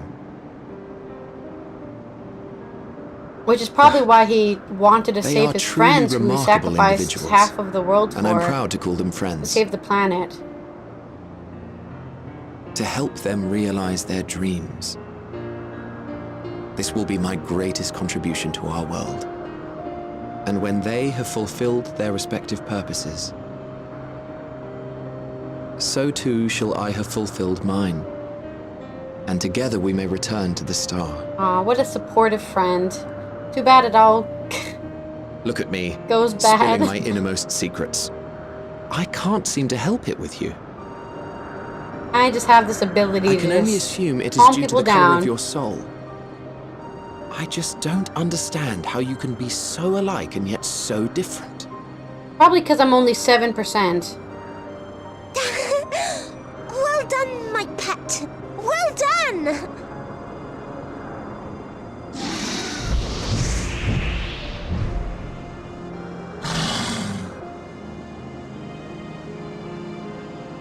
Ah, yes.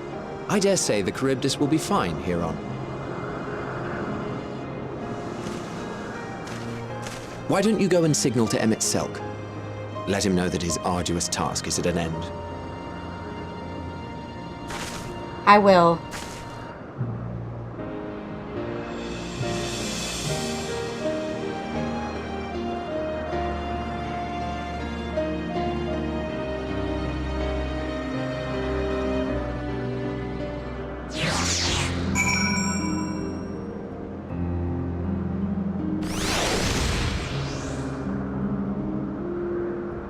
Alright.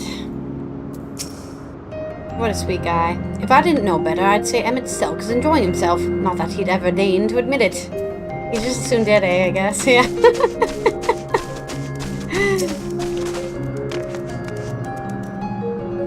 Look, Kokoro! Look! How well the Tartarbus flies! It's flying. It's really flying. As if it's born to do so. Thank goodness. What is he fucking riding, though? What is that? What am I supposed to do here? Am I supposed to say something? Oh, wave at Emmett Selk.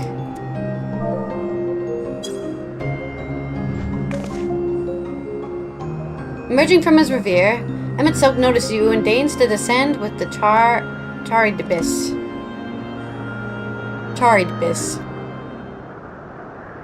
Why does that homie look so pretty? I don't know. I think men are the pretty ones. They have the longer eyelashes, they have the better skin and hair. I don't know why women have to be pretty. It should be men that should be pretty.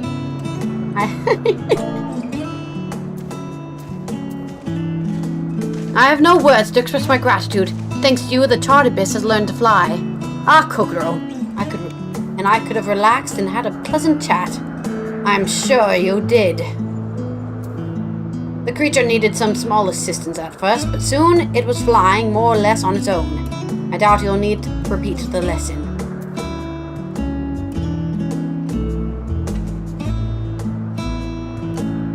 That was truly impressive.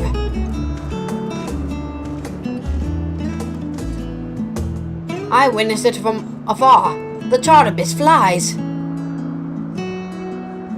Indeed, with this we've proven that even a creature with skewed etheric balance is capable of flight. Though we help to achieve this, the Tartarbus is a herd animal. They may well aid their struggling kin in like fashion if and when the need arises. Keeping this in mind, I bid you continue observing them. If that is what you want. But if I may say so, rather than hoping an idealistic possibility comes to pass, would not be simpler to have the concept adjusted? That way, we could guarantee the anomalies such as the specimen are never born in the first place. Ah! Eugenics! Why? No, thank you. Uniqueness is special. These creatures are already here. We will spare no effort to giving them a chance to survive. As you wish, Chief. As you wish. This guy who literally won't eugenicize these creatures somehow wants to kill the entire world later. Hermes? I'm fine. Don't worry. Well, that concludes all of my present tasks. Let us return to Anagnorsis for now. I can't say that word quickly.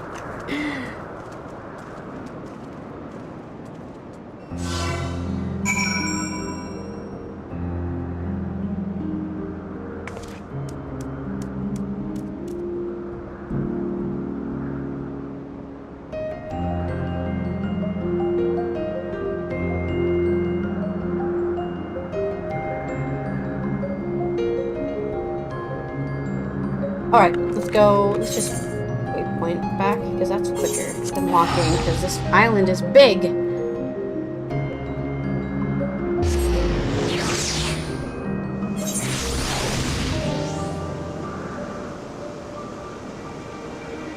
Alright.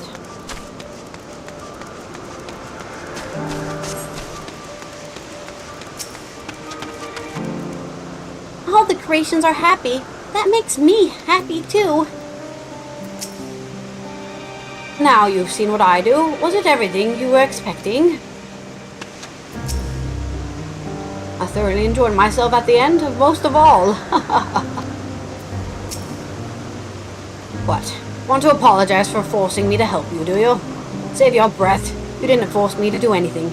I merely chose to the most expeditious way to have done with an impediment to our business. Okay. Such tsundere energy. I'm tired. Leave me be. Something seems to be weighing on Hermes' mind.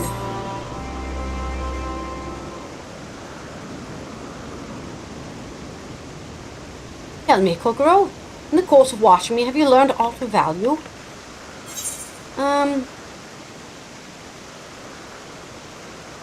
Dynamis. Dynamis seems promising.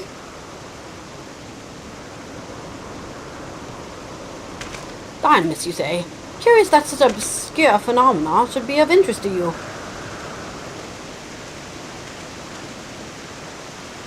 Dear Hermes, what good fortune to find you here.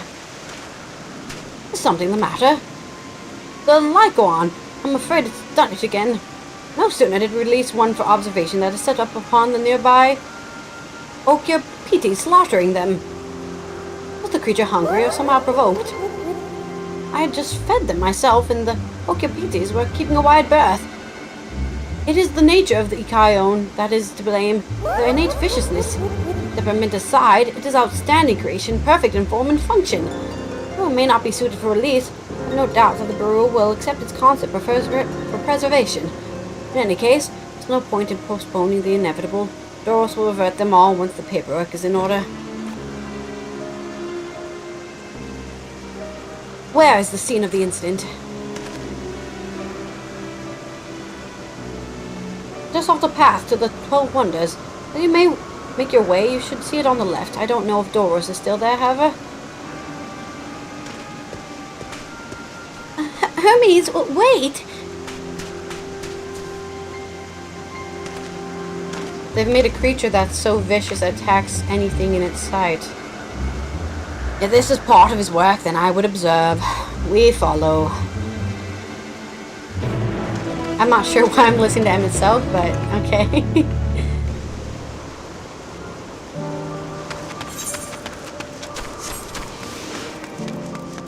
The scene of the massacre.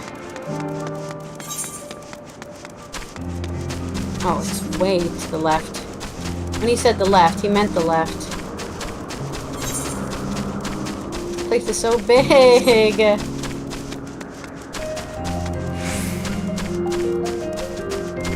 And I've yet to see any Aether currents still. Maybe I'm just blind. Right, let's get on the mountain.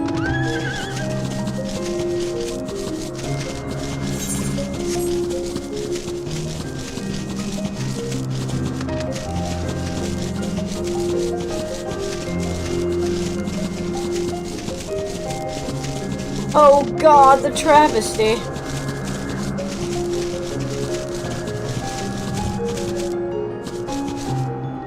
Poor birds? Bird horses? Bird horses. Oh, it disappears if I get too close. It's heavy. Hermes' pain. The Okopite is not easy prey. The hooves and horns, it was designed to be formidable even on land, yet they didn't stand a chance against the Ikaon. Lycone. A fearsome beast, this Lycone, but where is it now? The lacerations and burns are unmistakable. A Lycone was indeed responsible. But the creature is nowhere to be found. Dwarves must have taken it away. The man makes his base at 12 Wonders. I shall go and seek him out there. Miss Selk and I will search the area for good measure, just to make sure the Lycone did not escape.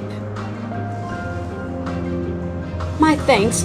Let us meet at the 12 Wonders when you have finished. I will go on ahead. Please follow with Kokoro. Come, come. It's down this path and over the bridge.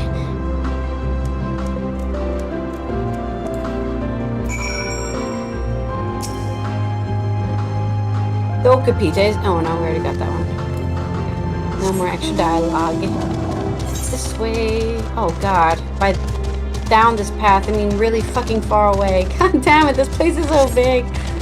I thought it was closer.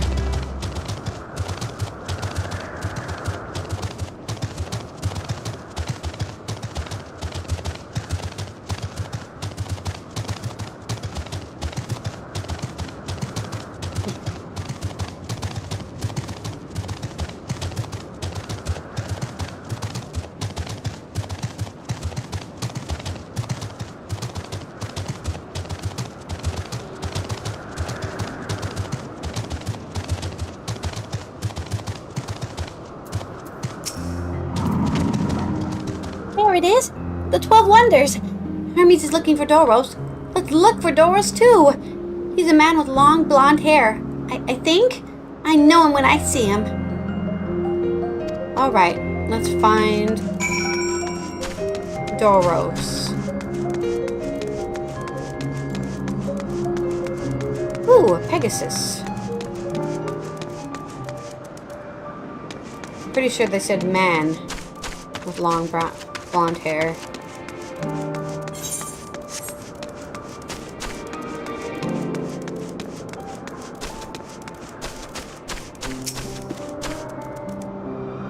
Doros! That's Doros! Well now, if it isn't Meteon, what brings you here? We're here about the Lycone, or whatever it's called. Oh, I thought I heard familiar voices. I didn't realize you two had decided to help me search for Doros. Thank you. You're welcome. You're in charge of the Lycones, I believe. Where are they now? Out in the field in restraints. Friendly as they were, I couldn't well return them to Casis. Once I've submitted my report, I'll see them reverted without delay. But as he says, the beasts are indeed quite ferocious. You're one of the 14. What brings you here? Nothing you need concern yourself with, as you were. We've heard the news. The Lycone slaughtered Okapites. As the observer in charge, you are of the opinion that they are not fit to be released. I am. Their abnormal aggression and exceptional strength makes for a highly problematic combination. It matters not where they are released. Lycones would threaten other species and upset the natural order. Could it be that the specimens observed are an outlier? Highly unlikely. We've created a good many of them. All exhibited the same tendencies. Even when we used Kairos to begin with a fresh slate, the behavior was unchanged. Kairos? A memory reconfiguration system. The chief himself created it. It allows us to erase or alter memories, that we may observe creations in different environmental conditions without needing to remake them from scratch. Quite impressive, and potentially dangerous. Depending on the intensity of the Aetheric emissions, Ashtaroth might wish to have words with you. Rest assured, I've kept all values within prescribed limits. To prevent misuse, its applications are limited to those authorized by the Chief Overseer. Do not misunderstand. To manipulate a subject's memories in an intrusive act, I deeply abhor, but it's still preferable to execution. Come now, Chief. Let's not be so melodramatic. What was born of either is simply being reduced to its original state. I know the distinction concerns you, but we mustn't lose sight of the bigger picture. Making rational choices for the sake of a more prosperous star. A creation cannot be properly studied. Even with the aid of Kairos, we remake it. If a creation is deemed detrimental existence, we unmake it. It is all for greater good, and none question the necessity of such routine processes. I understand these things, I do. I would never think to unleash a clear and undeniable threat onto the world. Yet insignificant though their individual lives may be next to all creation, as all the Lycones have. Before we steal their fates, we owe it to these beings to exhaust all options, to ensure that nothing has been overlooked. If you insist, let me provide you with a full report. We take it from there. He has an attachment to life for some reason, yet he becomes suicidal in the end. Would it be possible for us to attend the discussion? That Emmett Selk may better carry out his duties. By all means. Alright, show them to the meeting room. I just want to see what the Lycones look like. Is it going to be a big reveal? Is it even important?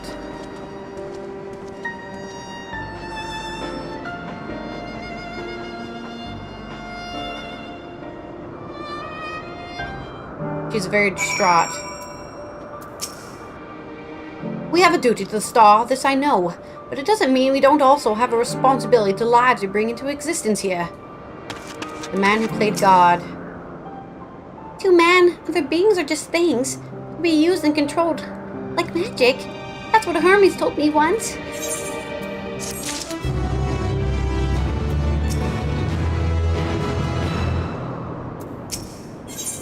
You needn't be an entelechy to feel the weight bearing down on Hermes. I fear this discussion may take a while, during which time... Meteion, are you feeling unwell? It's not me, Hermes. It's you. I won't go to the meeting. I'll stay with Kokoro. Though I am to impose, may I leave Meteion in your care again? I'll take care of her. I'm in your debt. You'll excuse me. The poor girl is too empathic, dude. You're making her depressed. Can you help me with something, Kokoro? The meeting will make Hermes sad. I want to cheer him up. With a flower. Hermes likes flowers the most of all creations in Elpis. Most creations are expecting to be interesting or beautiful or strong. Better in some way. But flowers are different. They're designed to suit our emotions. What we feel and want to convey. Hermes likes that. I can't make flowers, so I'll search for one, and I want you to search with me. Let's start here at 12's Wonders. Alright, let's look for some flowers.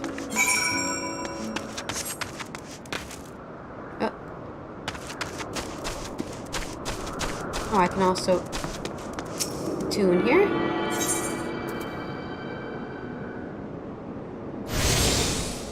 There's so much more of this place. We're only on...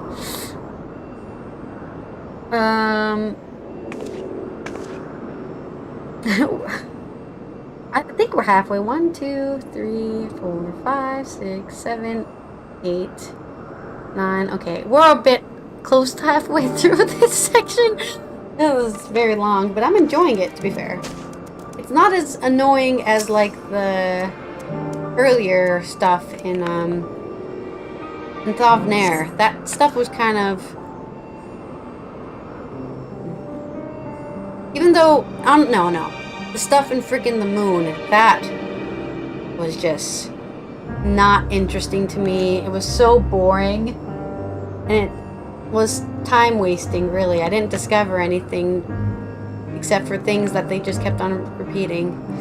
Vibrant purple flowers bigger than your hands adorn the tree. Ooh, so bright. I love them. But they might be too bright. You have to think of the recipient. That's what Hermes said. What would make him happy if not something bright and colorful? Oh, a griffin. Hello? Nobody's in here. This is a tree. We can't give him a tree. Why am I looking at a tree for? Hello? There's no flowers here on the tree. A tall, slender tree rises before you. Crane your neck to look for flowers. No flowers. If there were apples, we could have covered them in syrup. Let's head outside next. Don't worry, you won't wander far. Even if we do wander far, I'll protect you, because I'm a warrior.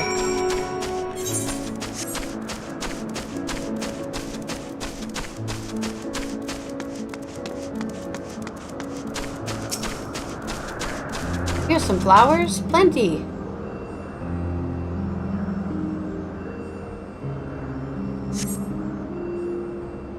Array of beautiful flowers grown in the bed. Their mix of colors forming a pattern. These would be better for Hermes, but they're hedged in. That means we shouldn't touch them. They're either under observation or poisonous. Another place should be fine, though. Let's keep looking. How far are we going, dude?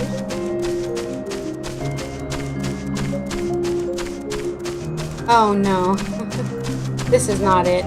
Definitely not this one.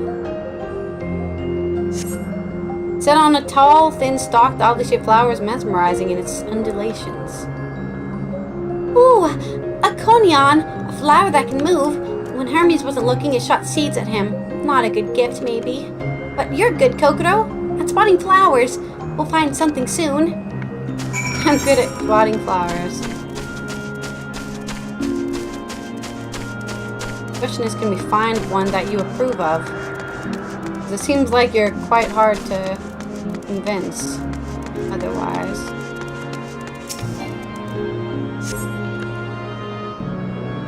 Any more flowers? There's flowers on those bushes. I'm gonna sneeze. Spy nothing promising nearby. At best, common looking grasses with some few tiny flowers. Nothing around here. Ah! Over there, Kokoro. Something big. Huge! Something where? This thing. Told you I was gonna sneeze. I was waiting for it to come. A Marlboro? I don't think so. I think the Marlboro's a bit too much. Terrible stench reminiscent of sodden old boots pervades the air. Without a doubt, the culprit is the marble-like creature before you. It's an undonut! The thing around its mouth looks like petals, but the flowers are orbs on its heads. When the Hermes inspected it, it swallowed him up. He didn't leave his room for days. What do you think, Kokoro? Do you like it? It's probably not the good sort of memory. So not this one either. Finding a good flower, it's harder than I thought. I'm sorry, Kokoro. Could we search a little more? Maybe as far as the fields over there? I'll pick something after that, I promise. We don't get killed on the way there. I mean, technically she dies because the world splits and half the population is sacrificed. But I still feel like she's gonna die more recently than later. Like it's gonna be a tragic turning point for his character. So I'm expecting her demise soon. Honestly.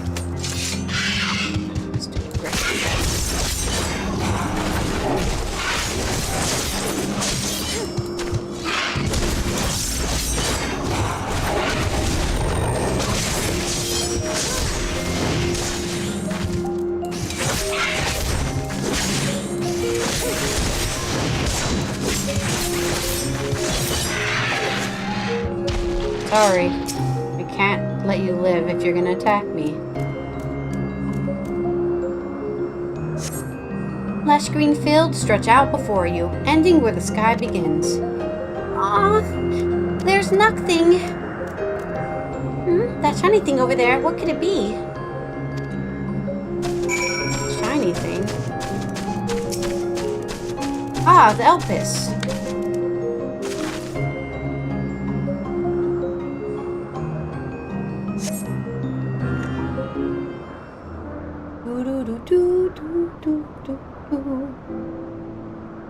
Ooh, Elpis flowers, they're here too.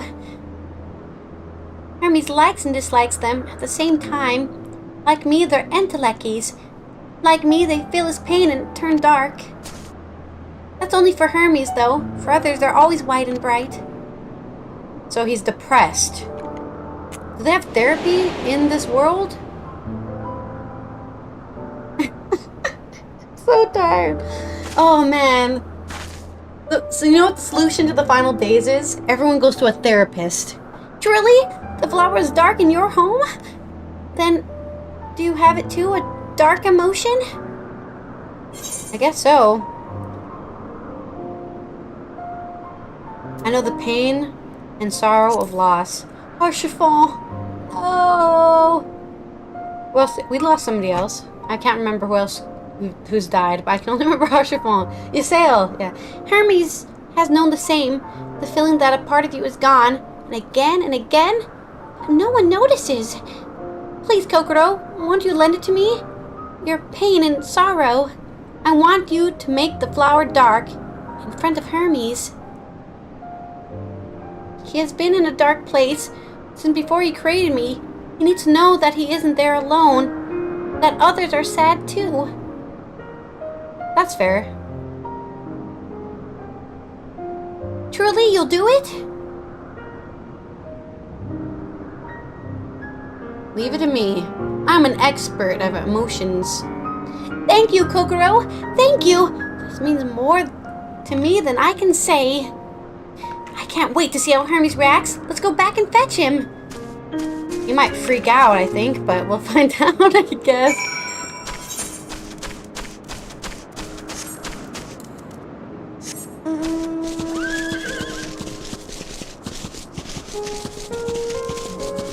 Poison flowers. Ah! I guess they're not poisonous. Well, I guess if they're poisonous, I don't want to eat them. No, toxic is don't eat. Poison is don't touch. Sorry.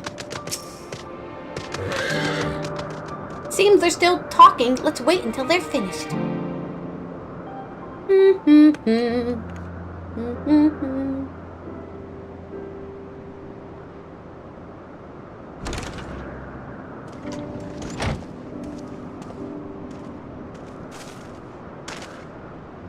Hermes!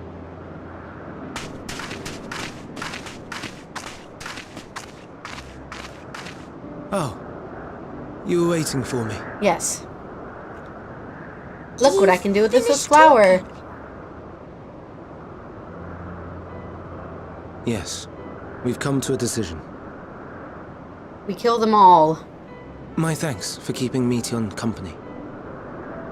Emet-Selch and Hydaelyn have already retired to their rooms. There is room for you too, if you would follow me. Oh, how cute. I get a room? Nice. Wait! I want to show you something first.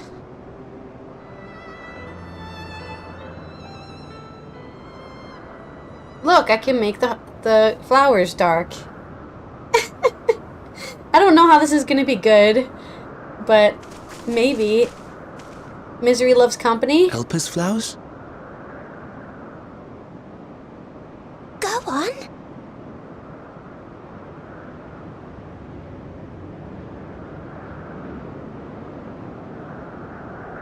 Chiffon.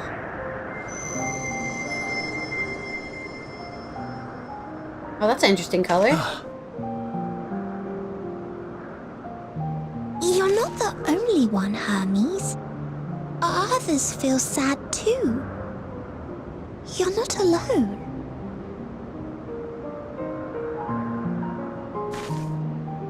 I see Meteon has shared much with you.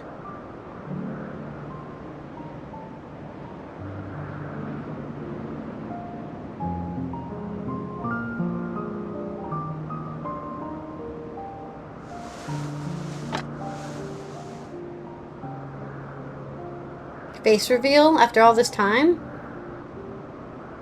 Oh, he has pretty eyes. May we talk a moment?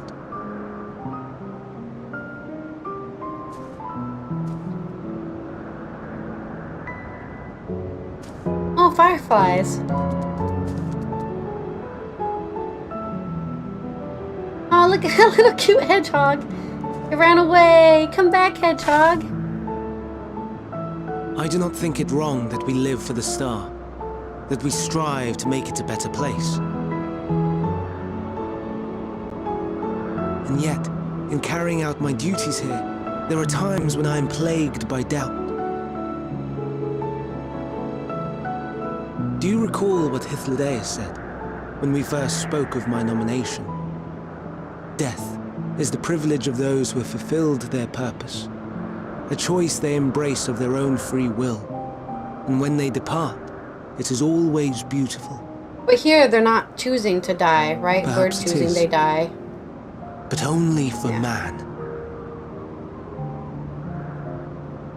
Creations that he deems useless are discarded with nary a second thought. Some scarcely born into the world, afforded a handful of breaths before life and potential are abruptly extinguished. We make an effort to spare them the pain, but they sense what awaits. Rage and anguish and cower and fear. And it is not beautiful. Yet no one cares. I care. So fixated are we upon the duty that we do not pause to question the method.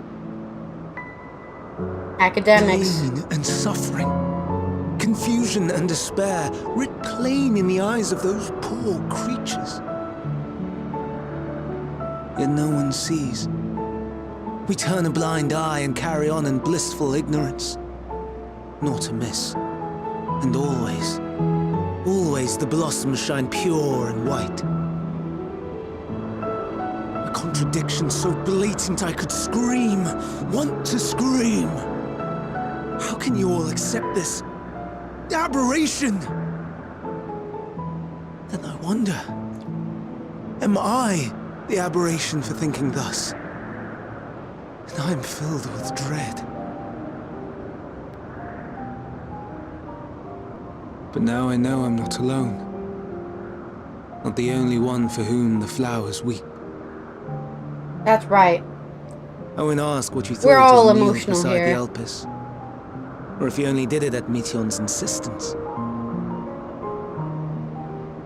Nevertheless, I thought about thank you. Haurchefant taking that giant bolt to his shield to and know that dying. you too have And his experienced sail suffering. literally turning to aether It's a dust. comfort. That was pretty sad. Oh, and Yotsuyu.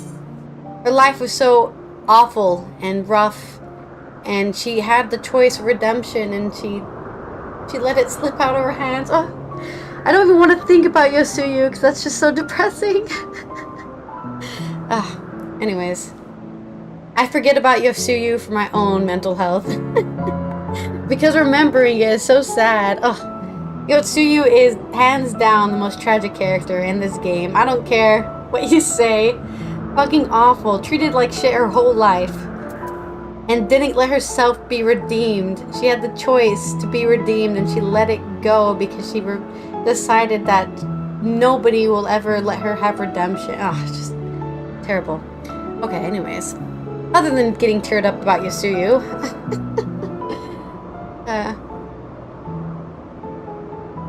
Oh, I could tell you all about suffering.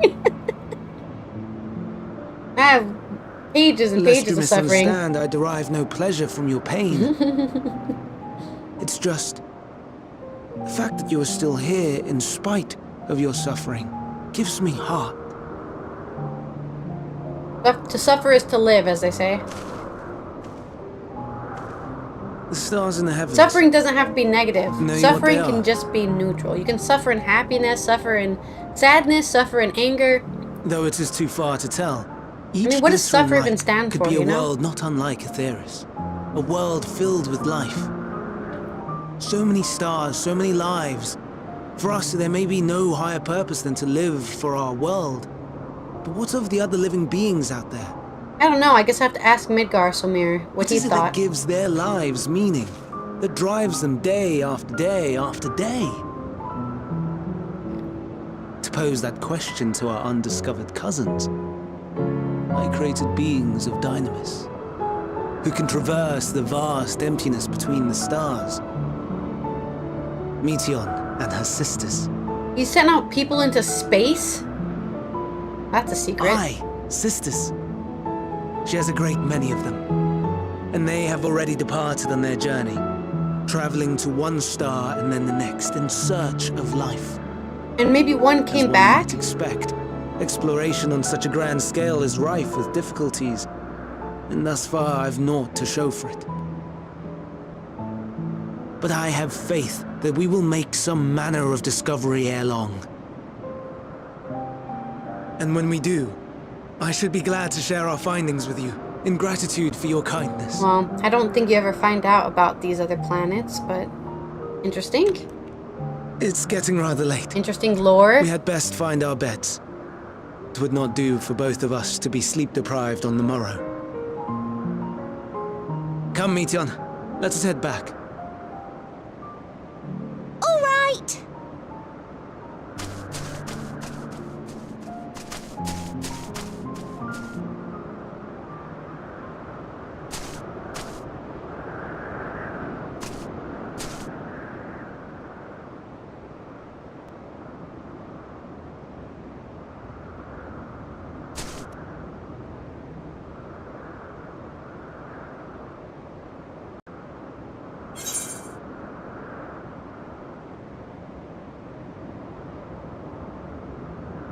Oh, right.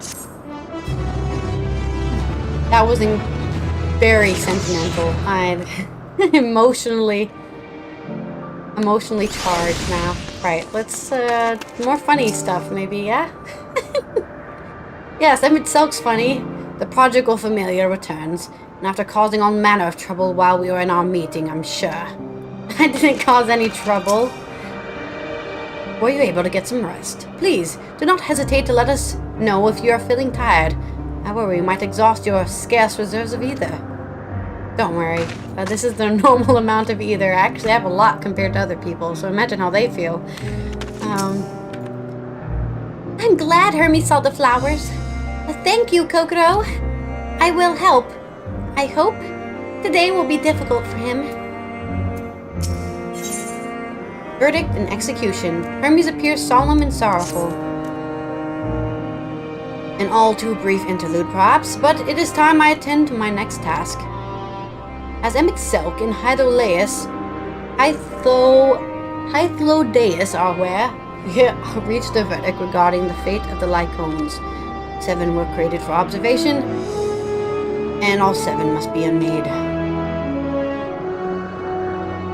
Doros has followed the correct protocols, and as chief overseer, I can find no fault in his judgment. The Lycones would disrupt the natural order, ravaging and consuming other species until they themselves starve and perish. They cannot be released into the wild. They cannot be allowed to remain here in Elpis. I intend to petition the Bureau of Architect to have the concept preserved as a restricted purpose hazardous life form. Aether-less has pledged to support me in this endeavor. Yet, whatever the Bureau decides, existing Lycones have served their purpose. Doros has already isolated the creature and is preparing to carry out the necessary measures. I will join him forthwith. It is my duty to witness the conclusion to this study. If you are resolved, then we have but to accompany you. Of course, let us be off then. We return to the main island.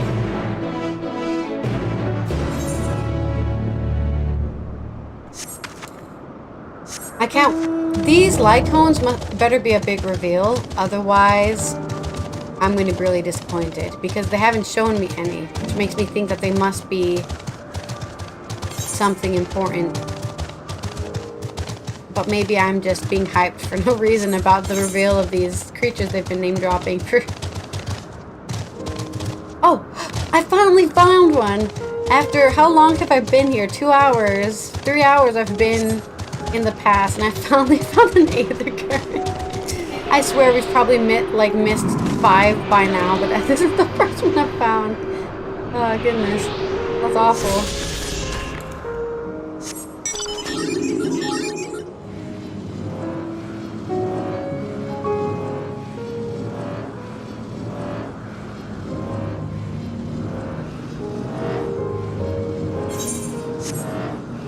Where are they? Oh, there they are. Oh, here they are. Oh, they're rock dogs. Or rock wolves.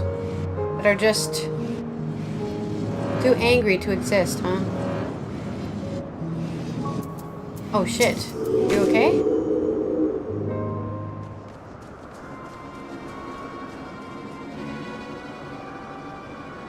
Doros, are you hurt? What happened here? They caught me off guard. I had them bound with ethereal shackles, but they became frenzied, even more than usual, and broke free. I was able to stop 4, the other 3 escaped. I see them. 2 have taken to the air above the 12 wonders. They can fly. lass is up ahead looking in the fields. You and Coco will handle that one. The pair in the sky you can leave to me. If this is how it must end, then so be it. I will render assistance to Emmett Selk, unneeded though it is. You can be his cheerleader. Yeah, go Emmett, you can do it! Mettion, you ought to stay here with Doros. But Hermes... The Lycones must be reverted. I would spare you their pain, and mine. This is my burden, not yours. But if you're intent on helping, then please follow my lead.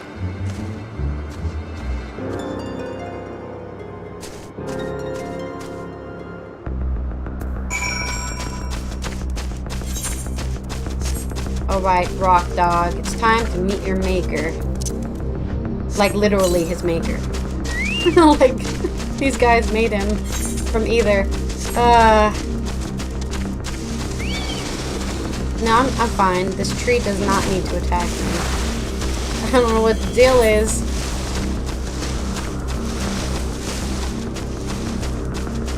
Come here, little puppy. Flying dog. That'd be a cool mount. That has to be a mount you can get, right? I appreciate your help and lament that it is necessary. There it is, our quarry. Within striking distance at present, but it feels threatened and may flee beyond our reach. Here's my plan. You will approach it slowly in full view and draw the Lycone's attention. Now I warn you, its abilities are fiery as its temperament. Once it spots you, it will unleash orbs of flame. But fear not. By my measure, you are more than equal to the task. Withstand the onslaught for a few brief moments, and that will give me time to catch it unawares. Ready? Then let us begin. Come here, doggy.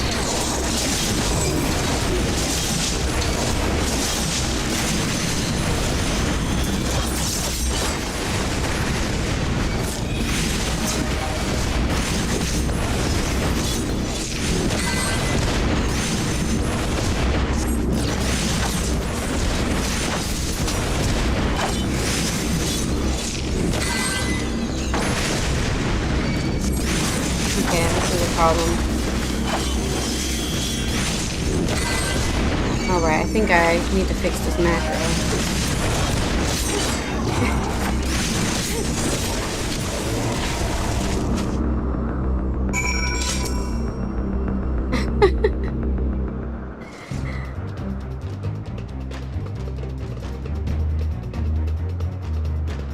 Now.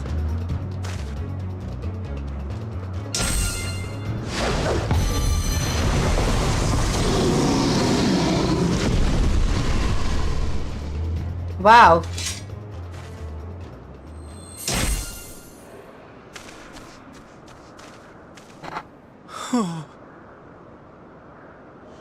Forgive me. Please, forgive me. Like putting down a rabid May dog. You and your kin find peace. Wherever your souls may drift in the underworld, may you find tranquil seas. Maybe three-headed dog. Cerberus?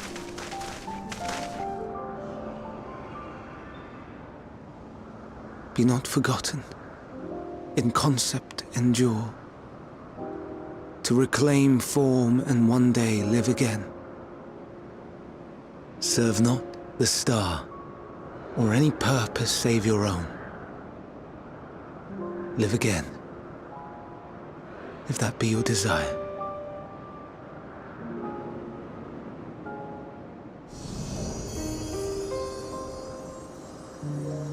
hate, if that be your want. We are worthy. But leave your suffering behind. Lay down your burdens, be born anew. Fly high. Fly free. But even when they're returned back to Aether, their souls are not destroyed. So, not really helping with the problem happening in the final days, but I guess they knew as much as themselves.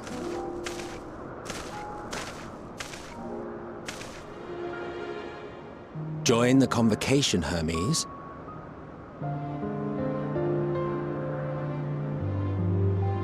You do not belong here.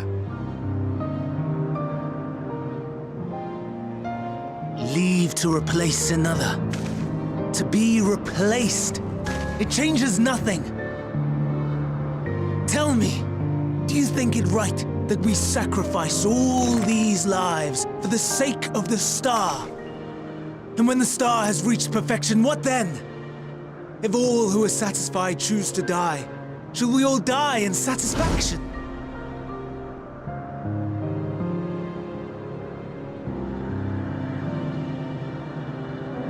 I do not know.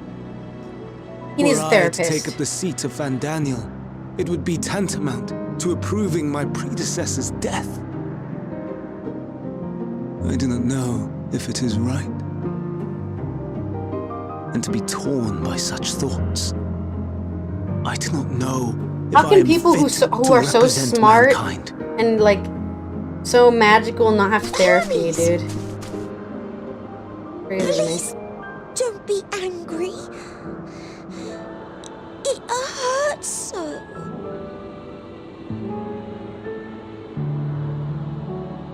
Forgive me. If you would still consider me in spite of everything, I beg some time to gather my thoughts. Meanwhile, Hydaelyn, I fear I must trouble you to attend to the others. 'Tis no trouble at all. Take as long as you require. Hang now, sorry. And you, my friend, I pray you find that which you seek. I do too, because I still don't know what I'm looking for. But we learned a lot about depression and... I expect we have some few matters to discuss. Shall we return to the 12 Wonders? Not being for a able to time? handle the death, the happenstance of death. Aye. Something along those lines.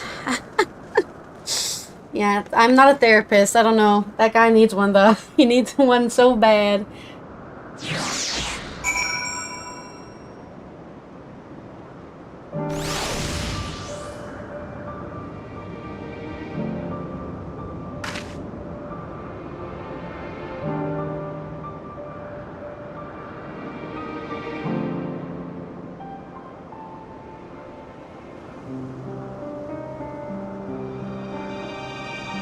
All right.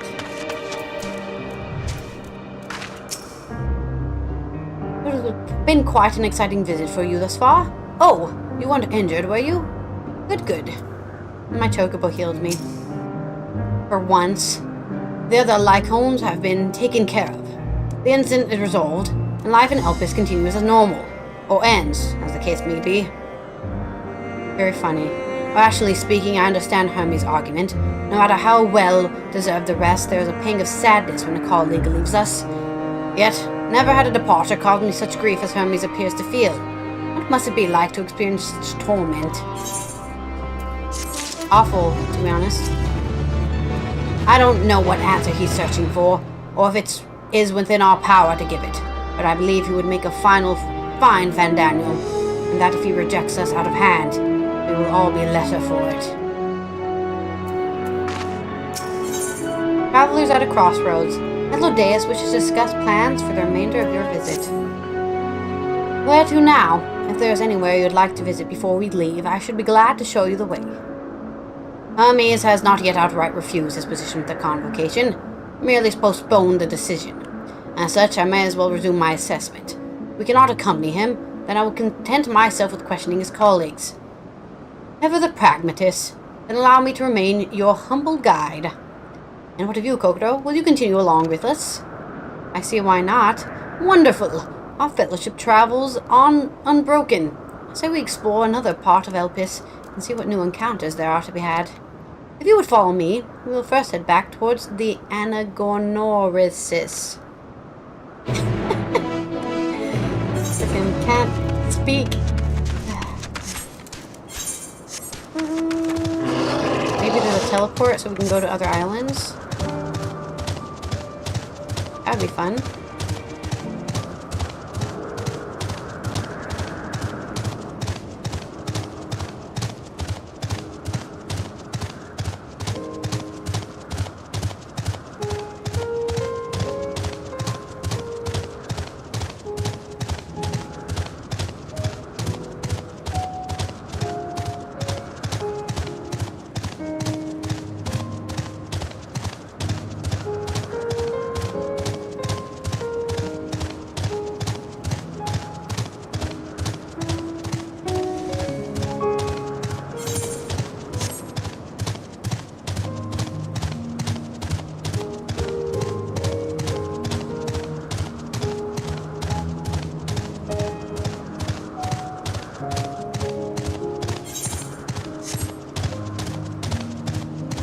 Ah, here they are.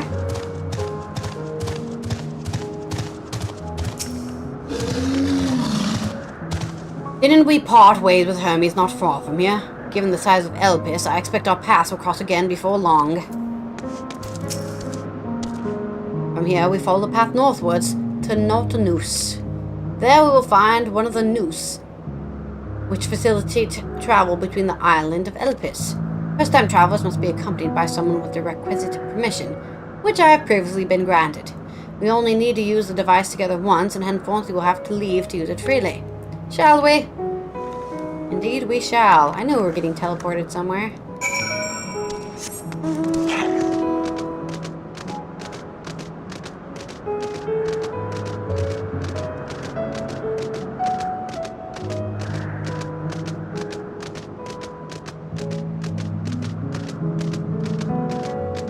Have we leveled to 87 yet? No, we haven't.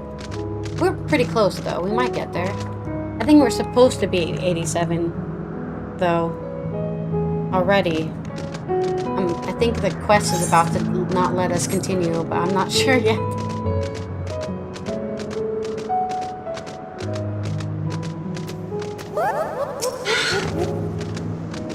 Unless this thing is pressing, it won't be tracking Hermes with my ethereal sight.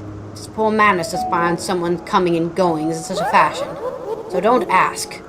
Social conventions notwithstanding, receiving either requires deliberate and intense concentration. We otherwise keep our eyes on the corporeal world. Here we are. Nautilus.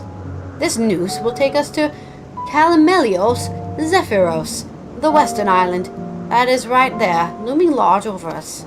Step this way and we can soon admire the view from above.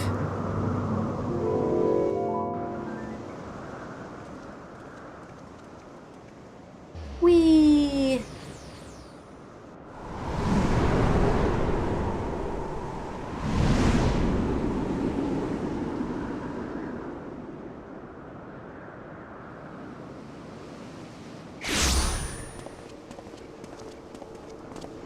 I present to you Calamelios Zephyros. Very cool. Here you will find a number of testing facilities, as well as the observation hub of Poiton Oikos. Right then. Let's begin by...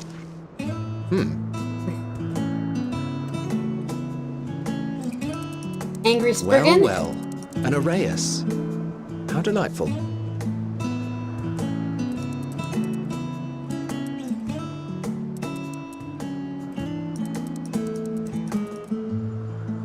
Oh, that's an angry boy. And what, pray tell, is that?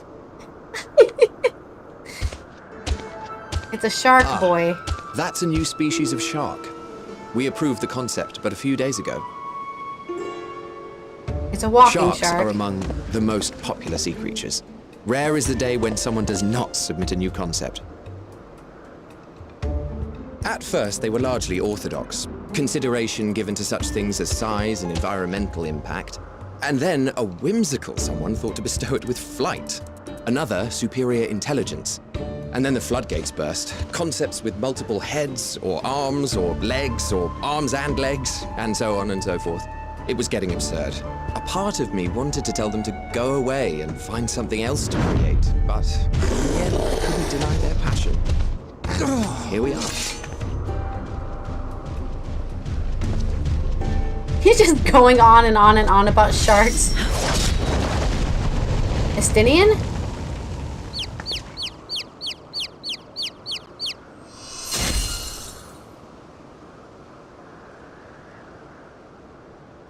That was too close. Are you unharmed? Oh, it's Hydaelyn. I mean, now, Venat. If it isn't a pair of familiar faces. Venat, that we should meet you here. Of course we'd meet her here.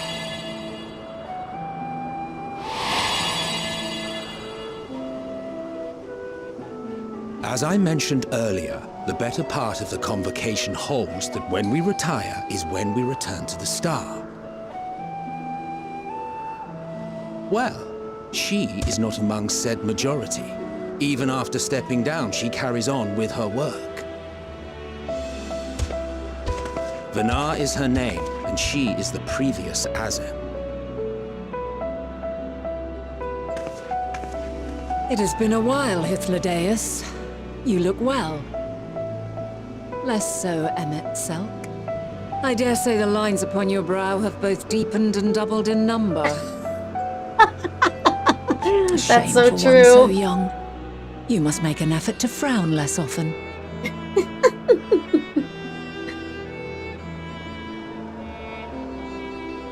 Easier said than done, thanks to your unruly successor. How is she, if I may ask? Incorrigible as ever. Rushed headlong into a volcano on the brink of eruption just the other day. I should be glad to share the tale in its entirety later. Sounds if you're so familiar inclined. to something I've done. Oh, you know I am. Rushed inside of a... Now then. You are? I'm Kokro.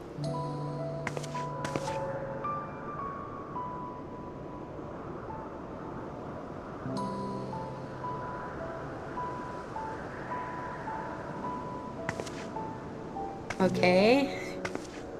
You're making me uncomfortable. Why did I scowl for?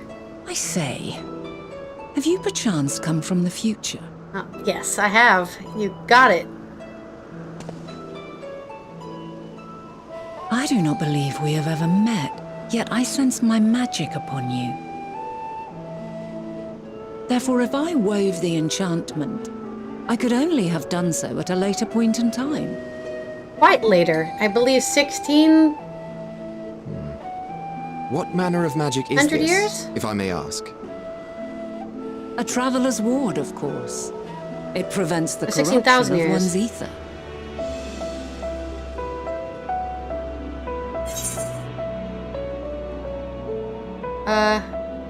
That sounds like... rather like the Blessing of Light.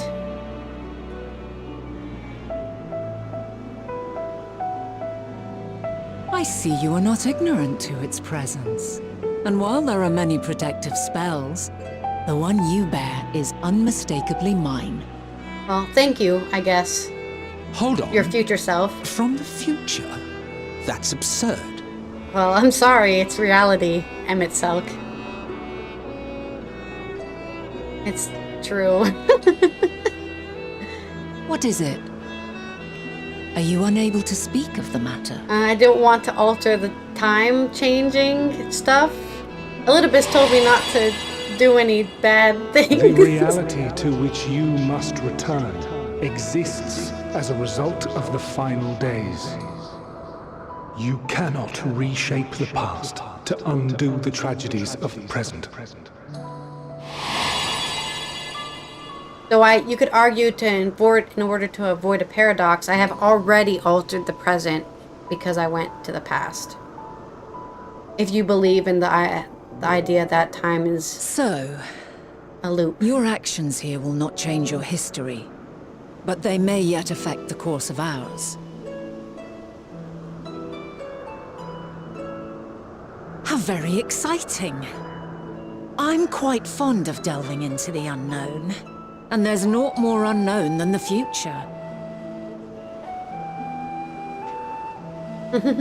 Until a moment finally arrives, we cannot know for certain what will come to pass, regardless of our supposed foreknowledge, so you needn't worry for us.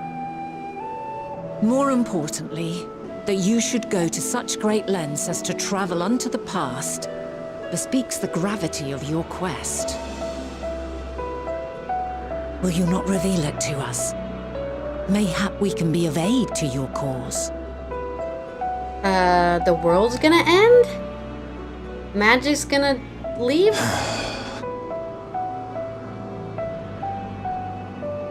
If this is true, then you've been keeping quite the secret to yourself. Well, Allythology told me. As a representative of the Convocation, I will hear it all.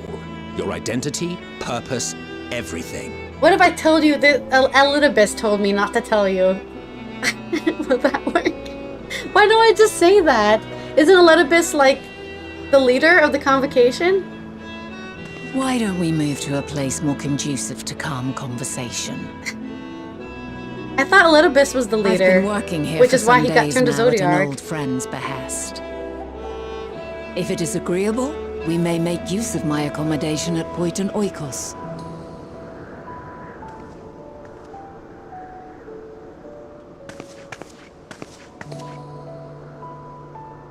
We were meant to meet. I am certain of it. Well. Else I wouldn't have marked you so clearly, and sent you unto myself in the past. I don't know if It's Hydaelyn precisely sent me the sort here. of mischief I would get up to. And quite inspired, if I do say so myself. Wasn't it Graha's idea for me to come to talk to Allythology, and it was Allythology's idea to send me to the past? But I guess also... Oh, I'm so confused. This is the problem with time travel. Okay, so I got the flower. Hydaelyn told me to keep the flower. I took the flower to the moon, where I met Hydaelyn's real, actual person, right? Not a figment of him, but an actual... his soul that got sacrificed to Zodiark. And he told me that I need to remember the name of the flower because it's very important. And then I take... the flower disappears in ashes in my hands. Graha Tia is like, yo... maybe Allythology, whose soul is inside the crystal tower, knows what you can do because he is from before the world broke. And then I tell him about the flower, and then he's like, yo, that's the name of the place where they did all the creation magic shit. And now we're here? Well, that's so convoluted. Why didn't she just say, go to the past before the world was sundered and then talk to me there? But instead we went like this. And then we finally got here. Well, I guess if that's the kind of person Venat is, definitely some sort of clearly a mischief that she would get up to, I guess. God, time travel, man. You can never... And there I thought you were harmless as a stray familiar. As far as I'm concerned, this is a nebulous talk of future. This and changing history, that can wait. First, I mean to find out exactly who you are and what you hope to achieve here. Wait, so if he met me in the past, did he not remember me in the future? Or maybe that's why he kept on saying I reminded him of someone? Because I reminded him of me? Who went to the past? Oh, it's so... This is the problem with time travel. You think too much and you get confused. The future. Our future. I'm deathly curious to hear more. R. Keyword R. Yeah, sure. My apologies, but before we move along, a colleague has tasked me with a matter which I'd rather not leave unresolved. It involves finding a certain concept engraved crystal. and the quick-fingered Aureus, which made off with it. Ah, the Aureus, you say? I think we might have seen the culprit before being distracted by that business with the shark. Would you like us to follow the Aether trail? That would, of course, lead us only to the Aureus. There's no guarantee that it hasn't dropped or stashed away the crystal you seek. Please, even that much would be enormously helpful. While you are hunting down the thief, I can follow behind and scour the forest floor just in case. Could I ask you to join the search? I would appreciate another pair of eyes to cover the land to the west of here. I guess I'll help you find the rock. Many thanks. That's a small bridge leading to the Potin Oikos. Let us meet up there once we've exhausted our efforts.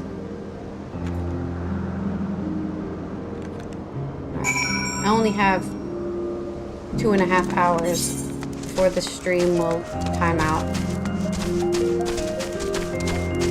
Let's find this crystal. Ooh, that's a cool elk coral thing. Whatever that is. I'm gonna avoid it though. Thank you. It's cool looking, but I don't want to fight it. Alright, alright. Little rockling, where are you? Little rockling, where did you go? I don't see anything but scary things that can eat me. Maybe I should zoom out. Maybe I can see more if I zoom out. Oh. I found the concept crystal. What concept is inside of it, I wonder?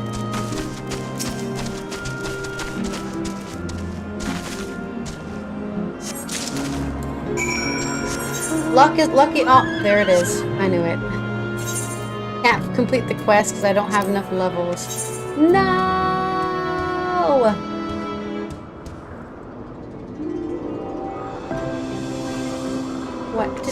What to do? I need 2K, 2 million. Oh.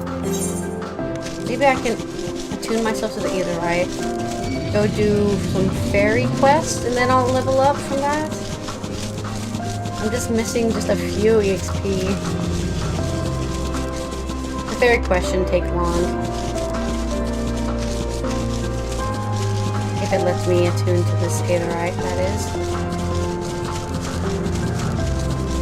I'm so close, but yet so far.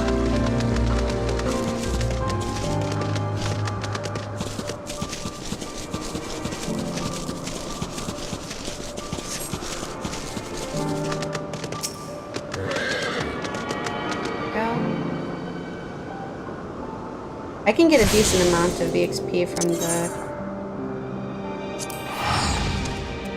fairy quest. Or, I guess they're pixies, technically. Not fairies. They're fae.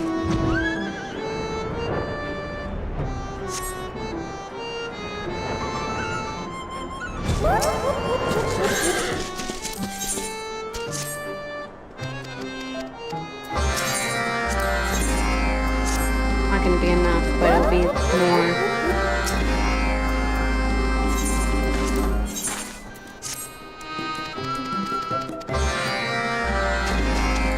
It'll be more than anything else. Because I think even Fates will take...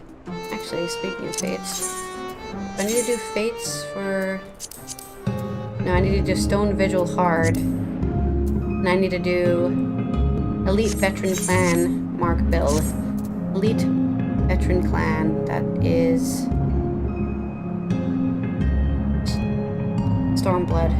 And build.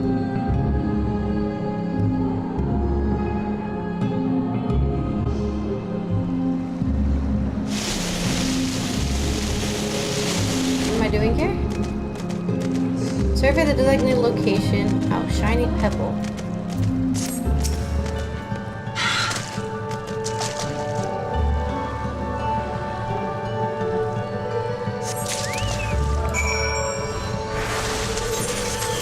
Ah, I'm getting attacked.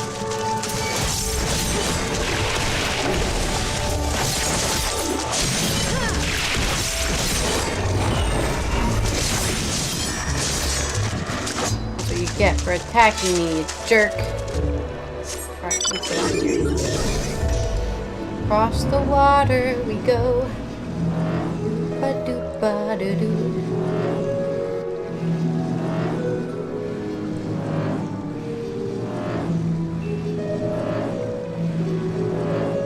I'll get 700, but I'll still need 2 million EXP. Oh, I went too far.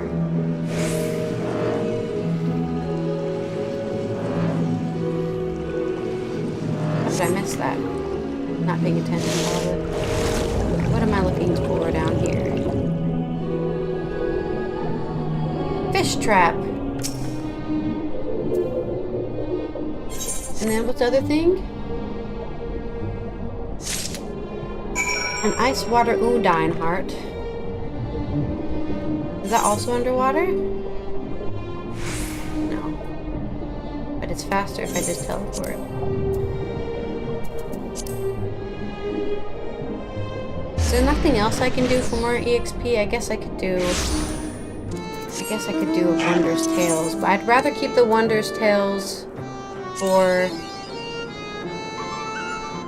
my lower level characters, because I think they get more out of it. Like, this only gives me 500,000 EXP. I think my lower level characters get way more out of that. Void Arc. Oh, we didn't do Void Arc, we did the other one. Naval. We can solo all of these, but no, that's not. I need something that gives me 2 million EXP. Which I guess would be the main story scenario, I guess. That gives me 1.5 million, I think. Oh wait, what am I doing? I went the wrong way. Need to go finish the last one first.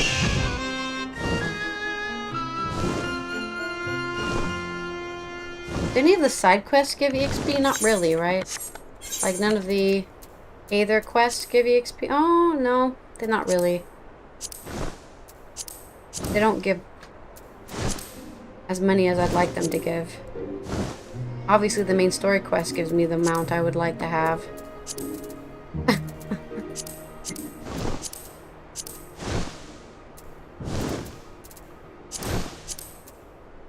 Unfortunately, no more story quests for my Reaper. I've already done all my story. I could do a role quest. That's true.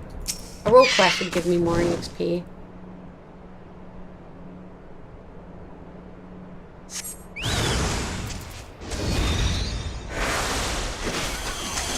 Die!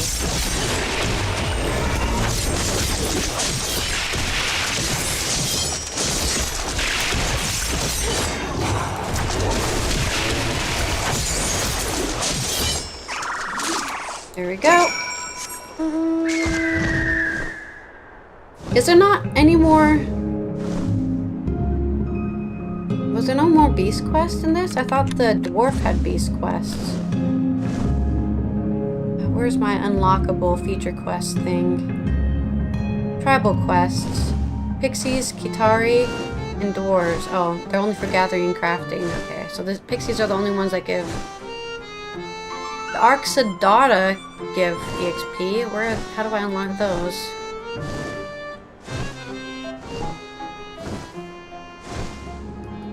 Oh no, I have to have finished Endwalker. Never mind. No! But I need the EXP now! Okay, I guess it's for all characters. I found your fish.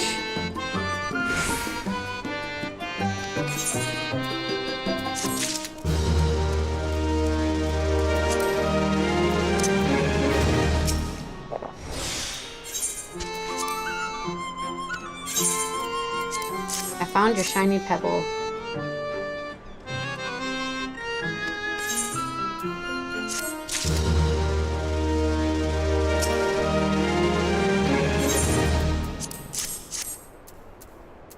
I found your Udine crystal. Right. Main story quest will take too long.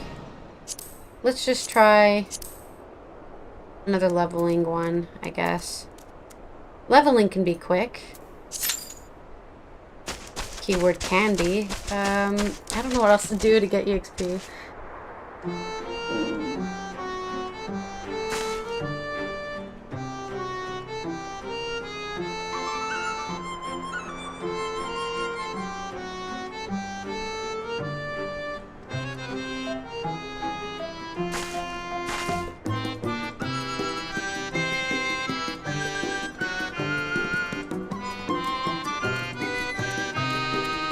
I guess I can go grinding fates.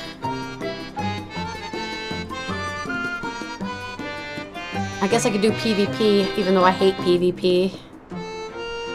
I mean, I'm kind of already in the place for level 86 fates. The problem is there are none on the map for some reason. Every time I'm there, there's none happening. I don't know why, but there are none happening.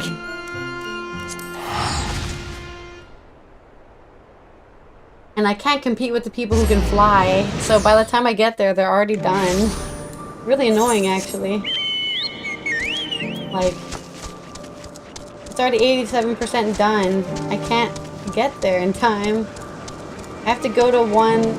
Like, most of them are almost done before I get there. Like, look, this one's already done as well.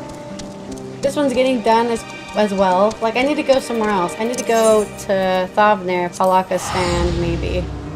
Because these ones are just getting done too quickly, and I can't compete with the people who are flying. I can't get there as fast as them. By the time I get there, it's like over. Okay, maybe we can level from this. I don't know. I'm gonna get a level 50 dungeon. Okay, thank God it's not a level 50 dungeon. I was gonna be so pissed.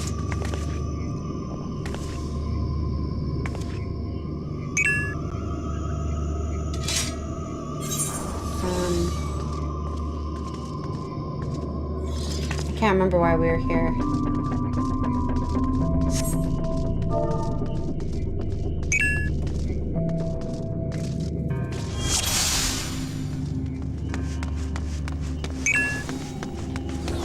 This is a Sin-Eater dungeon.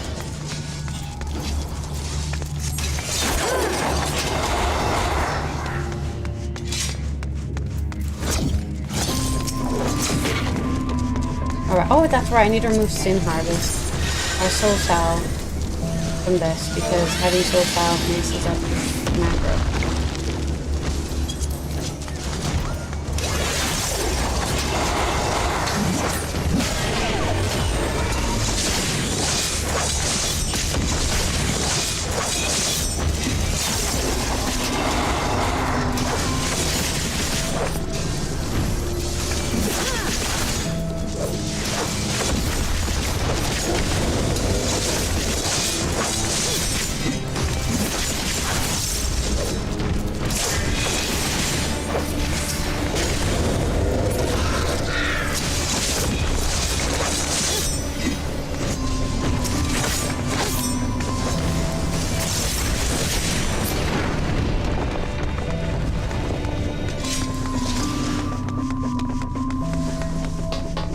Shadowbringers was a great story, but I think the dungeons somehow are not memorable. For some reason, but I'm not sure why.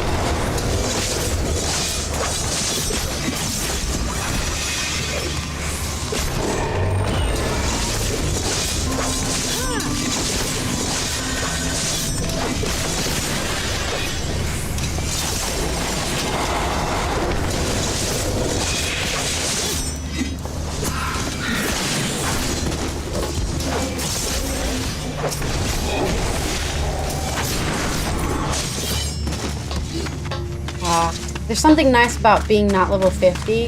That level 70 is definitely where this class makes more sense, because I think you even start at level 70, right? When you play this class below level 70, it's just like, what is this? Is this even a class?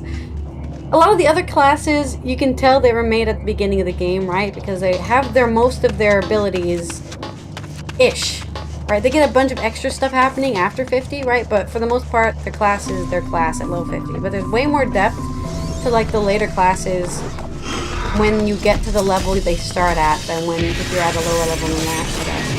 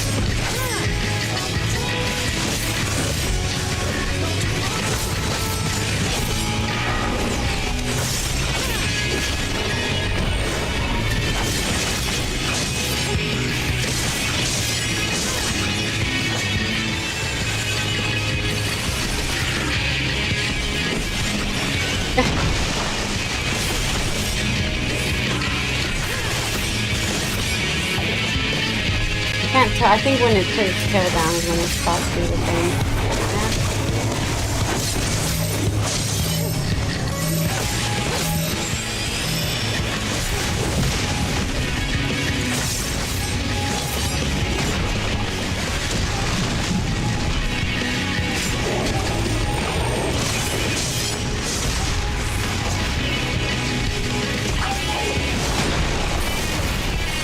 There's so much stuff going on.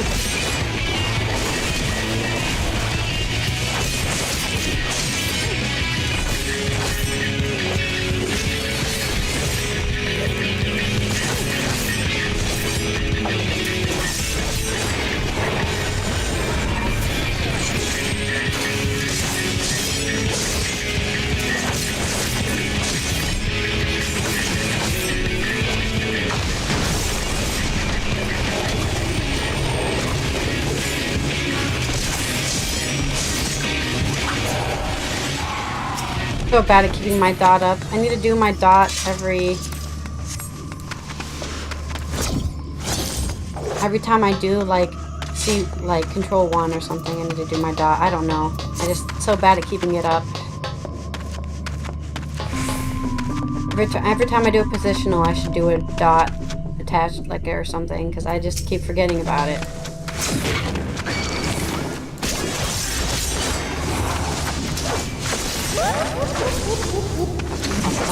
This is the button.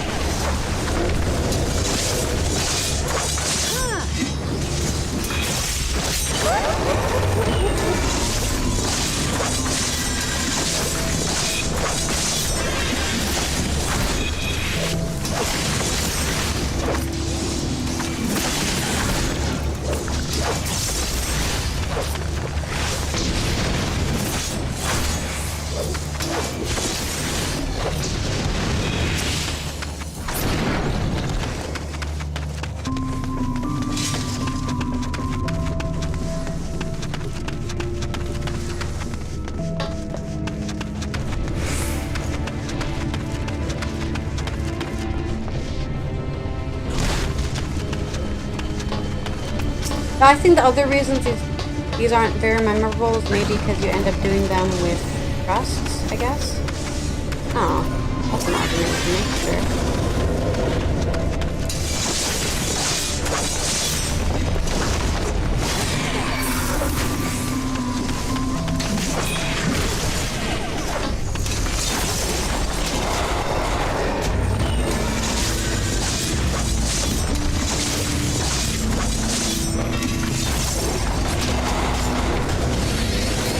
Oh, I messed up. Okay, so I'm glad.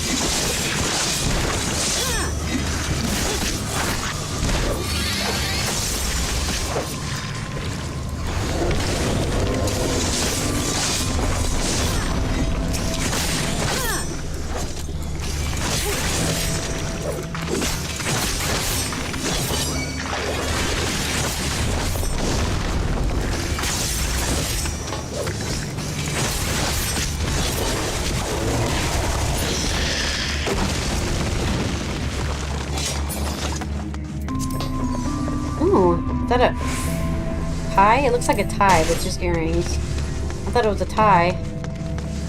That'd be cool if I could wear a tie. Like an actual necktie. But it looks like a lot of armor replaces the neck area, so you can't really do that. It has to be a tie on the chest piece instead.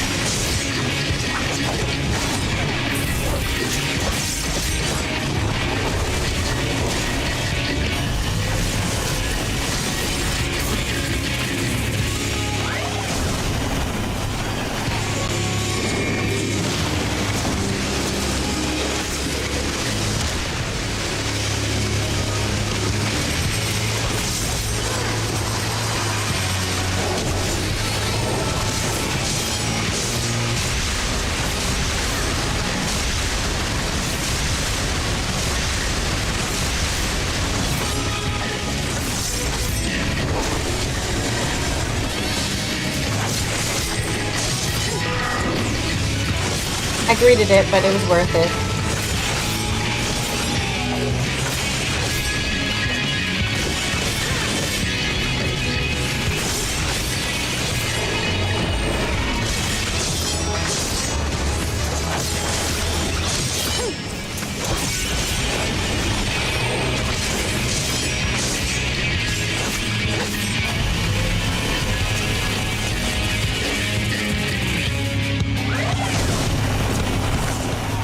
That was better.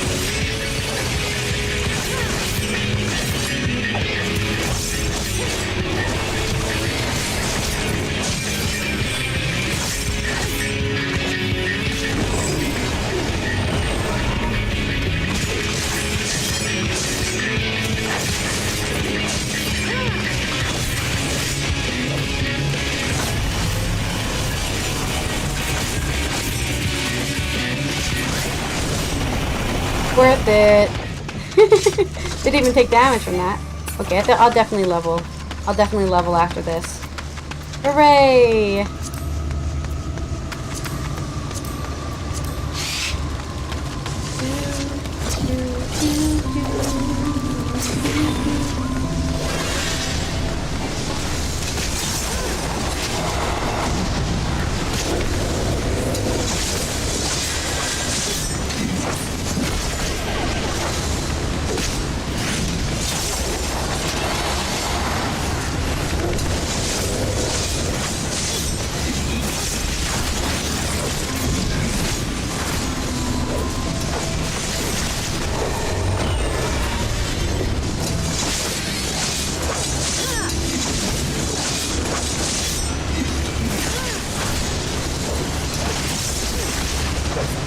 Oh, I just remember what the boss of this one was.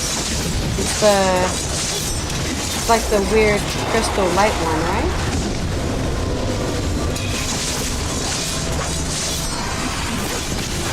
Although I think it had like a weird. Oh, I remember weird shit was going on. That's all. Oh, I'm gonna do something with colors, right? The mechanics. Oh god.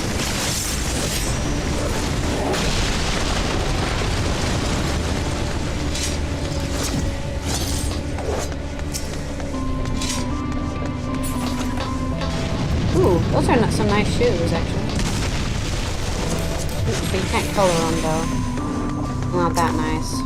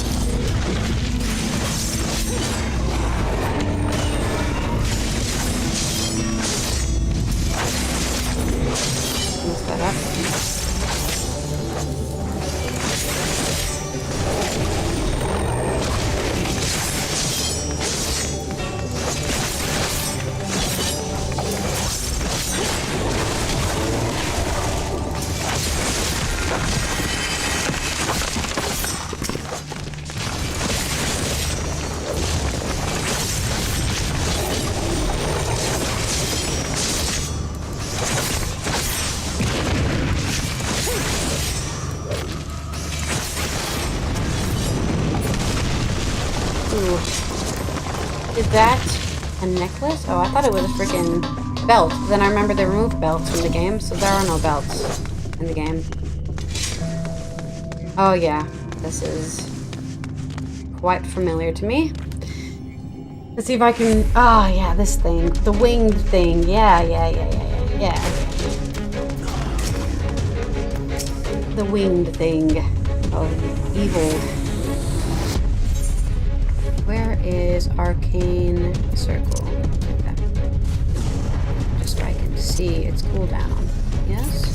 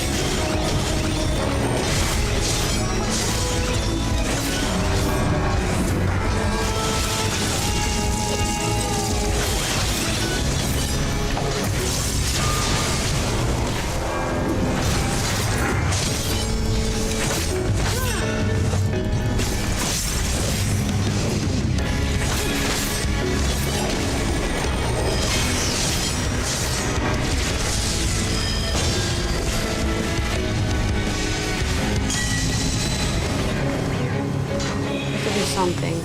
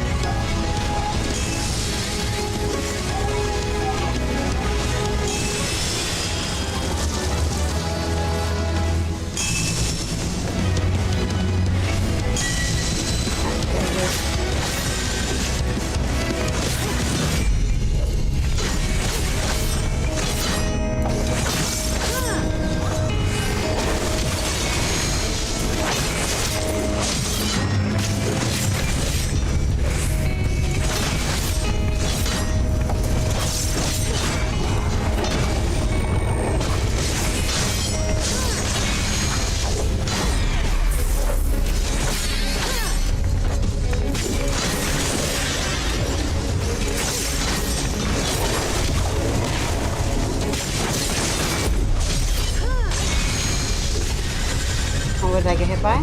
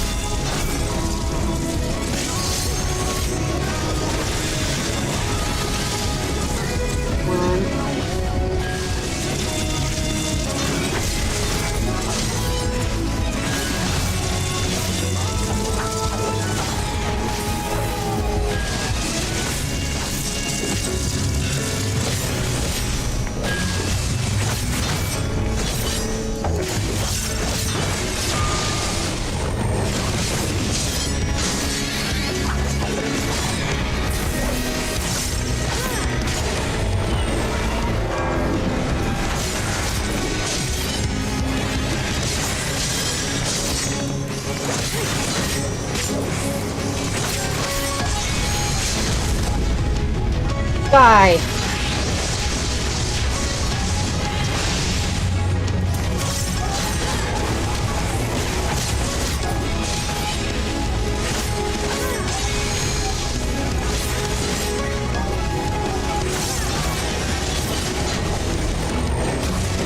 We did it! Yay! And I leveled up. Yay!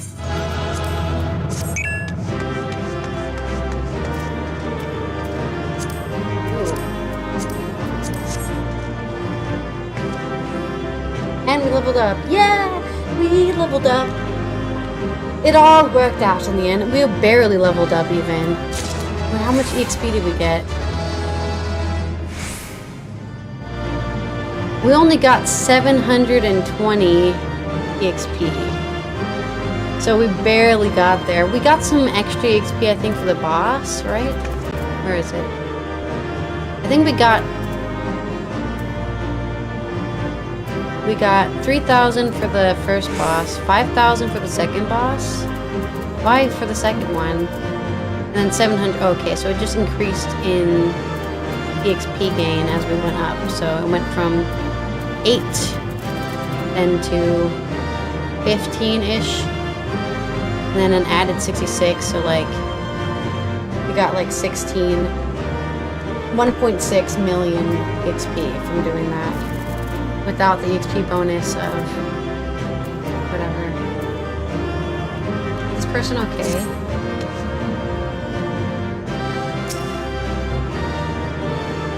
We're just not gonna roll anything, I guess.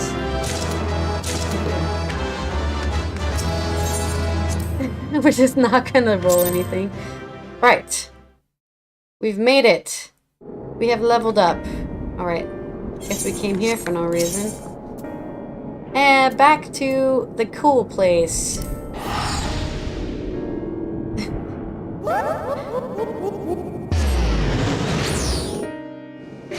I think on Monday I will do the roll quest. I'll try to get every roll to like close to level 90 or something, and then we'll do the roll quest. We might level from the roll quest as well, so as close as I can without losing my mind, I think, is what we'll do. Alright. The Asms, both mentor and student, are a force to be reckoned with. I find them a delight, personally, but they have a habit of making Emmett's self look as if he bit down on a sour grape. The problem you present is vexing enough without adding the old Azim into the equation. Ugh. And she wonders why these lines upon my brow grow deeper, when she herself wields the hammer and the chisel. I think he said that before in Shadowbringers. Our last searcher returns. I'm afraid the Aureus no longer had the crystal, nor was I able to find it as I followed in its wake. I don't suppose you fared any better. I'm lucky as always, and I found exactly what you're looking for. It's almost like I'm the main character. The crystal! Well done! Wonderful, now I can focus on your tale without the missing concept nagging at my mind. Have you always had a knack for finding things? Yes. Traveling and searching go hand in hand. You travel often, then? It seems we have something in common. Long ago, when I held the seat of Azim, I was forever trekking back and forth across the star in search of answers to people's problems. Naturally, the need for such journeys has lessened considerably since I entrusted the position to my whimsical successor. Yet I am still eager to come running should any old acquaintance or new interest require my personal attention. That is what brings me to Elpis, in fact. Many times has my presence been requested. My opinions sought concerning the habitat, this or the creation. Agreeing to help locate that missing crystal was a minor distraction, which now promises to become a major revelation.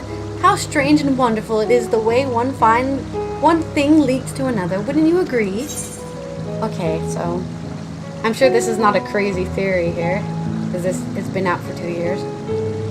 So the reason I am the Warrior of Light is because I have the split soul of the current Azim at the time of the splitting of the source. And so she chose me out of everybody else because she knew my character, I guess, that I had to be free and exploring and traveling and stuff like that. I think that's pretty obvious. But yeah. Theory nonetheless, unless she actually physically says those words to me. The Azims. Oh wait, we already did that dialogue. Alright. Venat is in a cheerful mood. Thank you again for your timely help. Now then, it's time I return the stolen property. If you would go on ahead to my accommodation, I will join you as soon as I have tended to that task. Follow the path straight ahead to the building at the top of the slope. I have the entire place to myself, so we can speak without fear of being disturbed or overheard. That's so nice. You have the whole place to yourself? That's pretty crazy. Oh, I think you mean the house. Oh, I thought she meant like she owned this whole village. Like nobody else was here, but there's definitely other people here. Okay, that makes more sense.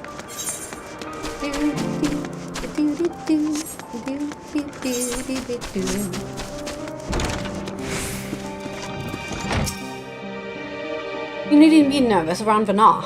Those white robes mark her as one of the fair and partial reasoning. Aside from the emissary, Allythology, such garb is worn only by those who have stepped down from public office to serve as advisors. Whatever you have to say, she will listen without judgment. Yes, this will be far more comfortable than interrogating you on the side of the road. Thank you. Welcome to my temporary abode. Please make yourself at home while I put on some tea. How sweet. How did this get stuck in my glasses?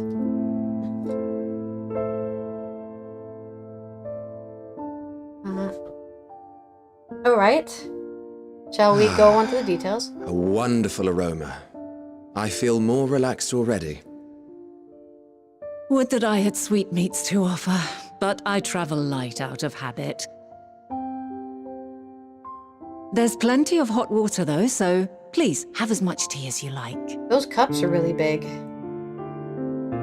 Now then, will you tell us your tale? Where do I begin? I was born in to parents from and my location of origin and my parentage is a mystery. The world has been sundered, broken into shards. Yeah. I guess that's the most important part.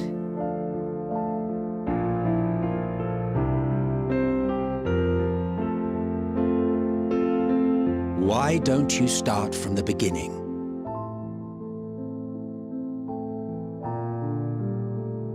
So basically, you guys were... The final days happened, and then you summoned Zodiark to save the world, but because you did that, the world got split up, and then Hydaelyn was summoned, and...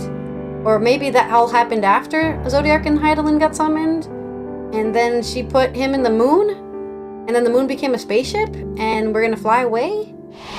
Because the problem didn't get solved, just because you sundered the world. I don't even know what sundering the world... I think that was, like, a consequence of the summoning. I don't think it was, like, the plan was to sunder the world. And, I killed you, Emmett Selk. Sorry. But I promised I would remember everyone for all time. And then I killed Allythology as well, and I also promised him I'd remember him. And you were there. Oh yeah, I killed Zodiark, and now the world's gonna end. Aether-less really helped me out. He gave me emotional support because that's his thing. So good job, you did that. Venat became Hydaelyn's voice of... or something. It's Hydaelyn's heart, and Elizabeth became... Well, I'm sorry. It was a lot to explain in such a short time. While I should have brought a novel. The words I would have chosen, I too have my doubts. Much of it borders on the incredulous. Well, you can believe me or not. It's what have you, gonna happen. Venat? She's like, I saw this in a dream. I've seen it all come to pass in a prophecy. Not knowing the precise details of the first final days, it is difficult to determine the veracity of the tale. Supposing it is all true, I must ask myself why I would do what I did. Why would I feel I had no recourse but to oppose the 14 and create this Hydaelyn? Did I mention the part where 50% of the entire planet was sacrificed? It would not have been an easy decision regardless. Maybe that is the reason why? There must have been a reason. And it was going to become One like compelling enough to 3/4 at some point probably drastic sacrificed. Then there is the Elpis flower, which I said would I think serve it's as a probably guide. like everyone slowly eating sacrifices Zodiark, which is That why it's she of made import Hydaelyn. to your mission is plain. But your presence here leads me to believe that this place also holds significance. But what could it be? What are we meant to accomplish? Might it not be simply thus? In the future, whence she came, the final days could not be averted. Mankind has no choice but to flee the star. By alerting us to that eventuality, perhaps you wish to pave the way for other futures. Theoretically speaking, it is a possibility. But wouldn't that change my future? Yet if that were my primary objective, I see no reason to guide our friend to Elpis specifically. Except that the fact that all three of us capital are and here at the Amarot, same or time? even my own home would be more logical destinations. Maybe we make a choice here that's detrimental to the future. Like a butterfly effect. True. I note also that Hydaelyn did not specify a point in time to which she must return. Yeah, it was Allythology who told me to come here. By this, it may be inferred that it was not critical that we should meet. Just was luck? Well, I'm pretty lucky. Alternately, she had reason to believe that our paths would converge, coincidental though it may seem. Maybe because it's already happened. I'm going with time's a loop. This is quite a puzzle. So I think And we do not have all the pieces. I would be here no matter what. That was part of how time works. Hardly for, any. For this. But we do have one immutable timeline. fact. If the final days are indeed as described, they will bring death to all that I hold dear. Yet despite being afforded long years of preparation, the only provisions I could make were for flight. Nay. Yeah, 16,000 years, and that's all you can come up with. Endeavor would be to find a way to forestall the coming doom. Given that even the 14 failed, mayhap you deemed it impossible. Nothing is impossible. This I have always believed. Yeah, but you're not you, right? You're And if Hydaelyn Hydaelyn now. is indeed me, she would believe the same. But also, it depends what you gave the primal as your primary Listen objective. to yourself. Are you seriously entertaining the notion that you are a messianic figure in some far-fetched tale? Well, he's just pissed because he died at the end. Well, And it became, I will all his not. friends died. I refuse to accept that our world could be undone by some unforeseen calamity. That's exactly why it happens, I guess. also take offense to my portrayal as a megalomaniacal madman.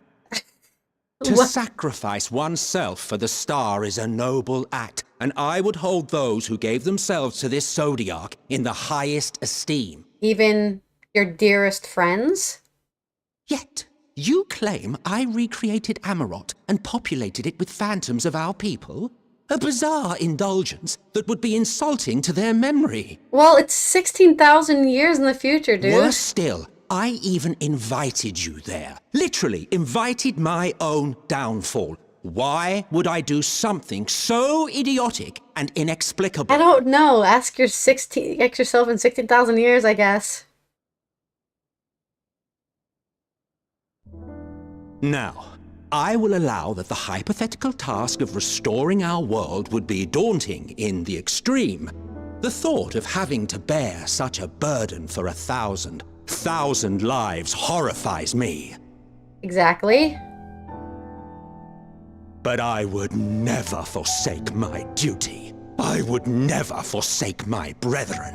Oh, that's exactly what you said when I beat you up. I'm sorry. You do not know me. I can't... Well, I don't, but I I've can had only my tell you what fill of happened. your fiction. I will return to my duty, and you will not bother me again. I'll see you in 16,000 years, I guess. Bye! Wait!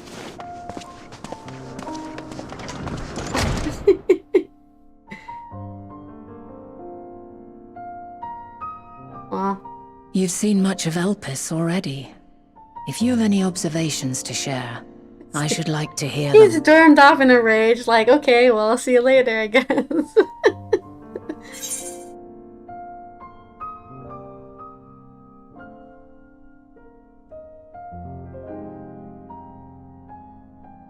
I'm still gonna stick with the Dynamis theory, yeah. I know Hermes and Meteion are important somehow, but only because the narrative made them important. But the Dynamis thing was important before all of that. For sure. Something about emotions is really important. Ah, yes. The energy distinct from ether. Though not my field, I have a basic understanding of Dynamis. And you say Hermes researched the phenomenon in the course of creating Meteion? Yes. I believe this warrants further investigation. Oh. I didn't mean to do that.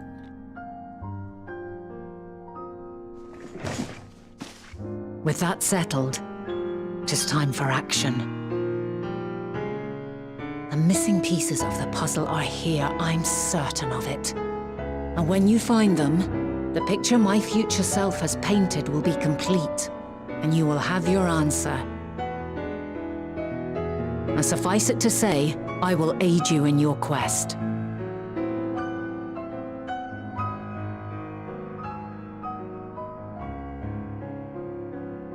Thanks. Though I guess you're already aiding me. I feel bad for Emmett Selk because... Have faith. If Emmett Selk is the man Azum described to me, we've not seen the last of him. I just feel bad for him because I don't think he was ready for the things I told him. For sure. He was not ready for that. And I should have... But he kept asking me. Shall we begin our investigation then? I am acquainted with Hermes, of course, but only as a visitor received by the chief overseer of Elpis. Of the man himself I know only that which is common knowledge. Thus I suggest we fall back on the tried and true method of conversing with the locals. Observers who live here can surely tell us more of Hermes and Meteion, and I have a good idea of where we might begin.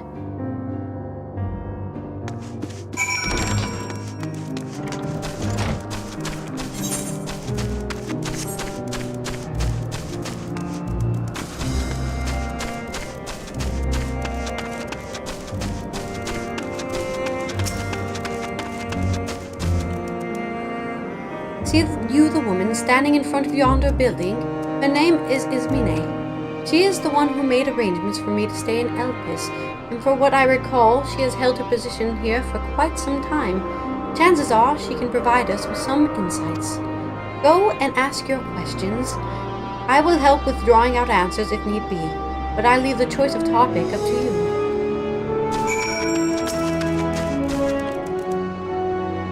Questions for me?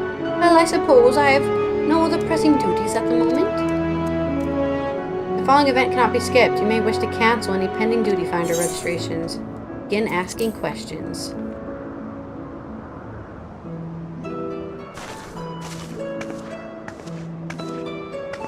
Greetings, Esmine.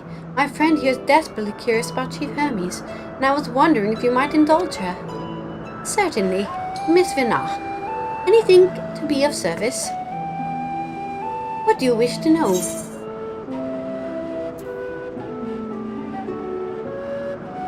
What kind of person is Hermes?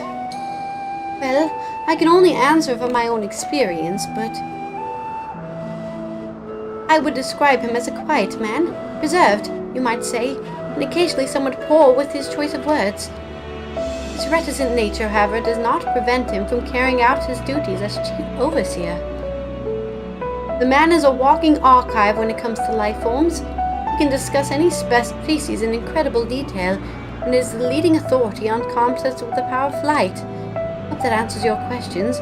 Was there anything else? Do you know of Meteon's abilities? It's no secret that she is a highly unusual familiar. Of late, the chief often makes his rounds with her like a mother hen raising her chick. I understand she is able to read emotions and communicate directly with one's mind. Exactly how she was created with that talent, however, is a mystery to me. My apologies. I wish I could explain her nature in more depth, but I've not had the occasion to discuss it with Chief Hermes. Do you trust him? I beg your pardon? I've known Chief Hermes for many years, though I cannot say we are close. He has never withheld information to detriment of our duties. Is that what you mean? Forgive us. We seem to have veered slightly off course here. Is there perhaps someone else who could tell us more about Meteon? That would be Timaeus. He has a similar expertise with flying concept, and is more than eager to discuss the subject. You'll find him conducting his observations on the banks of the stream, somewhere to the east. Oh, and unless you take particular joy in rambling discourse, I suggest you keep your questions concise. We shall keep that in mind. Thank you for your patience and your insight. Think nothing of it. If there is aught else you need during your stay, please do not hesitate to ask. Ray. Come, Kokoro. I think we've taken enough of his Mine's time.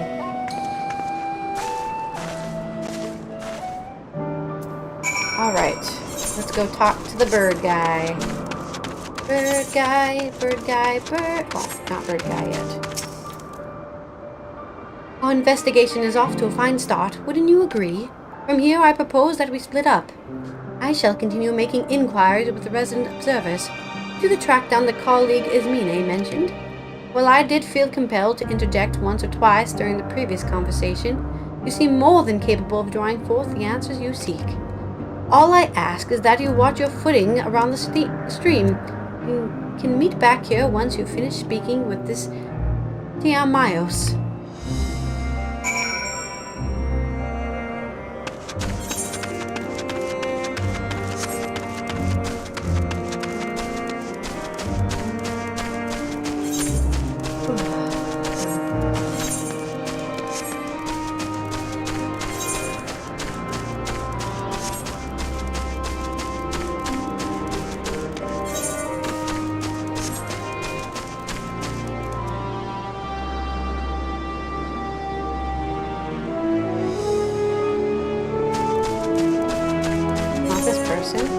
Oh, there he is.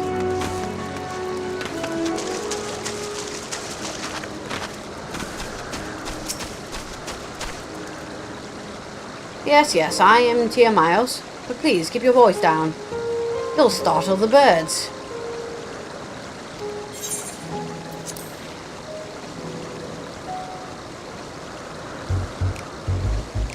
So, what is it you wish to speak about? What do you think of Chief Hermes' flying creations? Chief Hermes' work? A worthy subject indeed. Those beings which soar through the clouds, majestic and graceful, are ever a favorite of creators. Even now, with so many varieties in existence, the flood of newly imagined concepts continues unabated. What sets the Chief's creation apart, however, is how they benefit from his boundless knowledge of the celestial realm. Birds that climb so high that they disappear from view. Others which traverse the boundless sky in moments, all without riding the currents. I know of none save he who can conceive of such marvels, even we who prize elegance of form of all else are dumbfounded by his genius. Meteon too is a marvel then? My opinion on that matter would be superficial at best. Despite my admiration for Meteon as a concept, I have never delved too deeply into the inner workings of her nature. I know that she has a gift for communicating via emotions, but otherwise her abilities are a mystery to me. If Chief Hermes should choose to submit Meteon's concept to the Bureau of the Architect, then will the design be registered for public scrutiny, analyzing a colleague's creation before that step is frowned upon, to say the least. Of course, if he came to me, a fellow artisan, looking for advice, that would be an entirely different story. Do you know of Dynamis and Entelechyes? Entelechyes. Dynamis and Entelechyes. Those terms do sound vaguely familiar. Was there not a flower made here in ellipses which exhibited properties of one or the other? It must have been centuries since I last heard anyone speak of such things. Has there been a resurgence in interest? I would say. Then why bring up the subject? I'm flattered that you sought my insight, but I cannot afford to neglect my duties for the sake of idle chatter. Now, I really must return to my observations. Still, you have your own task to attend to.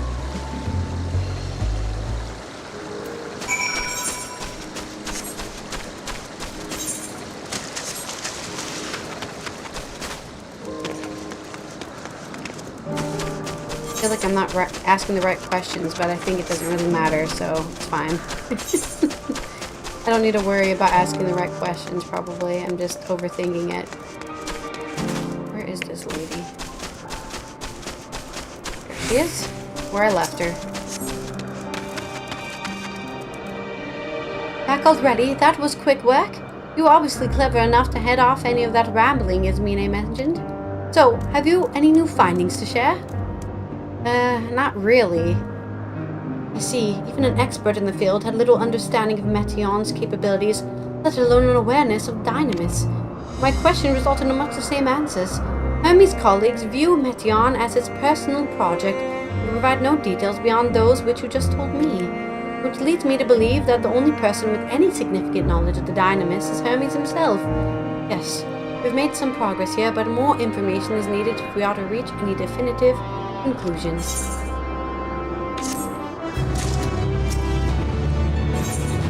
Venat is musing over your recent findings. At present, the strongest link we have to the final days is the power of the Dynamis, and the Entelechyes which can control it. Yet some scholars are only vaguely aware of these terms, let alone study them in any depth, except for Hermes, it seems. Thus, I am inclined to say our current course and learn all we can about the Chief Overseer and his familia. And on that subject, was there aught else of note you can tell me about Meteon, aside from unorthodox methods of communication?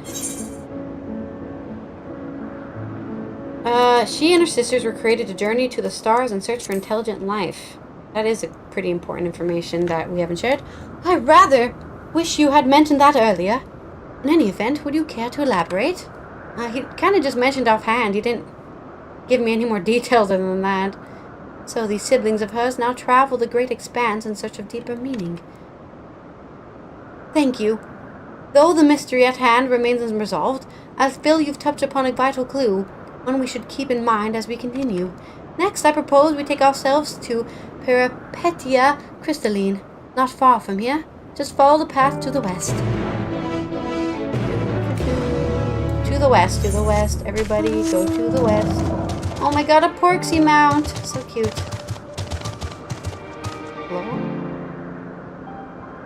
Cats?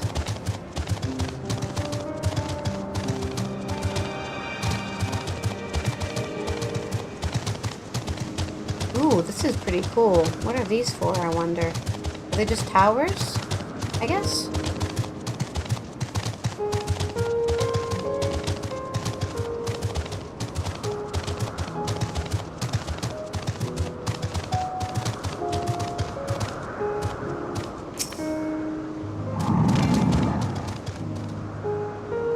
This tower and the one further along are both part of the Peripetia Crystalline, the facility where the archive all of LP's observational and testing records. Despite how they appear from the outside, the interior is actually a vast area of magically interconnected spaces, which, while fascinating, is not the reason we are here, is it? I shall cut my architectural lessons short and see what those two archivists have to share. If you could find someone to speak with over at the other tower, I shall join you there anon. Alright, I'll go talk to somebody at another tower. Oh, the other tower. That tower. There's so many towers, I didn't know which tower she meant.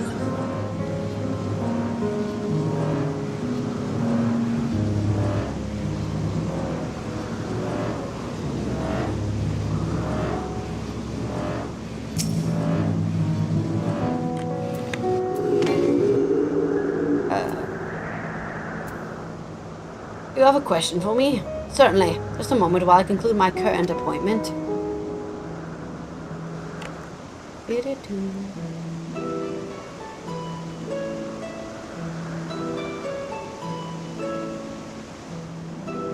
Indeed. So if you could provide a comprehensive log of those behaviors, we should then have sufficient data for our official records.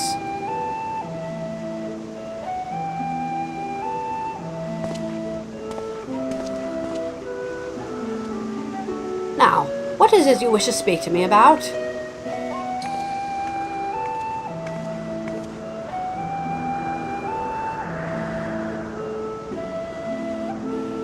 The Chief Overseer's personal research project? By that I assume you mean Metion.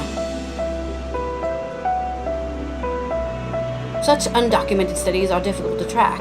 After all, hardly a day goes past without seeing a researcher trail by one creation or another. I'm afraid I cannot tell you exactly when Metion appeared, only that she now spends much of her time at the Chief Hermes' side. Although I do recall an interesting tale my dearest Hydaelyn shared with me. Hydaelyn is my partner and a fellow researcher here in Elpis. She was returning late one night when she caught sight of Chief Hermes sending Metions heavensward. A host of them! For several days she would speak of that scene with wonder, describing it as one of the most beautiful spectacles she had ever witnessed. Maybe my echo can activate. Sounds like a story I should like to hear. Mistress Venat, I thought you had all returned to the surface. Permit me to thank you again for your invaluable contribution to our concept placement proposal. Pray do not mention it. As you say, my original plan was to leave after that task, but I've since become engrossed with Chief Hermes' research. Would you favor me with retelling of this sight, which so delighted your Hydaelyn? Of course. Or could you hear it from her lips directly if you would prefer? At present, she should be observing a subject in the Metabaseos Thalasai. She does enjoy her time there, watching the sea creatures hunt and play, gazing upon the salty waters of the world's oceans, recreated in such a sublime detail.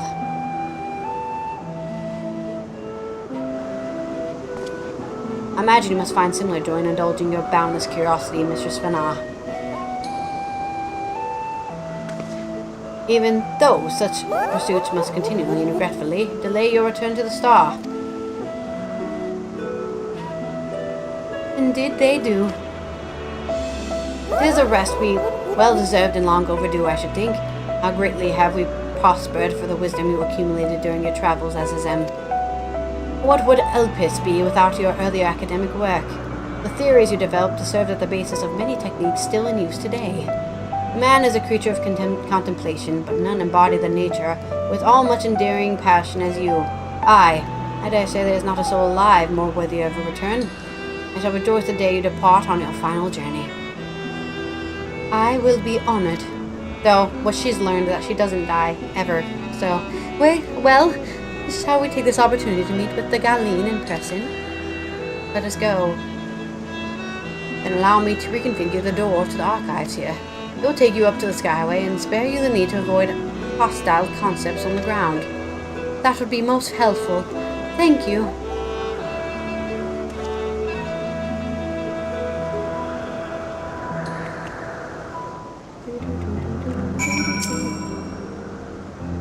I've opened the pathway to the Skyway.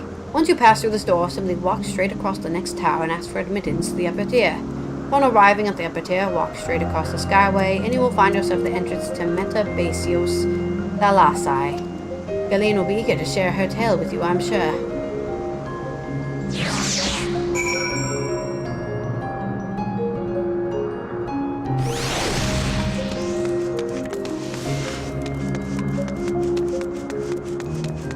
This is pretty cool. Oh my god, I almost died. Not that there's much to see. Just clouds. The tower ahead is still part of Perpetua Crystalline. You will need to ask for passage through the upper tier. Mistress Venat, just passing through, then allow me to prepare the path. you need further assistance, there's always an observer or two out on the upper skyway.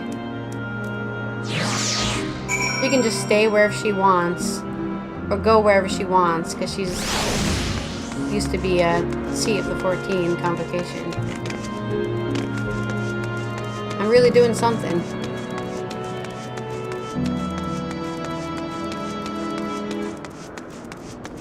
I'm trying to find a good place to stop, to be fair. I'm not sure when to stop, but I'm trying to think of a good place to stop. Because I really should stop. I do have to do something tomorrow. But this is so interesting to me. A door leads into the Talasai, but perhaps we can trouble this person for assistance with finding Galeen. Mistress Venat, I was not told to expect. We would have prepared an official welcome. Please, there's no need for fanfare. I only wish to speak with Galeen, if that might be arranged. Yes, Galeen, of course. I will inform her immediately. But she may be engaged in the testing phase. You could be in for something of a wait. Should I let her know your business is urgent? That won't be necessary. This lovely view will keep us preoccupied until she is ready to receive us.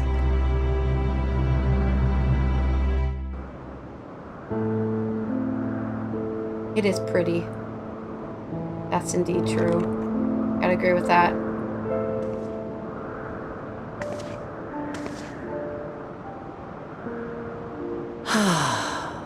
A delightful breeze. Delightful and a view. breathtaking view. Yeah.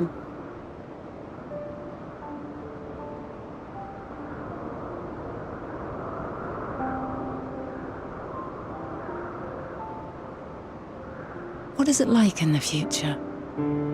Is the world still a beautiful place? Yes, of course. It's still quite beautiful.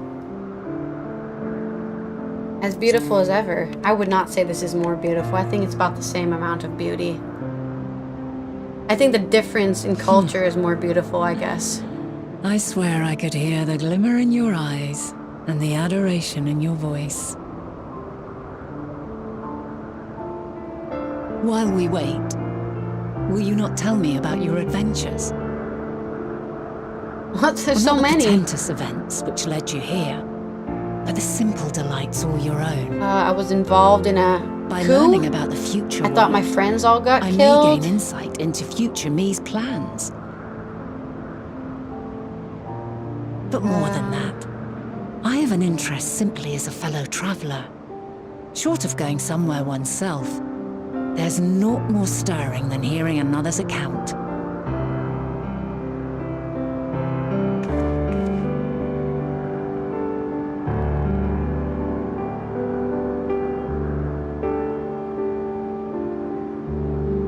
Well, there's so many things that happened, yeah. We went to Heavensward, you know, fought some dragons. Do you know what dragons are? They haven't arrived yet. The dragons are from space. Yeah, and Midgar Somir carried them 7 eggs, right? 7 eggs through space to get here. And he took, but then 2 of them, one of them got murdered. And then another one got really pissed that that one got murdered. Oh, that I could have been there to see it. Yeah, it was pretty amazing. The dragon stuff, yeah. Yours is a harsh and unforgiving world. Yet in spite of this, your brethren hold fast to their virtue. Which is why I've been playing it for 7 hours, because I can't stop playing. Even in that faraway place, it gives me heart.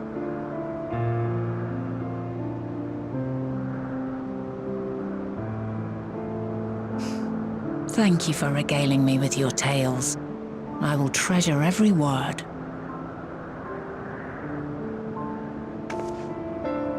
As you know, I was once a scholar. And among other things, I sought to understand the workings of the world.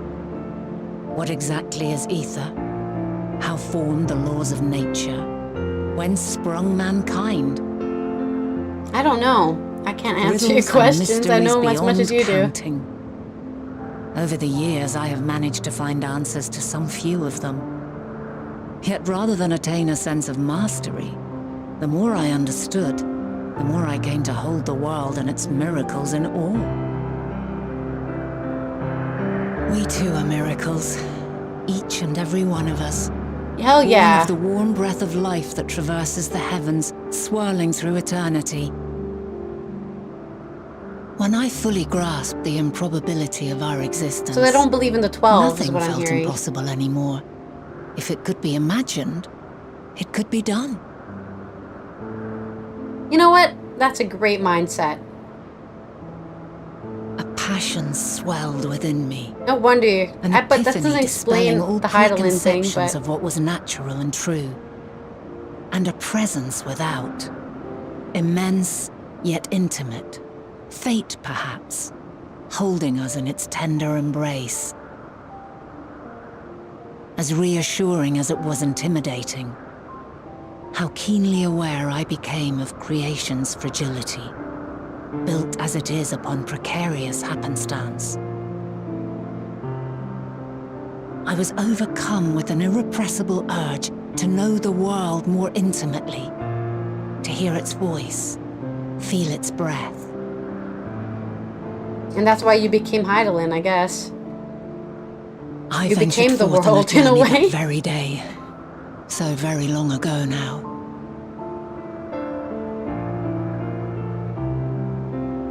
Freed from presumption and prejudice, I saw the world through a newborn's eyes. Everything fresh and new, and so beautiful. Lands that stretched on forever. Skies one could drown in. The heartbeat of nature. I'm jealous because I wish I could travel, but it costs money to travel. I can't just walk people and people go, "Oh, hey, it's Allie. Please come this way." That warmed my heart like naught else before.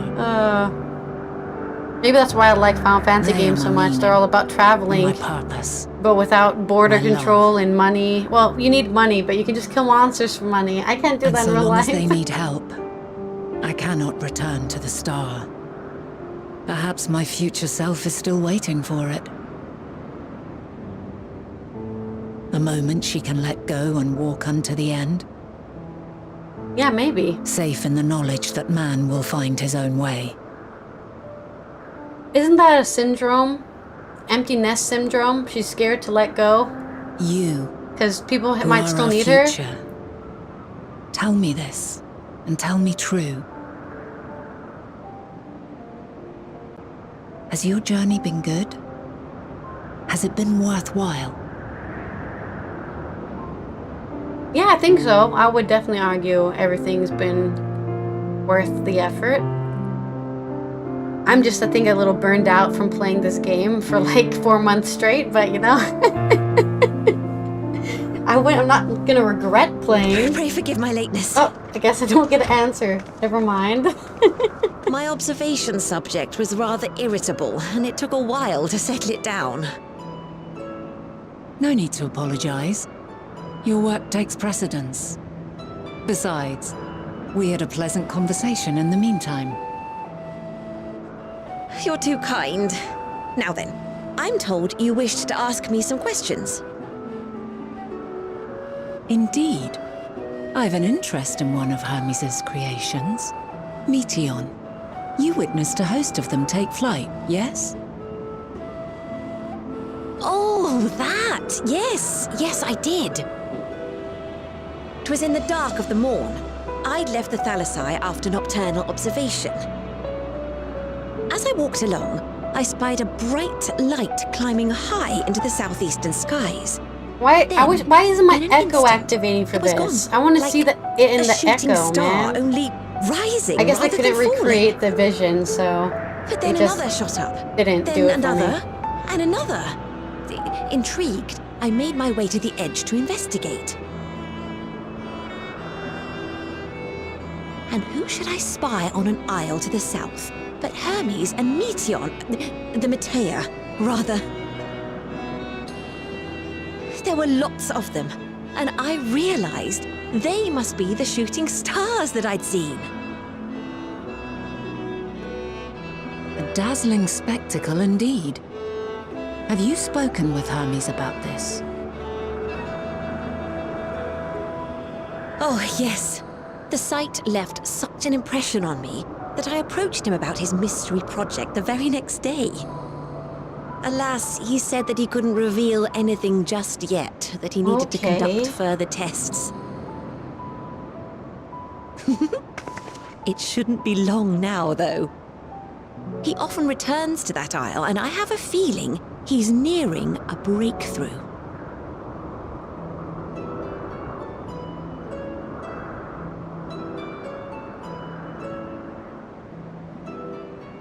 Splendid. We are likewise. I find it eager interesting for the that nobody details. notices that Hermes is incredibly that is all we wish to depressed ask. and Thank might you for commit taking the time to suicide. indulge And our he does, I curiosity. guess, in the future. But You're the very fact that welcome. everyone's like, It's always a pleasure he's to so speak with brilliant. other They're just inquisitive souls. You know what this is? This is the thing I was talking and about, will you I don't be know, descending 5 now? episodes ago, If so, where I people shall who are link the doors smart for and you. academically intelligent don't have any common sense. It's the generalization, okay? But in this case, it's a cliche, right? Oh wow, he's so smart. Okay, but he wants to kill himself. Yeah, but he's so smart. I don't understand why he'd want to die.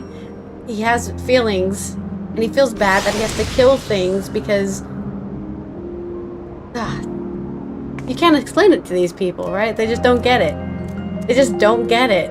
And that's why he feels so alone, because he's surrounded by academic people with no emotional connection, right? He's just by himself.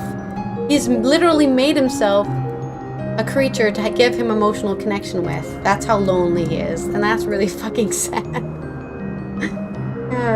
No wonder Daniel wanted to die earlier, halfway through this freaking game. God damn. Anyways, so another piece of the puzzle falls into place.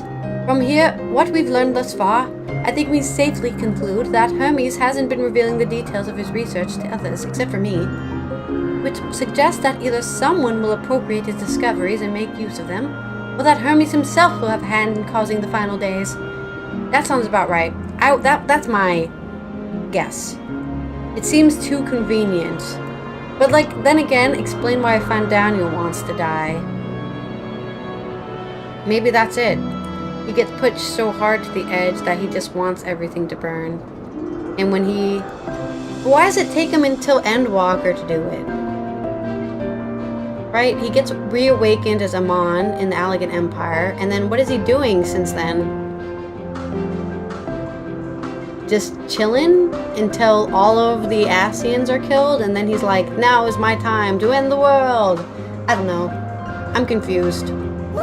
Maybe it will be revealed, but for now, I can't guess what the revelation is. Since we have no reason yet to suspect the former, we should consider the latter the more likely possibility, proceeding under the assumption our next step should be the divine why, or even if, he might desire such a terrible fate for our star.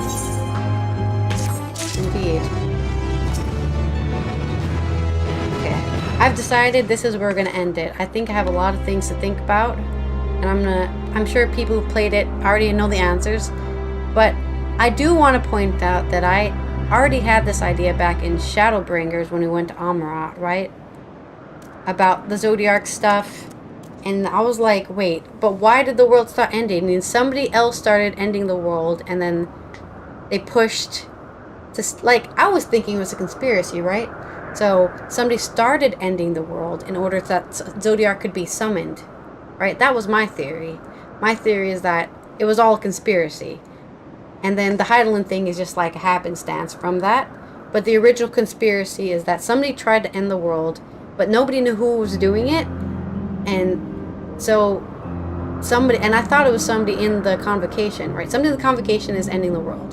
And then, because they're in the convocation, they convince everybody to sacrifice 50% of the planet to summon Zodiark to save the world. With the consequence, like I said, I'm not sure if the source fractured then or if it fractured after Hydaelyn. But either way, I wonder if the fracturing was also part of the plan, or if that was also just a random occurrence. Like Hydaelyn in the fracturing was just like, this was not part of the plan, or if that was also part of the plan. So exciting. So much things to think about. I guess I will see you tomorrow, not tomorrow, on Monday, for a shorter stream where I think we're just going to do role quests. I'm going to try to get my Bard to as close as 90 as possible. And we'll try to get, I don't have to try to get my healer or my tank there because I get insta Q pops. It's the Bard that's going to be harder to get higher leveled. But after that, and then I guess on Monday and Tuesday we'll continue this very interesting and exciting part of the story. The rest of the, like, I'll be honest, the first half of Endwalker was not very interesting to me, especially the Fandaniel stuff. I just don't care about that character specifically, like the crazy maniac guy. I didn't care about that. But the Hermes character, I do actually have an interest in way more. So, Fandaniel is a character I think you can only like after playing the game, which is a flaw, I guess, in the storytelling. But yes, anyways, enough of me speaking. Thank you everyone for watching this very long Final Fantasy 14 stream. Happy, it's officially the 300th episode of this Allythology. I don't know if I'm counting it right though. It might be, we might have already passed the 300th episode, but this one is called the 300th episode, so that's officially what it is.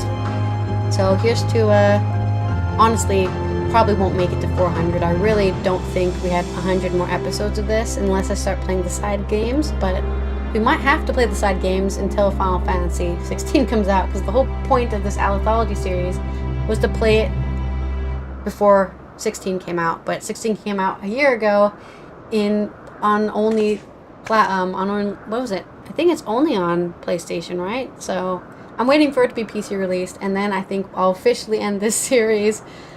So we'll see if we can get to 100 episodes more after this, I guess.